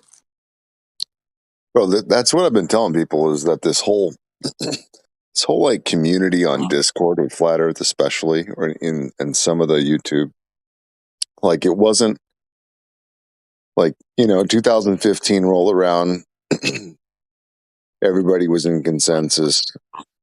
This is true. Yeah. The problem was, in these communities, especially on Discord, it started to turn into like a debate, but it was never a debate. We had figured it out. The debate spawned from people attacking us like white blood cells to protect their globe belief. Yeah. So that's where the debate came from, is just, everybody had to pull their swords out, but it's like, bro, it wasn't a debate. It's like, we figured it out already. And now let's try to figure out more. Let's coalesce, come together and figure out more. But then it turned into this debate when we were trying to collect more people to fucking figure shit out. Yeah. So it was never intended. This wasn't like, let's go on modern day debates. let's debate on 30 seconds of the news. Yeah. Like, what the fuck? That wasn't the goal. It got subverted. Besides your mom, Merle. Any other? And it kind of Well, you know what's funny stagnated about our Mum? growth. You know what's funny about Mum, Dan? That I asked my mum and my dad the question, and Dad dug his heels in, but Mum, she just looked at me and she was like, "Yeah, it makes sense, doesn't it?" Instantly, no resistance, no big fucking ordeal, just an easy transition. She never really thought it was a clue anyway. Did she ever look at you and say, Merle, you need another woman? Well, I'm all used up. You're an idiot. I hate you so much. No, I mean, she's always been supportive of, that shit. If you get a girl, will you bring her on so we can talk to her? Yeah, of course. I wouldn't hide you guys from her. That'd be cool. I'd be like, oh, look, there's these gentlemen on the internet and they're really smart and we talk to each other about profound things.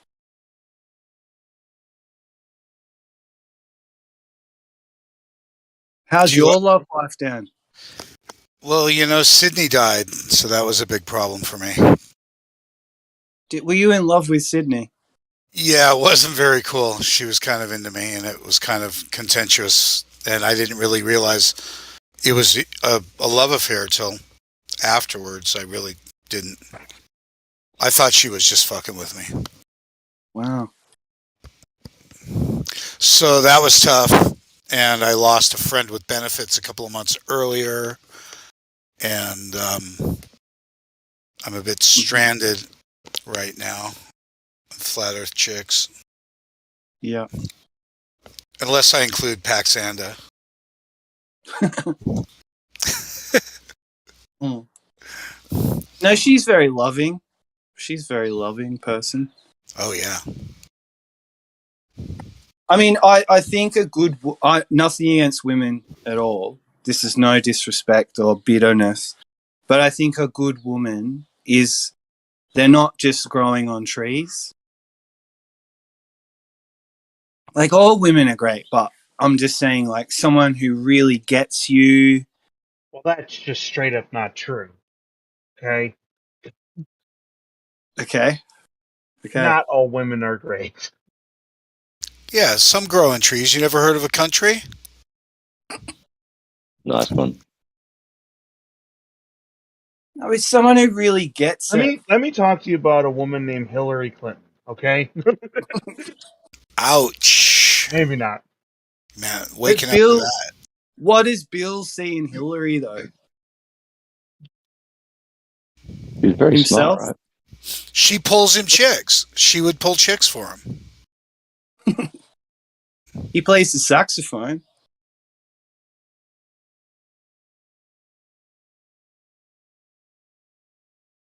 Yeah, I don't know. I don't know about the Clintons. They He was freak me reasonably out. good looking back in the day, right? Which and she's one? obviously very smart, right? Yeah. She's a lawyer, yeah? Yeah. She's a monster. She wears people's faces. She eats babies. Isn't she a disbarred lawyer?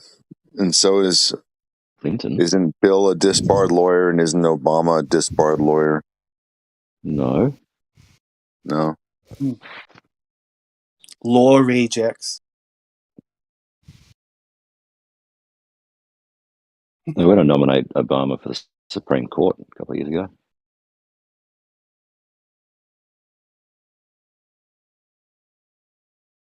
He married a man in the office of president. Nobody even noticed. The guy's huge. The guy's much bigger than Obama. The guy's got bigger Which guy shoulders. are we talking about? His Michael, his husband. Michael. Yeah, Michelle, otherwise known as Michelle. Is there any conspiracy that you won't just fucking jump into head first? I don't know, man. That person is packing something in their shorts. So I don't know what it is, but they're swinging something in their shorts. And she has huge shoulders, and he's called her Michael several times accidentally. Has he really? Yeah, and I think their parents, the kids' parents, have been exposed. The kids look just like the parents. I think. How do two men procreate? I don't know. There's got to be a good punchline in there. Well, first you take the flat Earth. Yes. We haven't got time for the Flat Earth Society. Yeah, it's called penile refraction. I'm not sure if you've heard of it. I've got a fantastic clip. I've got to find it. Hold on. Dallas David says he's Anunnakin or some Egyptian emperor pharaoh guy. I got a pointy head, Merle. Remember that? Remember when you first learned how to make memes? Yeah, it was. I used you. I wasn't about you, but I used you. Was I one of your first memes? No, it was the PPC one. Was my first one. Yeah, the overboard one. Oh, that's the best. That was the best. Would you like to see it again? That was a good one. Have you got it? Oh, I got them all. You've saved them. Yeah, my Facebook is full of them. I mean, all the ones Hitch made and everything. You made one recently. No. Recently. And you were also the first one to make a meme about me that said something about I'm going to show you my soul and you were going to stomp me out. No. Asshole. Yeah. No. I never said that. That was yours. Sure it was. I never said I was going to stomp you out. It said, I'm going to show you my soul. And it was the bottom of your foot. What's that? Oh, yes. Oh, yes. It's a bit hostile. You never caught on to Hitch destroying you either? My God, he was coming at you with so many different names and stuff. That was impossible. And you made a video. That was you. That was you. No, you made a video attacking me about it. And That was you pretending it was Hitch.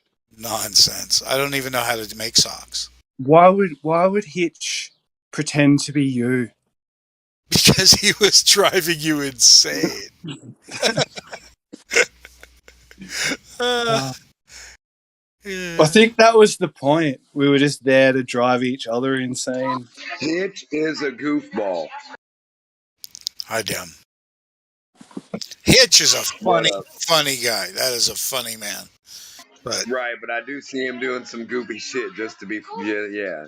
Oh, he went after me good. I had like 1,000 subscriptions to shit on my cell phone, like just thousands of. Like he found some robot thing that it took me forever to get rid of him. I was subscribed to every stupid thing there was. He says he didn't do it, but he's easy to trace. Everything traces back to him. But Merle, why do you accuse people of shit they didn't do? You know what the thing when I gave up? Do you want to know when I gave up on you? When you never have. When you mouthed off about Mark Sargent, and then you got to interview him, and you didn't say a thing. I know. That was a weird moment. That was like you backed down, and I went, "Oh." Well, what the hell? What are you could I supposed to say? I couldn't call him a liar, could I? Well, you did. You accused me of supporting him. Everyone did. Now I got to fucking the rest of my life got to get out from underneath Bob Nodell's bullshit. Can't believe Where was this interview, and was it on your platform? It was Kenny. Kenny got Mark Sargent, and he didn't have much time, and I just wanted to ask him, before you go and talk about Flat Earth on the big channel, the TV, are you briefed about what you can say and what you can't say? And I pretty much asked him, and he said he wasn't. And then I didn't want to call him a liar, but yeah. But he did want to call him a liar. So don't admit to a shill, or you're a shill. Well, like he doesn't really allow those conversations to happen. So it doesn't matter either way. He would have just left or something. Yeah. Mark's got surprisingly. Mark surprises me. He's got some guts. He does. He just stays on the fence on issues, so it looks like not guts. But no, really, he's just actually full of shit and a liar and a false person.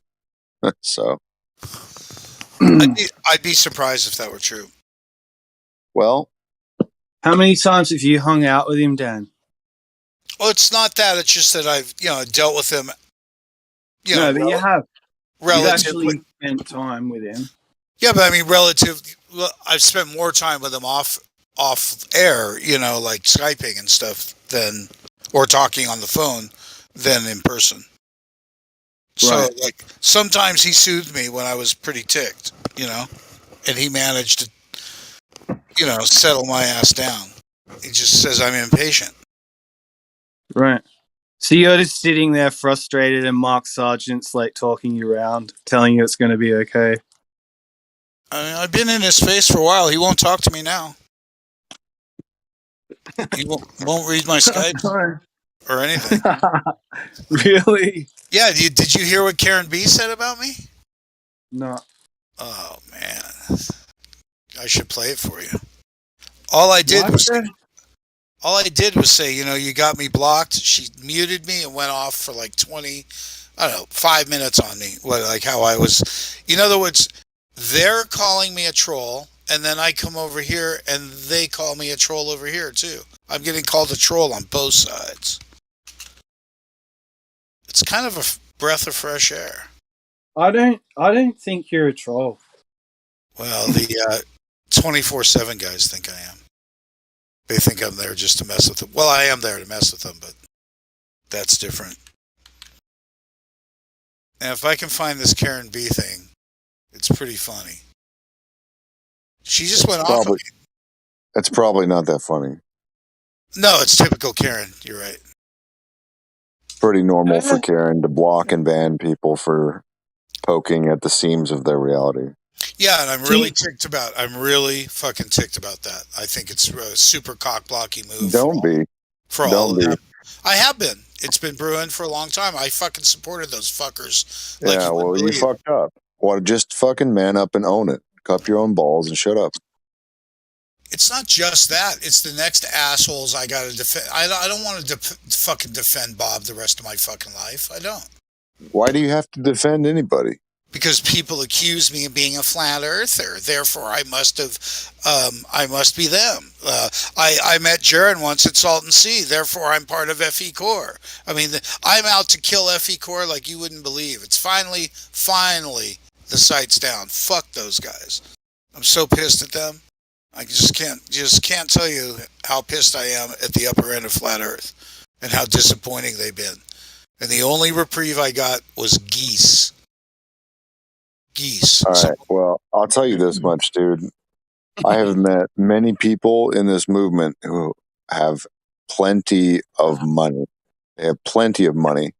Nobody's putting up any money to further this movement or to create proofs or to do anything with it other than shut up people or take their money.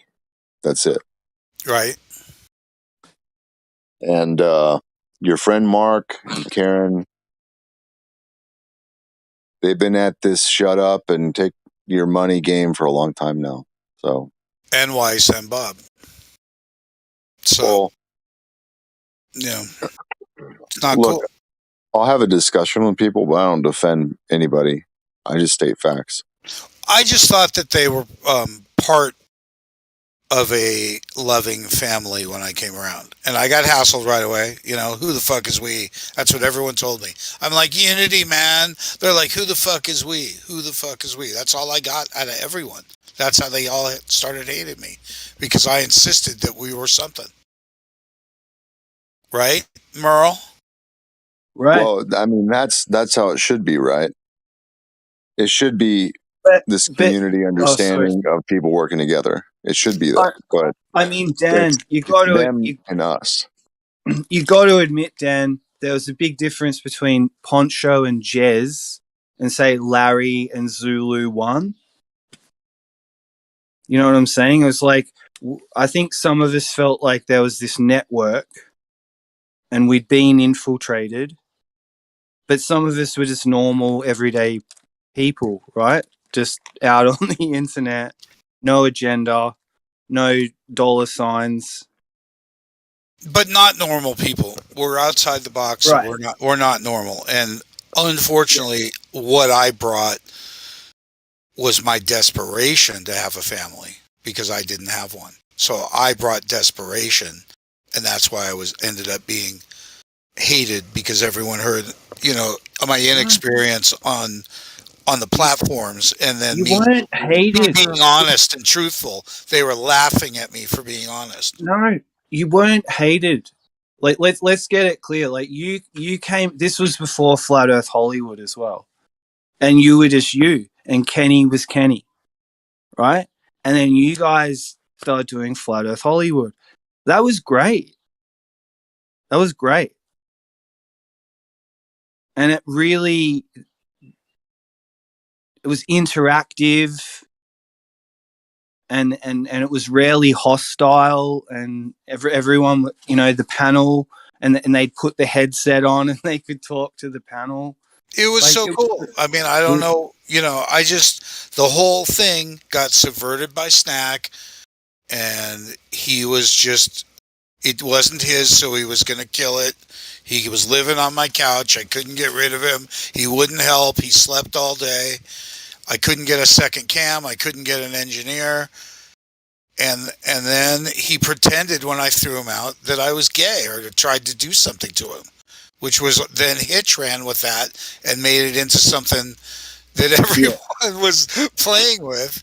And it turned into a meme. Became a meme. And I'm a fucking living meme, and it's really about Snack. It's just, it's fucking Weinstein Productions.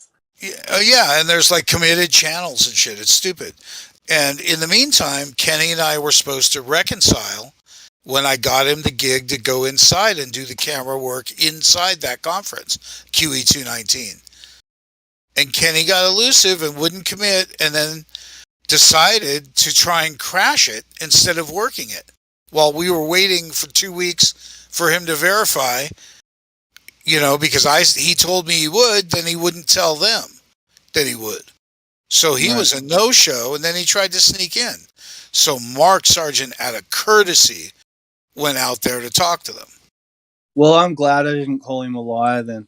Well, I just thought that you were for real about that, and I haven't taken you for real since.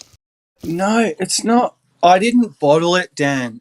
That was one time I didn't just think of myself. That's nice if you're going to phrase it that way, and I'll buy that. How's that? Cheers. No, that was a good experience. I was a real, humble reason, if there was ever a reason. Yeah. Because sometimes it has been about me. I've been out there in gems and stamping my foot and raising my fist and yelling, and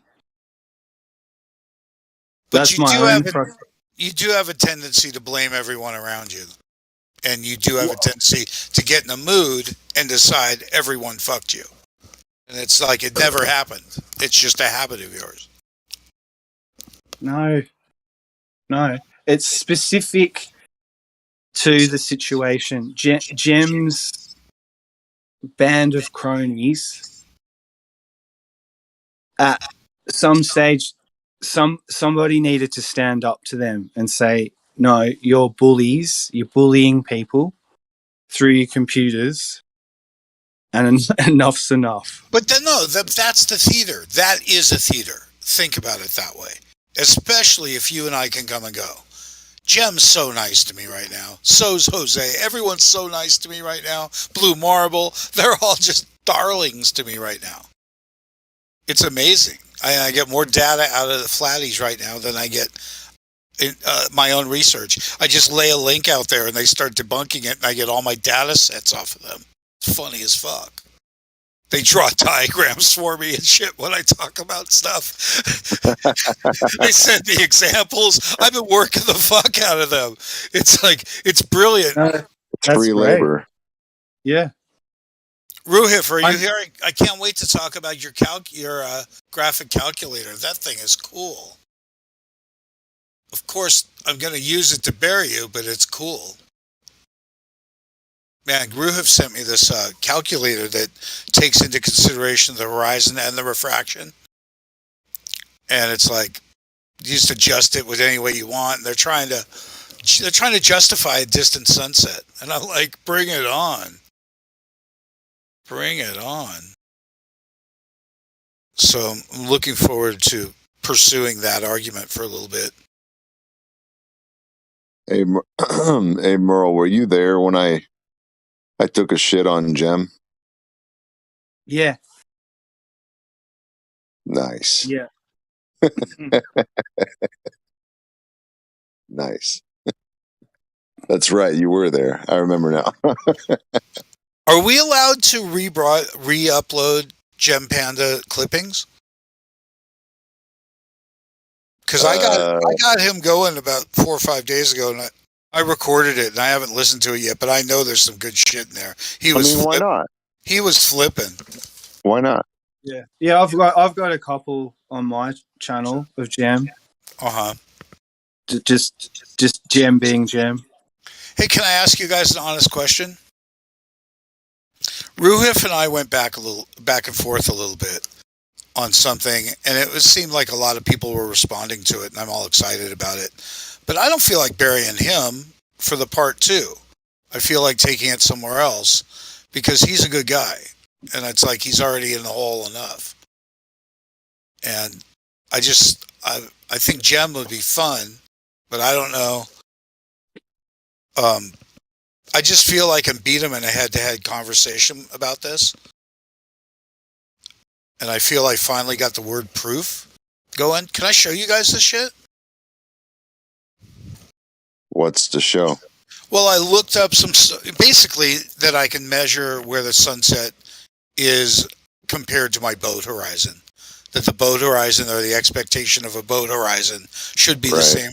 Should be the same place as the sunset, but there's fucking distant sunsets everywhere. It's like plain as day.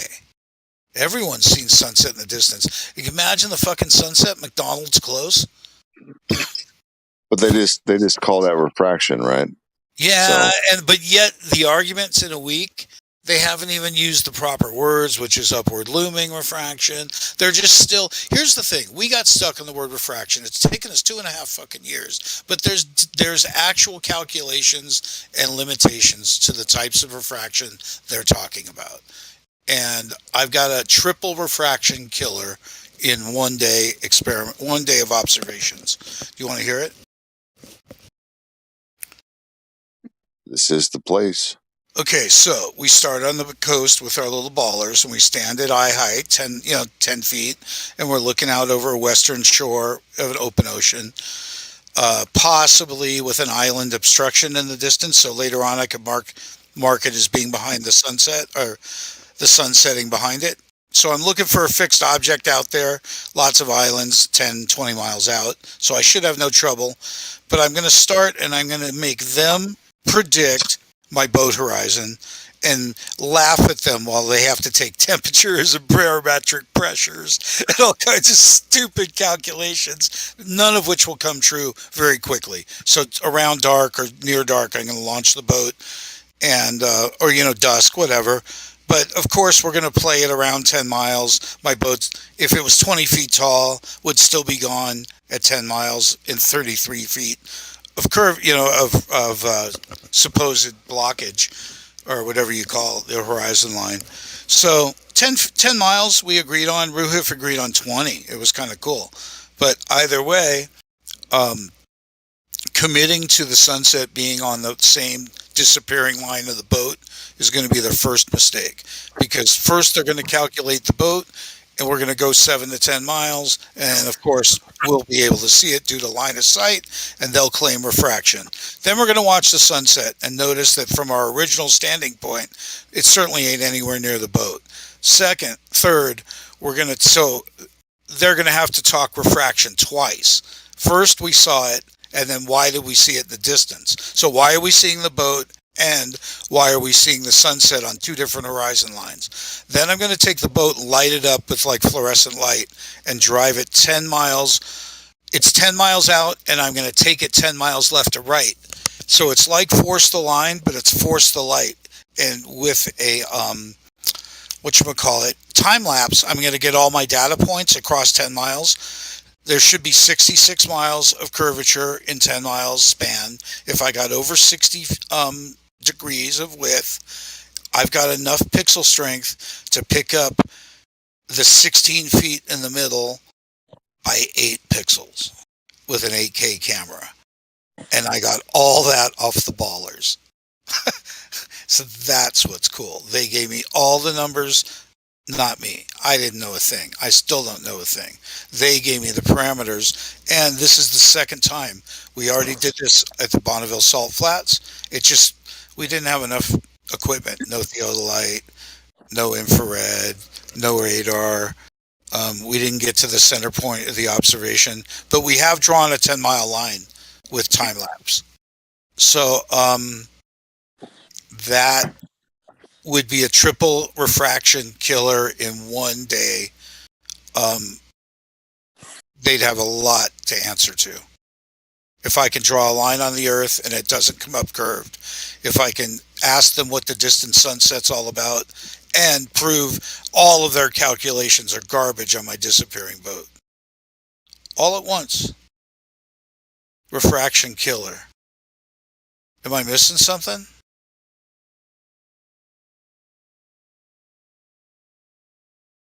I don't. No. I mean, there's many things going through my mind right now, but it sounds good what you've Let's put it proposed. this way: we were wasting our time doing further and further with lasers. Let's put it that way.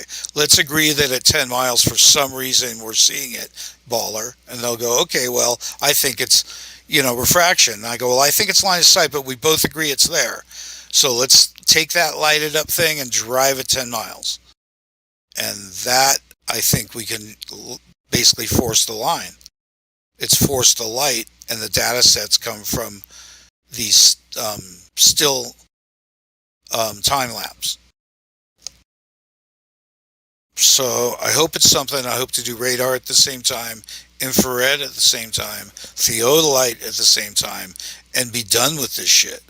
Because I'm going to prove the Earth to be a globe if I don't prove it flat. If none of that shit works, it's a globe. Let's go home. Well, have you taken the same shot of a sunset with and without infrared using the same camera? I've never seen a sunset in infrared. Never. I mean, it'd probably blow it out, but there's probably a way with exposure to. Yeah, and I've also make it viewable. never played with the filters where people talk about. Well, the Globers claim that infrared doesn't really let you see further, but I've seen footage of. Well, they say it's like 2 or 3% that it has a better chance of breaking through for visibility, like 2 or 3%, but nothing by them, compared to what we see. Like when you use infrared, you can see really fucking far. Fuck yeah, it's killer. Like it is not 2 or 3%. But there were some channels doing. Well, I don't know. Maybe it was just one channel. They had a camera and then a modified camera right next to each other, and they were looking at the same target on the same tripod, and it was comparing what you saw in both images and like how much more you could see. And I wish I had that source, but honestly, we could just do it again,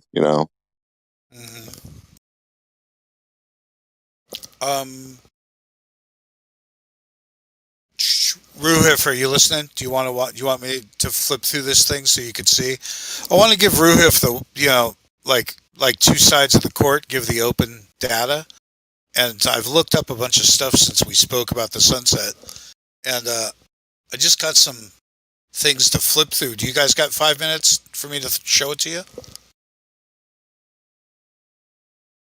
Like it's this sunset thing, the whole story on the sunset, because I never equated it yet to where I lived, and that's what I'll be able to replicate.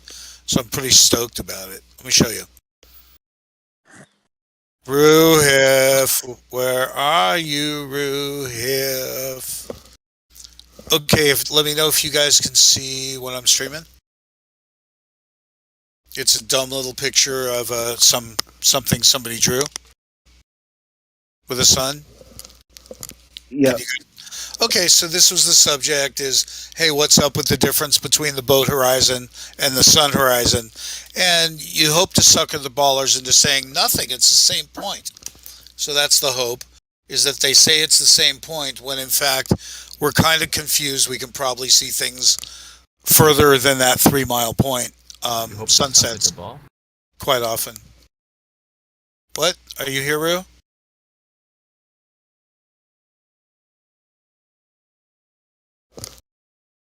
All right, I missed that. Anyone with me still? Yep. Okay, so we see distant sunsets for one reason or another. So, as for sake of argument with the ballers, I still just want to say, for some reason or another, right? But there's clearly stuff out there. Question is, at what point are we seeing it along our line of sight, or is it being brought upwards in some way? It's kind of fascinating for everyone. And in this case, it's behind an island 30 miles away. And I have some islands near me 30 miles away. We were showing some other examples of partial obstruction.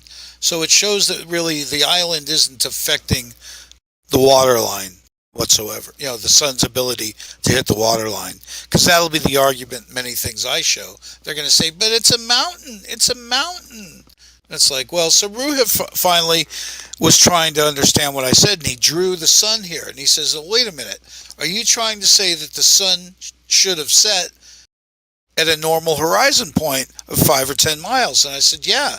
I said, well, if this thing is 110 miles away, the sun would have set prior to this.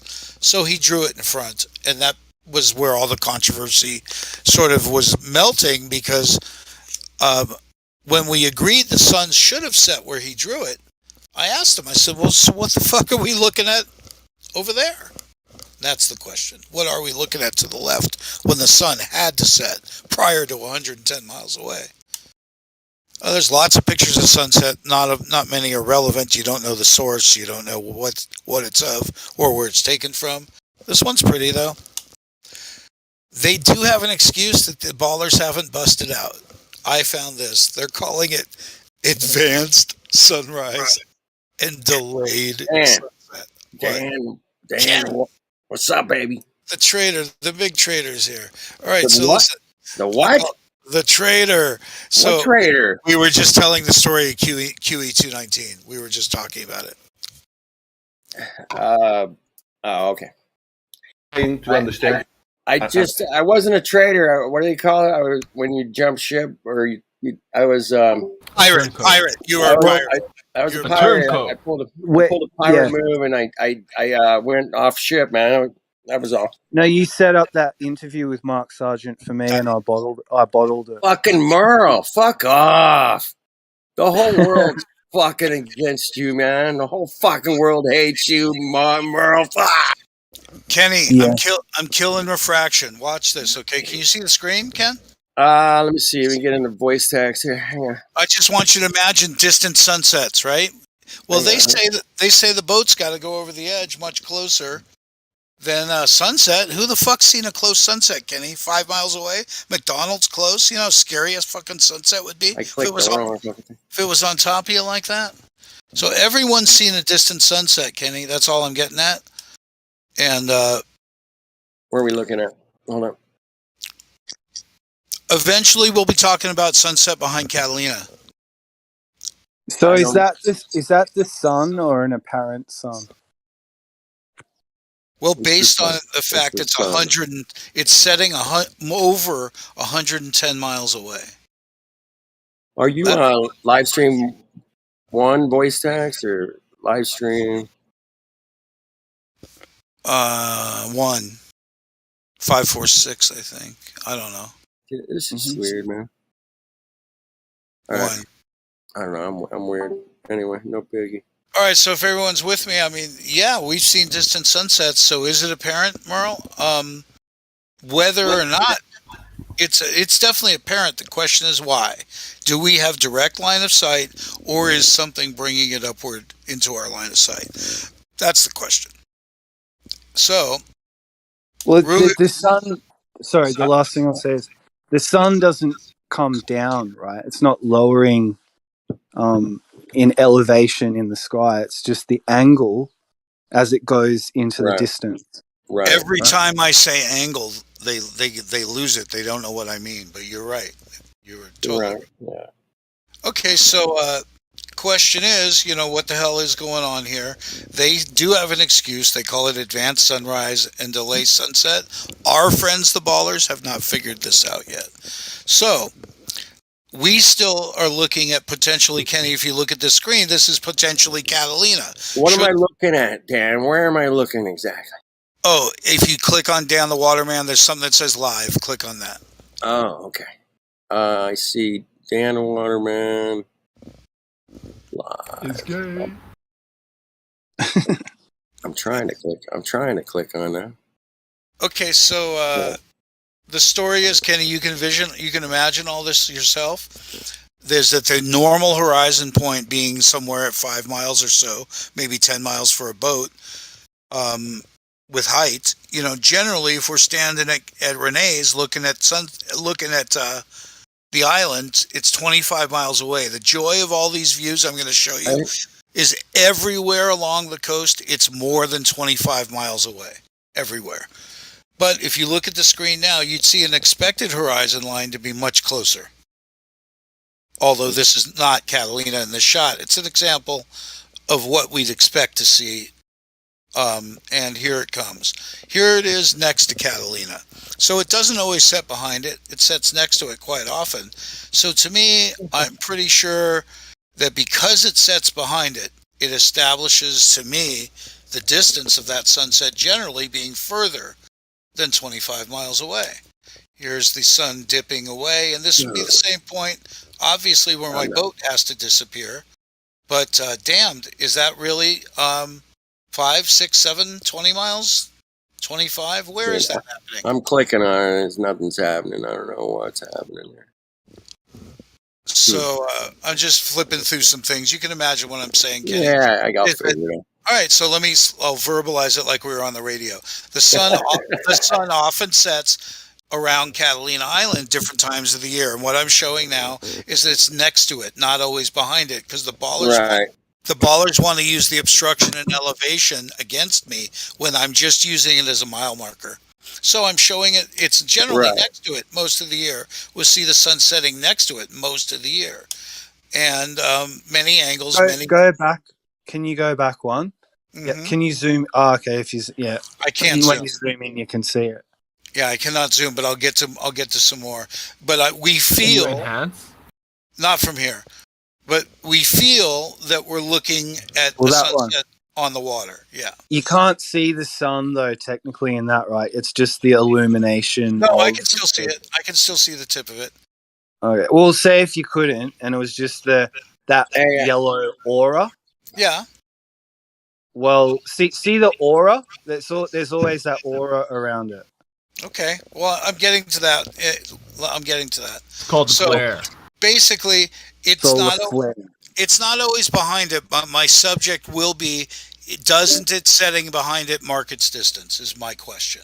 So, of course, here it is next to it again, and we're going to establish like a rainbow, yellow rainbow. So when it's next to it, that's great. But when it's behind it, we're sort of now curious. Shouldn't the sun have set prior to that distance?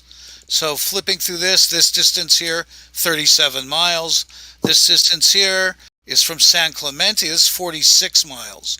So shouldn't the sun have set way prior than that? Or shouldn't the curvature of the Earth obstructed the sun prior to that? Technically, that's a good point, man. I like that line of thinking, man. That's 46 I don't miles. think it's a good point. Okay, well, let me finish. Here's what Merle's talking about, where you can't really see the sun, but we can assume, it's probably back there, not in front of that island. It's behind it. That's what we're trying to establish. It's great that you have a demarcation like an island or oil rig or something. I mean, that gives you the distance, and it can't be disputed. You know what I'm saying? Sometimes I'm next to it, sometimes I'm behind it, but I just want you to see the damning stuff is when you start to see it setting and you start to realize from this high angle, up on a cliff, that damned if I'm not looking across a 25-mile span. Yep. And it's setting behind there apparently from this angle, right? I get you. I'm going to argue. Yeah, sure. I recognize this is a big, tall angle. I just want everyone to see the span of water. It's a cool picture of the span of water. Okay, so here's what a sunset looks like really at the end. There's some weird glowing stuff that happens at the very end. I don't know what the fuck that is. It's just a good time to talk about the green flash. All right, good. Hate to be technical. It could have been the Green Hornet for all I knew, right? It's a pink unicorn. Could have been the Hulk. So there's more pictures of sunset, of course, some of which behind, some of which next to, but we're starting to get down to ground level here. I'm getting down to ground level. So compared to this shit, yeah, I'm down on the ground now, so fuck off. Right? Fuck off. So now I'm down on the ground, and you start to see many of them. You start to see many pictures. Now I know I'm looking over 25 miles, 35 in some cases, right? So lots of pictures of the sun behind it. Lots of other locations, in this case, it's from Brooklyn Bridge Park, and 3 miles away is the Statue of Liberty. One picture back. Can you go back a couple? Just go back one picture. Can somebody give me perm? So and now go forward one picture. Go back and forward one picture. Just alternate. Look at that. Do you guys see it? You saying different size of the sun? What? No. Do you guys see it? What are we seeing? I can't see shit. So, the statue and the woman. Go okay. Back. What about her? Kenny. It's a picture of the Jersey sunset with the Statue of Liberty in the foreground, 3 miles away from Brooklyn. But go back and compare the two pictures. But tell us what you see. Here and the women. Go side by side. Look at that. Who's got? I can't. Can I get perms to get in? The woman's basically the Statue of Liberty to the other. Oh my God! I see what you're saying. I wasn't paying any attention to the person. Oh, that's so funny. She looks to be in that position. That's ridiculous. You're right. Oh my God. Wow. I love showing stuff to people. They see stuff I don't see all the time. So there's plenty of distant sunset pictures. This is not exclusive to this location. Right. I like using the Statue of Liberty for no reason other than it's recognizable and pretty. Thanks for picking that up. Thanup. That's a dude. Yo, the Statue of Liberty is a dude. That's a dude. That's a man, baby. Look at that. Those shoulders, that arm, that forearm definition. That's a male. That's transgender right there. You're funny. Can you go back a few, Dan? That's all right. That's what she said. Stop. So see the beam of light coming towards you from the sun? Yeah. Would you say that's being refracted or beaming? It looks like a straight line, right? Yeah, Jesse Gordon thinks that it's propagating through, like prisming off of itself, kind of like optic fiber. That's how he thinks it's doing it. That's happening all over the water. It's just that you see it like that from your vantage point. Anyone else would see the same thing. But if it was as far away as we think it is, it would never make that shape. It's a tight band of light, right? It couldn't come up in this direction. It should be downward in the distance. It shouldn't have an angle. Unless that light that's reflecting off the water is just refracting a little bit more downwards. Yeah. According to their model, According to theirs. So let me just whip through these. Okay, so there's sunsets everywhere. We're kind of familiar. People are familiar with the distant sunset. Here's another Chicago one. It's probably from Indiana. It's usually 30, 40 miles away.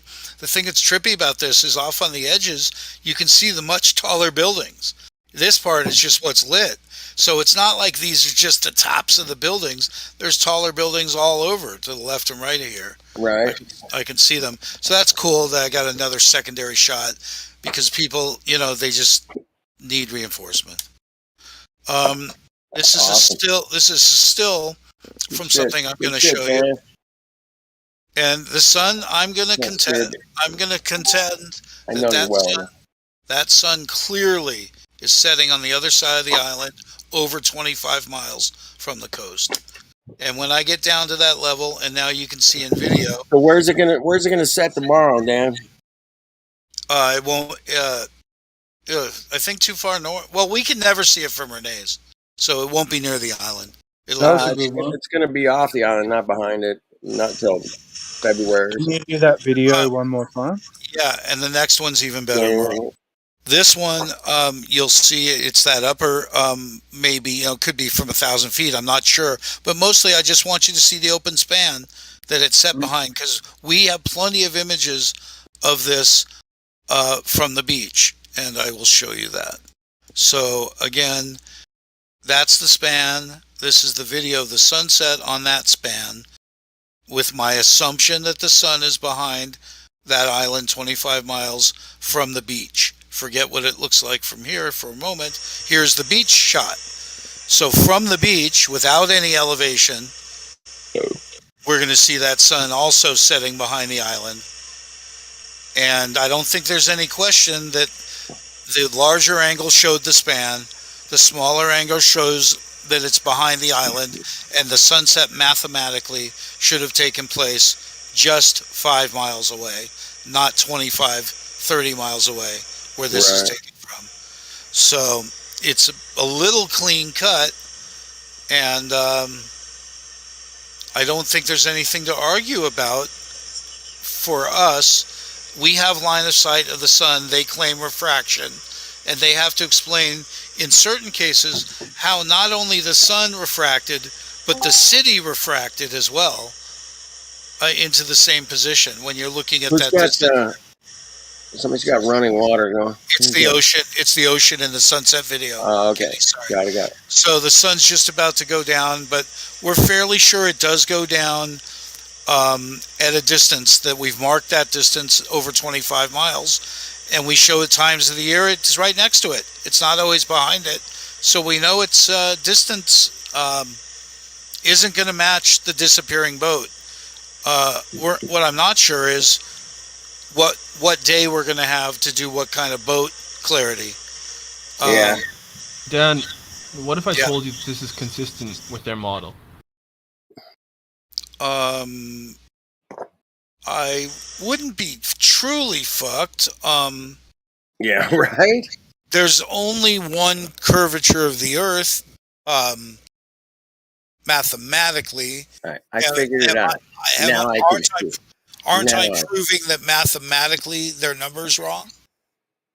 No, so let me just quantitatively lay it out. So let's say mathematically, without refraction, the sun would have set 5 miles away at, let's say, 11. Oh no, let's give it realistic. 6 p.m. Okay, 6 p.m. Boomer. But with the atmosphere, and let's say mathematically, actually, without the atmosphere, with perfect vacuum, it mathematically would have set at 25 miles away at 6:03 p.m. All right, you with me? No. Fuck. Already? We're sharing the observation point, so there's only going to be one sunset. Why are we looking at? Yeah. For people that are farther away, the sun, mathematically, at 6:03 would be setting for you where it's 25 miles away. You understand? For them, it's still going to be 5 miles away. They're going to be 20 miles from you. Right. And the sun will be setting 25 miles away at 6:03 p.m. It's not relevant to the observation, though. But are you following me thus far? Of course. Okay. Right. So now you input the atmosphere. Their claim is that refraction is bending the light such that you're not seeing it set when it's supposed to set for you. At 6 p.m., it's not setting for you. Instead, it's refracting, and you're actually seeing it set at 6:03 p.m. because the light is just going bending that far. And since the same light that's reflecting off of the mountain and the sun, it's going through the same amount of atmosphere, right? That's around the same, in your field of view, the same light, basically, because they're so close together.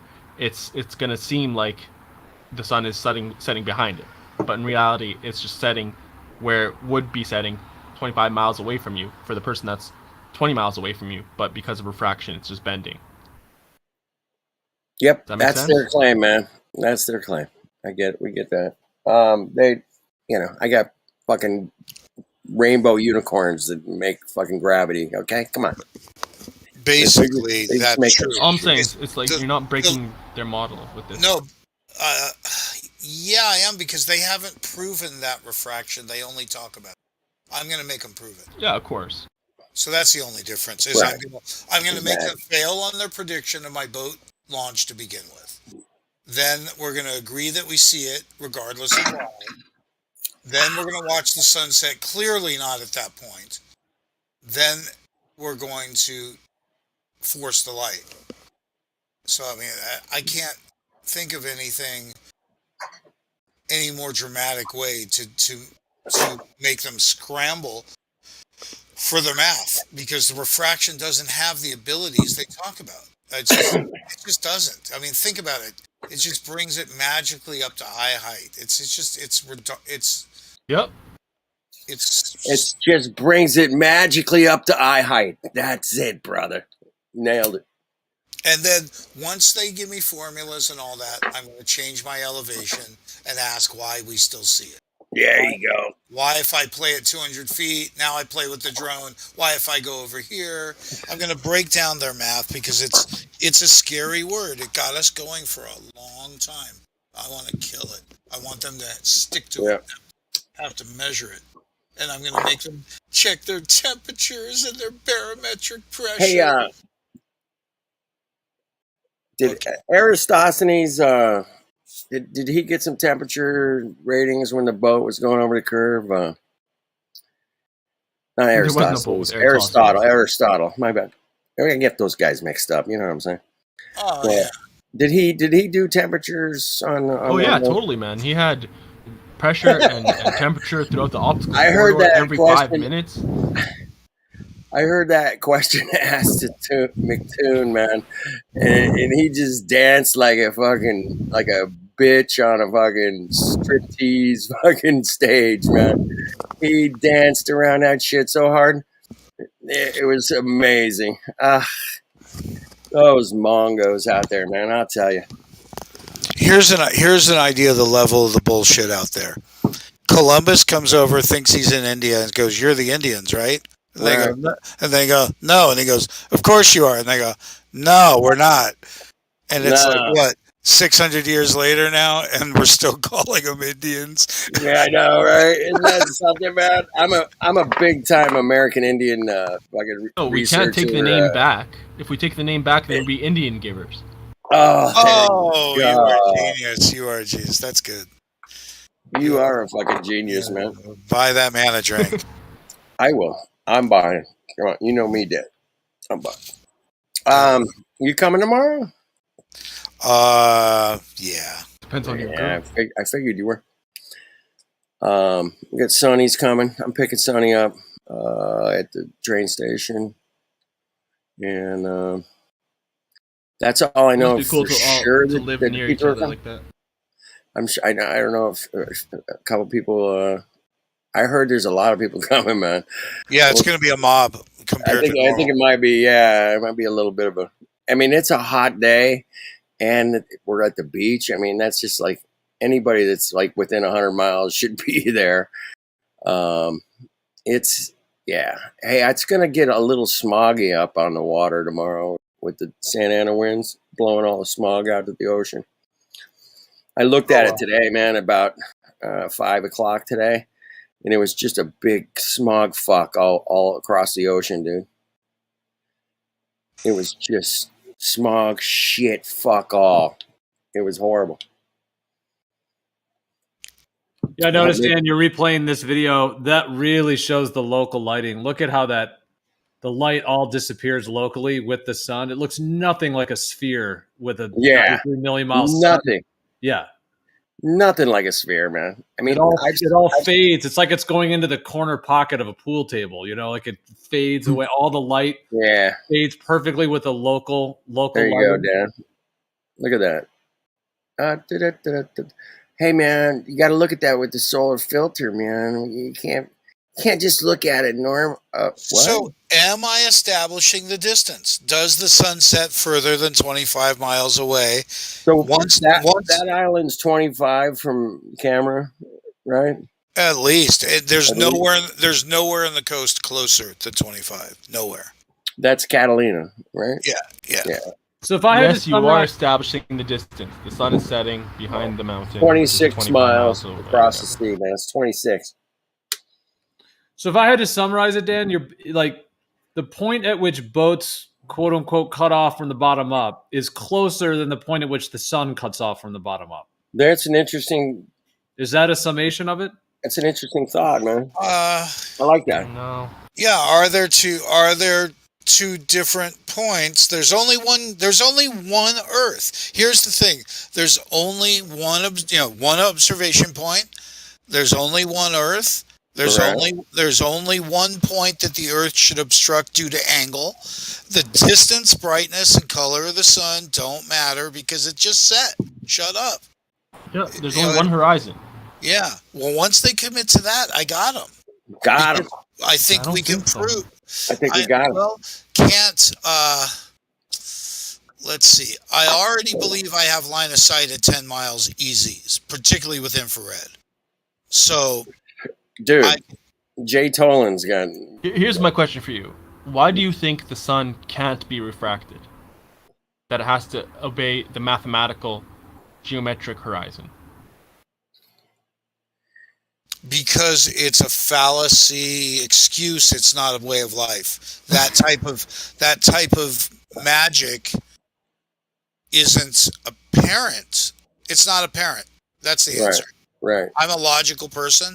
It's not apparent. It was brought to me as an excuse, not as a functional part of my life. That's fair, but that's their excuse for all of these long distance sightings, right? That it's refraction that's causing it. Well, you can say so, but that's why I'm going to take it laterally. I'm going to do the lateral test. So we're not arguing about why we're seeing it. I'm just going to now light up the Earth and see if it has a curve. Isn't it establishable if the sun is in an apparent horizon? It would be along all the night and day line on a ball Earth, and it should light up more than half of the Earth. Shouldn't that be establishable? Well, yes. Sure. And there's one day a year where that doesn't happen. It doesn't light up half the Earth. It lights up like 3/4 of the Earth. Anyway, that's another story. So the question is now: all sunsets are suddenly refracted, or only some? Under what limitations? Is it the same refraction at 30, 50, and 110 miles? Is my question. You know, what refraction is doing this at 50? That's doing this at 30? That's doing this at 110? Let me get this straight. All right. Let's say we had 3 guys with cell phones and we all were 110 miles apart, whatever. Put one guy at 50, put another guy at 100, and one guy that's like right there, at the end of the line. So you get 3 guys. What are we seeing all at the same time? Is the sun, can you still see the sun on the horizon or not? You follow, that's basically where we're going with these, that is such a cool picture of that, man. The sun looks, sorry, the sun looks bigger 100 miles away. Like if you look at the size of the sun at the 50 miles, the 100, it looks like it's being magnified as well. Right. The further away it is, though, which is strange. Isn't it cool? Well, I mean, like look at that one.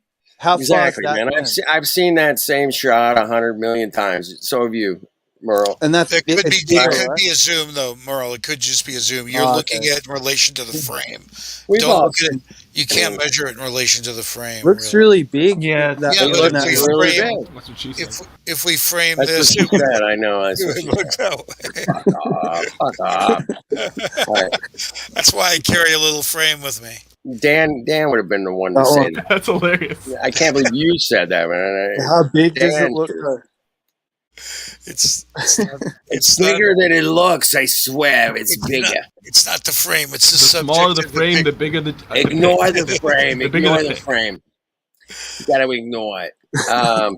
Okay, so is there an expectation of the sun just like there is an expectation of the boat?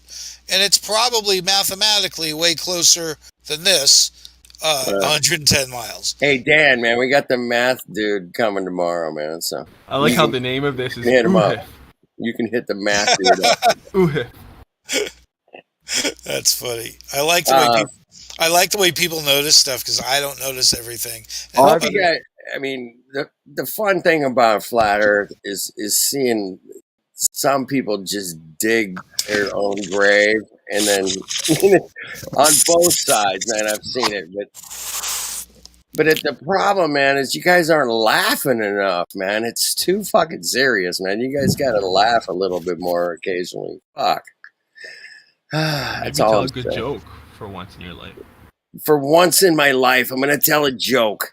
All right, there's two Globers walk into a bar, and it's a flat Earth bar, and they got fucking pummeled. Okay? Wait, that's my joke. That's my joke. No, they two. Wait, hang on. It goes. Wait. Let's see. Bar. I got it written down here. You got it written down. So an Earth mathematician and an Earth geographer walk into an Earth bar. The city and the country are not relevant. I like to tell Earthling jokes, by the way, because we pick on a lot of people. Nobody picks on Earthlings. Right. Earth mathematician, Earth geographer walk into an Earth bar, and the bartender says, "What do you have?" And together they smile and say, "I'd like to have a radius."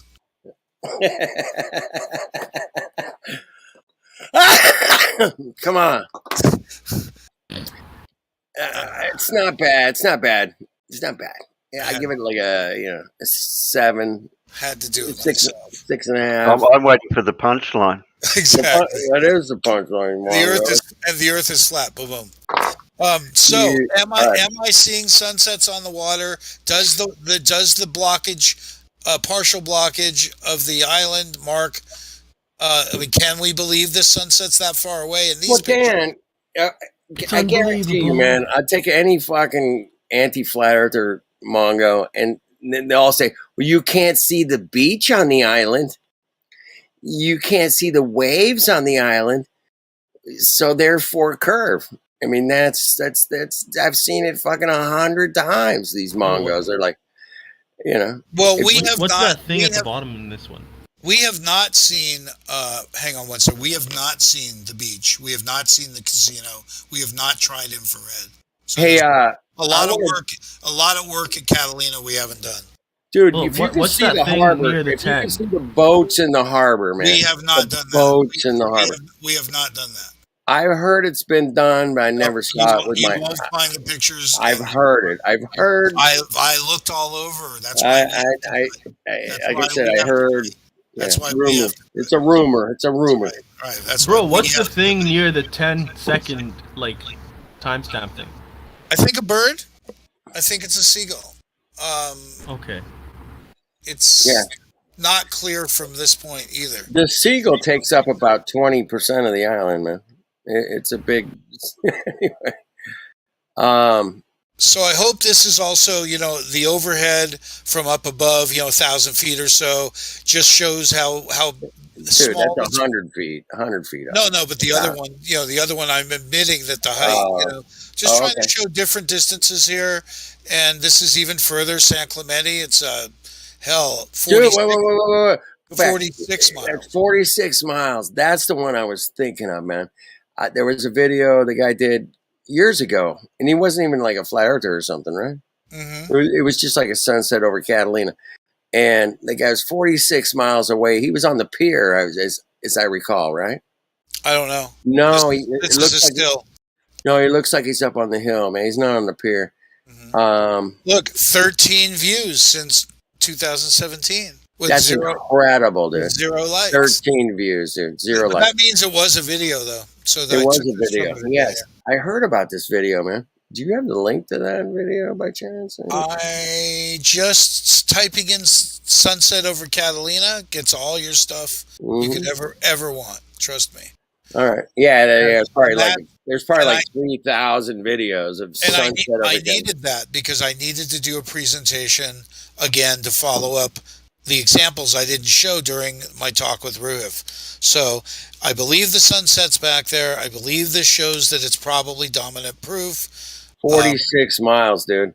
I believe that's at least 25 miles across there, and the sun is probably 26. It's 26 miles. Probably setting behind it. I can see that from many different positions. I'm pretty Look sure at it sets next to it quite often. I'm not surprised to see it setting behind it or Missed next the to it. line.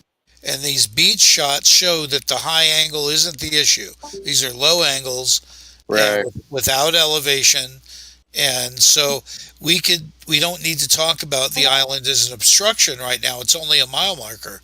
That's what the Globers don't Yeah, understand. exactly, man. It's just a demarcation marker, man. That's all the island is, man. And same with Statue of Liberty or anything else that's like majorly known where the fuck it is, you know? Now everybody knows where the fuck Catalina is, and everybody knows where the Statue of Liberty is. I mean, these are worldwide famous landmarks, and that's pretty cool. Everyone's seen distant sunsets. The ballers are going to tell me this is the tops of the buildings. I happen to notice there's buildings here, and shadowed buildings across here. This one's this tall right here. So that was cool to note.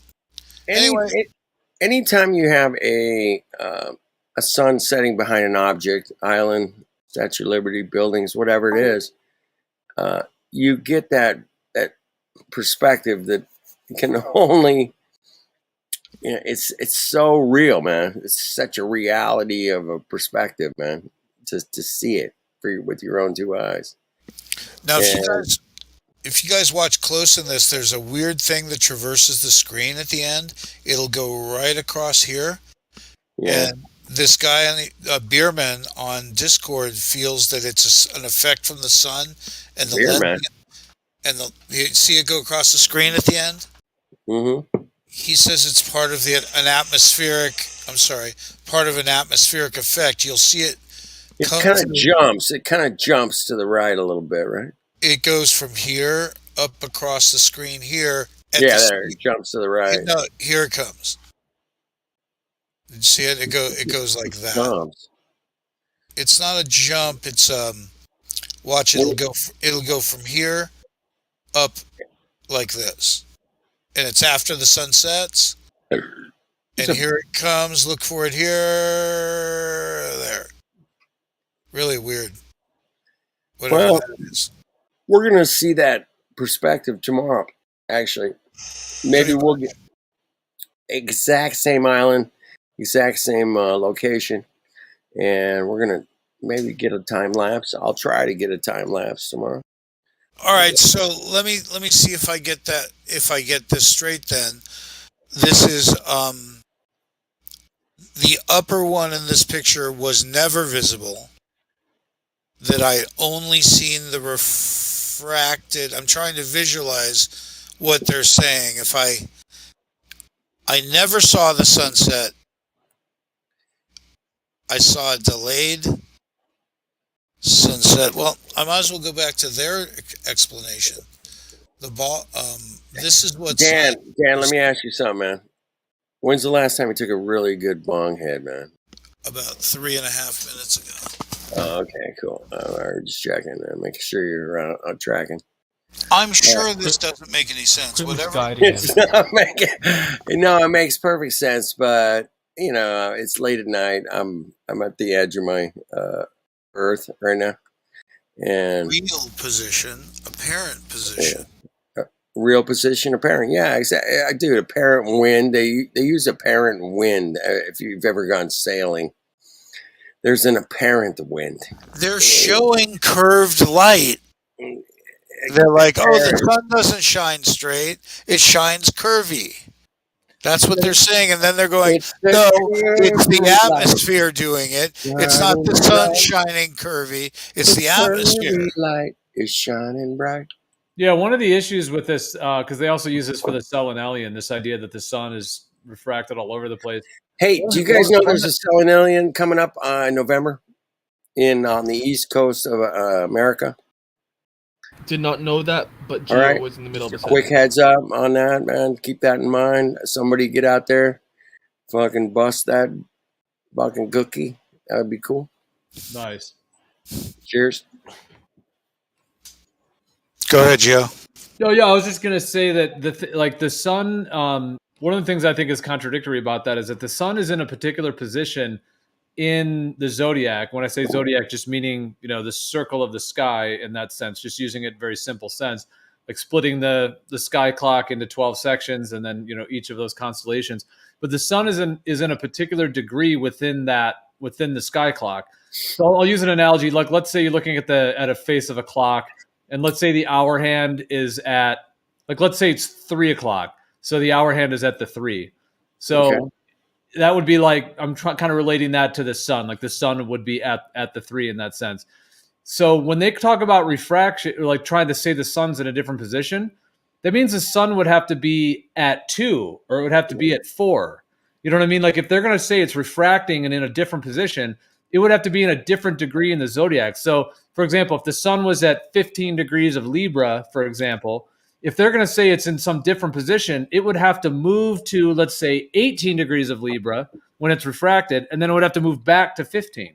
And that isn't observed. Like the sky clock is a sky clock. Like the positions of the bodies are like down to the degree. Like there's a book called an ephemeris. An ephemeris, it's like basically a log book of the exact degree and position of all the objects in the celestial sky. So to claim that the sun is bending and warping around, it would have to be shown that it's actually moving forward in the zodiac and then backward. It would have to actually change its degree, but that isn't something that is observed. So, or, and hear me out, because we see farther, we can also see the farther stars. And if the sun is farther, it's in, like, where it should be relative to the stars, but even the stars are being refracted according to their model. So the whole sky, the whole zodiac would be warped, you're saying? You're just seeing more of the sky because it's all being refracted according to them. Hey, they have an unfalsifiable claim with this refraction stuff. It took Copernicus 27 years to come up with this shit, man. So I'm just saying. I mean, I just think if we get the right optical expert there, not a baller, with the ball or whatever, that they'll have to explain this mathematically, and it'll break down because it seems to be easy to achieve line of sight at 10 miles. All you have to do is have a clear day. So, starting with that, I think I can find an obstruction for the sun and prove that the sun's further away than that point. All the math doesn't matter. I'm no good. Right. I don't need math. I need to share my observations. I get where you're going with this, man. Mathematically, I can prove that your mouth is right on your mic. I could prove that. Yo, Riggs, what's up, baby? Long time, man. What's up, Kenny? What's How you up, doing? baby? What's up? I was going to say, mathematically, they'll just increase the radius as much as they need to explain the observation. How? Yeah, I With think terrestrial refraction, 7/6R. Oh, fuck off, 7.5 over 6R. They'll just If I got increase it an as much island, as let's say we do it on an island that's 100 miles standard away. refraction, they'll say is 7/6R. 100 miles away. But atypically, you'll see farther because it's even larger than that. They'll say, like, it's unfalsifiable. That's why you don't act like it's it's proven. They just have to have the temperature and pressure of the optical corridor, which they'll never have. 7/6 OI. I gotta have my 7/6 OI guaranteed. Bro, I get it, man. I fucking get it. I know, but you're talking over me too much. I'm about done. I gotta check out. Well, it's not that it's not that it's unfalsifiable. It's that they don't fucking give up on their claim.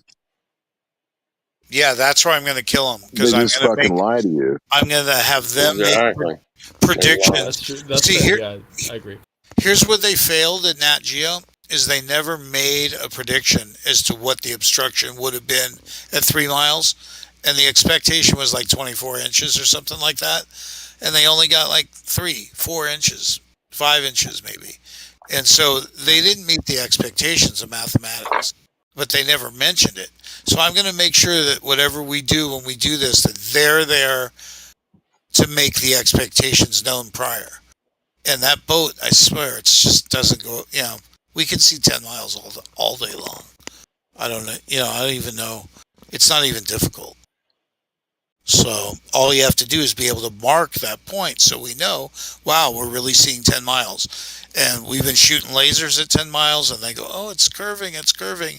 And I was just kept thinking, if it was true, we should be able to see that from the side. We should be able to see that, the arc. That's right. So that's why I'm going to light it up this time. And to tell you the truth, it's a dumb experiment because it's just the horizon line. It's already there. But lighting it up is dramatic. It's apparent. And then showing it in pixel strength is dramatic. But showing nothing's still hard. It's like they keep telling us, show us your numbers. It's like, how many fucking zeros do I have to write down every 15 minutes? And temperature readings that say 0, 86 degrees, 0, 86 degrees, 0. How do you show 0? It's weird. But most importantly, I'm going to psychologically prey on everyone now, because the trick is they're in love with us. These baller guys are in love with us. Totally. I found that out, man. It's Mongos ridiculous. are in love. They're on our side as much as they can be. I got more problems with flat earthers than I do ballers. And what? Oh shit! Really? No, I would have never guessed that, man. Well, it's real. Yeah, thanks. I would have never guessed that. So the real truth is they need to stay in a school for protection or a herd for protection. We're crazy for not wanting protection. So they're right. We're crazy. We don't want protection. If I'm a sheep, I might want to graze on my own fucking flowers I saw. And if I go, Kenny, let's go graze over here. Kenny, let's go to Hollywood. Same thing. Guess what? We're more vulnerable and we're not part of the group anymore. And that's basically dangerous. So anyone smart would say, hurry up, guys, go back in the group, because that's how safety is. So these people are scared when they're defending the globe. They're scared to leave the safety. And here's the key, is they don't want to know what we think. They don't even want to know how we think. They want to know why. They're fascinated on why we think, because most people are programmed to follow. To follow. I agree, man. 100%, man. I agree with that. So we are a freak show, but we're glorious because they like we us are because glorious. we think. Fucking A, we're glorious. Now, that doesn't mean that we're not spastic or damaged. Oh, yeah. We're damaged. We're spastic and damaged. I get we're that. Damaged. But, yeah, we're damaged. But that doesn't mean that the math isn't wrong. Correct. And that I'm lucky to have been with a team that we've achieved line of sight in lots of conditions. So fuck them. Fuck them, man. Exactly. And thank you, man. It's cool, man. And in conclusion, fuck them. Fuck them, man. That's our conclusion. Yes. Dude, I listen to these fucking Mongos out here, man. Just hour after hour after hour, man. They're just like NASA, man. And never a straight answer, bro. Ever, man. It's so ridiculous, man. Come on. Never. I mean, like, does air exist? They're like, well, depending on the fractional molecules of the divided by the fuck off.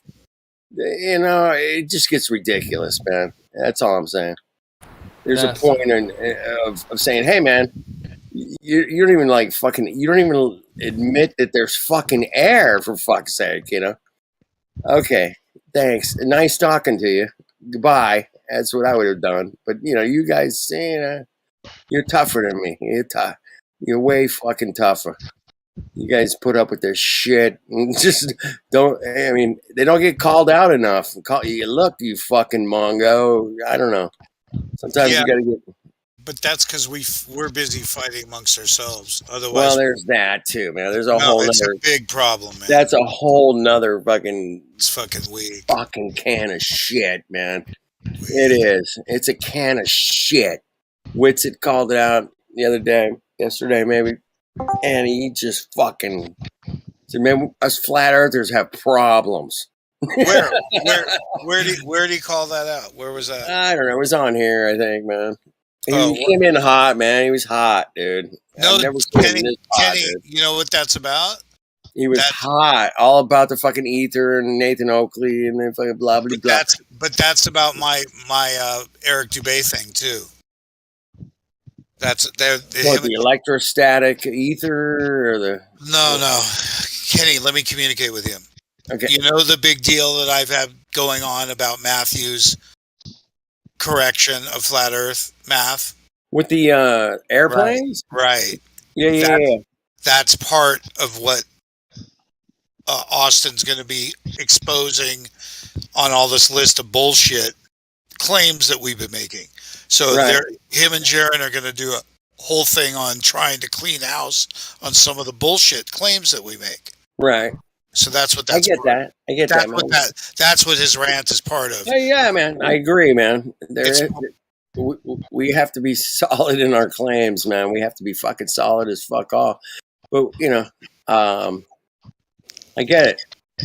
And you guys are solid as fuck all, man. I know for a fact. Listen enough, man. This shit's solid as you can get, man. And thank you. But Eric Dubé admitted that shit should be changed and that he should have included the word average for it to make any sense. And it only works at that distance, at that speed, and as an average. And none of that's mentioned. So that's why everyone had it wrong. Yeah, we've gotten shit wrong, man. We've definitely gotten a bunch of shit wrong. And it's okay, man. Totally cool. But in this case, Matt spoke out 2 years ago, and I've been blacklisted over this. So it's a big deal. When Witset's going off, he's trying to go off on the entire spastic scenario. You know, because like I said, it is a spastic scenario, but it's But I'm getting called trolls on both sides, on all sides, on all sides. Dude, that's nothing new for you, man. Fuck. Whatever. Come on. I mean, gets old. It does get old, man. It's so old.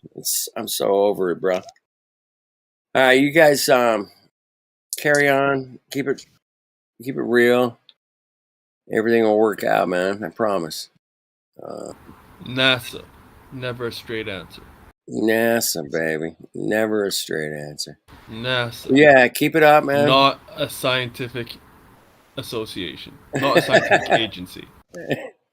There you go. NASA. Normally asserting stupid assumptions. Yeah. I love that. NASA. Nickelodeon attains superior animations. Ooh, I like that one. NASA. Okay, we get it. Come on. I got that mess. Whatever. NASA. That was the best one. Everybody knows about the bird. Don't you know that the bird is a word? I hope you guys had fun tonight. I did. Because do it the fun way, boys and girls. Do it the fun way. There's two ways to do things in life. You can do it the hard way or the fun way. I prefer the fun. Yeah, you know. I'm just saying that laughter is a great medicine, man. It's amazing, man. Cool to deep dive into the metrics of where we live, man. It's cool, man. It's time to use psychology though to prey on the ballers, their own words, and then to get to the educators and the PhDs, because they just drown themselves every time they talk, man. They drown themselves every time they talk. Well, we've seen it over and over and over again here. Many platforms that expose their absolute ridiculousness, and it gets there's some great guys out here really deep dive numbers and calculations and speed. NASA. Yeah. NASA. And then we just never get a straight answer. And I love that, man. NASA. Nice ass stupid acronym. I got to make that beep noise. Beep. Like they do after this. Yeah. You guys are great, man. Keep it up. As good as say hi to Merle. That was cool. Are you sure? Yeah, it was, man. Merle and I are I've always been cordial, man. There's never been a problem with Merle and I, man. And we go way back. You're numb. You're numb. We had a lot of crazy times, man, back in the day. It was absolutely insanity, man. And Merle was right there in the front of a lot of it. And it was fun, man. I think of those times as very fond times in my life, and I wouldn't change a thing, man. I wouldn't change a thing. We kicked the door off the hinges, Kenny. Yes, we did, baby, and we're still kicking it, man. That's what's cool. And don't You ever guys ain't change. seen nothing yet when it comes to Merle. Don't ever Merle's change, like Merle. Merle's Don't like ever change. a bird on a branch. You know, wait until his wings unfurl. Exactly. Merle. Boom. Write that shit down. Okay, Merle, you want a gig? Can I give you a gig for the rest of your life that you He make wants a money? giggle. Tell a You can joke. thank me forever, okay? All right. Flat Earth dartboard, and you can make up all kinds of games based on the AE map, and then the others to make up a card game and just call it Flat Earth, just like War or Gin or anything else. But make up modify a card game, make up a card game, but call it Flat Earth. So the idea is to take existing games and attach Flat Earth to it. I like that. And then they'll move. I already made a few dartboard designs. That Dude, really this is so kind of Tavistock kind of thinking, bro. That's what we have to do. And that's guess what what? we have to do. Exactly. We have to Tavistock these. We need to motherfuckers. hire an artist for when we do our observations. So just in case people are too stupid to understand it, they can see it drawn in pretty pictures with enhanced colors, just like that would NASA be great, does. man. And and we'll do a press release just Hollywood. like NASA does. Flat Earthers prove Earth is flat. How do you know? Well, here's the pretty picture, and here's the press release. So I'm thinking. I got a game. What do you Flat got? Earth, spin the bottle. Okay? You spin the bottle, it's like, which section of Antarctica is this person going to explore? Ooh. Oh, man. There you go. That's good. Flat Earth bottle, baby. What part of the ice wall are you going to climb? That's the kind of Tavistock shit, though, man. That's perfect. All right. Do you want to hear my real game? Yes. Okay. This is designed for a board game or virtual game, and it was based on doing a fly-through on the AE map and like a virtual fly-through on like a Chris Pontius model, like you flew a fly-through. But it's called The Outer Ponders, and in this game, there's a series of games, and in board games, it'd be just like levels. In an electronic game, you go to a different board, but in an electronic game, you go to a different level. But the initial level is called The Dome is the Home, and what you would do is have to open up an empty map, and then you'd have to basically go through history and get Pee Wee Reese map, and you'd eventually piece together where we live. And when you got, if you got to the edge, hilarious. If you got to the edge, it changes to a shoot 'em up game where you have to fight the penguins to get out. Yeah. Okay. So that's The Dome is the Home. Then the Dome is the home. Then the next, you break through then that's to hilarious. the game 2, Project Bluebeam. That's where you'd find that the Outer Ponders, who's really in charge, and are there aliens, are overlords or something like that. Right. And then Outer Ponders 3 in the series is called Discovering Atlantis, where one of the legends of outer ponds, you know, it would be Right. the Atlantic. Yeah. Okay, I then love it.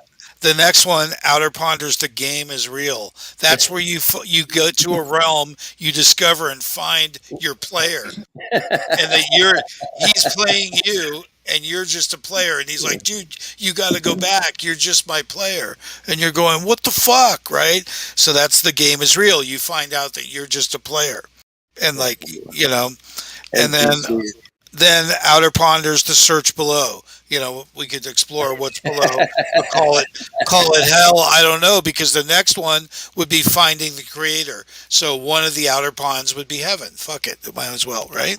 Then the next game is called the Mandelian Civilization. Imagine God running a backup. So if anything happens to you, they'd use deja vu or something and just go pull it from the other civilization. And so there's this whole dupe civilization, like they would call parallel universe. Right. So all these would be in the game called the Outer Ponders series, or TOPS. And that's pretty awesome, man. Almost had a developer for that. Stephen Knox. I flew to what was it, Dallas or whatever, for the conference, and he was, you know, but COVID just killed it. Project just went to shit. COVID killed a lot of shit, man. But the point killed the Tavistock angle was make it a game. Don't call it flat Earth.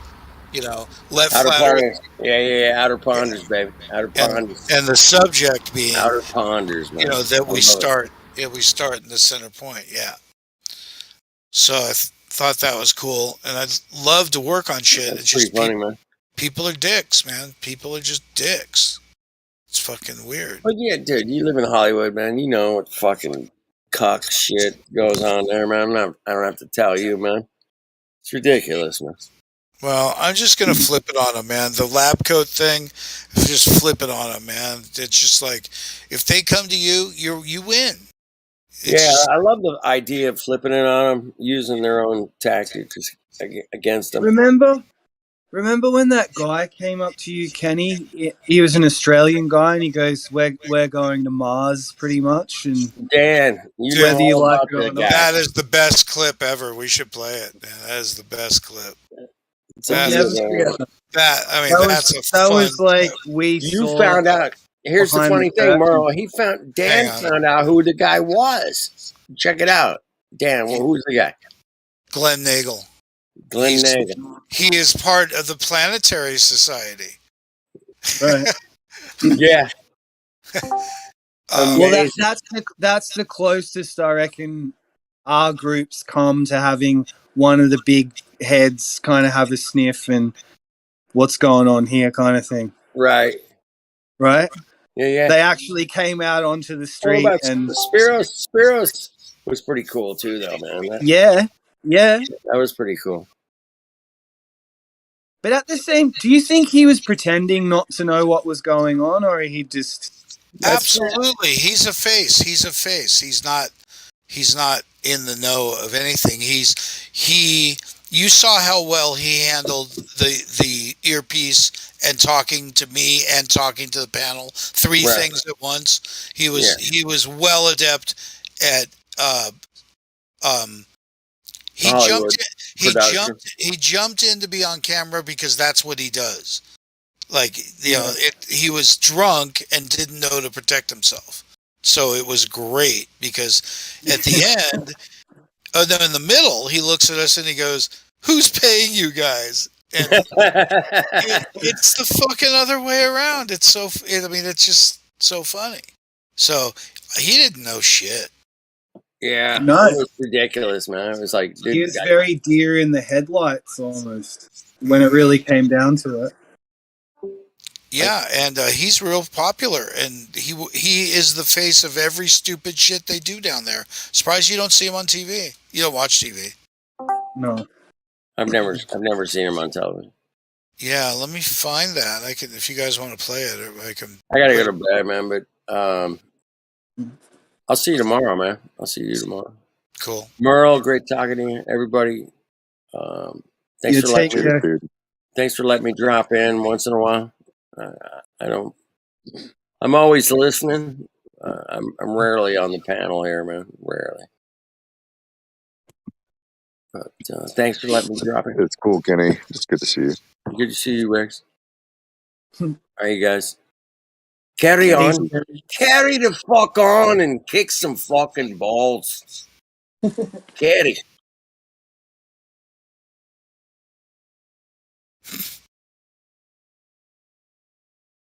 Yeah, that thing on the boulevard was great. So the story Merle was talking about is this dude walks up to us and starts talking, and by the end, he wants to drop hints. Well, the funniest thing was his friend. His friend was videoing the whole time. I guess I could run it without the sound so you could see it.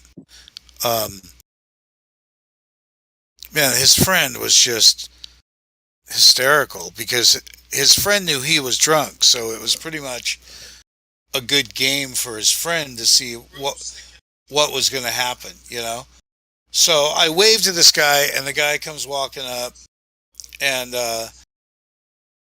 he dropped hints that he was in the know, that he was in the space program.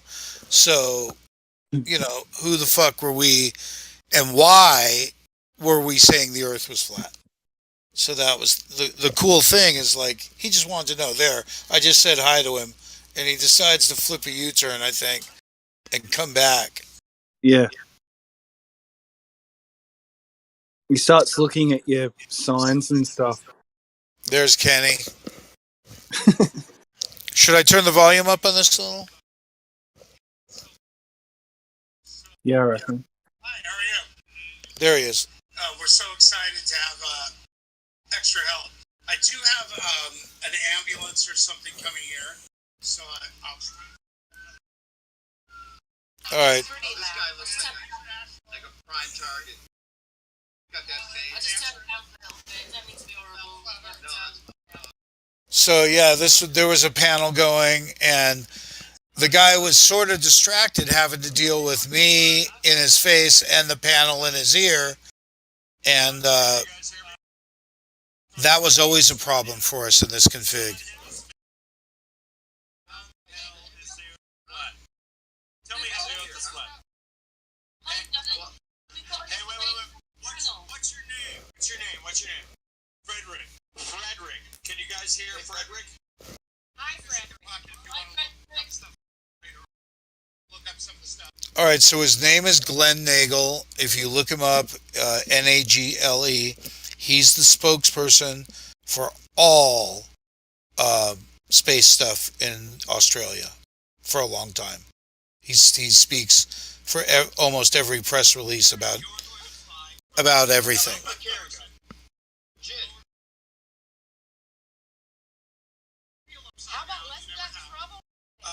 Amazing. Just happened to be walking by, huh? Yeah, and he was drunk and amused, and so he had no defensive posture whatsoever. And eventually he admits, he gives us a bunch of clues. Yeah. And there's his friend. His friend is gassed up about it.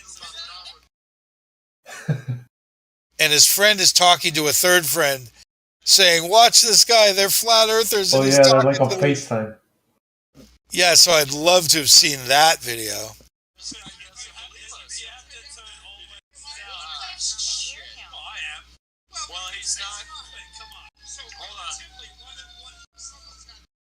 What's this guy's name again? What's the space station thinking it's a flat map? Gray? Was it Gray? It's about NASA's image of the Earth. Is that Gray? Gray from Australia. So he'd lied about his name to try and save some anonymity, but he It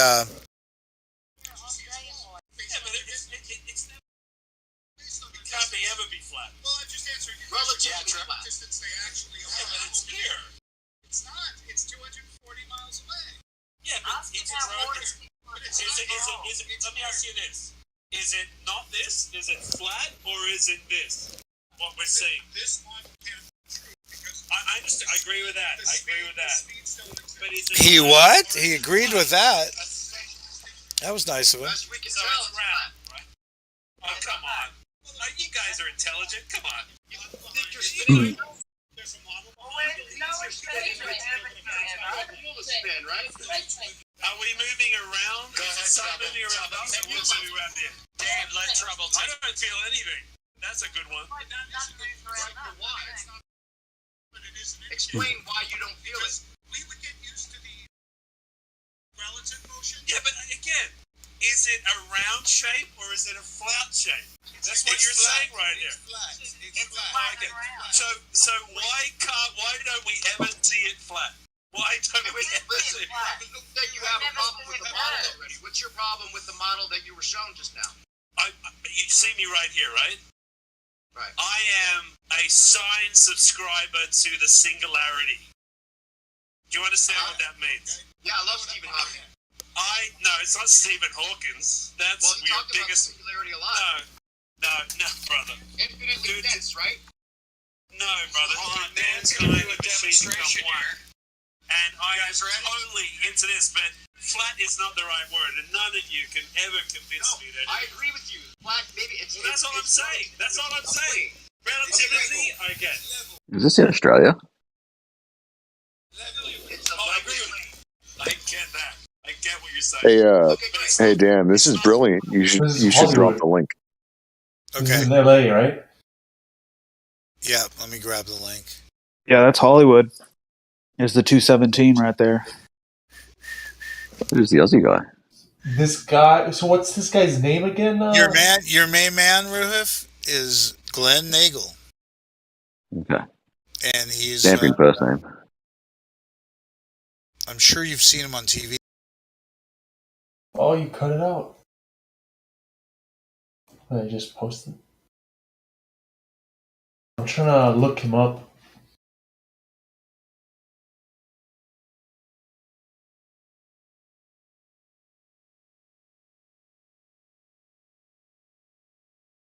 Oh, I found him, I think.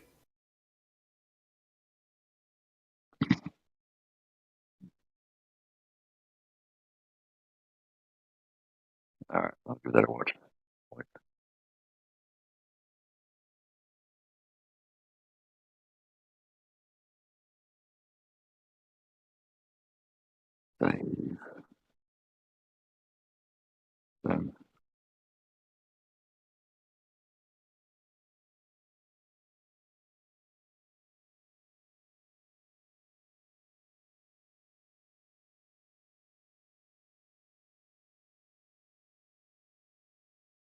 I think that's him. When he was. I Googled him and he said he was working in the science, education, and space industry for 30 years. Blah, blah, blah. So, you'd assume it's him.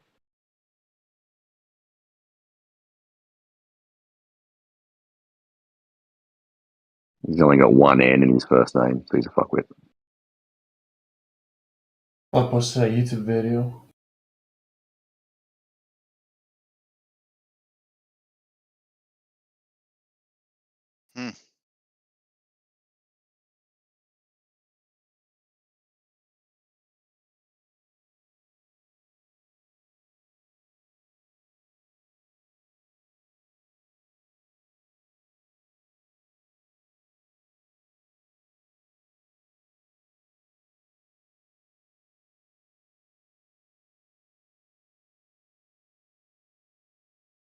Who the fuck is Glenn Nagel? The guy. I don't know who he is. The guy just randomly. He was on what's his name? The video that Dan the Waterman linked. Okay. It doesn't really look like him. He's a bloody ranger, so that says a lot.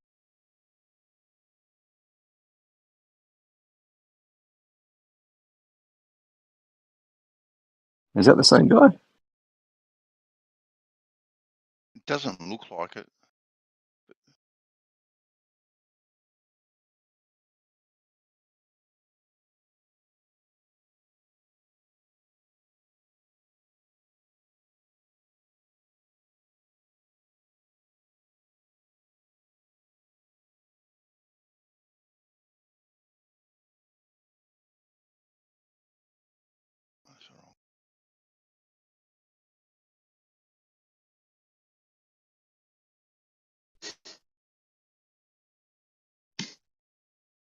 I think it is because I'm at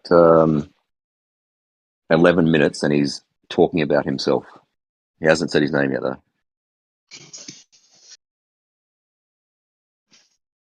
What is it? Aussie hour in the Flat Earth room. Yeah. I'm about to go, though. I don't know. Oh, what am I supposed to be watching for? Just to see if this guy is The Glenn thing that Nagel? Dan posted. Yep. It doesn't really look like him, but it could be. Yeah, I'm waiting for him to tell him who he is. He's saying, like, do you know who you're talking to? And won't fucking say his name. But who is he? What I don't know. notoriety is he? Like I said, he's a ranger, so that's dodgy anyway. So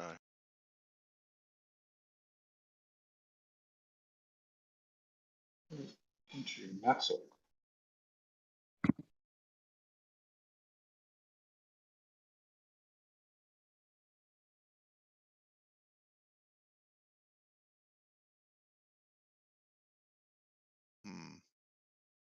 anyways, interesting. Gravitational potential energy.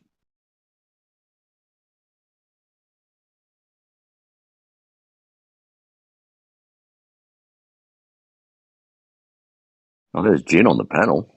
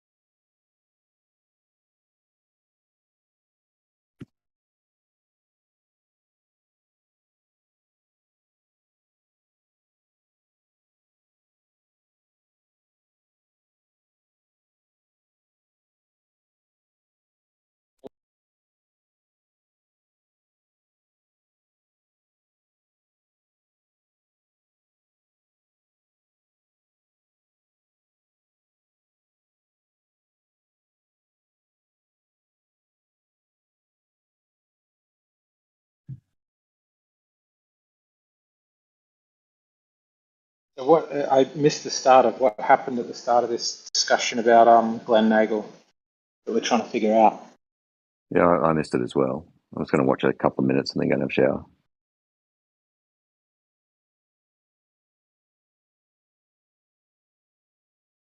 I just want to verify that it's him because the online photos just don't seem to match. No, and the other two articles that were dropped after it, they just don't seem to marry up, do they? The thumbnails to the picture.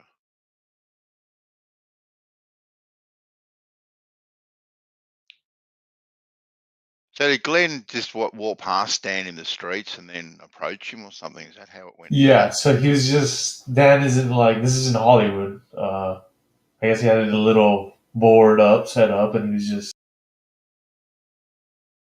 Let me see. Let me start. I haven't really watched the video. Oh yeah, he's just talking, and this guy just walks by, and then he comes back. You see him walk by, and then he comes back, and then basically they start talking about it.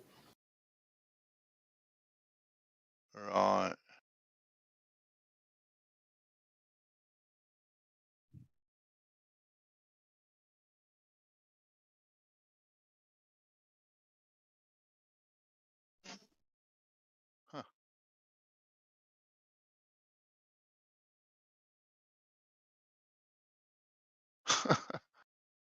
Still funny video though. The way he sets He's him up like, "Have you with been the to space?" headphones. Here's the headphones. Here's a microphone. Yeah, lab coat. Make you feel at home.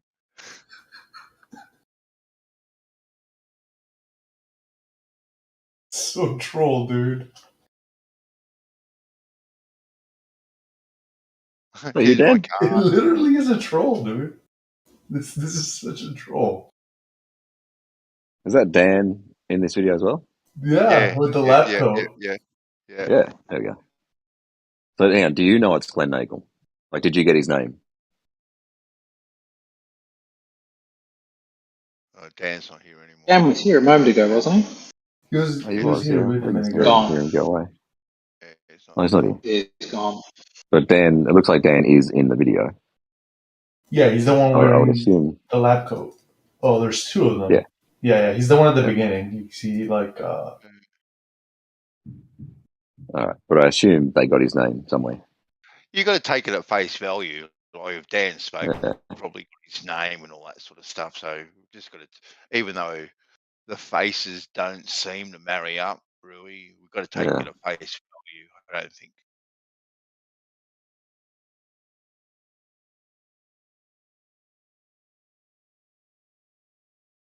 He just looks different when he's not in makeup. he's like,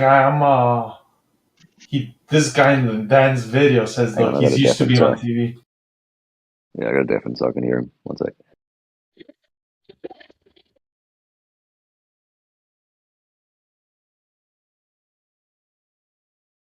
Huh.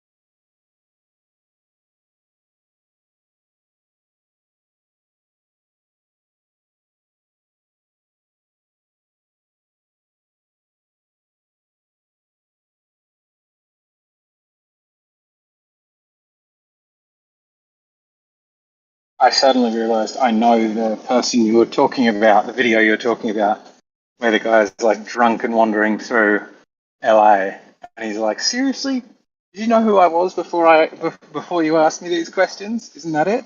Is that the one?"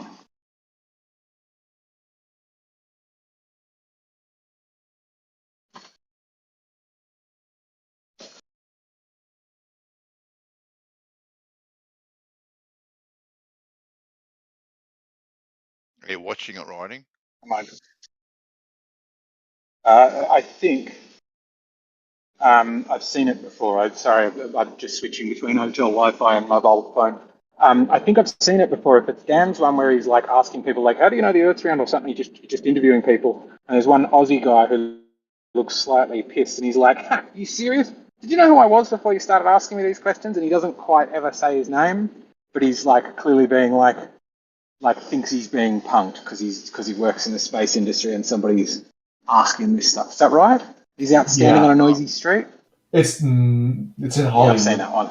No, this one's in Hollywood. Yeah, in LA. Yeah, it's an Australian guy. Yeah, and he's only talking to the one Yeah. person. Like he's not talking to several people. Well, in this clip, it's only one, being Glenn. That is. It's funny because you see him walk by, and then I don't know, he comes back, I guess, and just decides to like engage. You know, tipsy. I mean, you couldn't there. not, could you? Couldn't help himself. You're having a good night out in a foreign city. You're on vacation. Yeah. You work in the space industry, and there's some guy who's a flat earther who's having a talk show. I wouldn't even need to work in the space industry to stop and have a chat for that. Well, and you're feeling good and you're tipsy. I mean, you might just to like fuck with, have a little fun. Yeah. I don't know. It is kind of a fun idea. Like, I could see why he would do it, just to like, I don't know. I was gonna say it's kind of a fun idea to have like a panel of people, that are on the internet all around the world, and then talking to someone in person like that. It is kind of a interesting concept to do it that way. Yeah, I watched a second of that. I watched a second of that, and I heard Jin. I'm like, was Jin there? And then I noticed, okay, they have a panel, and then the guy's got headphones, so he's listening. Yeah, you can see his profile on the thumbnail on the bottom right. Okay. It kind of looks like Dan's having more fun than what the Glenn guy is, actually.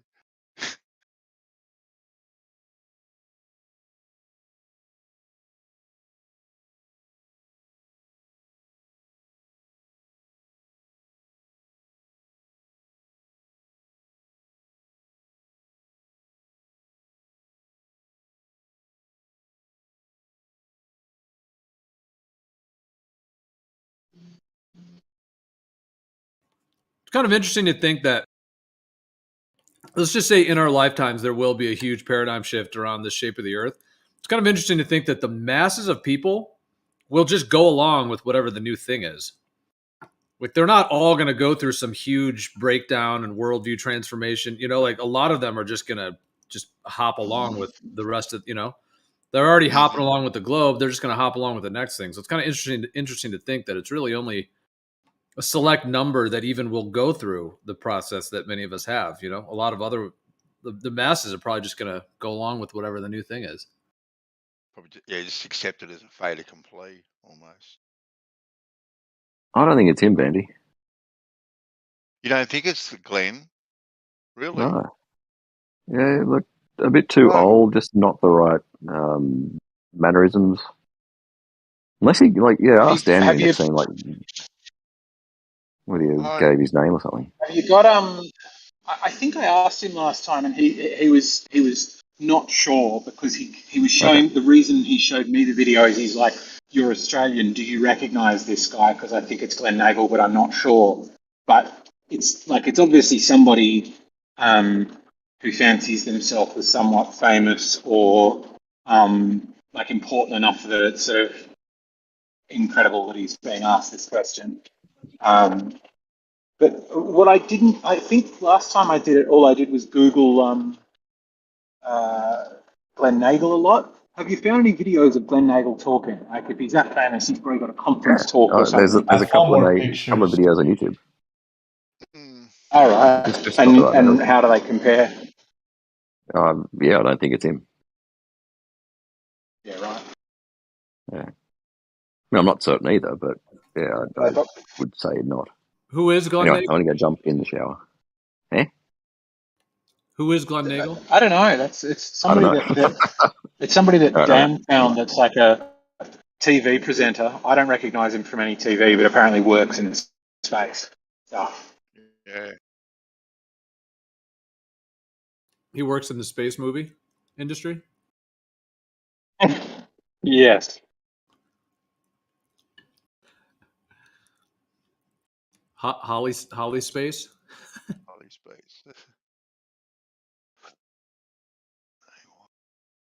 Spacey Wood.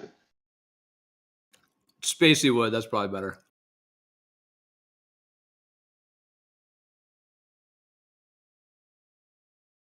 Yeah, like Because they all the woods keep like.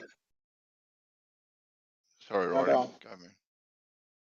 No, I was just going to say, if you Google his name and images and whatnot, like there are some similarities, but yeah, there is some. But they do seem to be different at the same time. But anyway, I'm not. He may have given his name as Glenn Nagel. Like, it's not an uncommon name, really. At the end of the day, so. But like I said, I'm pretty sure Dan didn't know who he was. So he'd just gone home and done a lot of Googling, and then found that guy and been like, maybe it's him. Which, I mean, if he hasn't found the right guy, he's definitely done a really good job of finding somebody who very well could be. So credit to him either way. I found another video and it doesn't look like the same guy. The other guy looks older.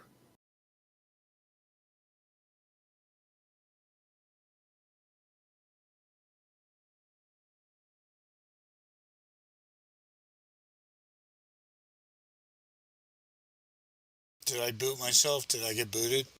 Hey, Dan. Hey, there he is. He's back. We've been talking about the man we needed to clear it up. Am I right? I was saying my recollection is you weren't sure it was Dan Nagel, but you'd done some Googling and that's how you thought it might be? Look, I posted a recent video of this guy, Glenn Nagel. Yeah, it's certainly him.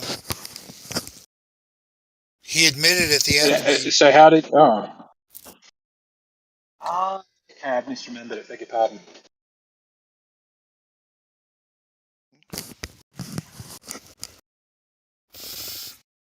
That guy you've just posted Awake, and he does seem like a similar face. More wrinkly, but the low res would take out the wrinkles.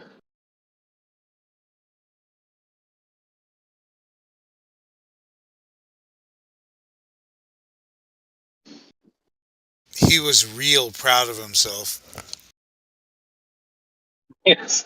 It'd probably be somewhat sad to have 3 Aussies in the room being like, I got no idea who that guy is, nor who Glenn Nagel is.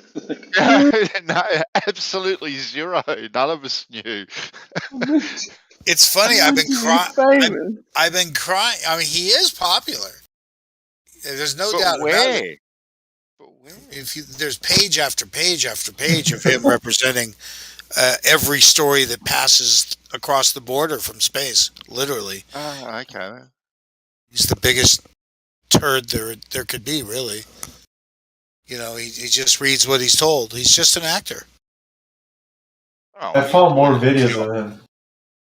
He like talks about space and what the space what NASA's doing for like Sky News and shit like that. Like they interview him. Calling him. He gives his insight. Gosh, I must say. I posted another video where he appears. So there's nothing like being lucky, you know, to have that guy stumble up and be loose and ready to talk. We were having, when we first started doing that shit, we were so lucky. Just that place we were at let us come in and out and be in front of their place as if we owned it. It was fantastic. When did you do that, Dan? What year was that? 3 years ago, it says on the video. Right, okay. So it must have been 3 years ago. And what, you were part of a hangout or something at the time? Poncho Pete. I took ponchos to Hollywood. Yeah. So I did that as part of what I wanted to be like a weekly thing, but it never was. It didn't work out to that. But there were some great videos and some just ridiculous shit in Hollywood. Just ridiculous shit, really. And one of the funniest things was I was down there with Flat Earth Dude, and a guy came up and we were trying to sell him on Flat Earth, and he pretended to be sold and that we changed his mind. He was on panel with somebody and he got real excited, and right in the middle of us thinking that we were able to communicate with normies, he admitted it was New Perspective. Oh, no, Dave. No way. It's a great scene. It's a great scene. I'll give you the link. It was just, we were completely fooled. We had never met him in person. Yeah. It was the best. It was just a riot. It was, we were so busted, just so busted. And that was a lot of fun. Flat Earth Hollywood's a lot of fun, but not very safe. There's lots of fights and crap. Like the later into the night, it gets worse. And oddly enough, it's not self-governed, but the police have a sort of like a delay. They let the fights disperse before they show up, because it really isn't worth arresting 2 idiots that just want to fight. So it gets nasty about that time when bars close. So it's complicated sport to be out there. It's not that easy. Not that safe. But fun. It was fun to bring Flat Earth there, because it turns out a lot of people there are just walking around with nothing to do. So they'll take 5 or 10 minutes, and that's kind of what I need. I need them to stop, show an interest, take a picture, take that back home to their home country, talk about it later, stuff like that. I'm not sure what effect it has later.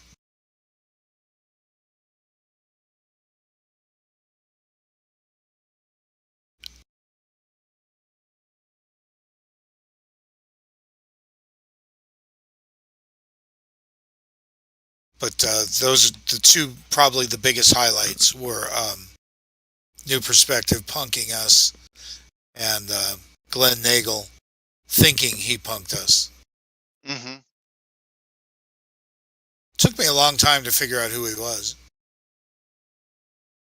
I just didn't concentrate on it much. I kept thinking that someone else would pick up on it. And that it was a big deal. I thought it was a big deal, you know. So nobody picked up on it. Wait, he never said his name in that video? No. He admitted that it's the false name he gave. That video has had 90 views in 3 years. That's it. So it's a bit of an epic moment, a little bit, when he accuses us of being paid actors. Flip the script. He flipped the script on you. Completely, right? Oh, good on you. But that shows you the paradigm difference. That shows you some sort of paradigm difference, really. You know, his willingness to say that, knowing that he was the paid actor. So the real question is, does he have to be full of crap to do that job? And the answer is no. They give him data. They give him information. He comes on. He speaks his part. And it's done for them. I mean, I don't know that he needs to know much. Public outreach is public outreach. I've even thought that about Neil deGrasse.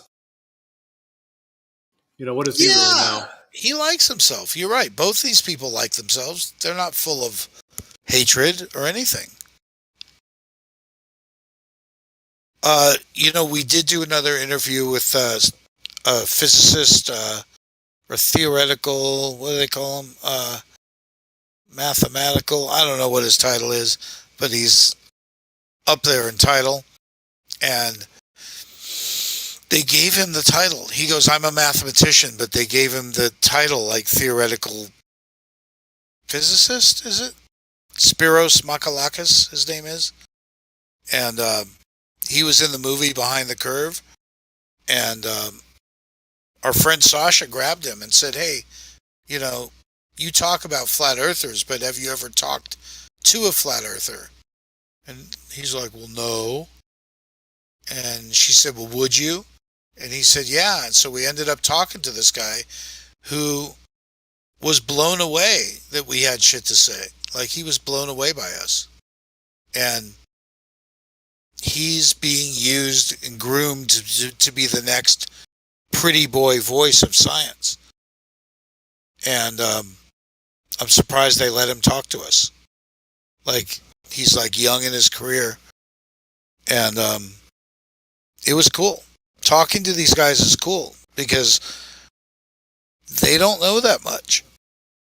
They only know what they know, and at some point they get pushed forward into positions that they may not, even titles that they don't necessarily deserve, because they need to fill those positions. They need people to go around and do what they call public outreach. And that's how they keep the monies flowing, is with all this good press.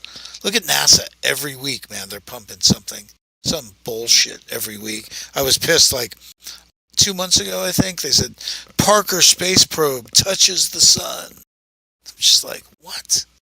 Fucking what? Some of those articles that you see online are clickbait too, though. Clickbaity, the titles. Full on. Just... It doesn't, like... It doesn't mean they actually touch the sun. It's just that the article's, like, clickbaiting you. But it still sells the public just like, oh yeah, we're, you know, hotel in space 2025. And the public doesn't notice the can kicking down the road. They don't. They think we're in progress mode. And it's kind of weird, like when you see them now launching with 40-year-old engines and shit. Well, the public's got the attention span of a gnat, don't they? Yeah. So it's very easy to distract and deflect. You know, in this country, they've had some incentives that they gave people. They called it a stimulus. Oh, yeah, we got it. Yep. and I heard they're kicking it in again. And I think at one time it was maybe $1,500, something like this. It's hush money. It's just like the mob coming around and paying you to be quiet. It's funny because you can't say shit once you take the money. Well, it's buying approval, isn't it? Yeah. That's all it's doing. It's buying approval. And people are dumb enough to accept that without understanding what was purchased with that. You know, you're essentially you're going with the program.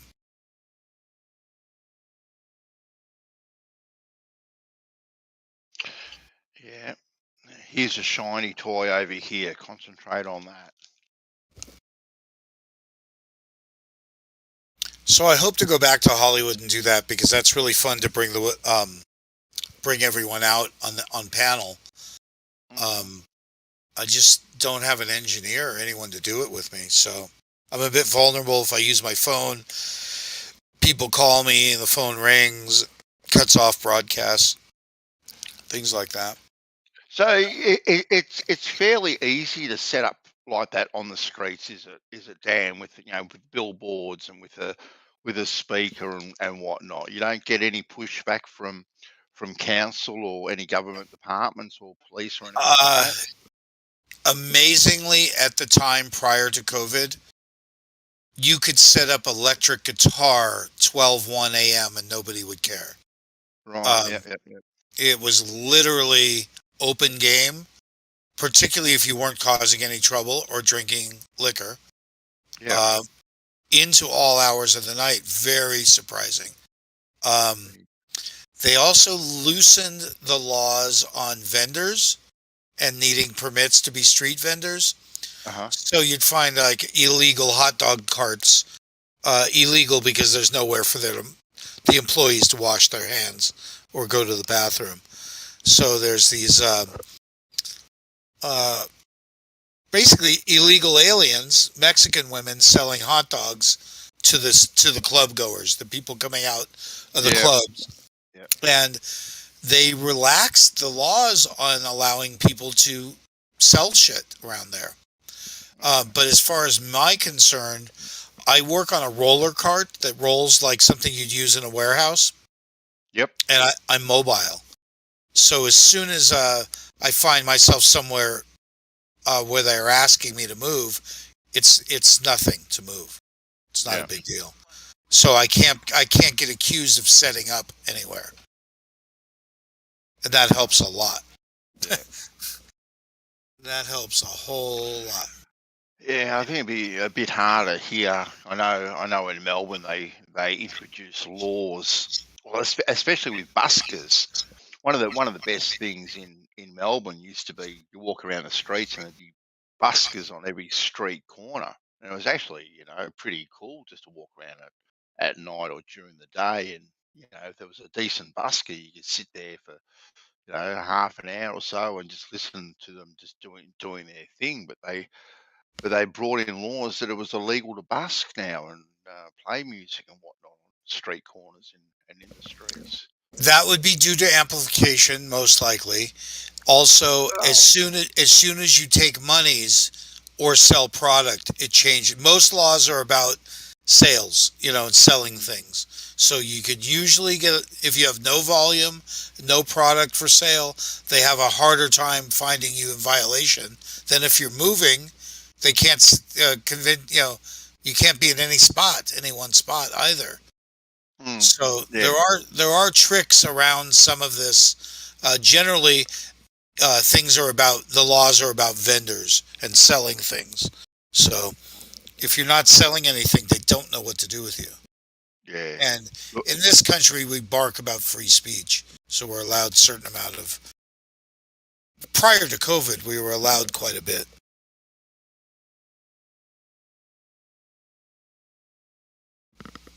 But the trick is finding a place where people are killing time, not on the way in or out of a sporting event, not on the way to or from anywhere in particular. They have to be wandering about with nothing to do. Then they'll take their time with you. They're really looking to kill time. Yeah. Yeah, and you don't want to be seen as a disturbance or a hazard. You don't want to give people an excuse to come and remove. At a sporting event or a music event, everyone's got to get in beforehand and got to get out afterwards. They're not really milling about. Even though it appears there's thousands of people there, they're not milling about doing nothing. No.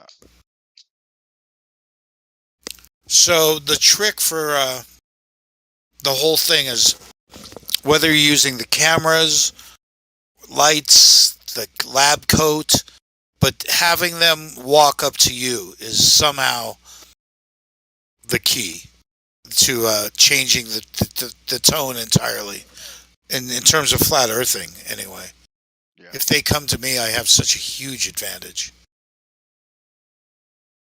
So Well, they're already interested in one way, shape, or form, aren't they? They're willing to engage. yeah, so I've got one of those lighted AE maps with the sun and moon going around, and one of these lighted things that says the Earth is flat. So I'm lit up like the crap there is lit up. So it just looks like part of the show already. So it's, for some reason, it's grossly appropriate there. It's already a freak show. So I think that's the weird thing. And then when we were doing it, we were drinking and having a good time, feeling that that's the best we could do is just show our face and that we're human beings. Because theoretically, a flat earther should be, 150 years ago in their head. They should be ancient in their mind and not progressive whatsoever. So they're surprised that we have any points whatsoever. They expect us to have arrived on horseback, essentially. Yeah, so I can't really find Glenn to follow up, but it would be fun to follow up with him. I was surprised I didn't see some sort of cease and desist, but maybe he just sees no views and it doesn't matter, or he's never seen it. Maybe.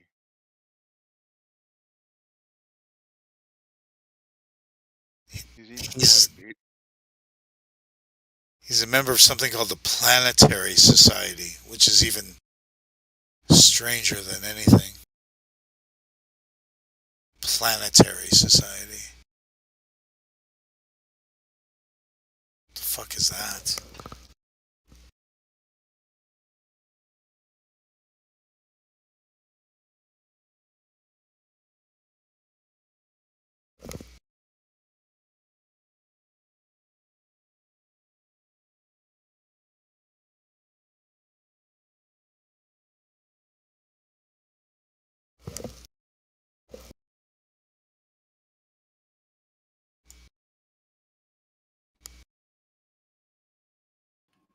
Yeah, they really did a number to humanity with this globe deception.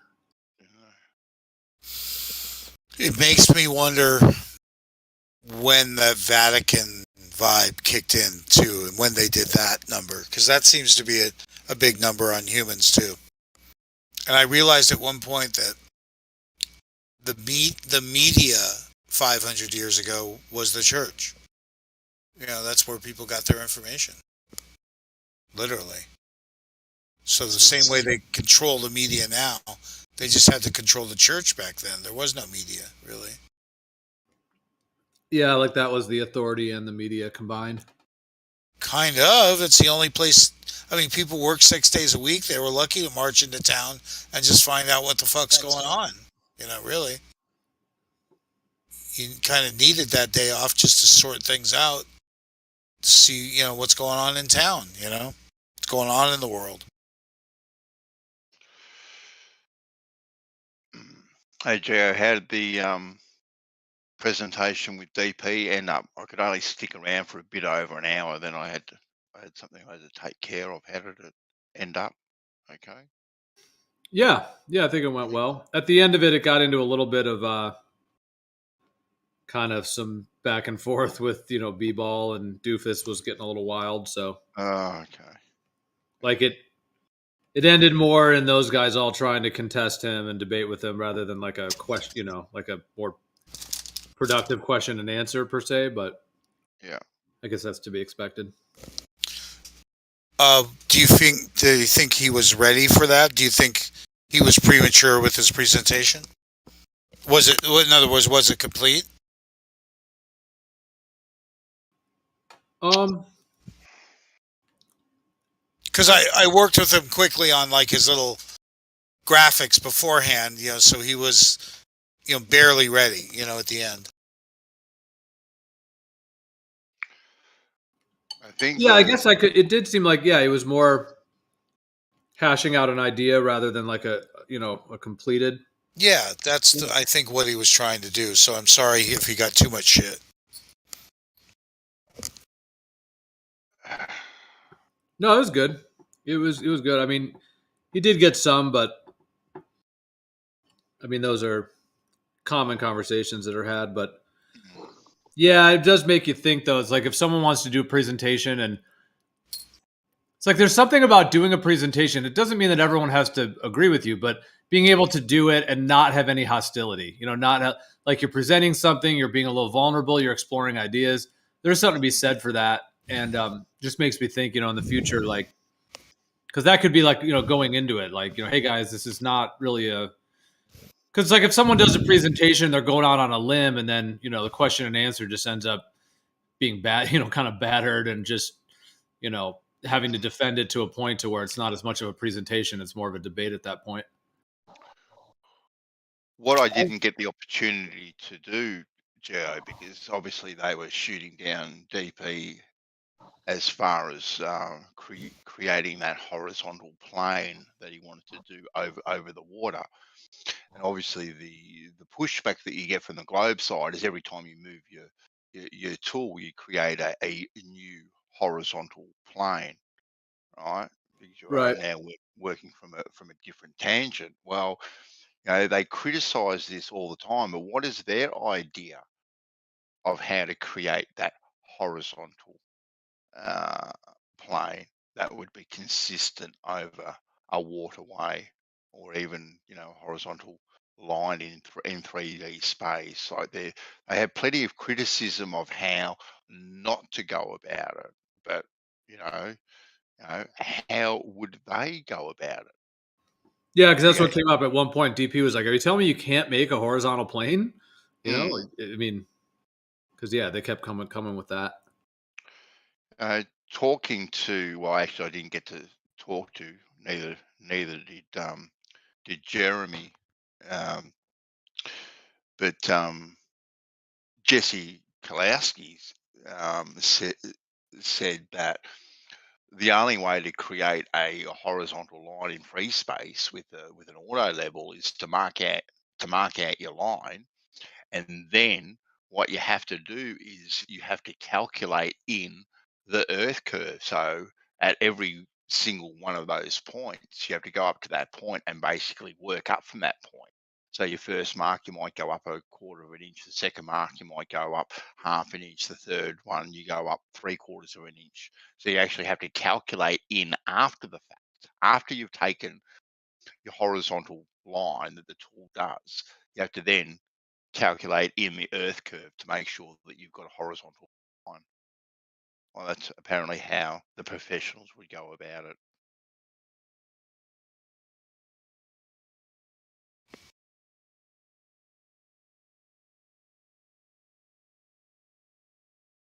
Yeah, I don't even quite know what to think of that. No. I can understand it maybe with well, I can't really understand it with a GPS, but if a GPS is all electronic and perhaps it is calculated in there, you may have to uncalculate the earth curve. But when you're talking about manual, analog instruments that have basically only got a crosshair in them that you're looking through to create a horizontal line that is set up plumb, I don't see how any calculation should have to come into that at all myself. But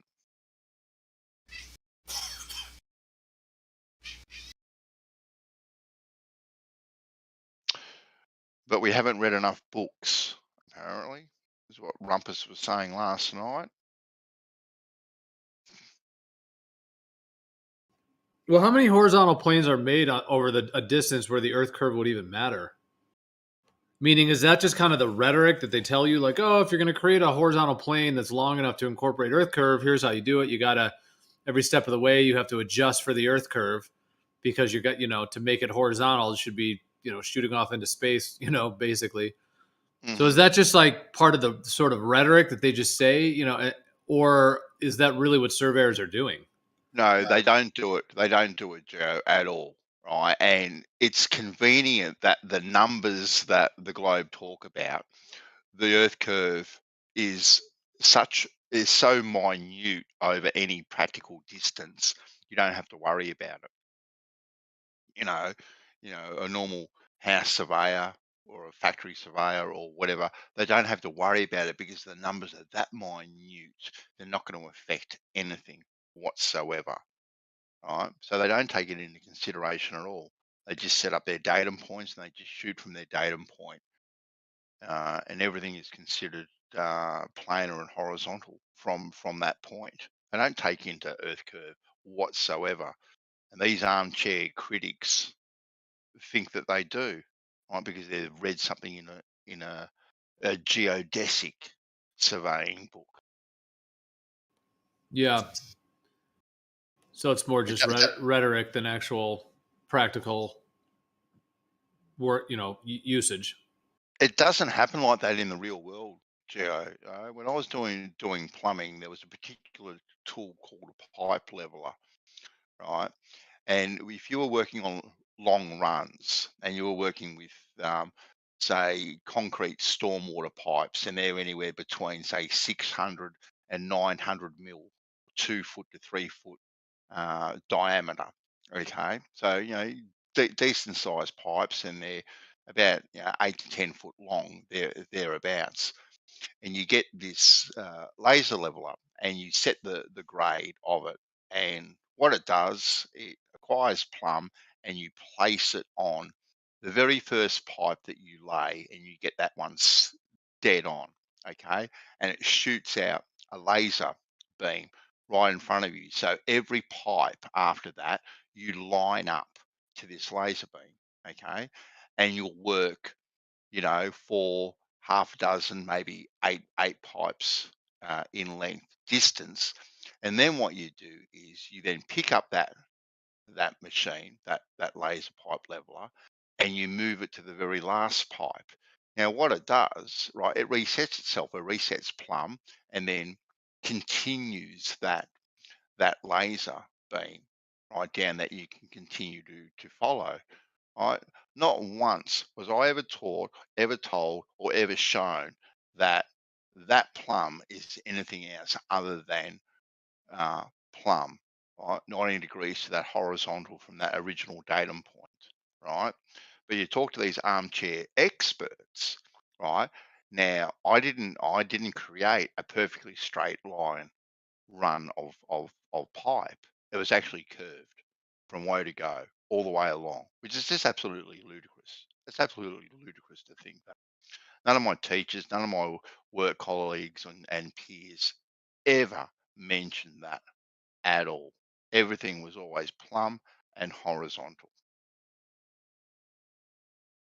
Not until this realm do you learn that every time you move your plumb bob, or every time you move your spirit level, right, that spirit level is no longer parallel or horizontal to the very first one. It's not parallel to the very first mark that you made.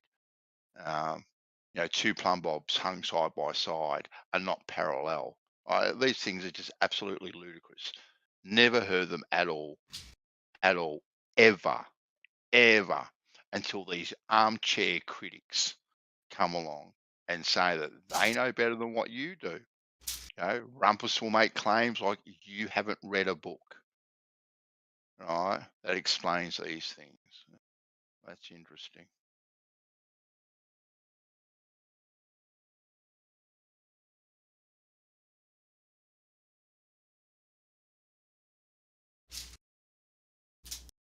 But unfortunately, I think the numbers kind of work in their favour because they're so small or so big. You can never confirm nor deny any of these numbers. Why can't you accept that Rumpus knows more about life and time in the universe than you? Because I know for a fact that Rumpus doesn't know which way to unscrew a light bulb to undo it. There we go. There it is. That's why. And that's why. A practical demonstration of his practicality. He's demonstrated to me firsthand that he doesn't know which way to turn a light bulb to undo it. I asked him a point blank question one day, Merle. Yeah. I said to him, "Hey, Rumpus, which way do you unscrew a light bulb to take it out?" And he had absolutely no idea. And this was on Brandon's. You could actually hear him Googling at the time, and he did not have the answer. Pissing myself laughing. Well, they say Albert Einstein couldn't find his way back home, right? So Yeah. It's one of the first things you learn as a kid when it comes to screws: lefty loosey, righty tighty. Right? Pretty simple stuff.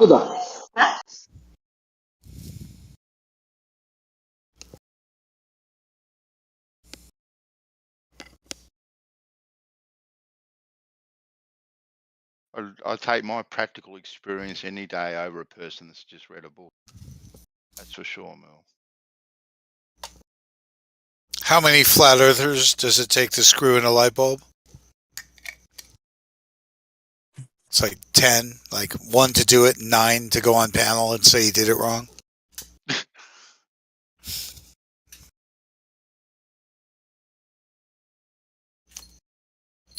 Well, I mean, I don't know if they're going to buy us a cake or bake us a cake in the future, but they have told us we're wrong for years. So someone's got to eat some humble pie. We don't have to be the ones who say, "I told you so. I told you." We don't have to be like that either. But it'd be nice in the future if there is at least some acknowledgement that a lot of people out here weren't lying.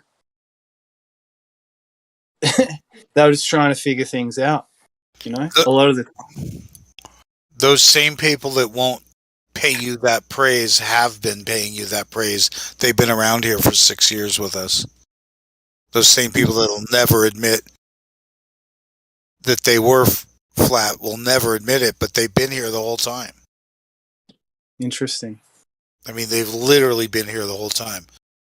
I mean, think about it. Just they haven't gotten away with it. We talked to Neg about it earlier. Negator was like, it's caused problems in his household.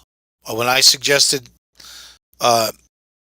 really Flat Earth Anonymous and Flatanon to him, it was like, I find that surprising that it can cause trouble in your household. I find that's quite sad, actually. Well, it was causing trouble in a baller household. Yeah, whether it's baller or flat earther, I find it sad that you can have a breakdown of personal relationships over an opinion or a belief. That is sad. Well, if we use the word belief, it does become faith-based, and it becomes a religious question between you and your spouse. Do you carry the same beliefs? Do you put your faith in the same thing? And our faith as flat earthers doesn't match any other faith.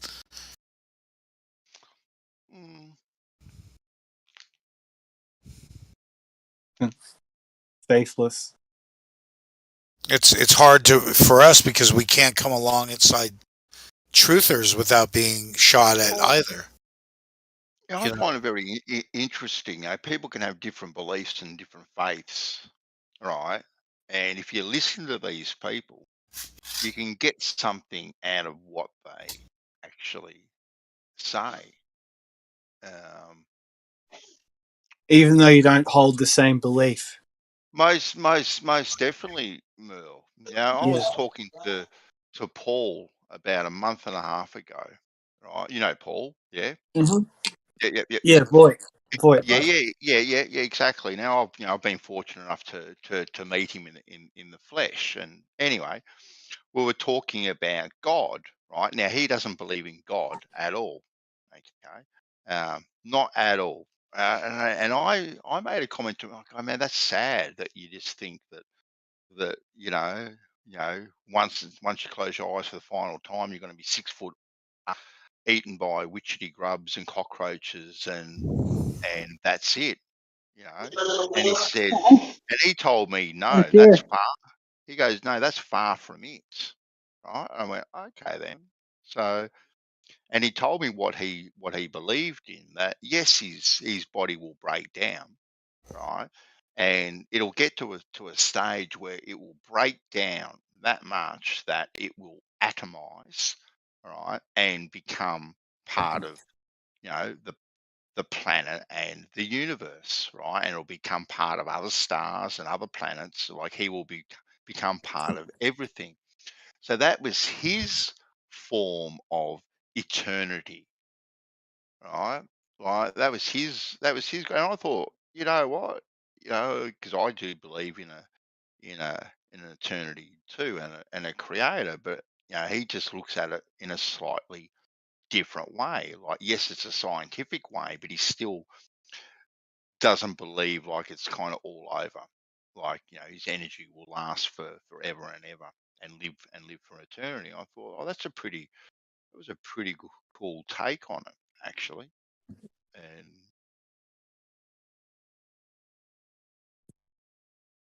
Yeah, they're weird. Those three, Woz and Rich and Paul. They're so intelligent, but they're so. I don't know. I don't know. look, I'm fortunate. I've had some good times with him on a personal level, type of thing. Even though we see things differently, The rig too.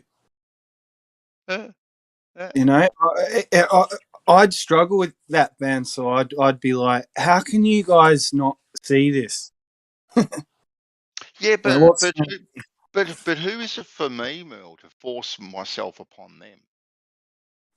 Like you can have a conversation with them and you go, okay, then this, that, and the third, but you're only going to get so far with it, really. Like if you're demanding them to see your side and come over to your side, you're not gonna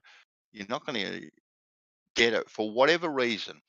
Whether they're an agent or a shill or just have very, very strong beliefs and they believe what they believe for their particular reason. It's not for you or me to force ourselves, upon them. No. I've got, I've got a friend that's Buddhist and one that's a Hare Krishna. Like, I don't believe in those things, but we still get on like a house on fire.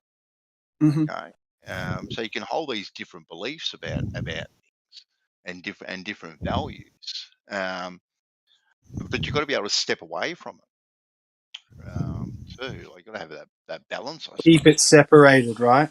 Yeah, exactly, Mel. Exactly. Like you can't let it infiltrate your life, okay, and nag you because they are an individual. They're allowed to believe or do what they want to do. Right? Everyone has that right.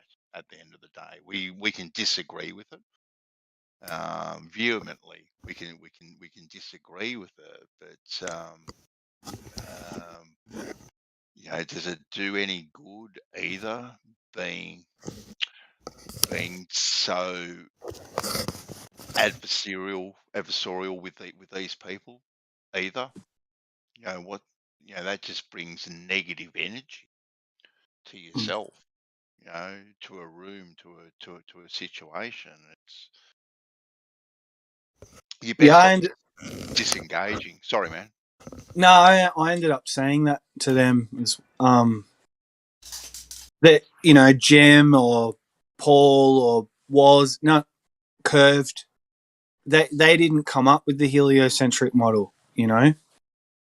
They more believe in it, or agree with it on in certain ways, right? And so that's when it stopped being personal against them. Yep.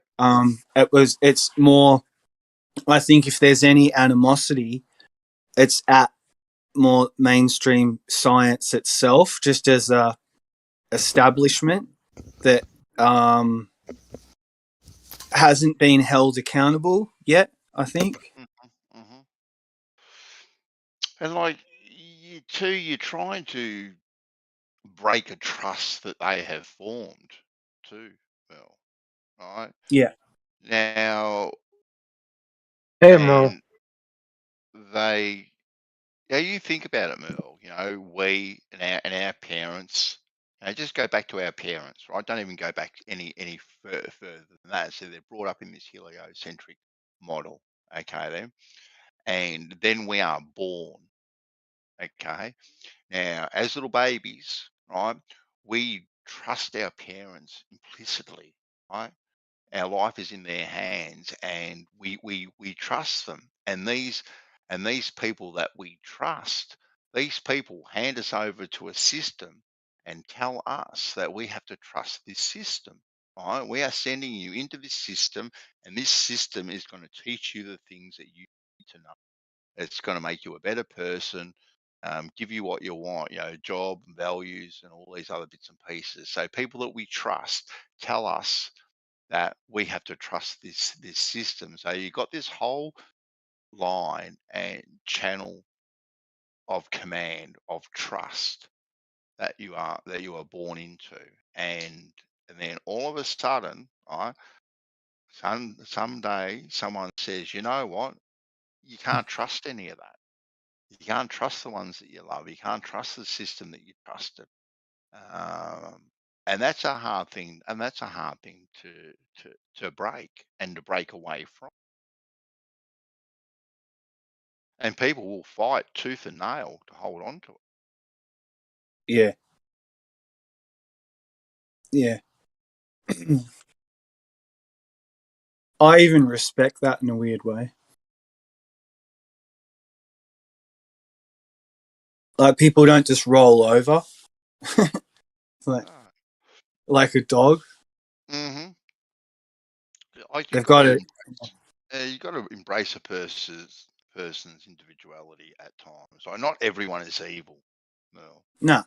You know what I mean? Like, and yes, there are probably agents in this realm and shills in this realm, but it's not everyone. Everyone that gets labelled as this, that, and the third. Or not everyone is. I don't want to think that way. I don't want to think the worst about people. Myself. And people are, like I said, they're entitled to believe what they believe in. Like my daughter, when we were talking about the flat Earth, and she took me into her room and said, "Dad, I know what you've told me, but I've got to tell you something pretty crazy too. I don't think it's globe nor flat. I think that we live in a matrix." And it's just like, good on you, baby doll. You believe what you want to believe in.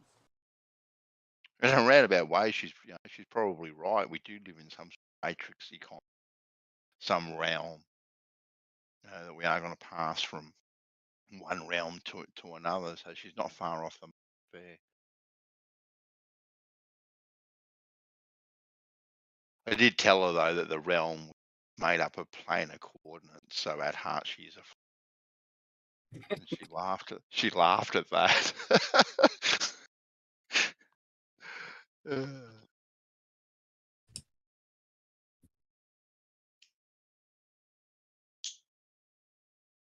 Check the chat, Merle. I got your cat, Merle. Check the chat. My cat. Merle. Black cat. I got your cat, Merle. No.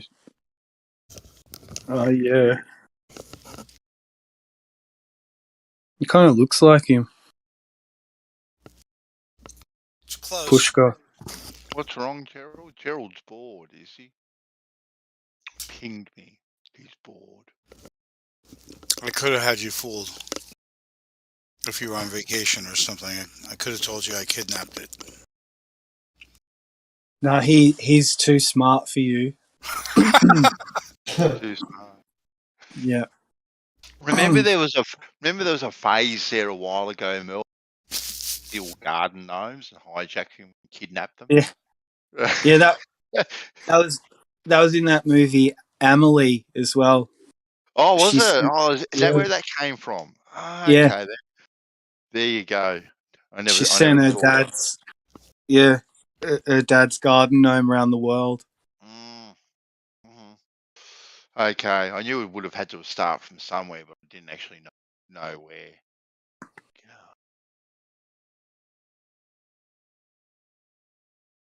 Her dad was in his own world, and she was trying to snap him out of it.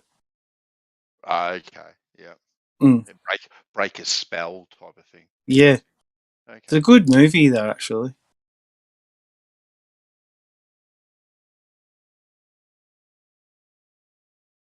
They do a couple. City of the Lost Children and Delicatessen. The other. It's always the same sort of people.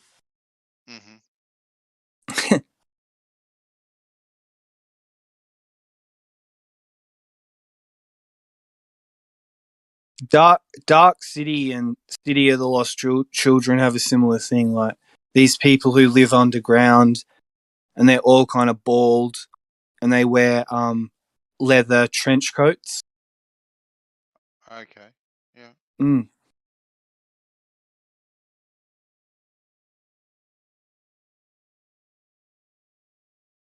Actually, we watched a good film a few weeks ago, The Gift.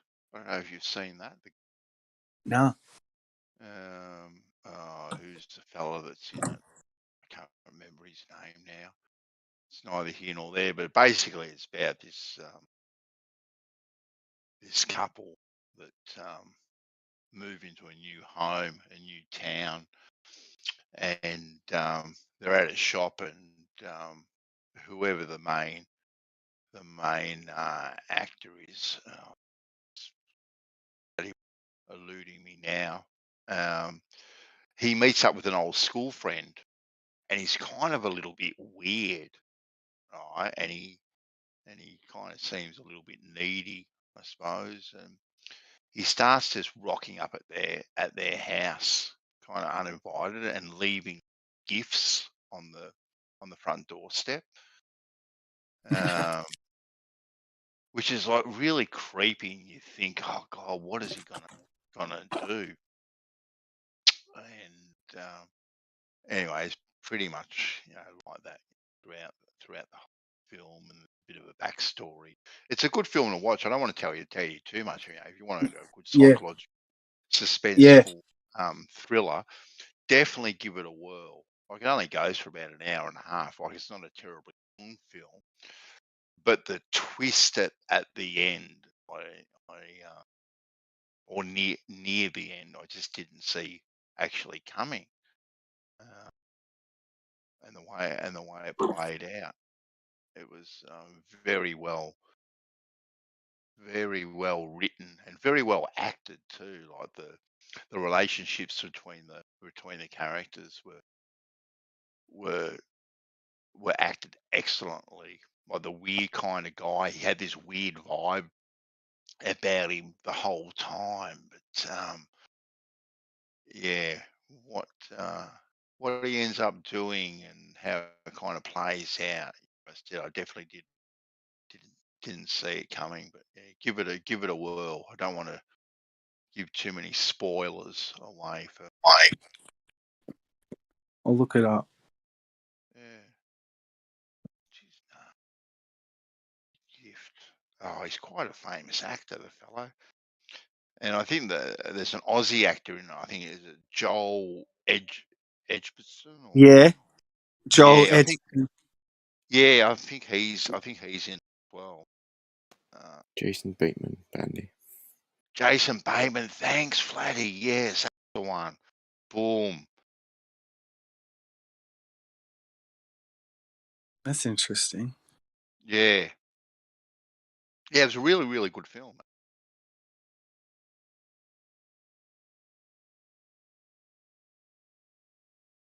But yeah, you got this narcissistic kind of fellow characteristics. Have you seen it, Flatty? You seen The Gift? No, it looks good though. Yeah, definitely worth a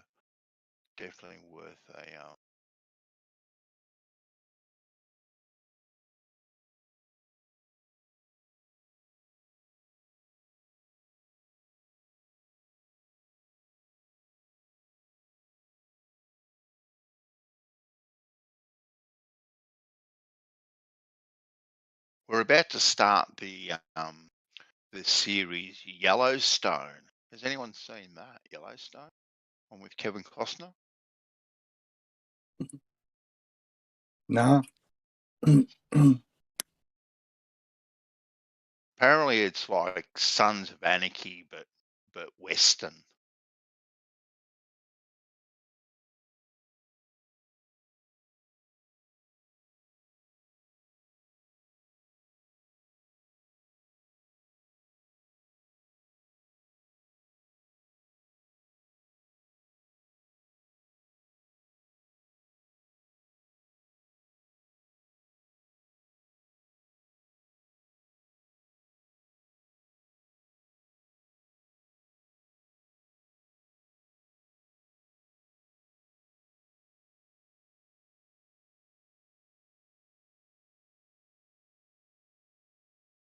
Was at this Indian supermarket before, and the bin just moved on its own. What? Like, something fell. It was weird, and I looked at the Indian guy, and there was this other Indian guy, and I said, "Oh, ghost," and they didn't get it, and I was like, "The bin just moved on its own," and they started like making excuses. I go, "Man, it just moved on its own, right? You saw it," and they just couldn't deal with it. It was funny. They were just like smiling, like pretending like everything was normal. And I forgot about it as well, but it definitely moved. Definitely moved. Go on. Let's check your CCTV. I'm not crazy. Well, I was just in a store that my friends own, and it's a hardware store. But their movement was a rat. They had a rat. Right. So they may have known that they had rats in their store and didn't want you to know. Yeah. Yeah. So they may be used to something scurrying in and out of the garbage can. Mm-hmm. Yeah, it's kind of embarrassing when you put it like that. That would explain the look on their face. Yeah, the smiling like everything's fine. Look. Yeah, exactly. So consider that as an explanation.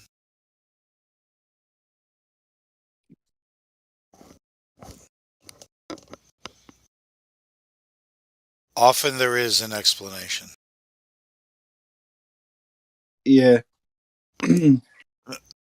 As flat earthers, we have to make less claims and look into those things more often. Like they say there's no pictures of the ISS being built, and I just doubt that. I'm sure there are. Yeah.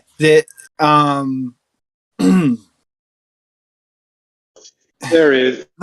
There's just not. I think what people say is there's just not video, like time-lapse video from beginning to end. But there's plenty of photos. There's jillions of animations, that's for sure. A lot of animations. A lot. Yeah, I mean, I think some of the challenge is filming it, right? Like, orbits are tricky. Having something in the same orbit but not in the same space is impossible. So, like, anytime you're filming it from itself. It's like POV porn. Like, you're never going to get the full picture. Yeah.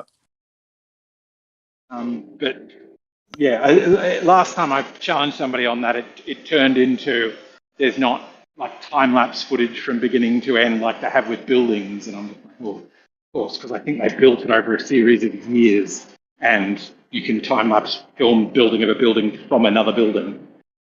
Whereas the first, the object, the only object in that orbit is the only object in that orbit, so you can't film it.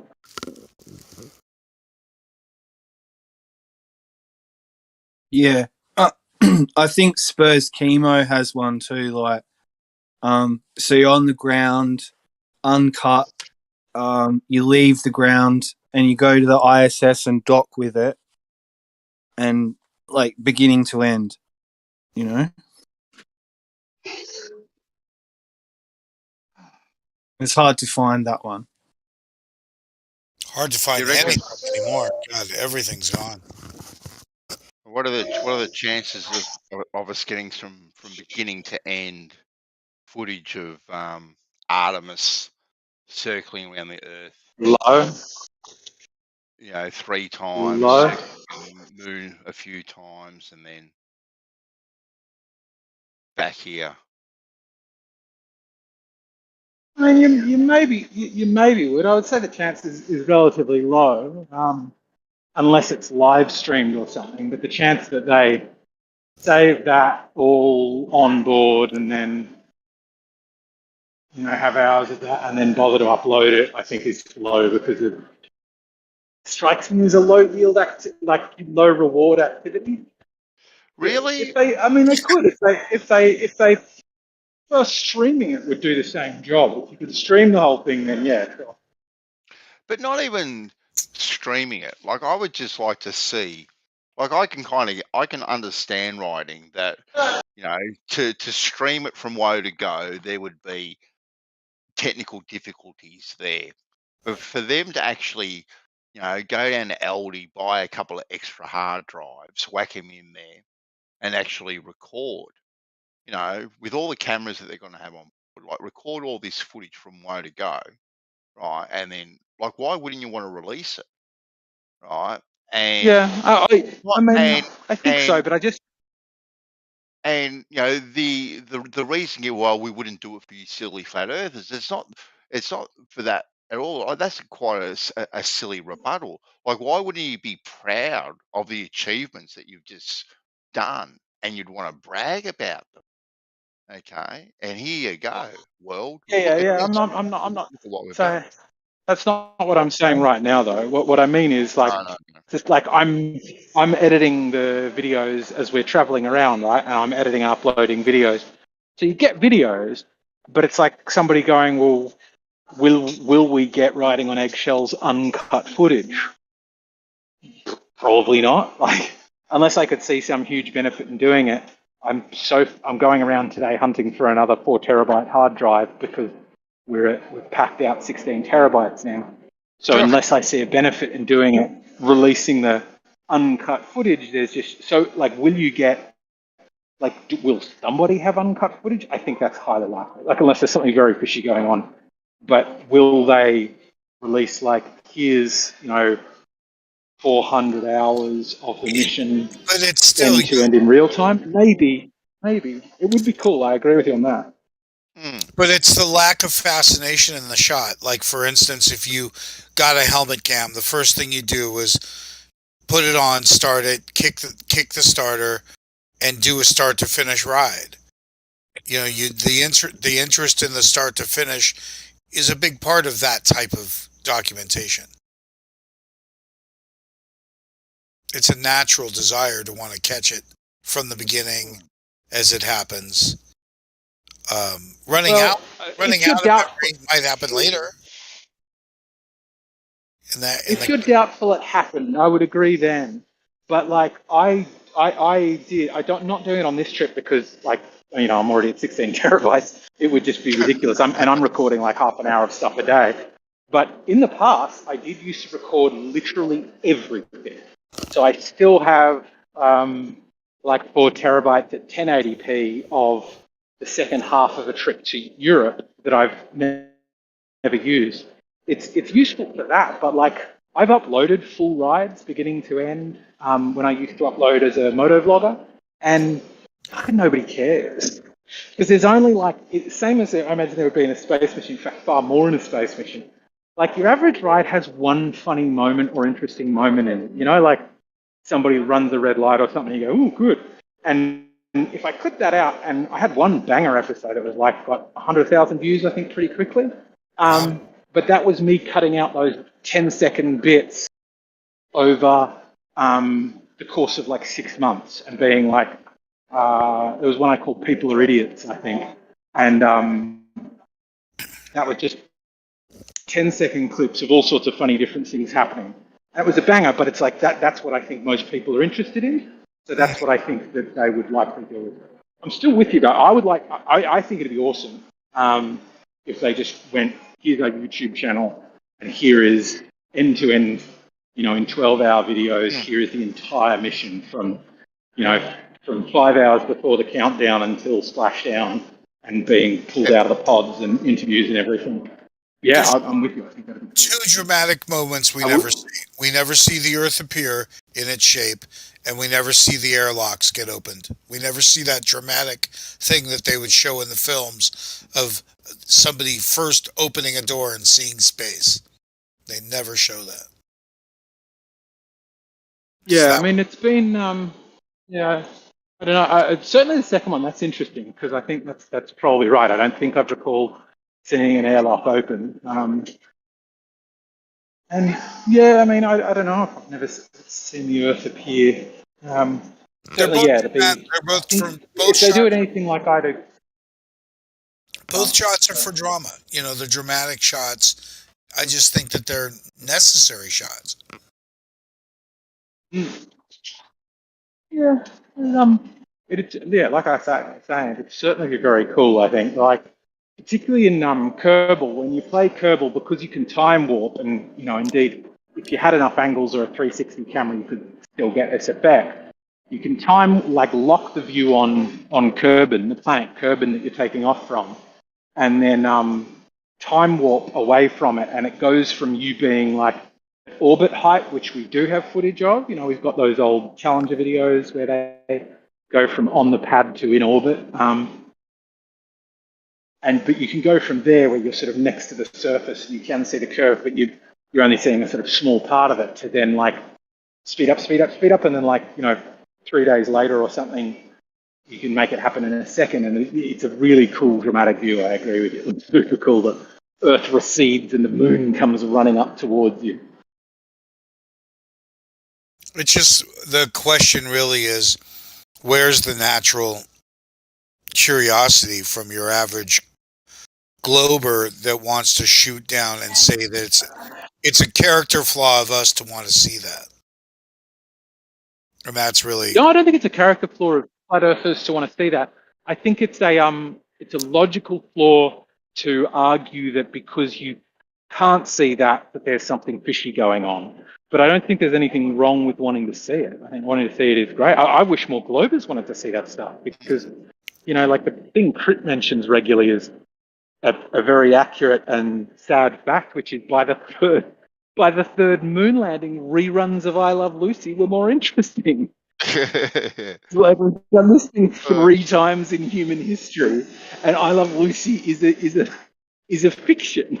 Is a fiction is a fiction. I mean, you're watching a rerun of a fiction. There's going to be another but that just shows it's sort of people just were like, oh wow, we landed on the moon, and then 2 months later are like, what's for dinner?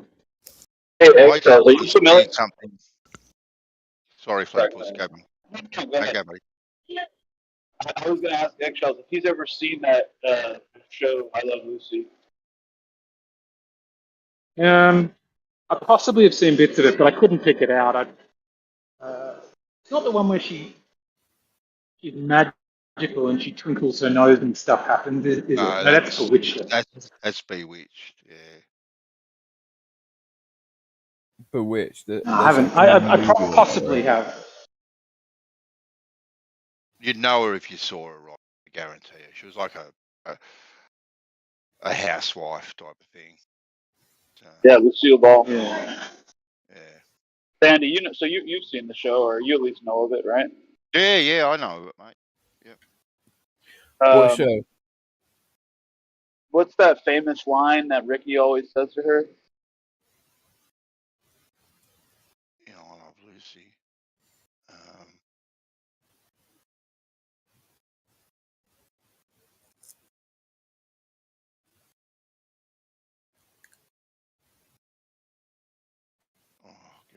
Big deal if you don't remember. I can just a guys, haven't run off.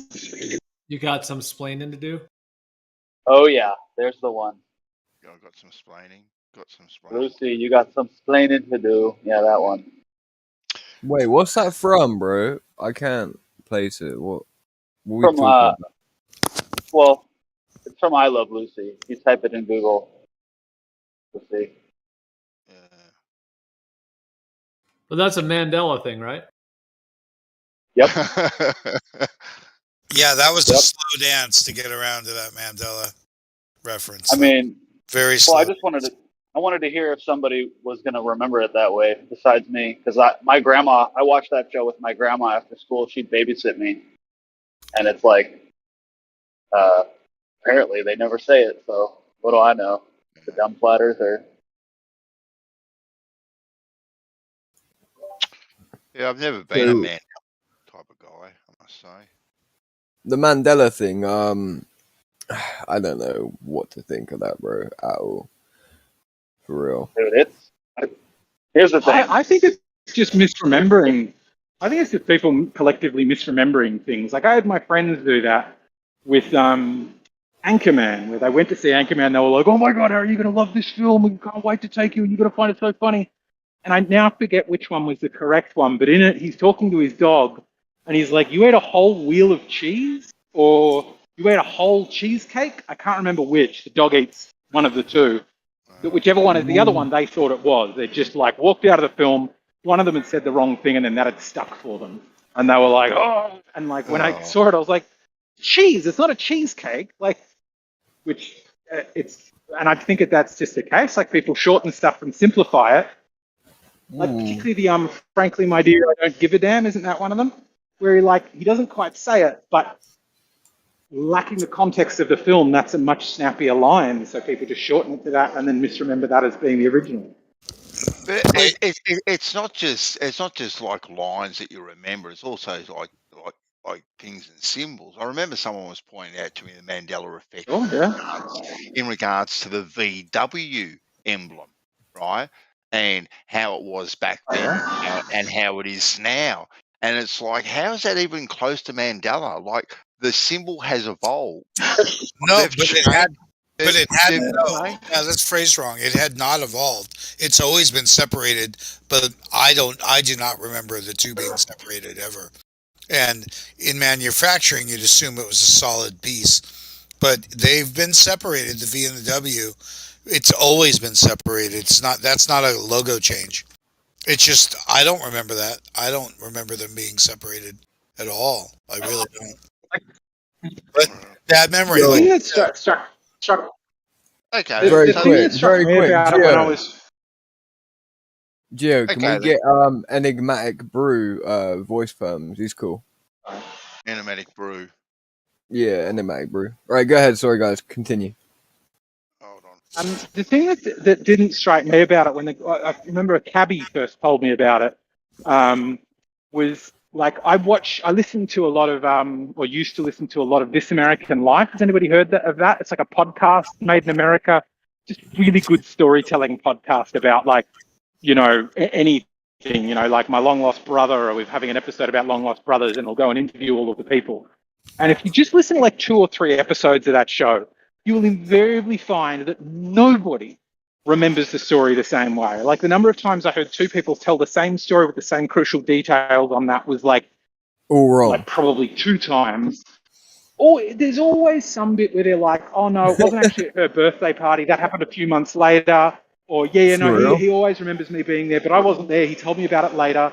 Like they're just when it, and it's particularly noticeable when the people are separated, where it's like, we track down this person's old school friend and they haven't talked to one another in 20 years.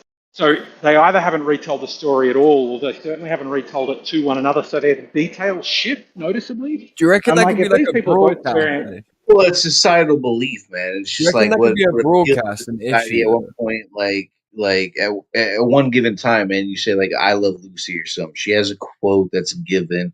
We all remember it as such. Even those of us that have seen it can remember it. But like it goes on for a generation or so, and like it's all relevant. We always remember that one thing, and it's like the game of telephone. It just adapts. And yeah. Okay, can I ask everyone, do they remember the sword and the stone? And Yeah. it's the story of, it's not really Excalibur. Excalibur came from the Lady in the Lake, but the sword and the stone is still the King Arthur story. But today, the sword is in an anvil, like a cartoon iron anvil. Right, when it used to be in the stone. Yeah, Wait, the what? Disney. It's called Sword in the Stone. It's called Sword in the Stone. That's for sure. Wait. The sword is in an anvil now? It's the most fucked up thing you've ever seen, man. No way. It's the best Mandela thing because it's fucking nonsense. It's like even the anvils they use look like they just got thrown in there to fuck with you. I mean, it's bizarre. Well, and I don't have any factual basis off this, but I'm assuming like Disney like took a bunch of credit like making their stories their own, and they put it in the anvil. But I'm sure at one point, the Sword in the Stone was definitely a story that's been brought about since European history. Yeah, I don't know all the context of it, but Yeah, it goes back to all of that time. Christian Andersen stories or whatever, and Brothers Grimm, that sort of era. Well, that's the case with Mirror on the Wall. That's the explanation, is that the Grimm's fairy tales said mirror, mirror, but the Disney changed it to magic mirror. So that's the explanation on that one. But I've got an explanation on the sword and the stone. That's it. That's the clip. It's in a stone, in an anvil. Well, and empathy too. I mean, these stories were terrible. I mean, they had terror. I mean, most of our stories that we all grew up on. I don't care if you're like 50 or 20. Right. Like, if you watch the stories, man, they're terrible renditions of like what actually like the literary work was. Let me blow your mind, though. This isn't a memory problem like we were talking about. This is an AI problem. That's what I was about to say. Wait there. Can I just say this before you say that? Just see if it confirms. I'm like, what if it's like a broadcasting issue, right? So like you were talking about that story where people have a discrepancy in the main events. Always, right? Nearly always. Or someone said that, yeah. And I was like, what if it was like the frequency in which it was broadcasted to people, and that maybe affects the way that our mind or how the structure of the way we memorize things, right? Remember, that frequency would be Disney. That frequency would be Disney, bro. Disney. That's kind of my point. If you're an American, I don't know about anywhere else in the world, but you're close. You're close. Let's suggest that we're in a rendering of sorts, collective conscious rendering. I looked up an anvil, and in the Stone Age, the table that they hit a rock on was called an anvil. My summary, my summary is that who's ever rendered the world we're in now, where you see this bizarre shit nobody remembered with an anvil, is because they didn't know we were out of the Stone Age. So it got translated, and here it is as an anvil, but it was a poor translation, so they didn't know what age we were in, or they didn't know the difference to check it. So it's either a machine or an alien, something that wasn't certainly human, because a sword would have been in a stone still instead of an anvil. Can I say that with a sword in the stone that I remember was not this cartoon you've showed me. I don't even remember where I've seen it, but I've nothing to do with the that modern cartoon. renditions, like, so he's going off the Disney rendition where the sword was in an anvil or whatever. And in reality, man, that's the only place that it's been in an anvil. It's always been in a stone, and this goes back a long time ago. The stone used to be an Disney. Before Down Disney. on his thing, there's images of a sword in stone, and I know I've seen something. Even if it's some shitty live action thing I vaguely recall, of people failing to get a sword, but it's out of a stone. Right? And there's images on. Just scroll down in his picture. Just scroll down, and you will see other That's not the point. instances of a sword in an actual We stone. look up the story of King Arthur and see if it's written as a stone in history. In other words, the depictions here don't matter. These are all later depictions, of course. But the point is that you will find that it was written as well.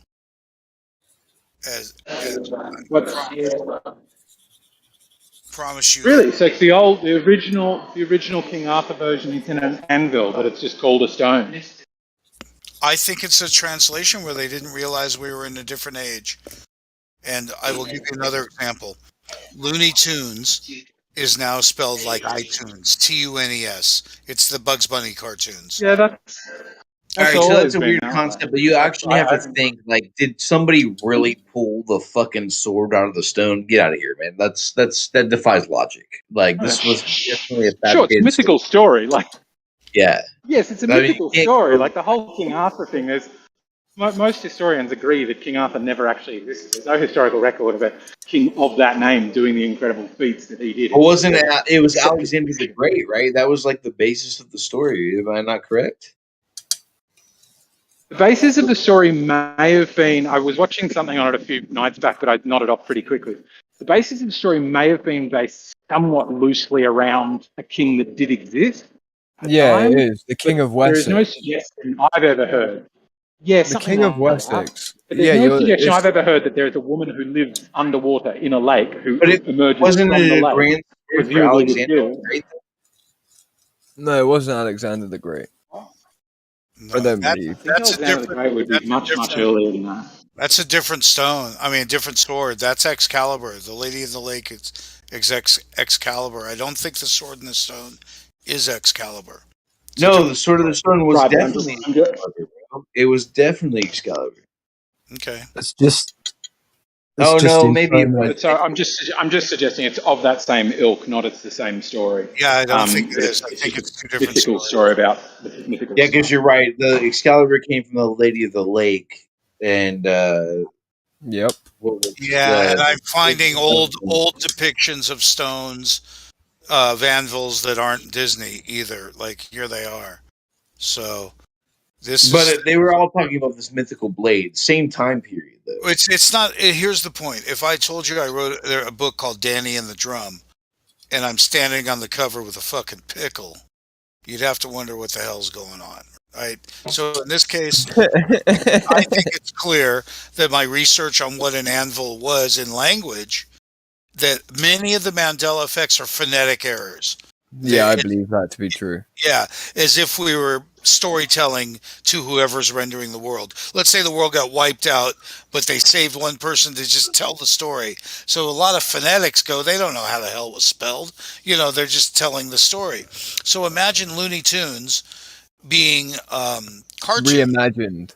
You know, cartoon. But if you look at history, like actual history, you'll try to say like, when was this sword in the stone? What is the relevance of the sword in the stone? Like, where was Excalibur? Where could it have been placed in history? Right? Like, we obviously know that it was at time of language. We know it was here, there, this, that, and the third. Like we can finite those details, and we know that these stories that we've been told are false, man. They're just like they're lore. We know that the sword in the stone is lore. Like that's not the point of what you're saying. It's It's from a novel, though. It's from a novel. Yes, it is definitely from a novel. But for the legend to include an extra word is a bit bizarre. And I'm just going to say that I'm looking for an explanation for any of these. And that was an explanation, that things are being rendered differently, phonetically. Many of the Mandela effects are just funny little mistranslations. Yeah. Yeah, and there's a lot of this is saying both are explanations about the provenance of Excalibur. One version is the Lady of the Lake, and another version is the Sword in the Stone. I don't think the Sword in the Stone is Excalibur. It doesn't. That's just been crossed over in modern law. I'll post it for you. But the convolution is King Arthur wielded one sword, and he wielded both the Excalibur. He wielded Excalibur, which was which was both, and One that's where it gets one made him king, and the other was a gift from the Lady in the Lake. right. But King Arthur, yeah. Well, I don't know. It goes hand in hand though. Here's the point: there's a bunch of images that aren't Disney, so let's shoot down that it's a Disney myth. Okay, there's lots of history showing anvils. So yeah, that's where I was. Even the one I posted is from 1906, and it's already referring to this is a modern thing that no longer references an anvil. So I was wrong. I assume the original was about a stone, but this is saying a modern thing. 1906 is modern for it. For the original writing, there is no anvil, and the sword is lodged directly in the stone itself. Yeah. Well, even the Hollywood rendition of Arthur showed it as like a sword in a stone. It's not an anvil. I mean, that probably didn't have any relevance, but I mean, it is a modern rendition of the story. Well, I'm trying to determine a cause and effect for any of the Mandelas, and in the case of this, I came up with a reason why it might happen. Why it might happen. If this is a rendering that we're in, and if there is some storytelling, they would easily get an anvil confused from 1,000 years ago to today. Easily. Even with a stone, because remember, a stone slab like that could have been used as the anvil, right? Yeah, that's what it was called. It was called that. Yeah. So that makes perfect sense, right? Exactly. Thanks. So listen. Yeah, but with the Mandela effect would be backwards, though, right? Like, so if you had the Mandela effect, why would it go forward in time? Like we're talking about, because there could be a time where we understood it correctly, and thus it fits in with the previous and old, renditioning of the story, and then somehow it flips around at a different time. So it would be. Well, it is an ancient story, you're right. No, it's just that today an anvil was rendered as an anvil today. It would have been a stone back then. So here's the point. Look at Looney Tunes. Looney Tunes should be like cartoons, Toontown, Tiny Toons, should be a couple of O's. Today, they say it's TUNES like iTunes. And it's wait there. That's how I remember it. Wait there. That's how I remember Looney Tunes, TUNES, right? But I've been watching Looney Tunes the last couple of nights, right? They're the old cartoons, and it is spelled TUNES. That's how. But I know what you're saying. It should be TOONS. But wasn't that because of the introduction? But those are basic Mandela effects that we've seen this. Those are they shouldn't even be relevant, man. If you allow me to finish, I've tried 4 times to just get in this one sentence about Looney Tunes. Yeah, go. As a mechanical method for the mistake, tunes, TOONS, is not a word; it's a contraction. So if you phonetically told me Looney Tunes as a computer or an alien, I would look it up, not find it in the dictionary, and give it TUNES by default, because tunes is a contraction, and it wouldn't be in a dictionary. So if I was listening to it phonetically and trying to spell it, I wouldn't have not had the option to use TOONS. I would not have had that option. I mean, to me, a much simpler cause for all of these is just that humans have worse memories than we give ourselves credit for. When we remember something, we give confidence to that memory, and it is often misplaced. That to me is a much simpler explanation than reality is being rewritten around us, and only some of us are noticing. Well, it also goes with language too, though. So when you're seeing Looney Tunes, it doesn't have to be that complicated, man. Our natural nature of learning English language tends to go oh, it can't be that way. So we watch this one, we're 2, 3, 4 years old. We see these letters and we're like, okay, it's Looney Tunes. Then we grow up, we stop watching it. It's easy to get older and assume that it's spelt this way because it's not spelt the correct way. So that's simple as that, right?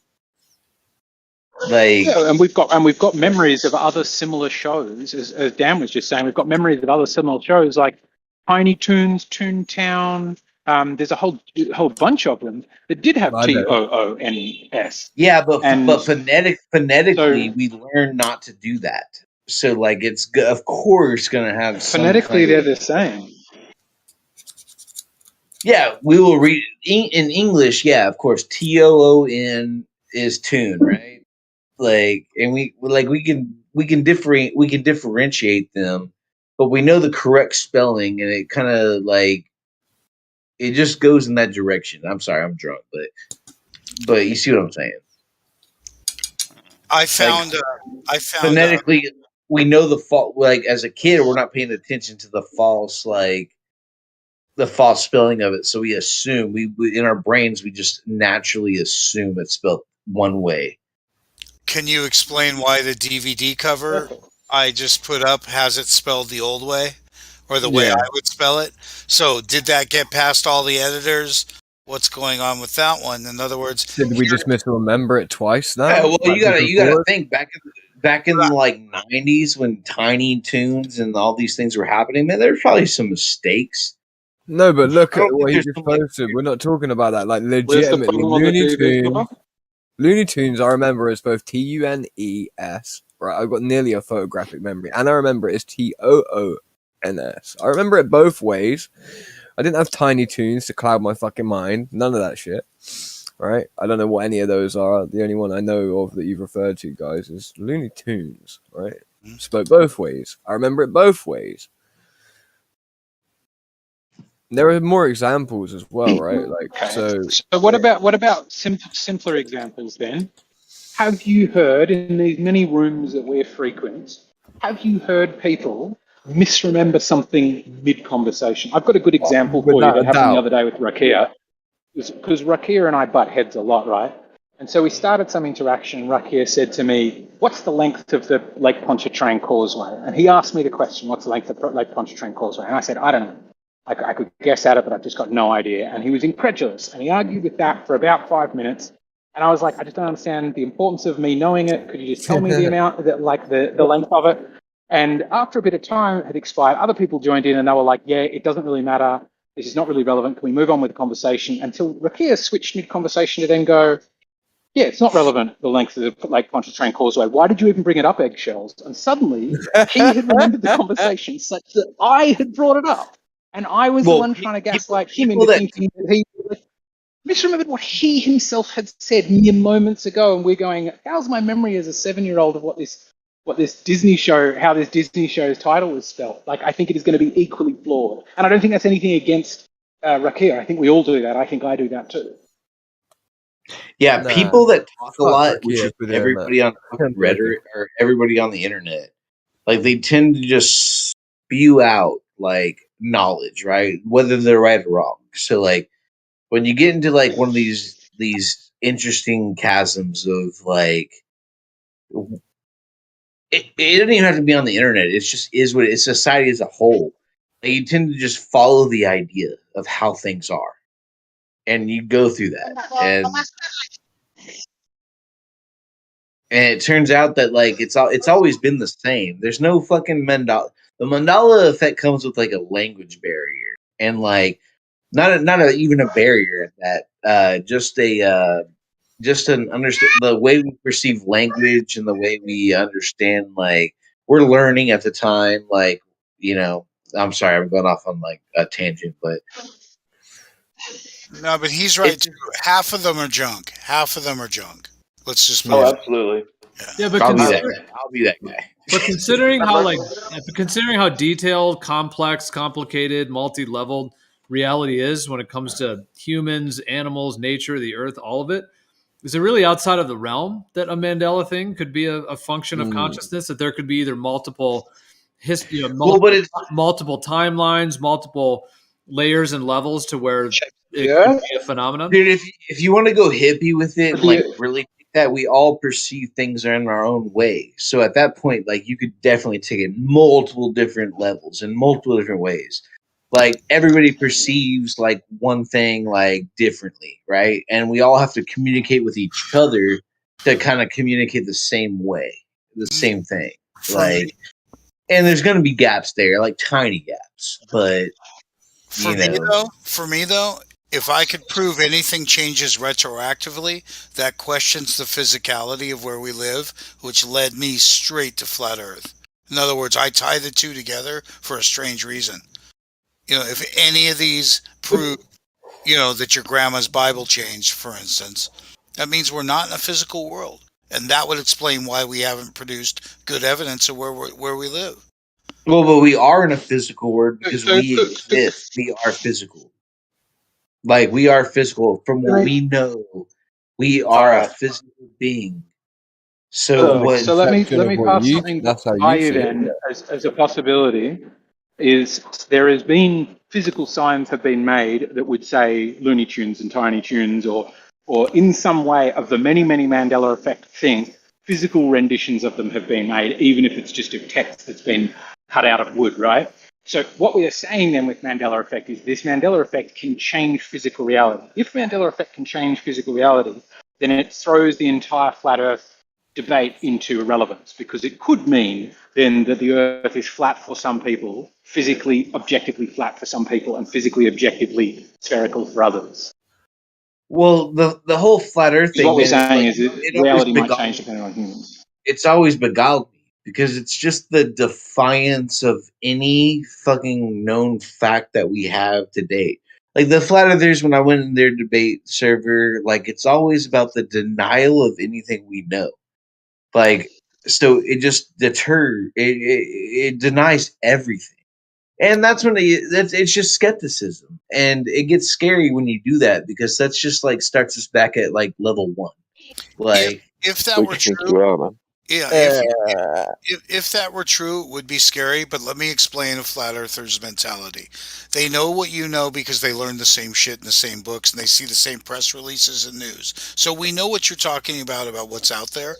But we read the difference between information, disinformation, and misinformation.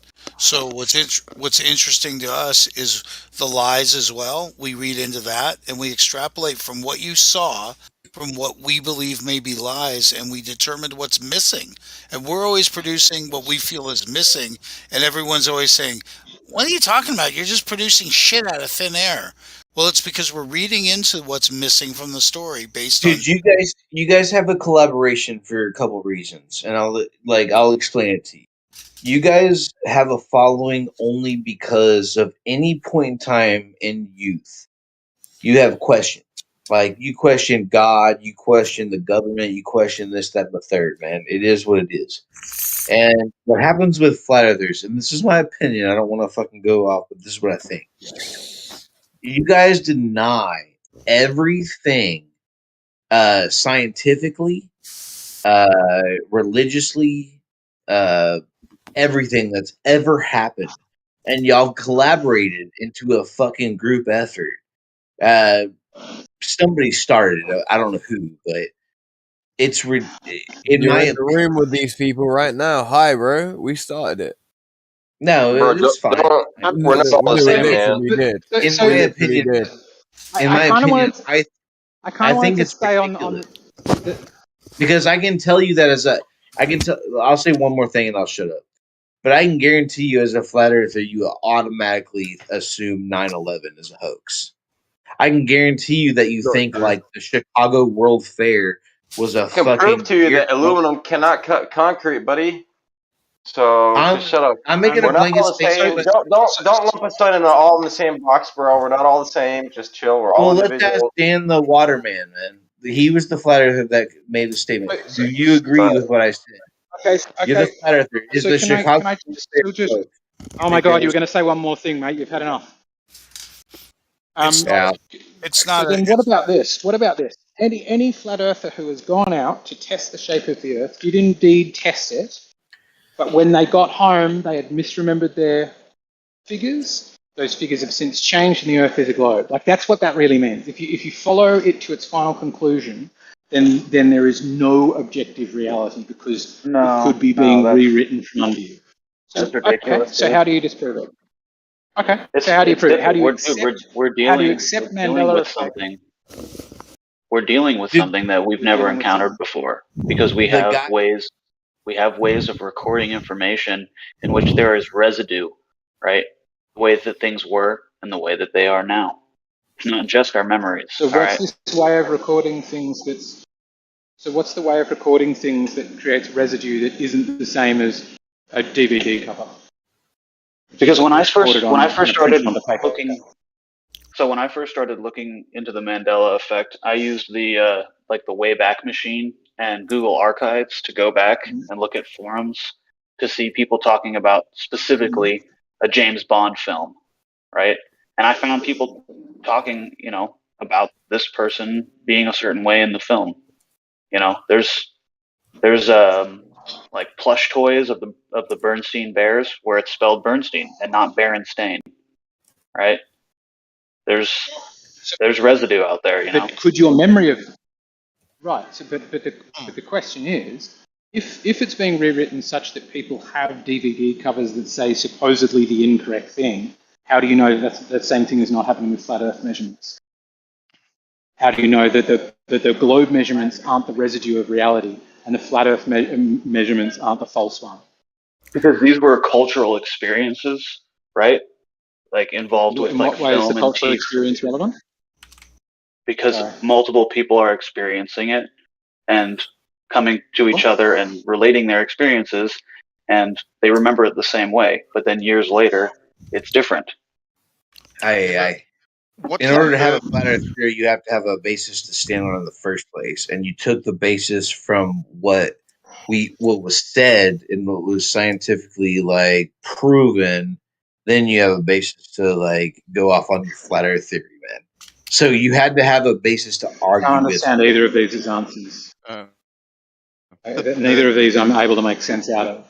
What is the purpose of changing some of these things? For argument's sake, tunes to tunes, or I don't think it's being Bernstein. I don't think it's purposeful. So I think it's an accident. So there's nothing nefarious about it. It has just happened. Right. I think that a nefarious thing could have happened or will happen, and that these are the effects of it. That's my a hunch. I know what happened. Dude, so the convolution of storylines have happened throughout history, in our entirety.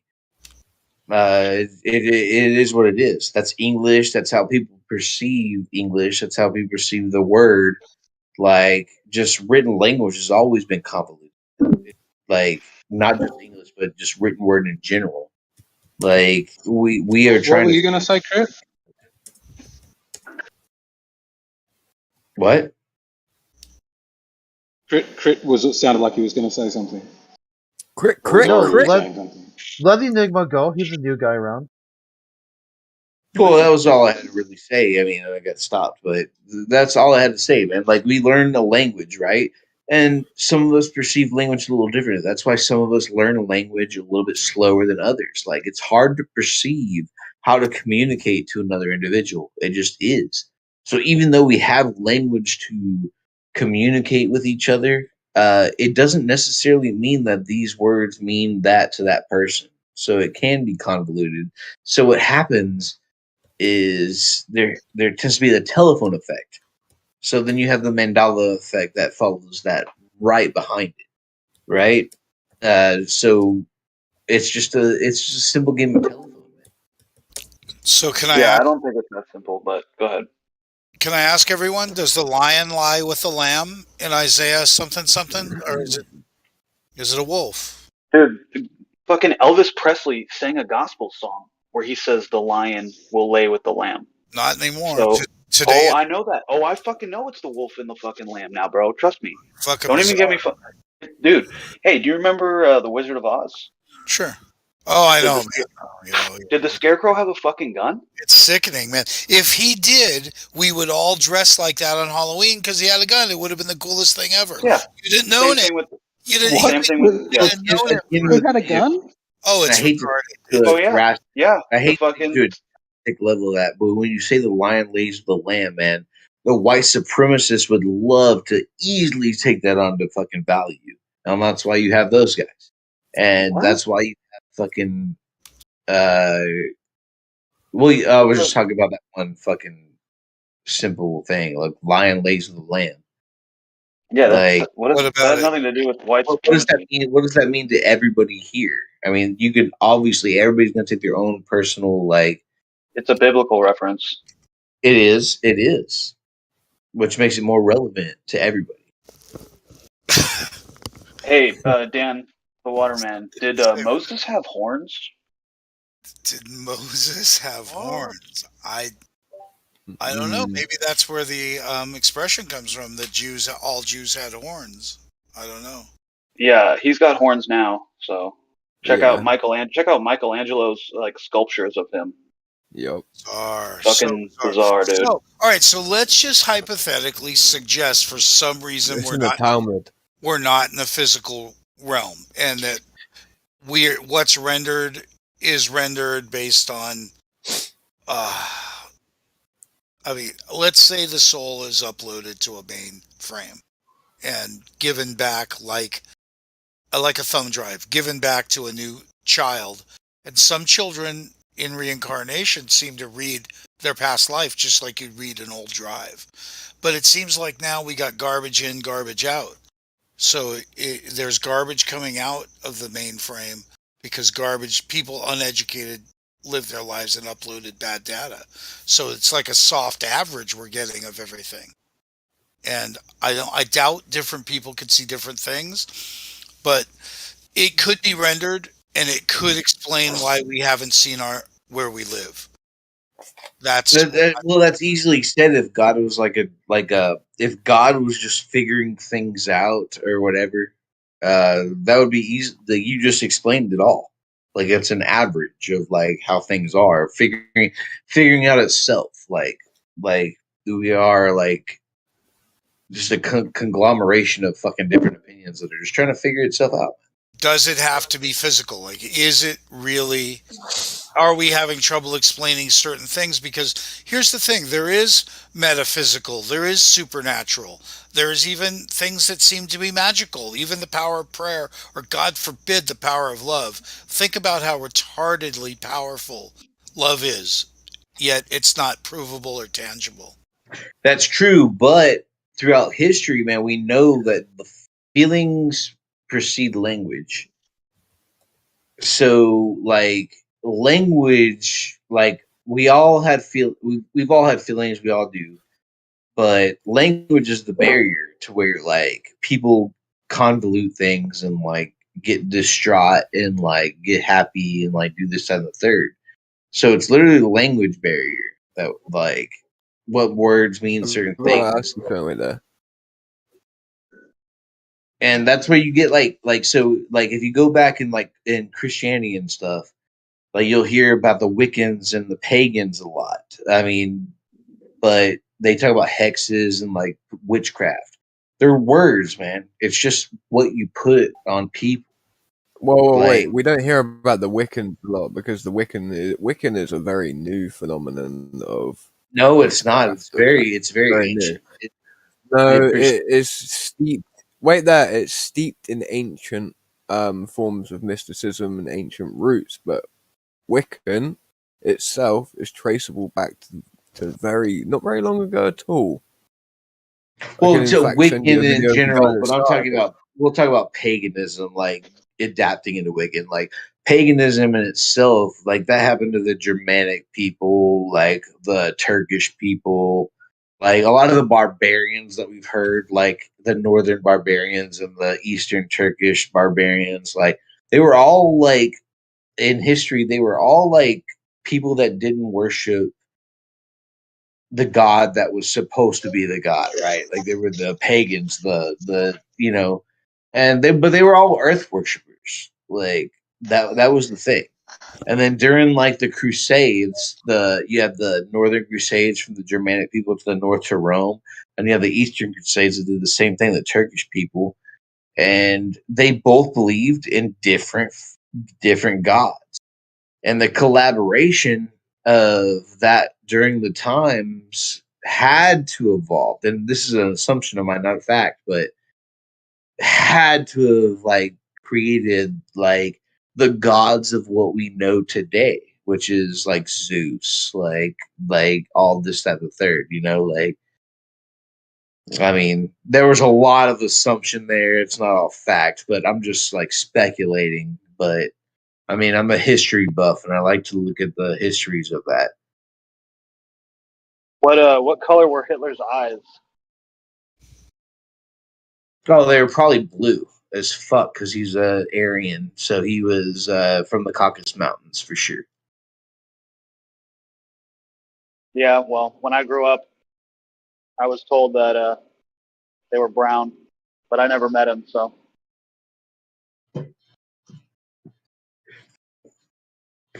Yeah, me either. Are you So familiar? Are you familiar with the thinker Like- statue? What's that? You know the thinker statue? I'm not familiar with that term. No. The thinker, the guy with thinker. the The guy, thinking man. the guy posing like He's the, like sitting down. And he's got the his Greek kind of looking good dude. Oh, the thinker. Yeah, I'm Yeah. familiar with the thinker. Yes, I am. Put your hand in that position, then describe it to us. I don't know what you're asking me. I'll try it. Like I'm doing it right now. Okay, so he's sitting down and he's got his elbow on his knee, and his head is pitched sort of forward, and he's thinking. So he's in a thinking pose. So what to you is a thinking pose? His hand, his hand on his chin. I don't know. I have my hand on my chin, a thinking pose right now, trying to figure out what you're doing. Like, where are you going with this? I mean, you either remember it one way or you don't. What's the other way? It's the artist writes it as if he had his fist. It was rested on his fist, and now it's sort of in a weirdly positioned backward hand, kind of. It's Yeah, but so again, when you're going back to the Mandela effect. So the way you're going about the Mandela effect is like things that are relevant to our history that people don't necessarily know the truth about. So it's a telephone game, right? Like name me something of relevance that the Mandela effect can actually hinder or do. Like throughout history, we know certain things. So you're saying the thinker. The thinker has his fist like under his chin. He's doing this.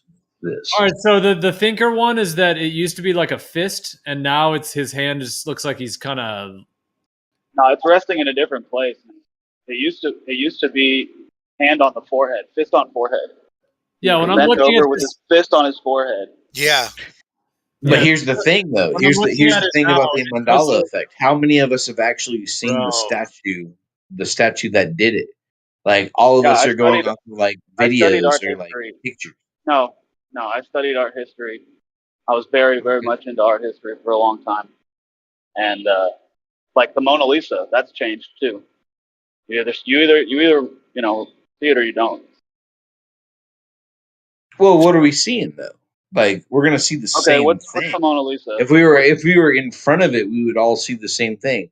Now, most of us, the statue of David, like the thinker, like anything like that, dude, we're all going based off of pictures and what we've been told throughout history, right? Like we don't actually get a lot of us don't get to actually physically go and see the statue. So we develop this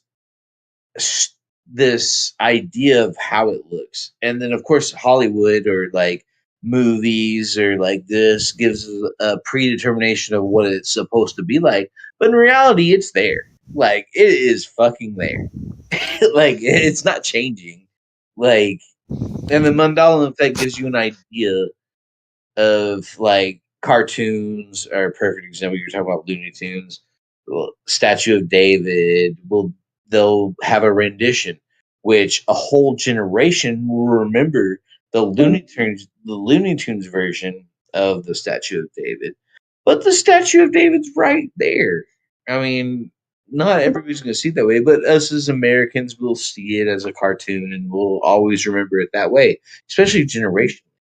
Like, I mean, like you got like the Mandela effect is a real thing for sure, but the fact of the matter is the truth for most of these cases is in front of our eyes. Holy shit! I just found backwards residue. Look at this, everyone. Wow. Look at this is a flip-flop. Check this out. If anyone can see that Google search, the first thing it says is, this is a sculpture of a man sitting with his forehead supported by his fist, lost in thought. Well, I just explained. why. This goes back to whoever asked, do you think that someone's doing it for a purpose? And Yes. this is where I say no. This is an accident. Like whatever's happening is not in anyone's immediate control. There's like things are blinking in and out of our existence the way that they should be, and there's lots of evidence. Like they're not even called Mandela effects, but there's like missing persons cases. Like, have you ever heard of the man from Taured? From where? Exactly. Taured. Okay, check it out. In 1954, there was a passenger on an airplane that arrived at Tokyo's Haneda Airport. And when he was asked to show his documentation, he shows a passport from a country called Taured. And so the Tokyo officials, they were like, okay, well, this guy's obviously traveling under false documents because this isn't a real country. So they detain him, and they take all of his luggage and his passports, and he's on a 4th floor detainment room, and he disappears, along with all of his luggage and his documentation. Taured. Taured. All right. The Man from Torrid is a movie.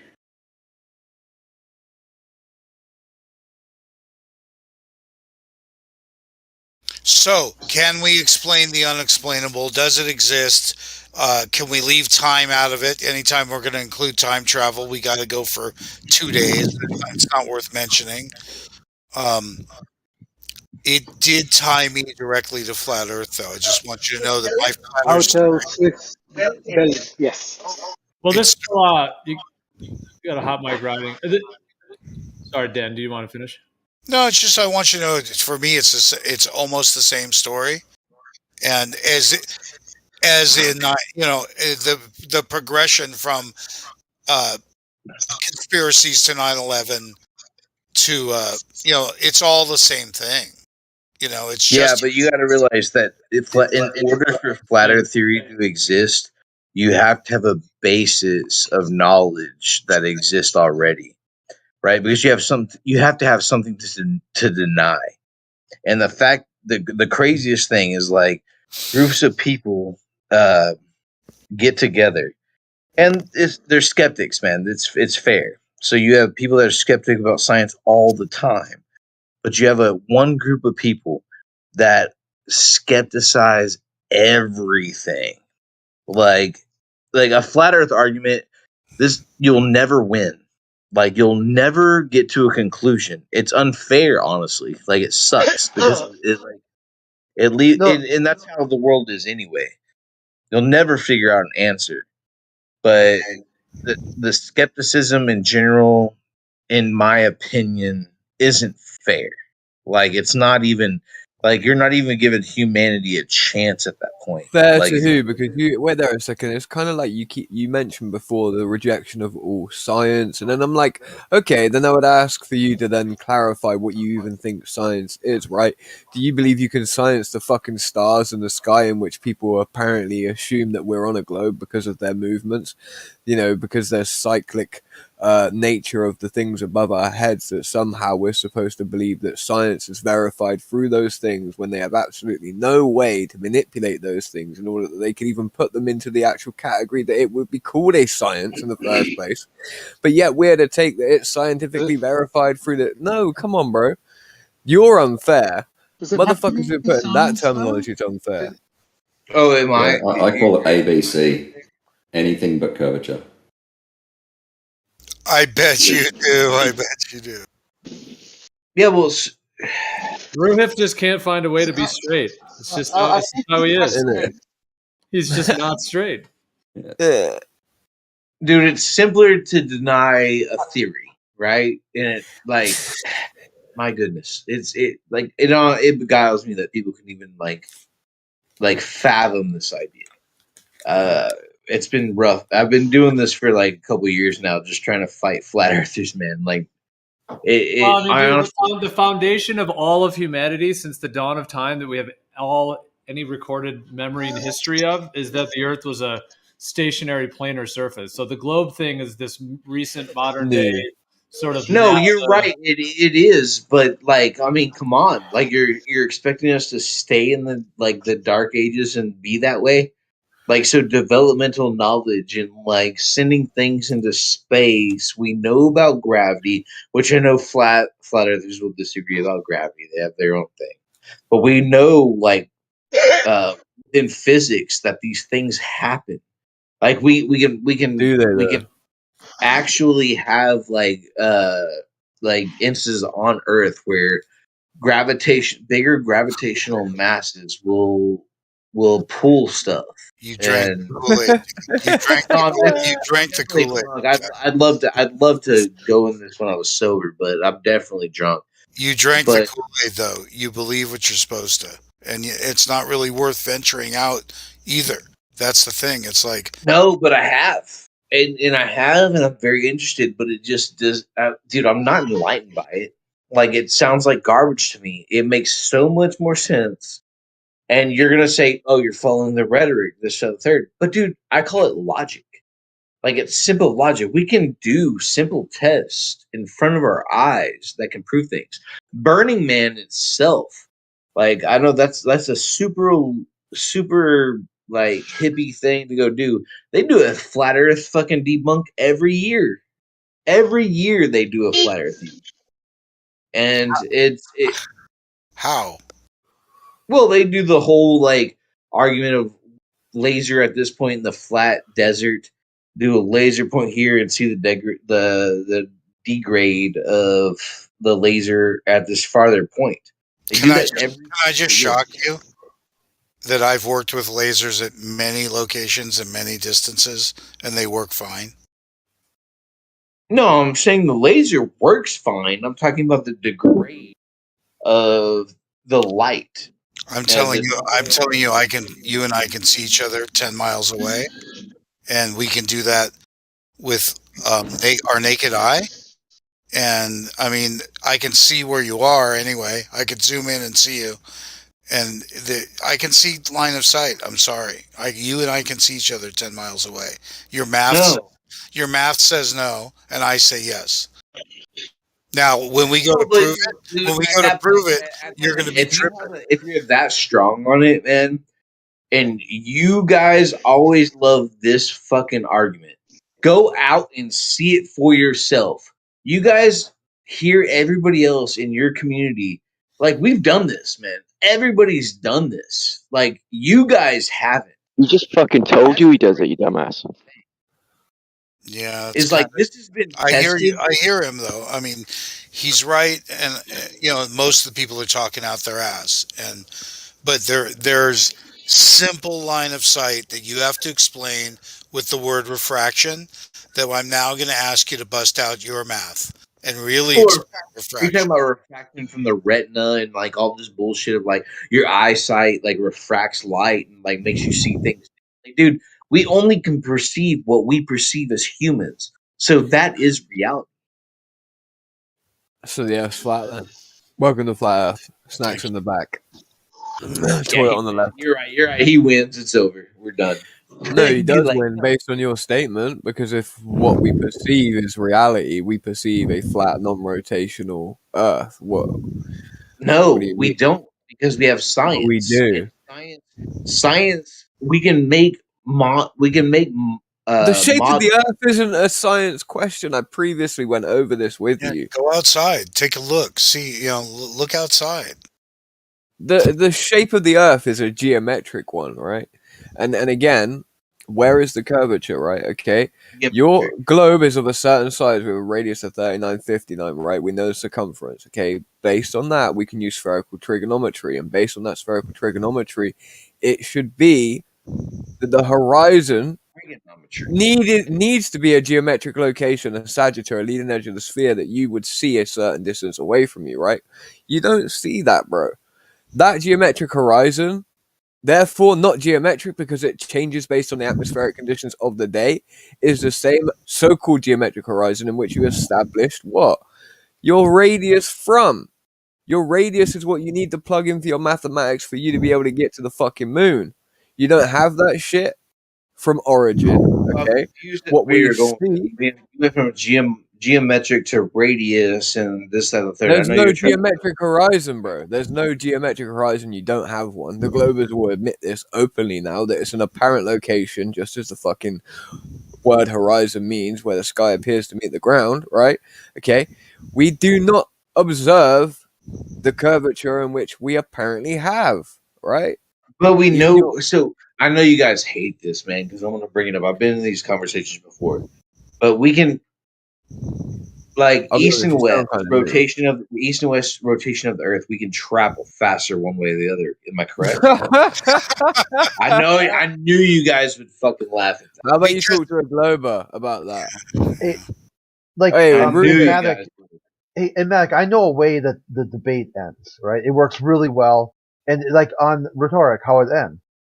You just let people think what they want to think. See, it's easy on the globe. On the globe, it's built in. The globe model claims to have a system built in to leave people alone.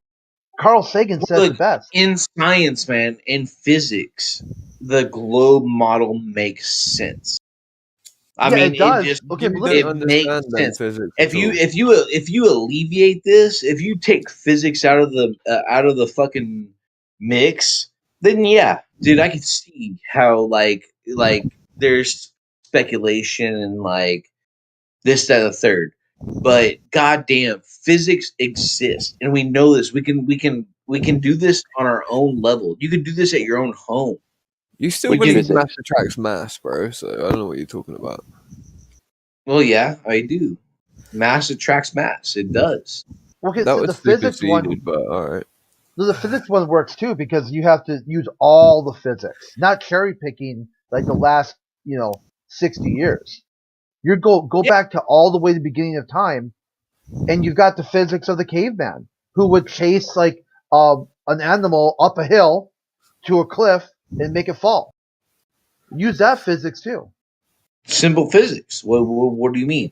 Yeah, that's simple physics. They're account for you knock something off a cliff, it falls, right? Or chase it. They chased it. So what causes that? What causes that? Gravity. They chased it up. It was a name given for. If you were a caveman, and Einstein got credited for this or whatever, but if something falls off a goddamn cliff, we had to have a word for it, and it's called fucking gravity. No, I chased it up the mount. I chased it up the hill first. Okay. So we're both cavemen, right? I'm telling you how we're gonna make this animal fall to its death. It's too big. It's too strong. Okay, but we need this meat to feed the cave. Let's chase it. It's scared. It's skittish. So we'll position people in such a way that it will run up a hill away from us.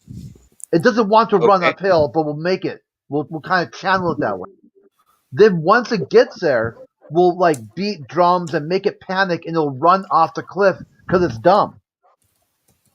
And you tell me, oh, that's because the bending and warping of space time and mass attracts mass, and there's a center of the Earth. We're talking about simple mass attracting mass, right? Like, so gravity in itself, the theory was that we're going to be attracted to the center of the Earth. That's simple as it is, man. Gravity, the planet Earth, like, is what makes our weight to mass ratio. So if you jump off a fucking cliff, you are going to fall to your death. That is 100% guaranteed. But you went up. You went up first. You had to first go up. That is called gravity. And Einstein, like, y'all are overcomplicating something that's so simple to understand. If you jump from a cliff, you are going to die because you're going to fall and die. Yeah, because you're more. Yeah, but you're more dense than the medium. Wait. Jumped into, right? To water. You're more. Where they go, Derek? You're more dense than the medium in which you jumped into. So, like, we could turn around and say that to you as well. That the reason that you fell is because you're denser than the air around you. Mathematically, why do we have gravity? In my theory, because it's gravity was proposed in order to explain why people all the way across the face of a spherical ball are all somehow having an objective direction of down. Okay, that is the only reason the word gravity was ever created. The word gravity was created in order to explain the objective direction of down all the way across the face of a spherical ball. That simple. Okay, that's fair. Right? But You need what gravity you just for your said was world. very logical. What you said was very logical, but that did not deny the fact that the word gravity was explaining one thing. It was explaining the Gravity fact isn't explaining one thing. The original type of gravity that you're talking about also claims that when you drop something, the Earth rises up to meet it, as well as it going down to meet the thing. You do know that, right? I don't know that. I've never Well, heard that's that. well, because mass attracts mass, right? Like one thing attracts the other. They both are No, attracted it to one doesn't. It another. doesn't because a bigger But mass that will is always the theory, smaller bro. mass. A bigger mass in science. That's science, bro. That's just basic science. That's not In science because it's not. larger mass Wait, there. It's not always science. attracts No, smaller. you're wrong. You're wrong. It's not science. Dude. It's a theory. It's a theory. Okay. Complete theory. Science is defined as that which is effectively able. No, you need to be able to prove through experimentation what you're talking about for it to be defined as science. Well, we do The that all word- the time, but it's not enough evidence for a lot Okay, of. so give me the experiment that you're in. Okay, show me the framework of the experiment in which you're going to prove gravity to me. Show me how you're going to manipulate any of the variables to denote the cause of the effect. Go ahead. Oh well, shit, I can't. But I would Because say no like one can. No one can. It's never been done. no, it's been proven, but I don't have the like framework to do it. Like we've seen like the fucking. I know we've all seen the stupid YouTube videos and stuff about the cloth that like have the bigger center and like they run the marbles That's around. the fabric of space. That's the fabric of space that you're talking about. Okay, well, it still is so this is the thing, man. Gravity is the fabric of space. Like even planets it's themselves not. are gravitationally based. Gravity is apparently the emergent force that is something that comes out of the bending of the conceptual idea of the fabric of space, the dilation and the warping and bending of space, time. Yeah, you are right to a context, but that's not like you're making it sound simpler than it really is, man. And here's the No, fucking that's what you're doing. Yeah, we have to, right? I mean, we're trying to explain each other's point of views. It is that simple, but like mathematically, man, it is very, very complex. Like, as a simple term, man, I don't know, man. I don't even know how to beat you because, like, the only thing I can say is mass attracts mass. That's gonna be my fucking. I'm drunk. But that was superseded, even, right? Supersede what though? Superseded by the warping and bending of space-time by Einsteinian gravity. Well, but that's the same thing. No, that's the well, crazy. It's not. Like, It's not. You're going off of denial. You're going off of denial. And No, it isn't the same thing. It's not denial. It's literally like you can look up Einstein's own quotes on this. This isn't denial. It's just the fact that the warping and bending of space time, the warping and bending of space time, right? Is there to fill in the holes of mass attracting mass, right? We have the whole issue with the ether that was coming up at the same time. That also did away with the ether, right? It did away with the segment. Wait, when you're talking about something simple as like the Earth and the Moon, what is considered the ether at that point? When you see a gravitational mass pulling to and you have orbit, dude, quantum physics is beyond like a lot of this, but the science does exist. What science for the proof of gravity exists? You can keep claiming that, but like I want to see it, you know? You're just talking about this agreed upon fall rate that things fall at an average of 9.8 meters per second, right? Or 9.8 We've come to a standstill at this point. And I can honestly tell you I don't know. Yeah, your understanding of it's limited. I understand that. But I can also tell you that you don't know. I know a lot better than what you're talking about. I do know a lot more than what you believe I know. You don't. I'm really holding back on what I'm saying. You can ask anyone in the room. My point is that I don't believe you understand the fairy tale in which you purport to be true at all. I know a little bit. I would never say I was an expert or this. You That, know but next to nothing. I'm being honest. You know next to nothing. okay, well that's fair, man. Like I can be an intelligent drunk moron on the No, internet. no. But what I'm saying is your original claim, right? Is that the science is there, right? Okay. Well, the shape of the Earth isn't even a science question. It's a geometric one, for one. A mathematical one, maybe even if you had any form of mathematics to back up what you're talking about. Then you ask the philosophical one. Really, the question is like gravity. Like, why does it exist? Well, it's to explain the direction of down for everyone across the face of a spherical ball, because the idea of that is ridiculous, right? Most relevant. The philosophical one is the most relevant because that can be seen by everybody, whether you're good But at no one math. can see a ball that needs this vector of down for everyone. No one sees the ball. No one measures the ball. No, but we can test this on a earthly Show plane. me. We can Show test me. it. On an earthly plane? What, a flat plane? Can you show me? Well, how gravity works? It's simple, right? Like you take a ball, like throw it up in the air, it falls down, right? So we know that But something. I could ascribe the causality of that being that the ball is more dense than the medium it's in. If I then throw up a ball, which is a balloon full of helium, it will rise because it's less dense than the medium it's in. That's true. This That's doesn't prove science. shit. That is science that you've learned from the scientific fucking level. That's the same principle. The same goddamn principle you're No, it's denying is the not. same thing that got us to that point. Yes, it No, it's is. not. No, it's And not, that's because ridiculous. I have You're just talking wait there. about the I people can that show figure out the you. scientific Wait method. there. What I can show you relative density, right? And I So can show you how that works. Okay, but you can't. Wait, you can't give me an experimentation on gravity. We can on relative density, right? So don't tell me So they're the same. let me ask you a question. At one point in the scientific development, do you fucking break off? Because you're obviously giving me tons of scientific evidence, but at one point you decided to break off and go to another direction to denial. Theory. The point I would when say I never got on board with this yeah, weird me shit. either. I'm still like, hey, I got a plan. I'm gonna chase this animal up a hill and make it fall down. And you started talking about y'all are right, y'all are based off of the scientific evidence that y'all are denying in the first place. And that I is haven't where denied y'all it. Show me proof. be more wrong than the actual truth, man. Because like our truth is only what we develop as humankind, man. Like we're just developing this as we go along. You guys are using a scientific evidence, quote unquote, that has already been developed, and you're denying it. Like you're just denying it at one point. You gave up at one point, and you're like, "Oh, we have this evidence. At this point, we're giving up. We're done. I'm done." Right. So And when then you're speculating, and then you're speculating from this point. I tell Okay, you how- observations you can make, and I'm in denial.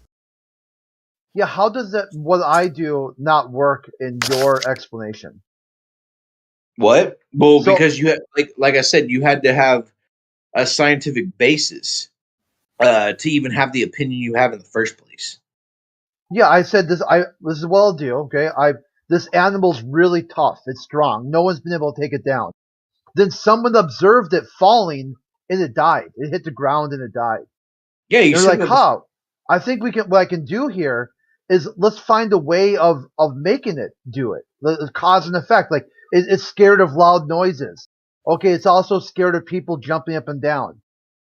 Okay. And I do all these things to make the animal fall to its death. After chasing it up, you gotta get it to go high first before it will fall. And that works for me. It's worked for thousands and thousands of years.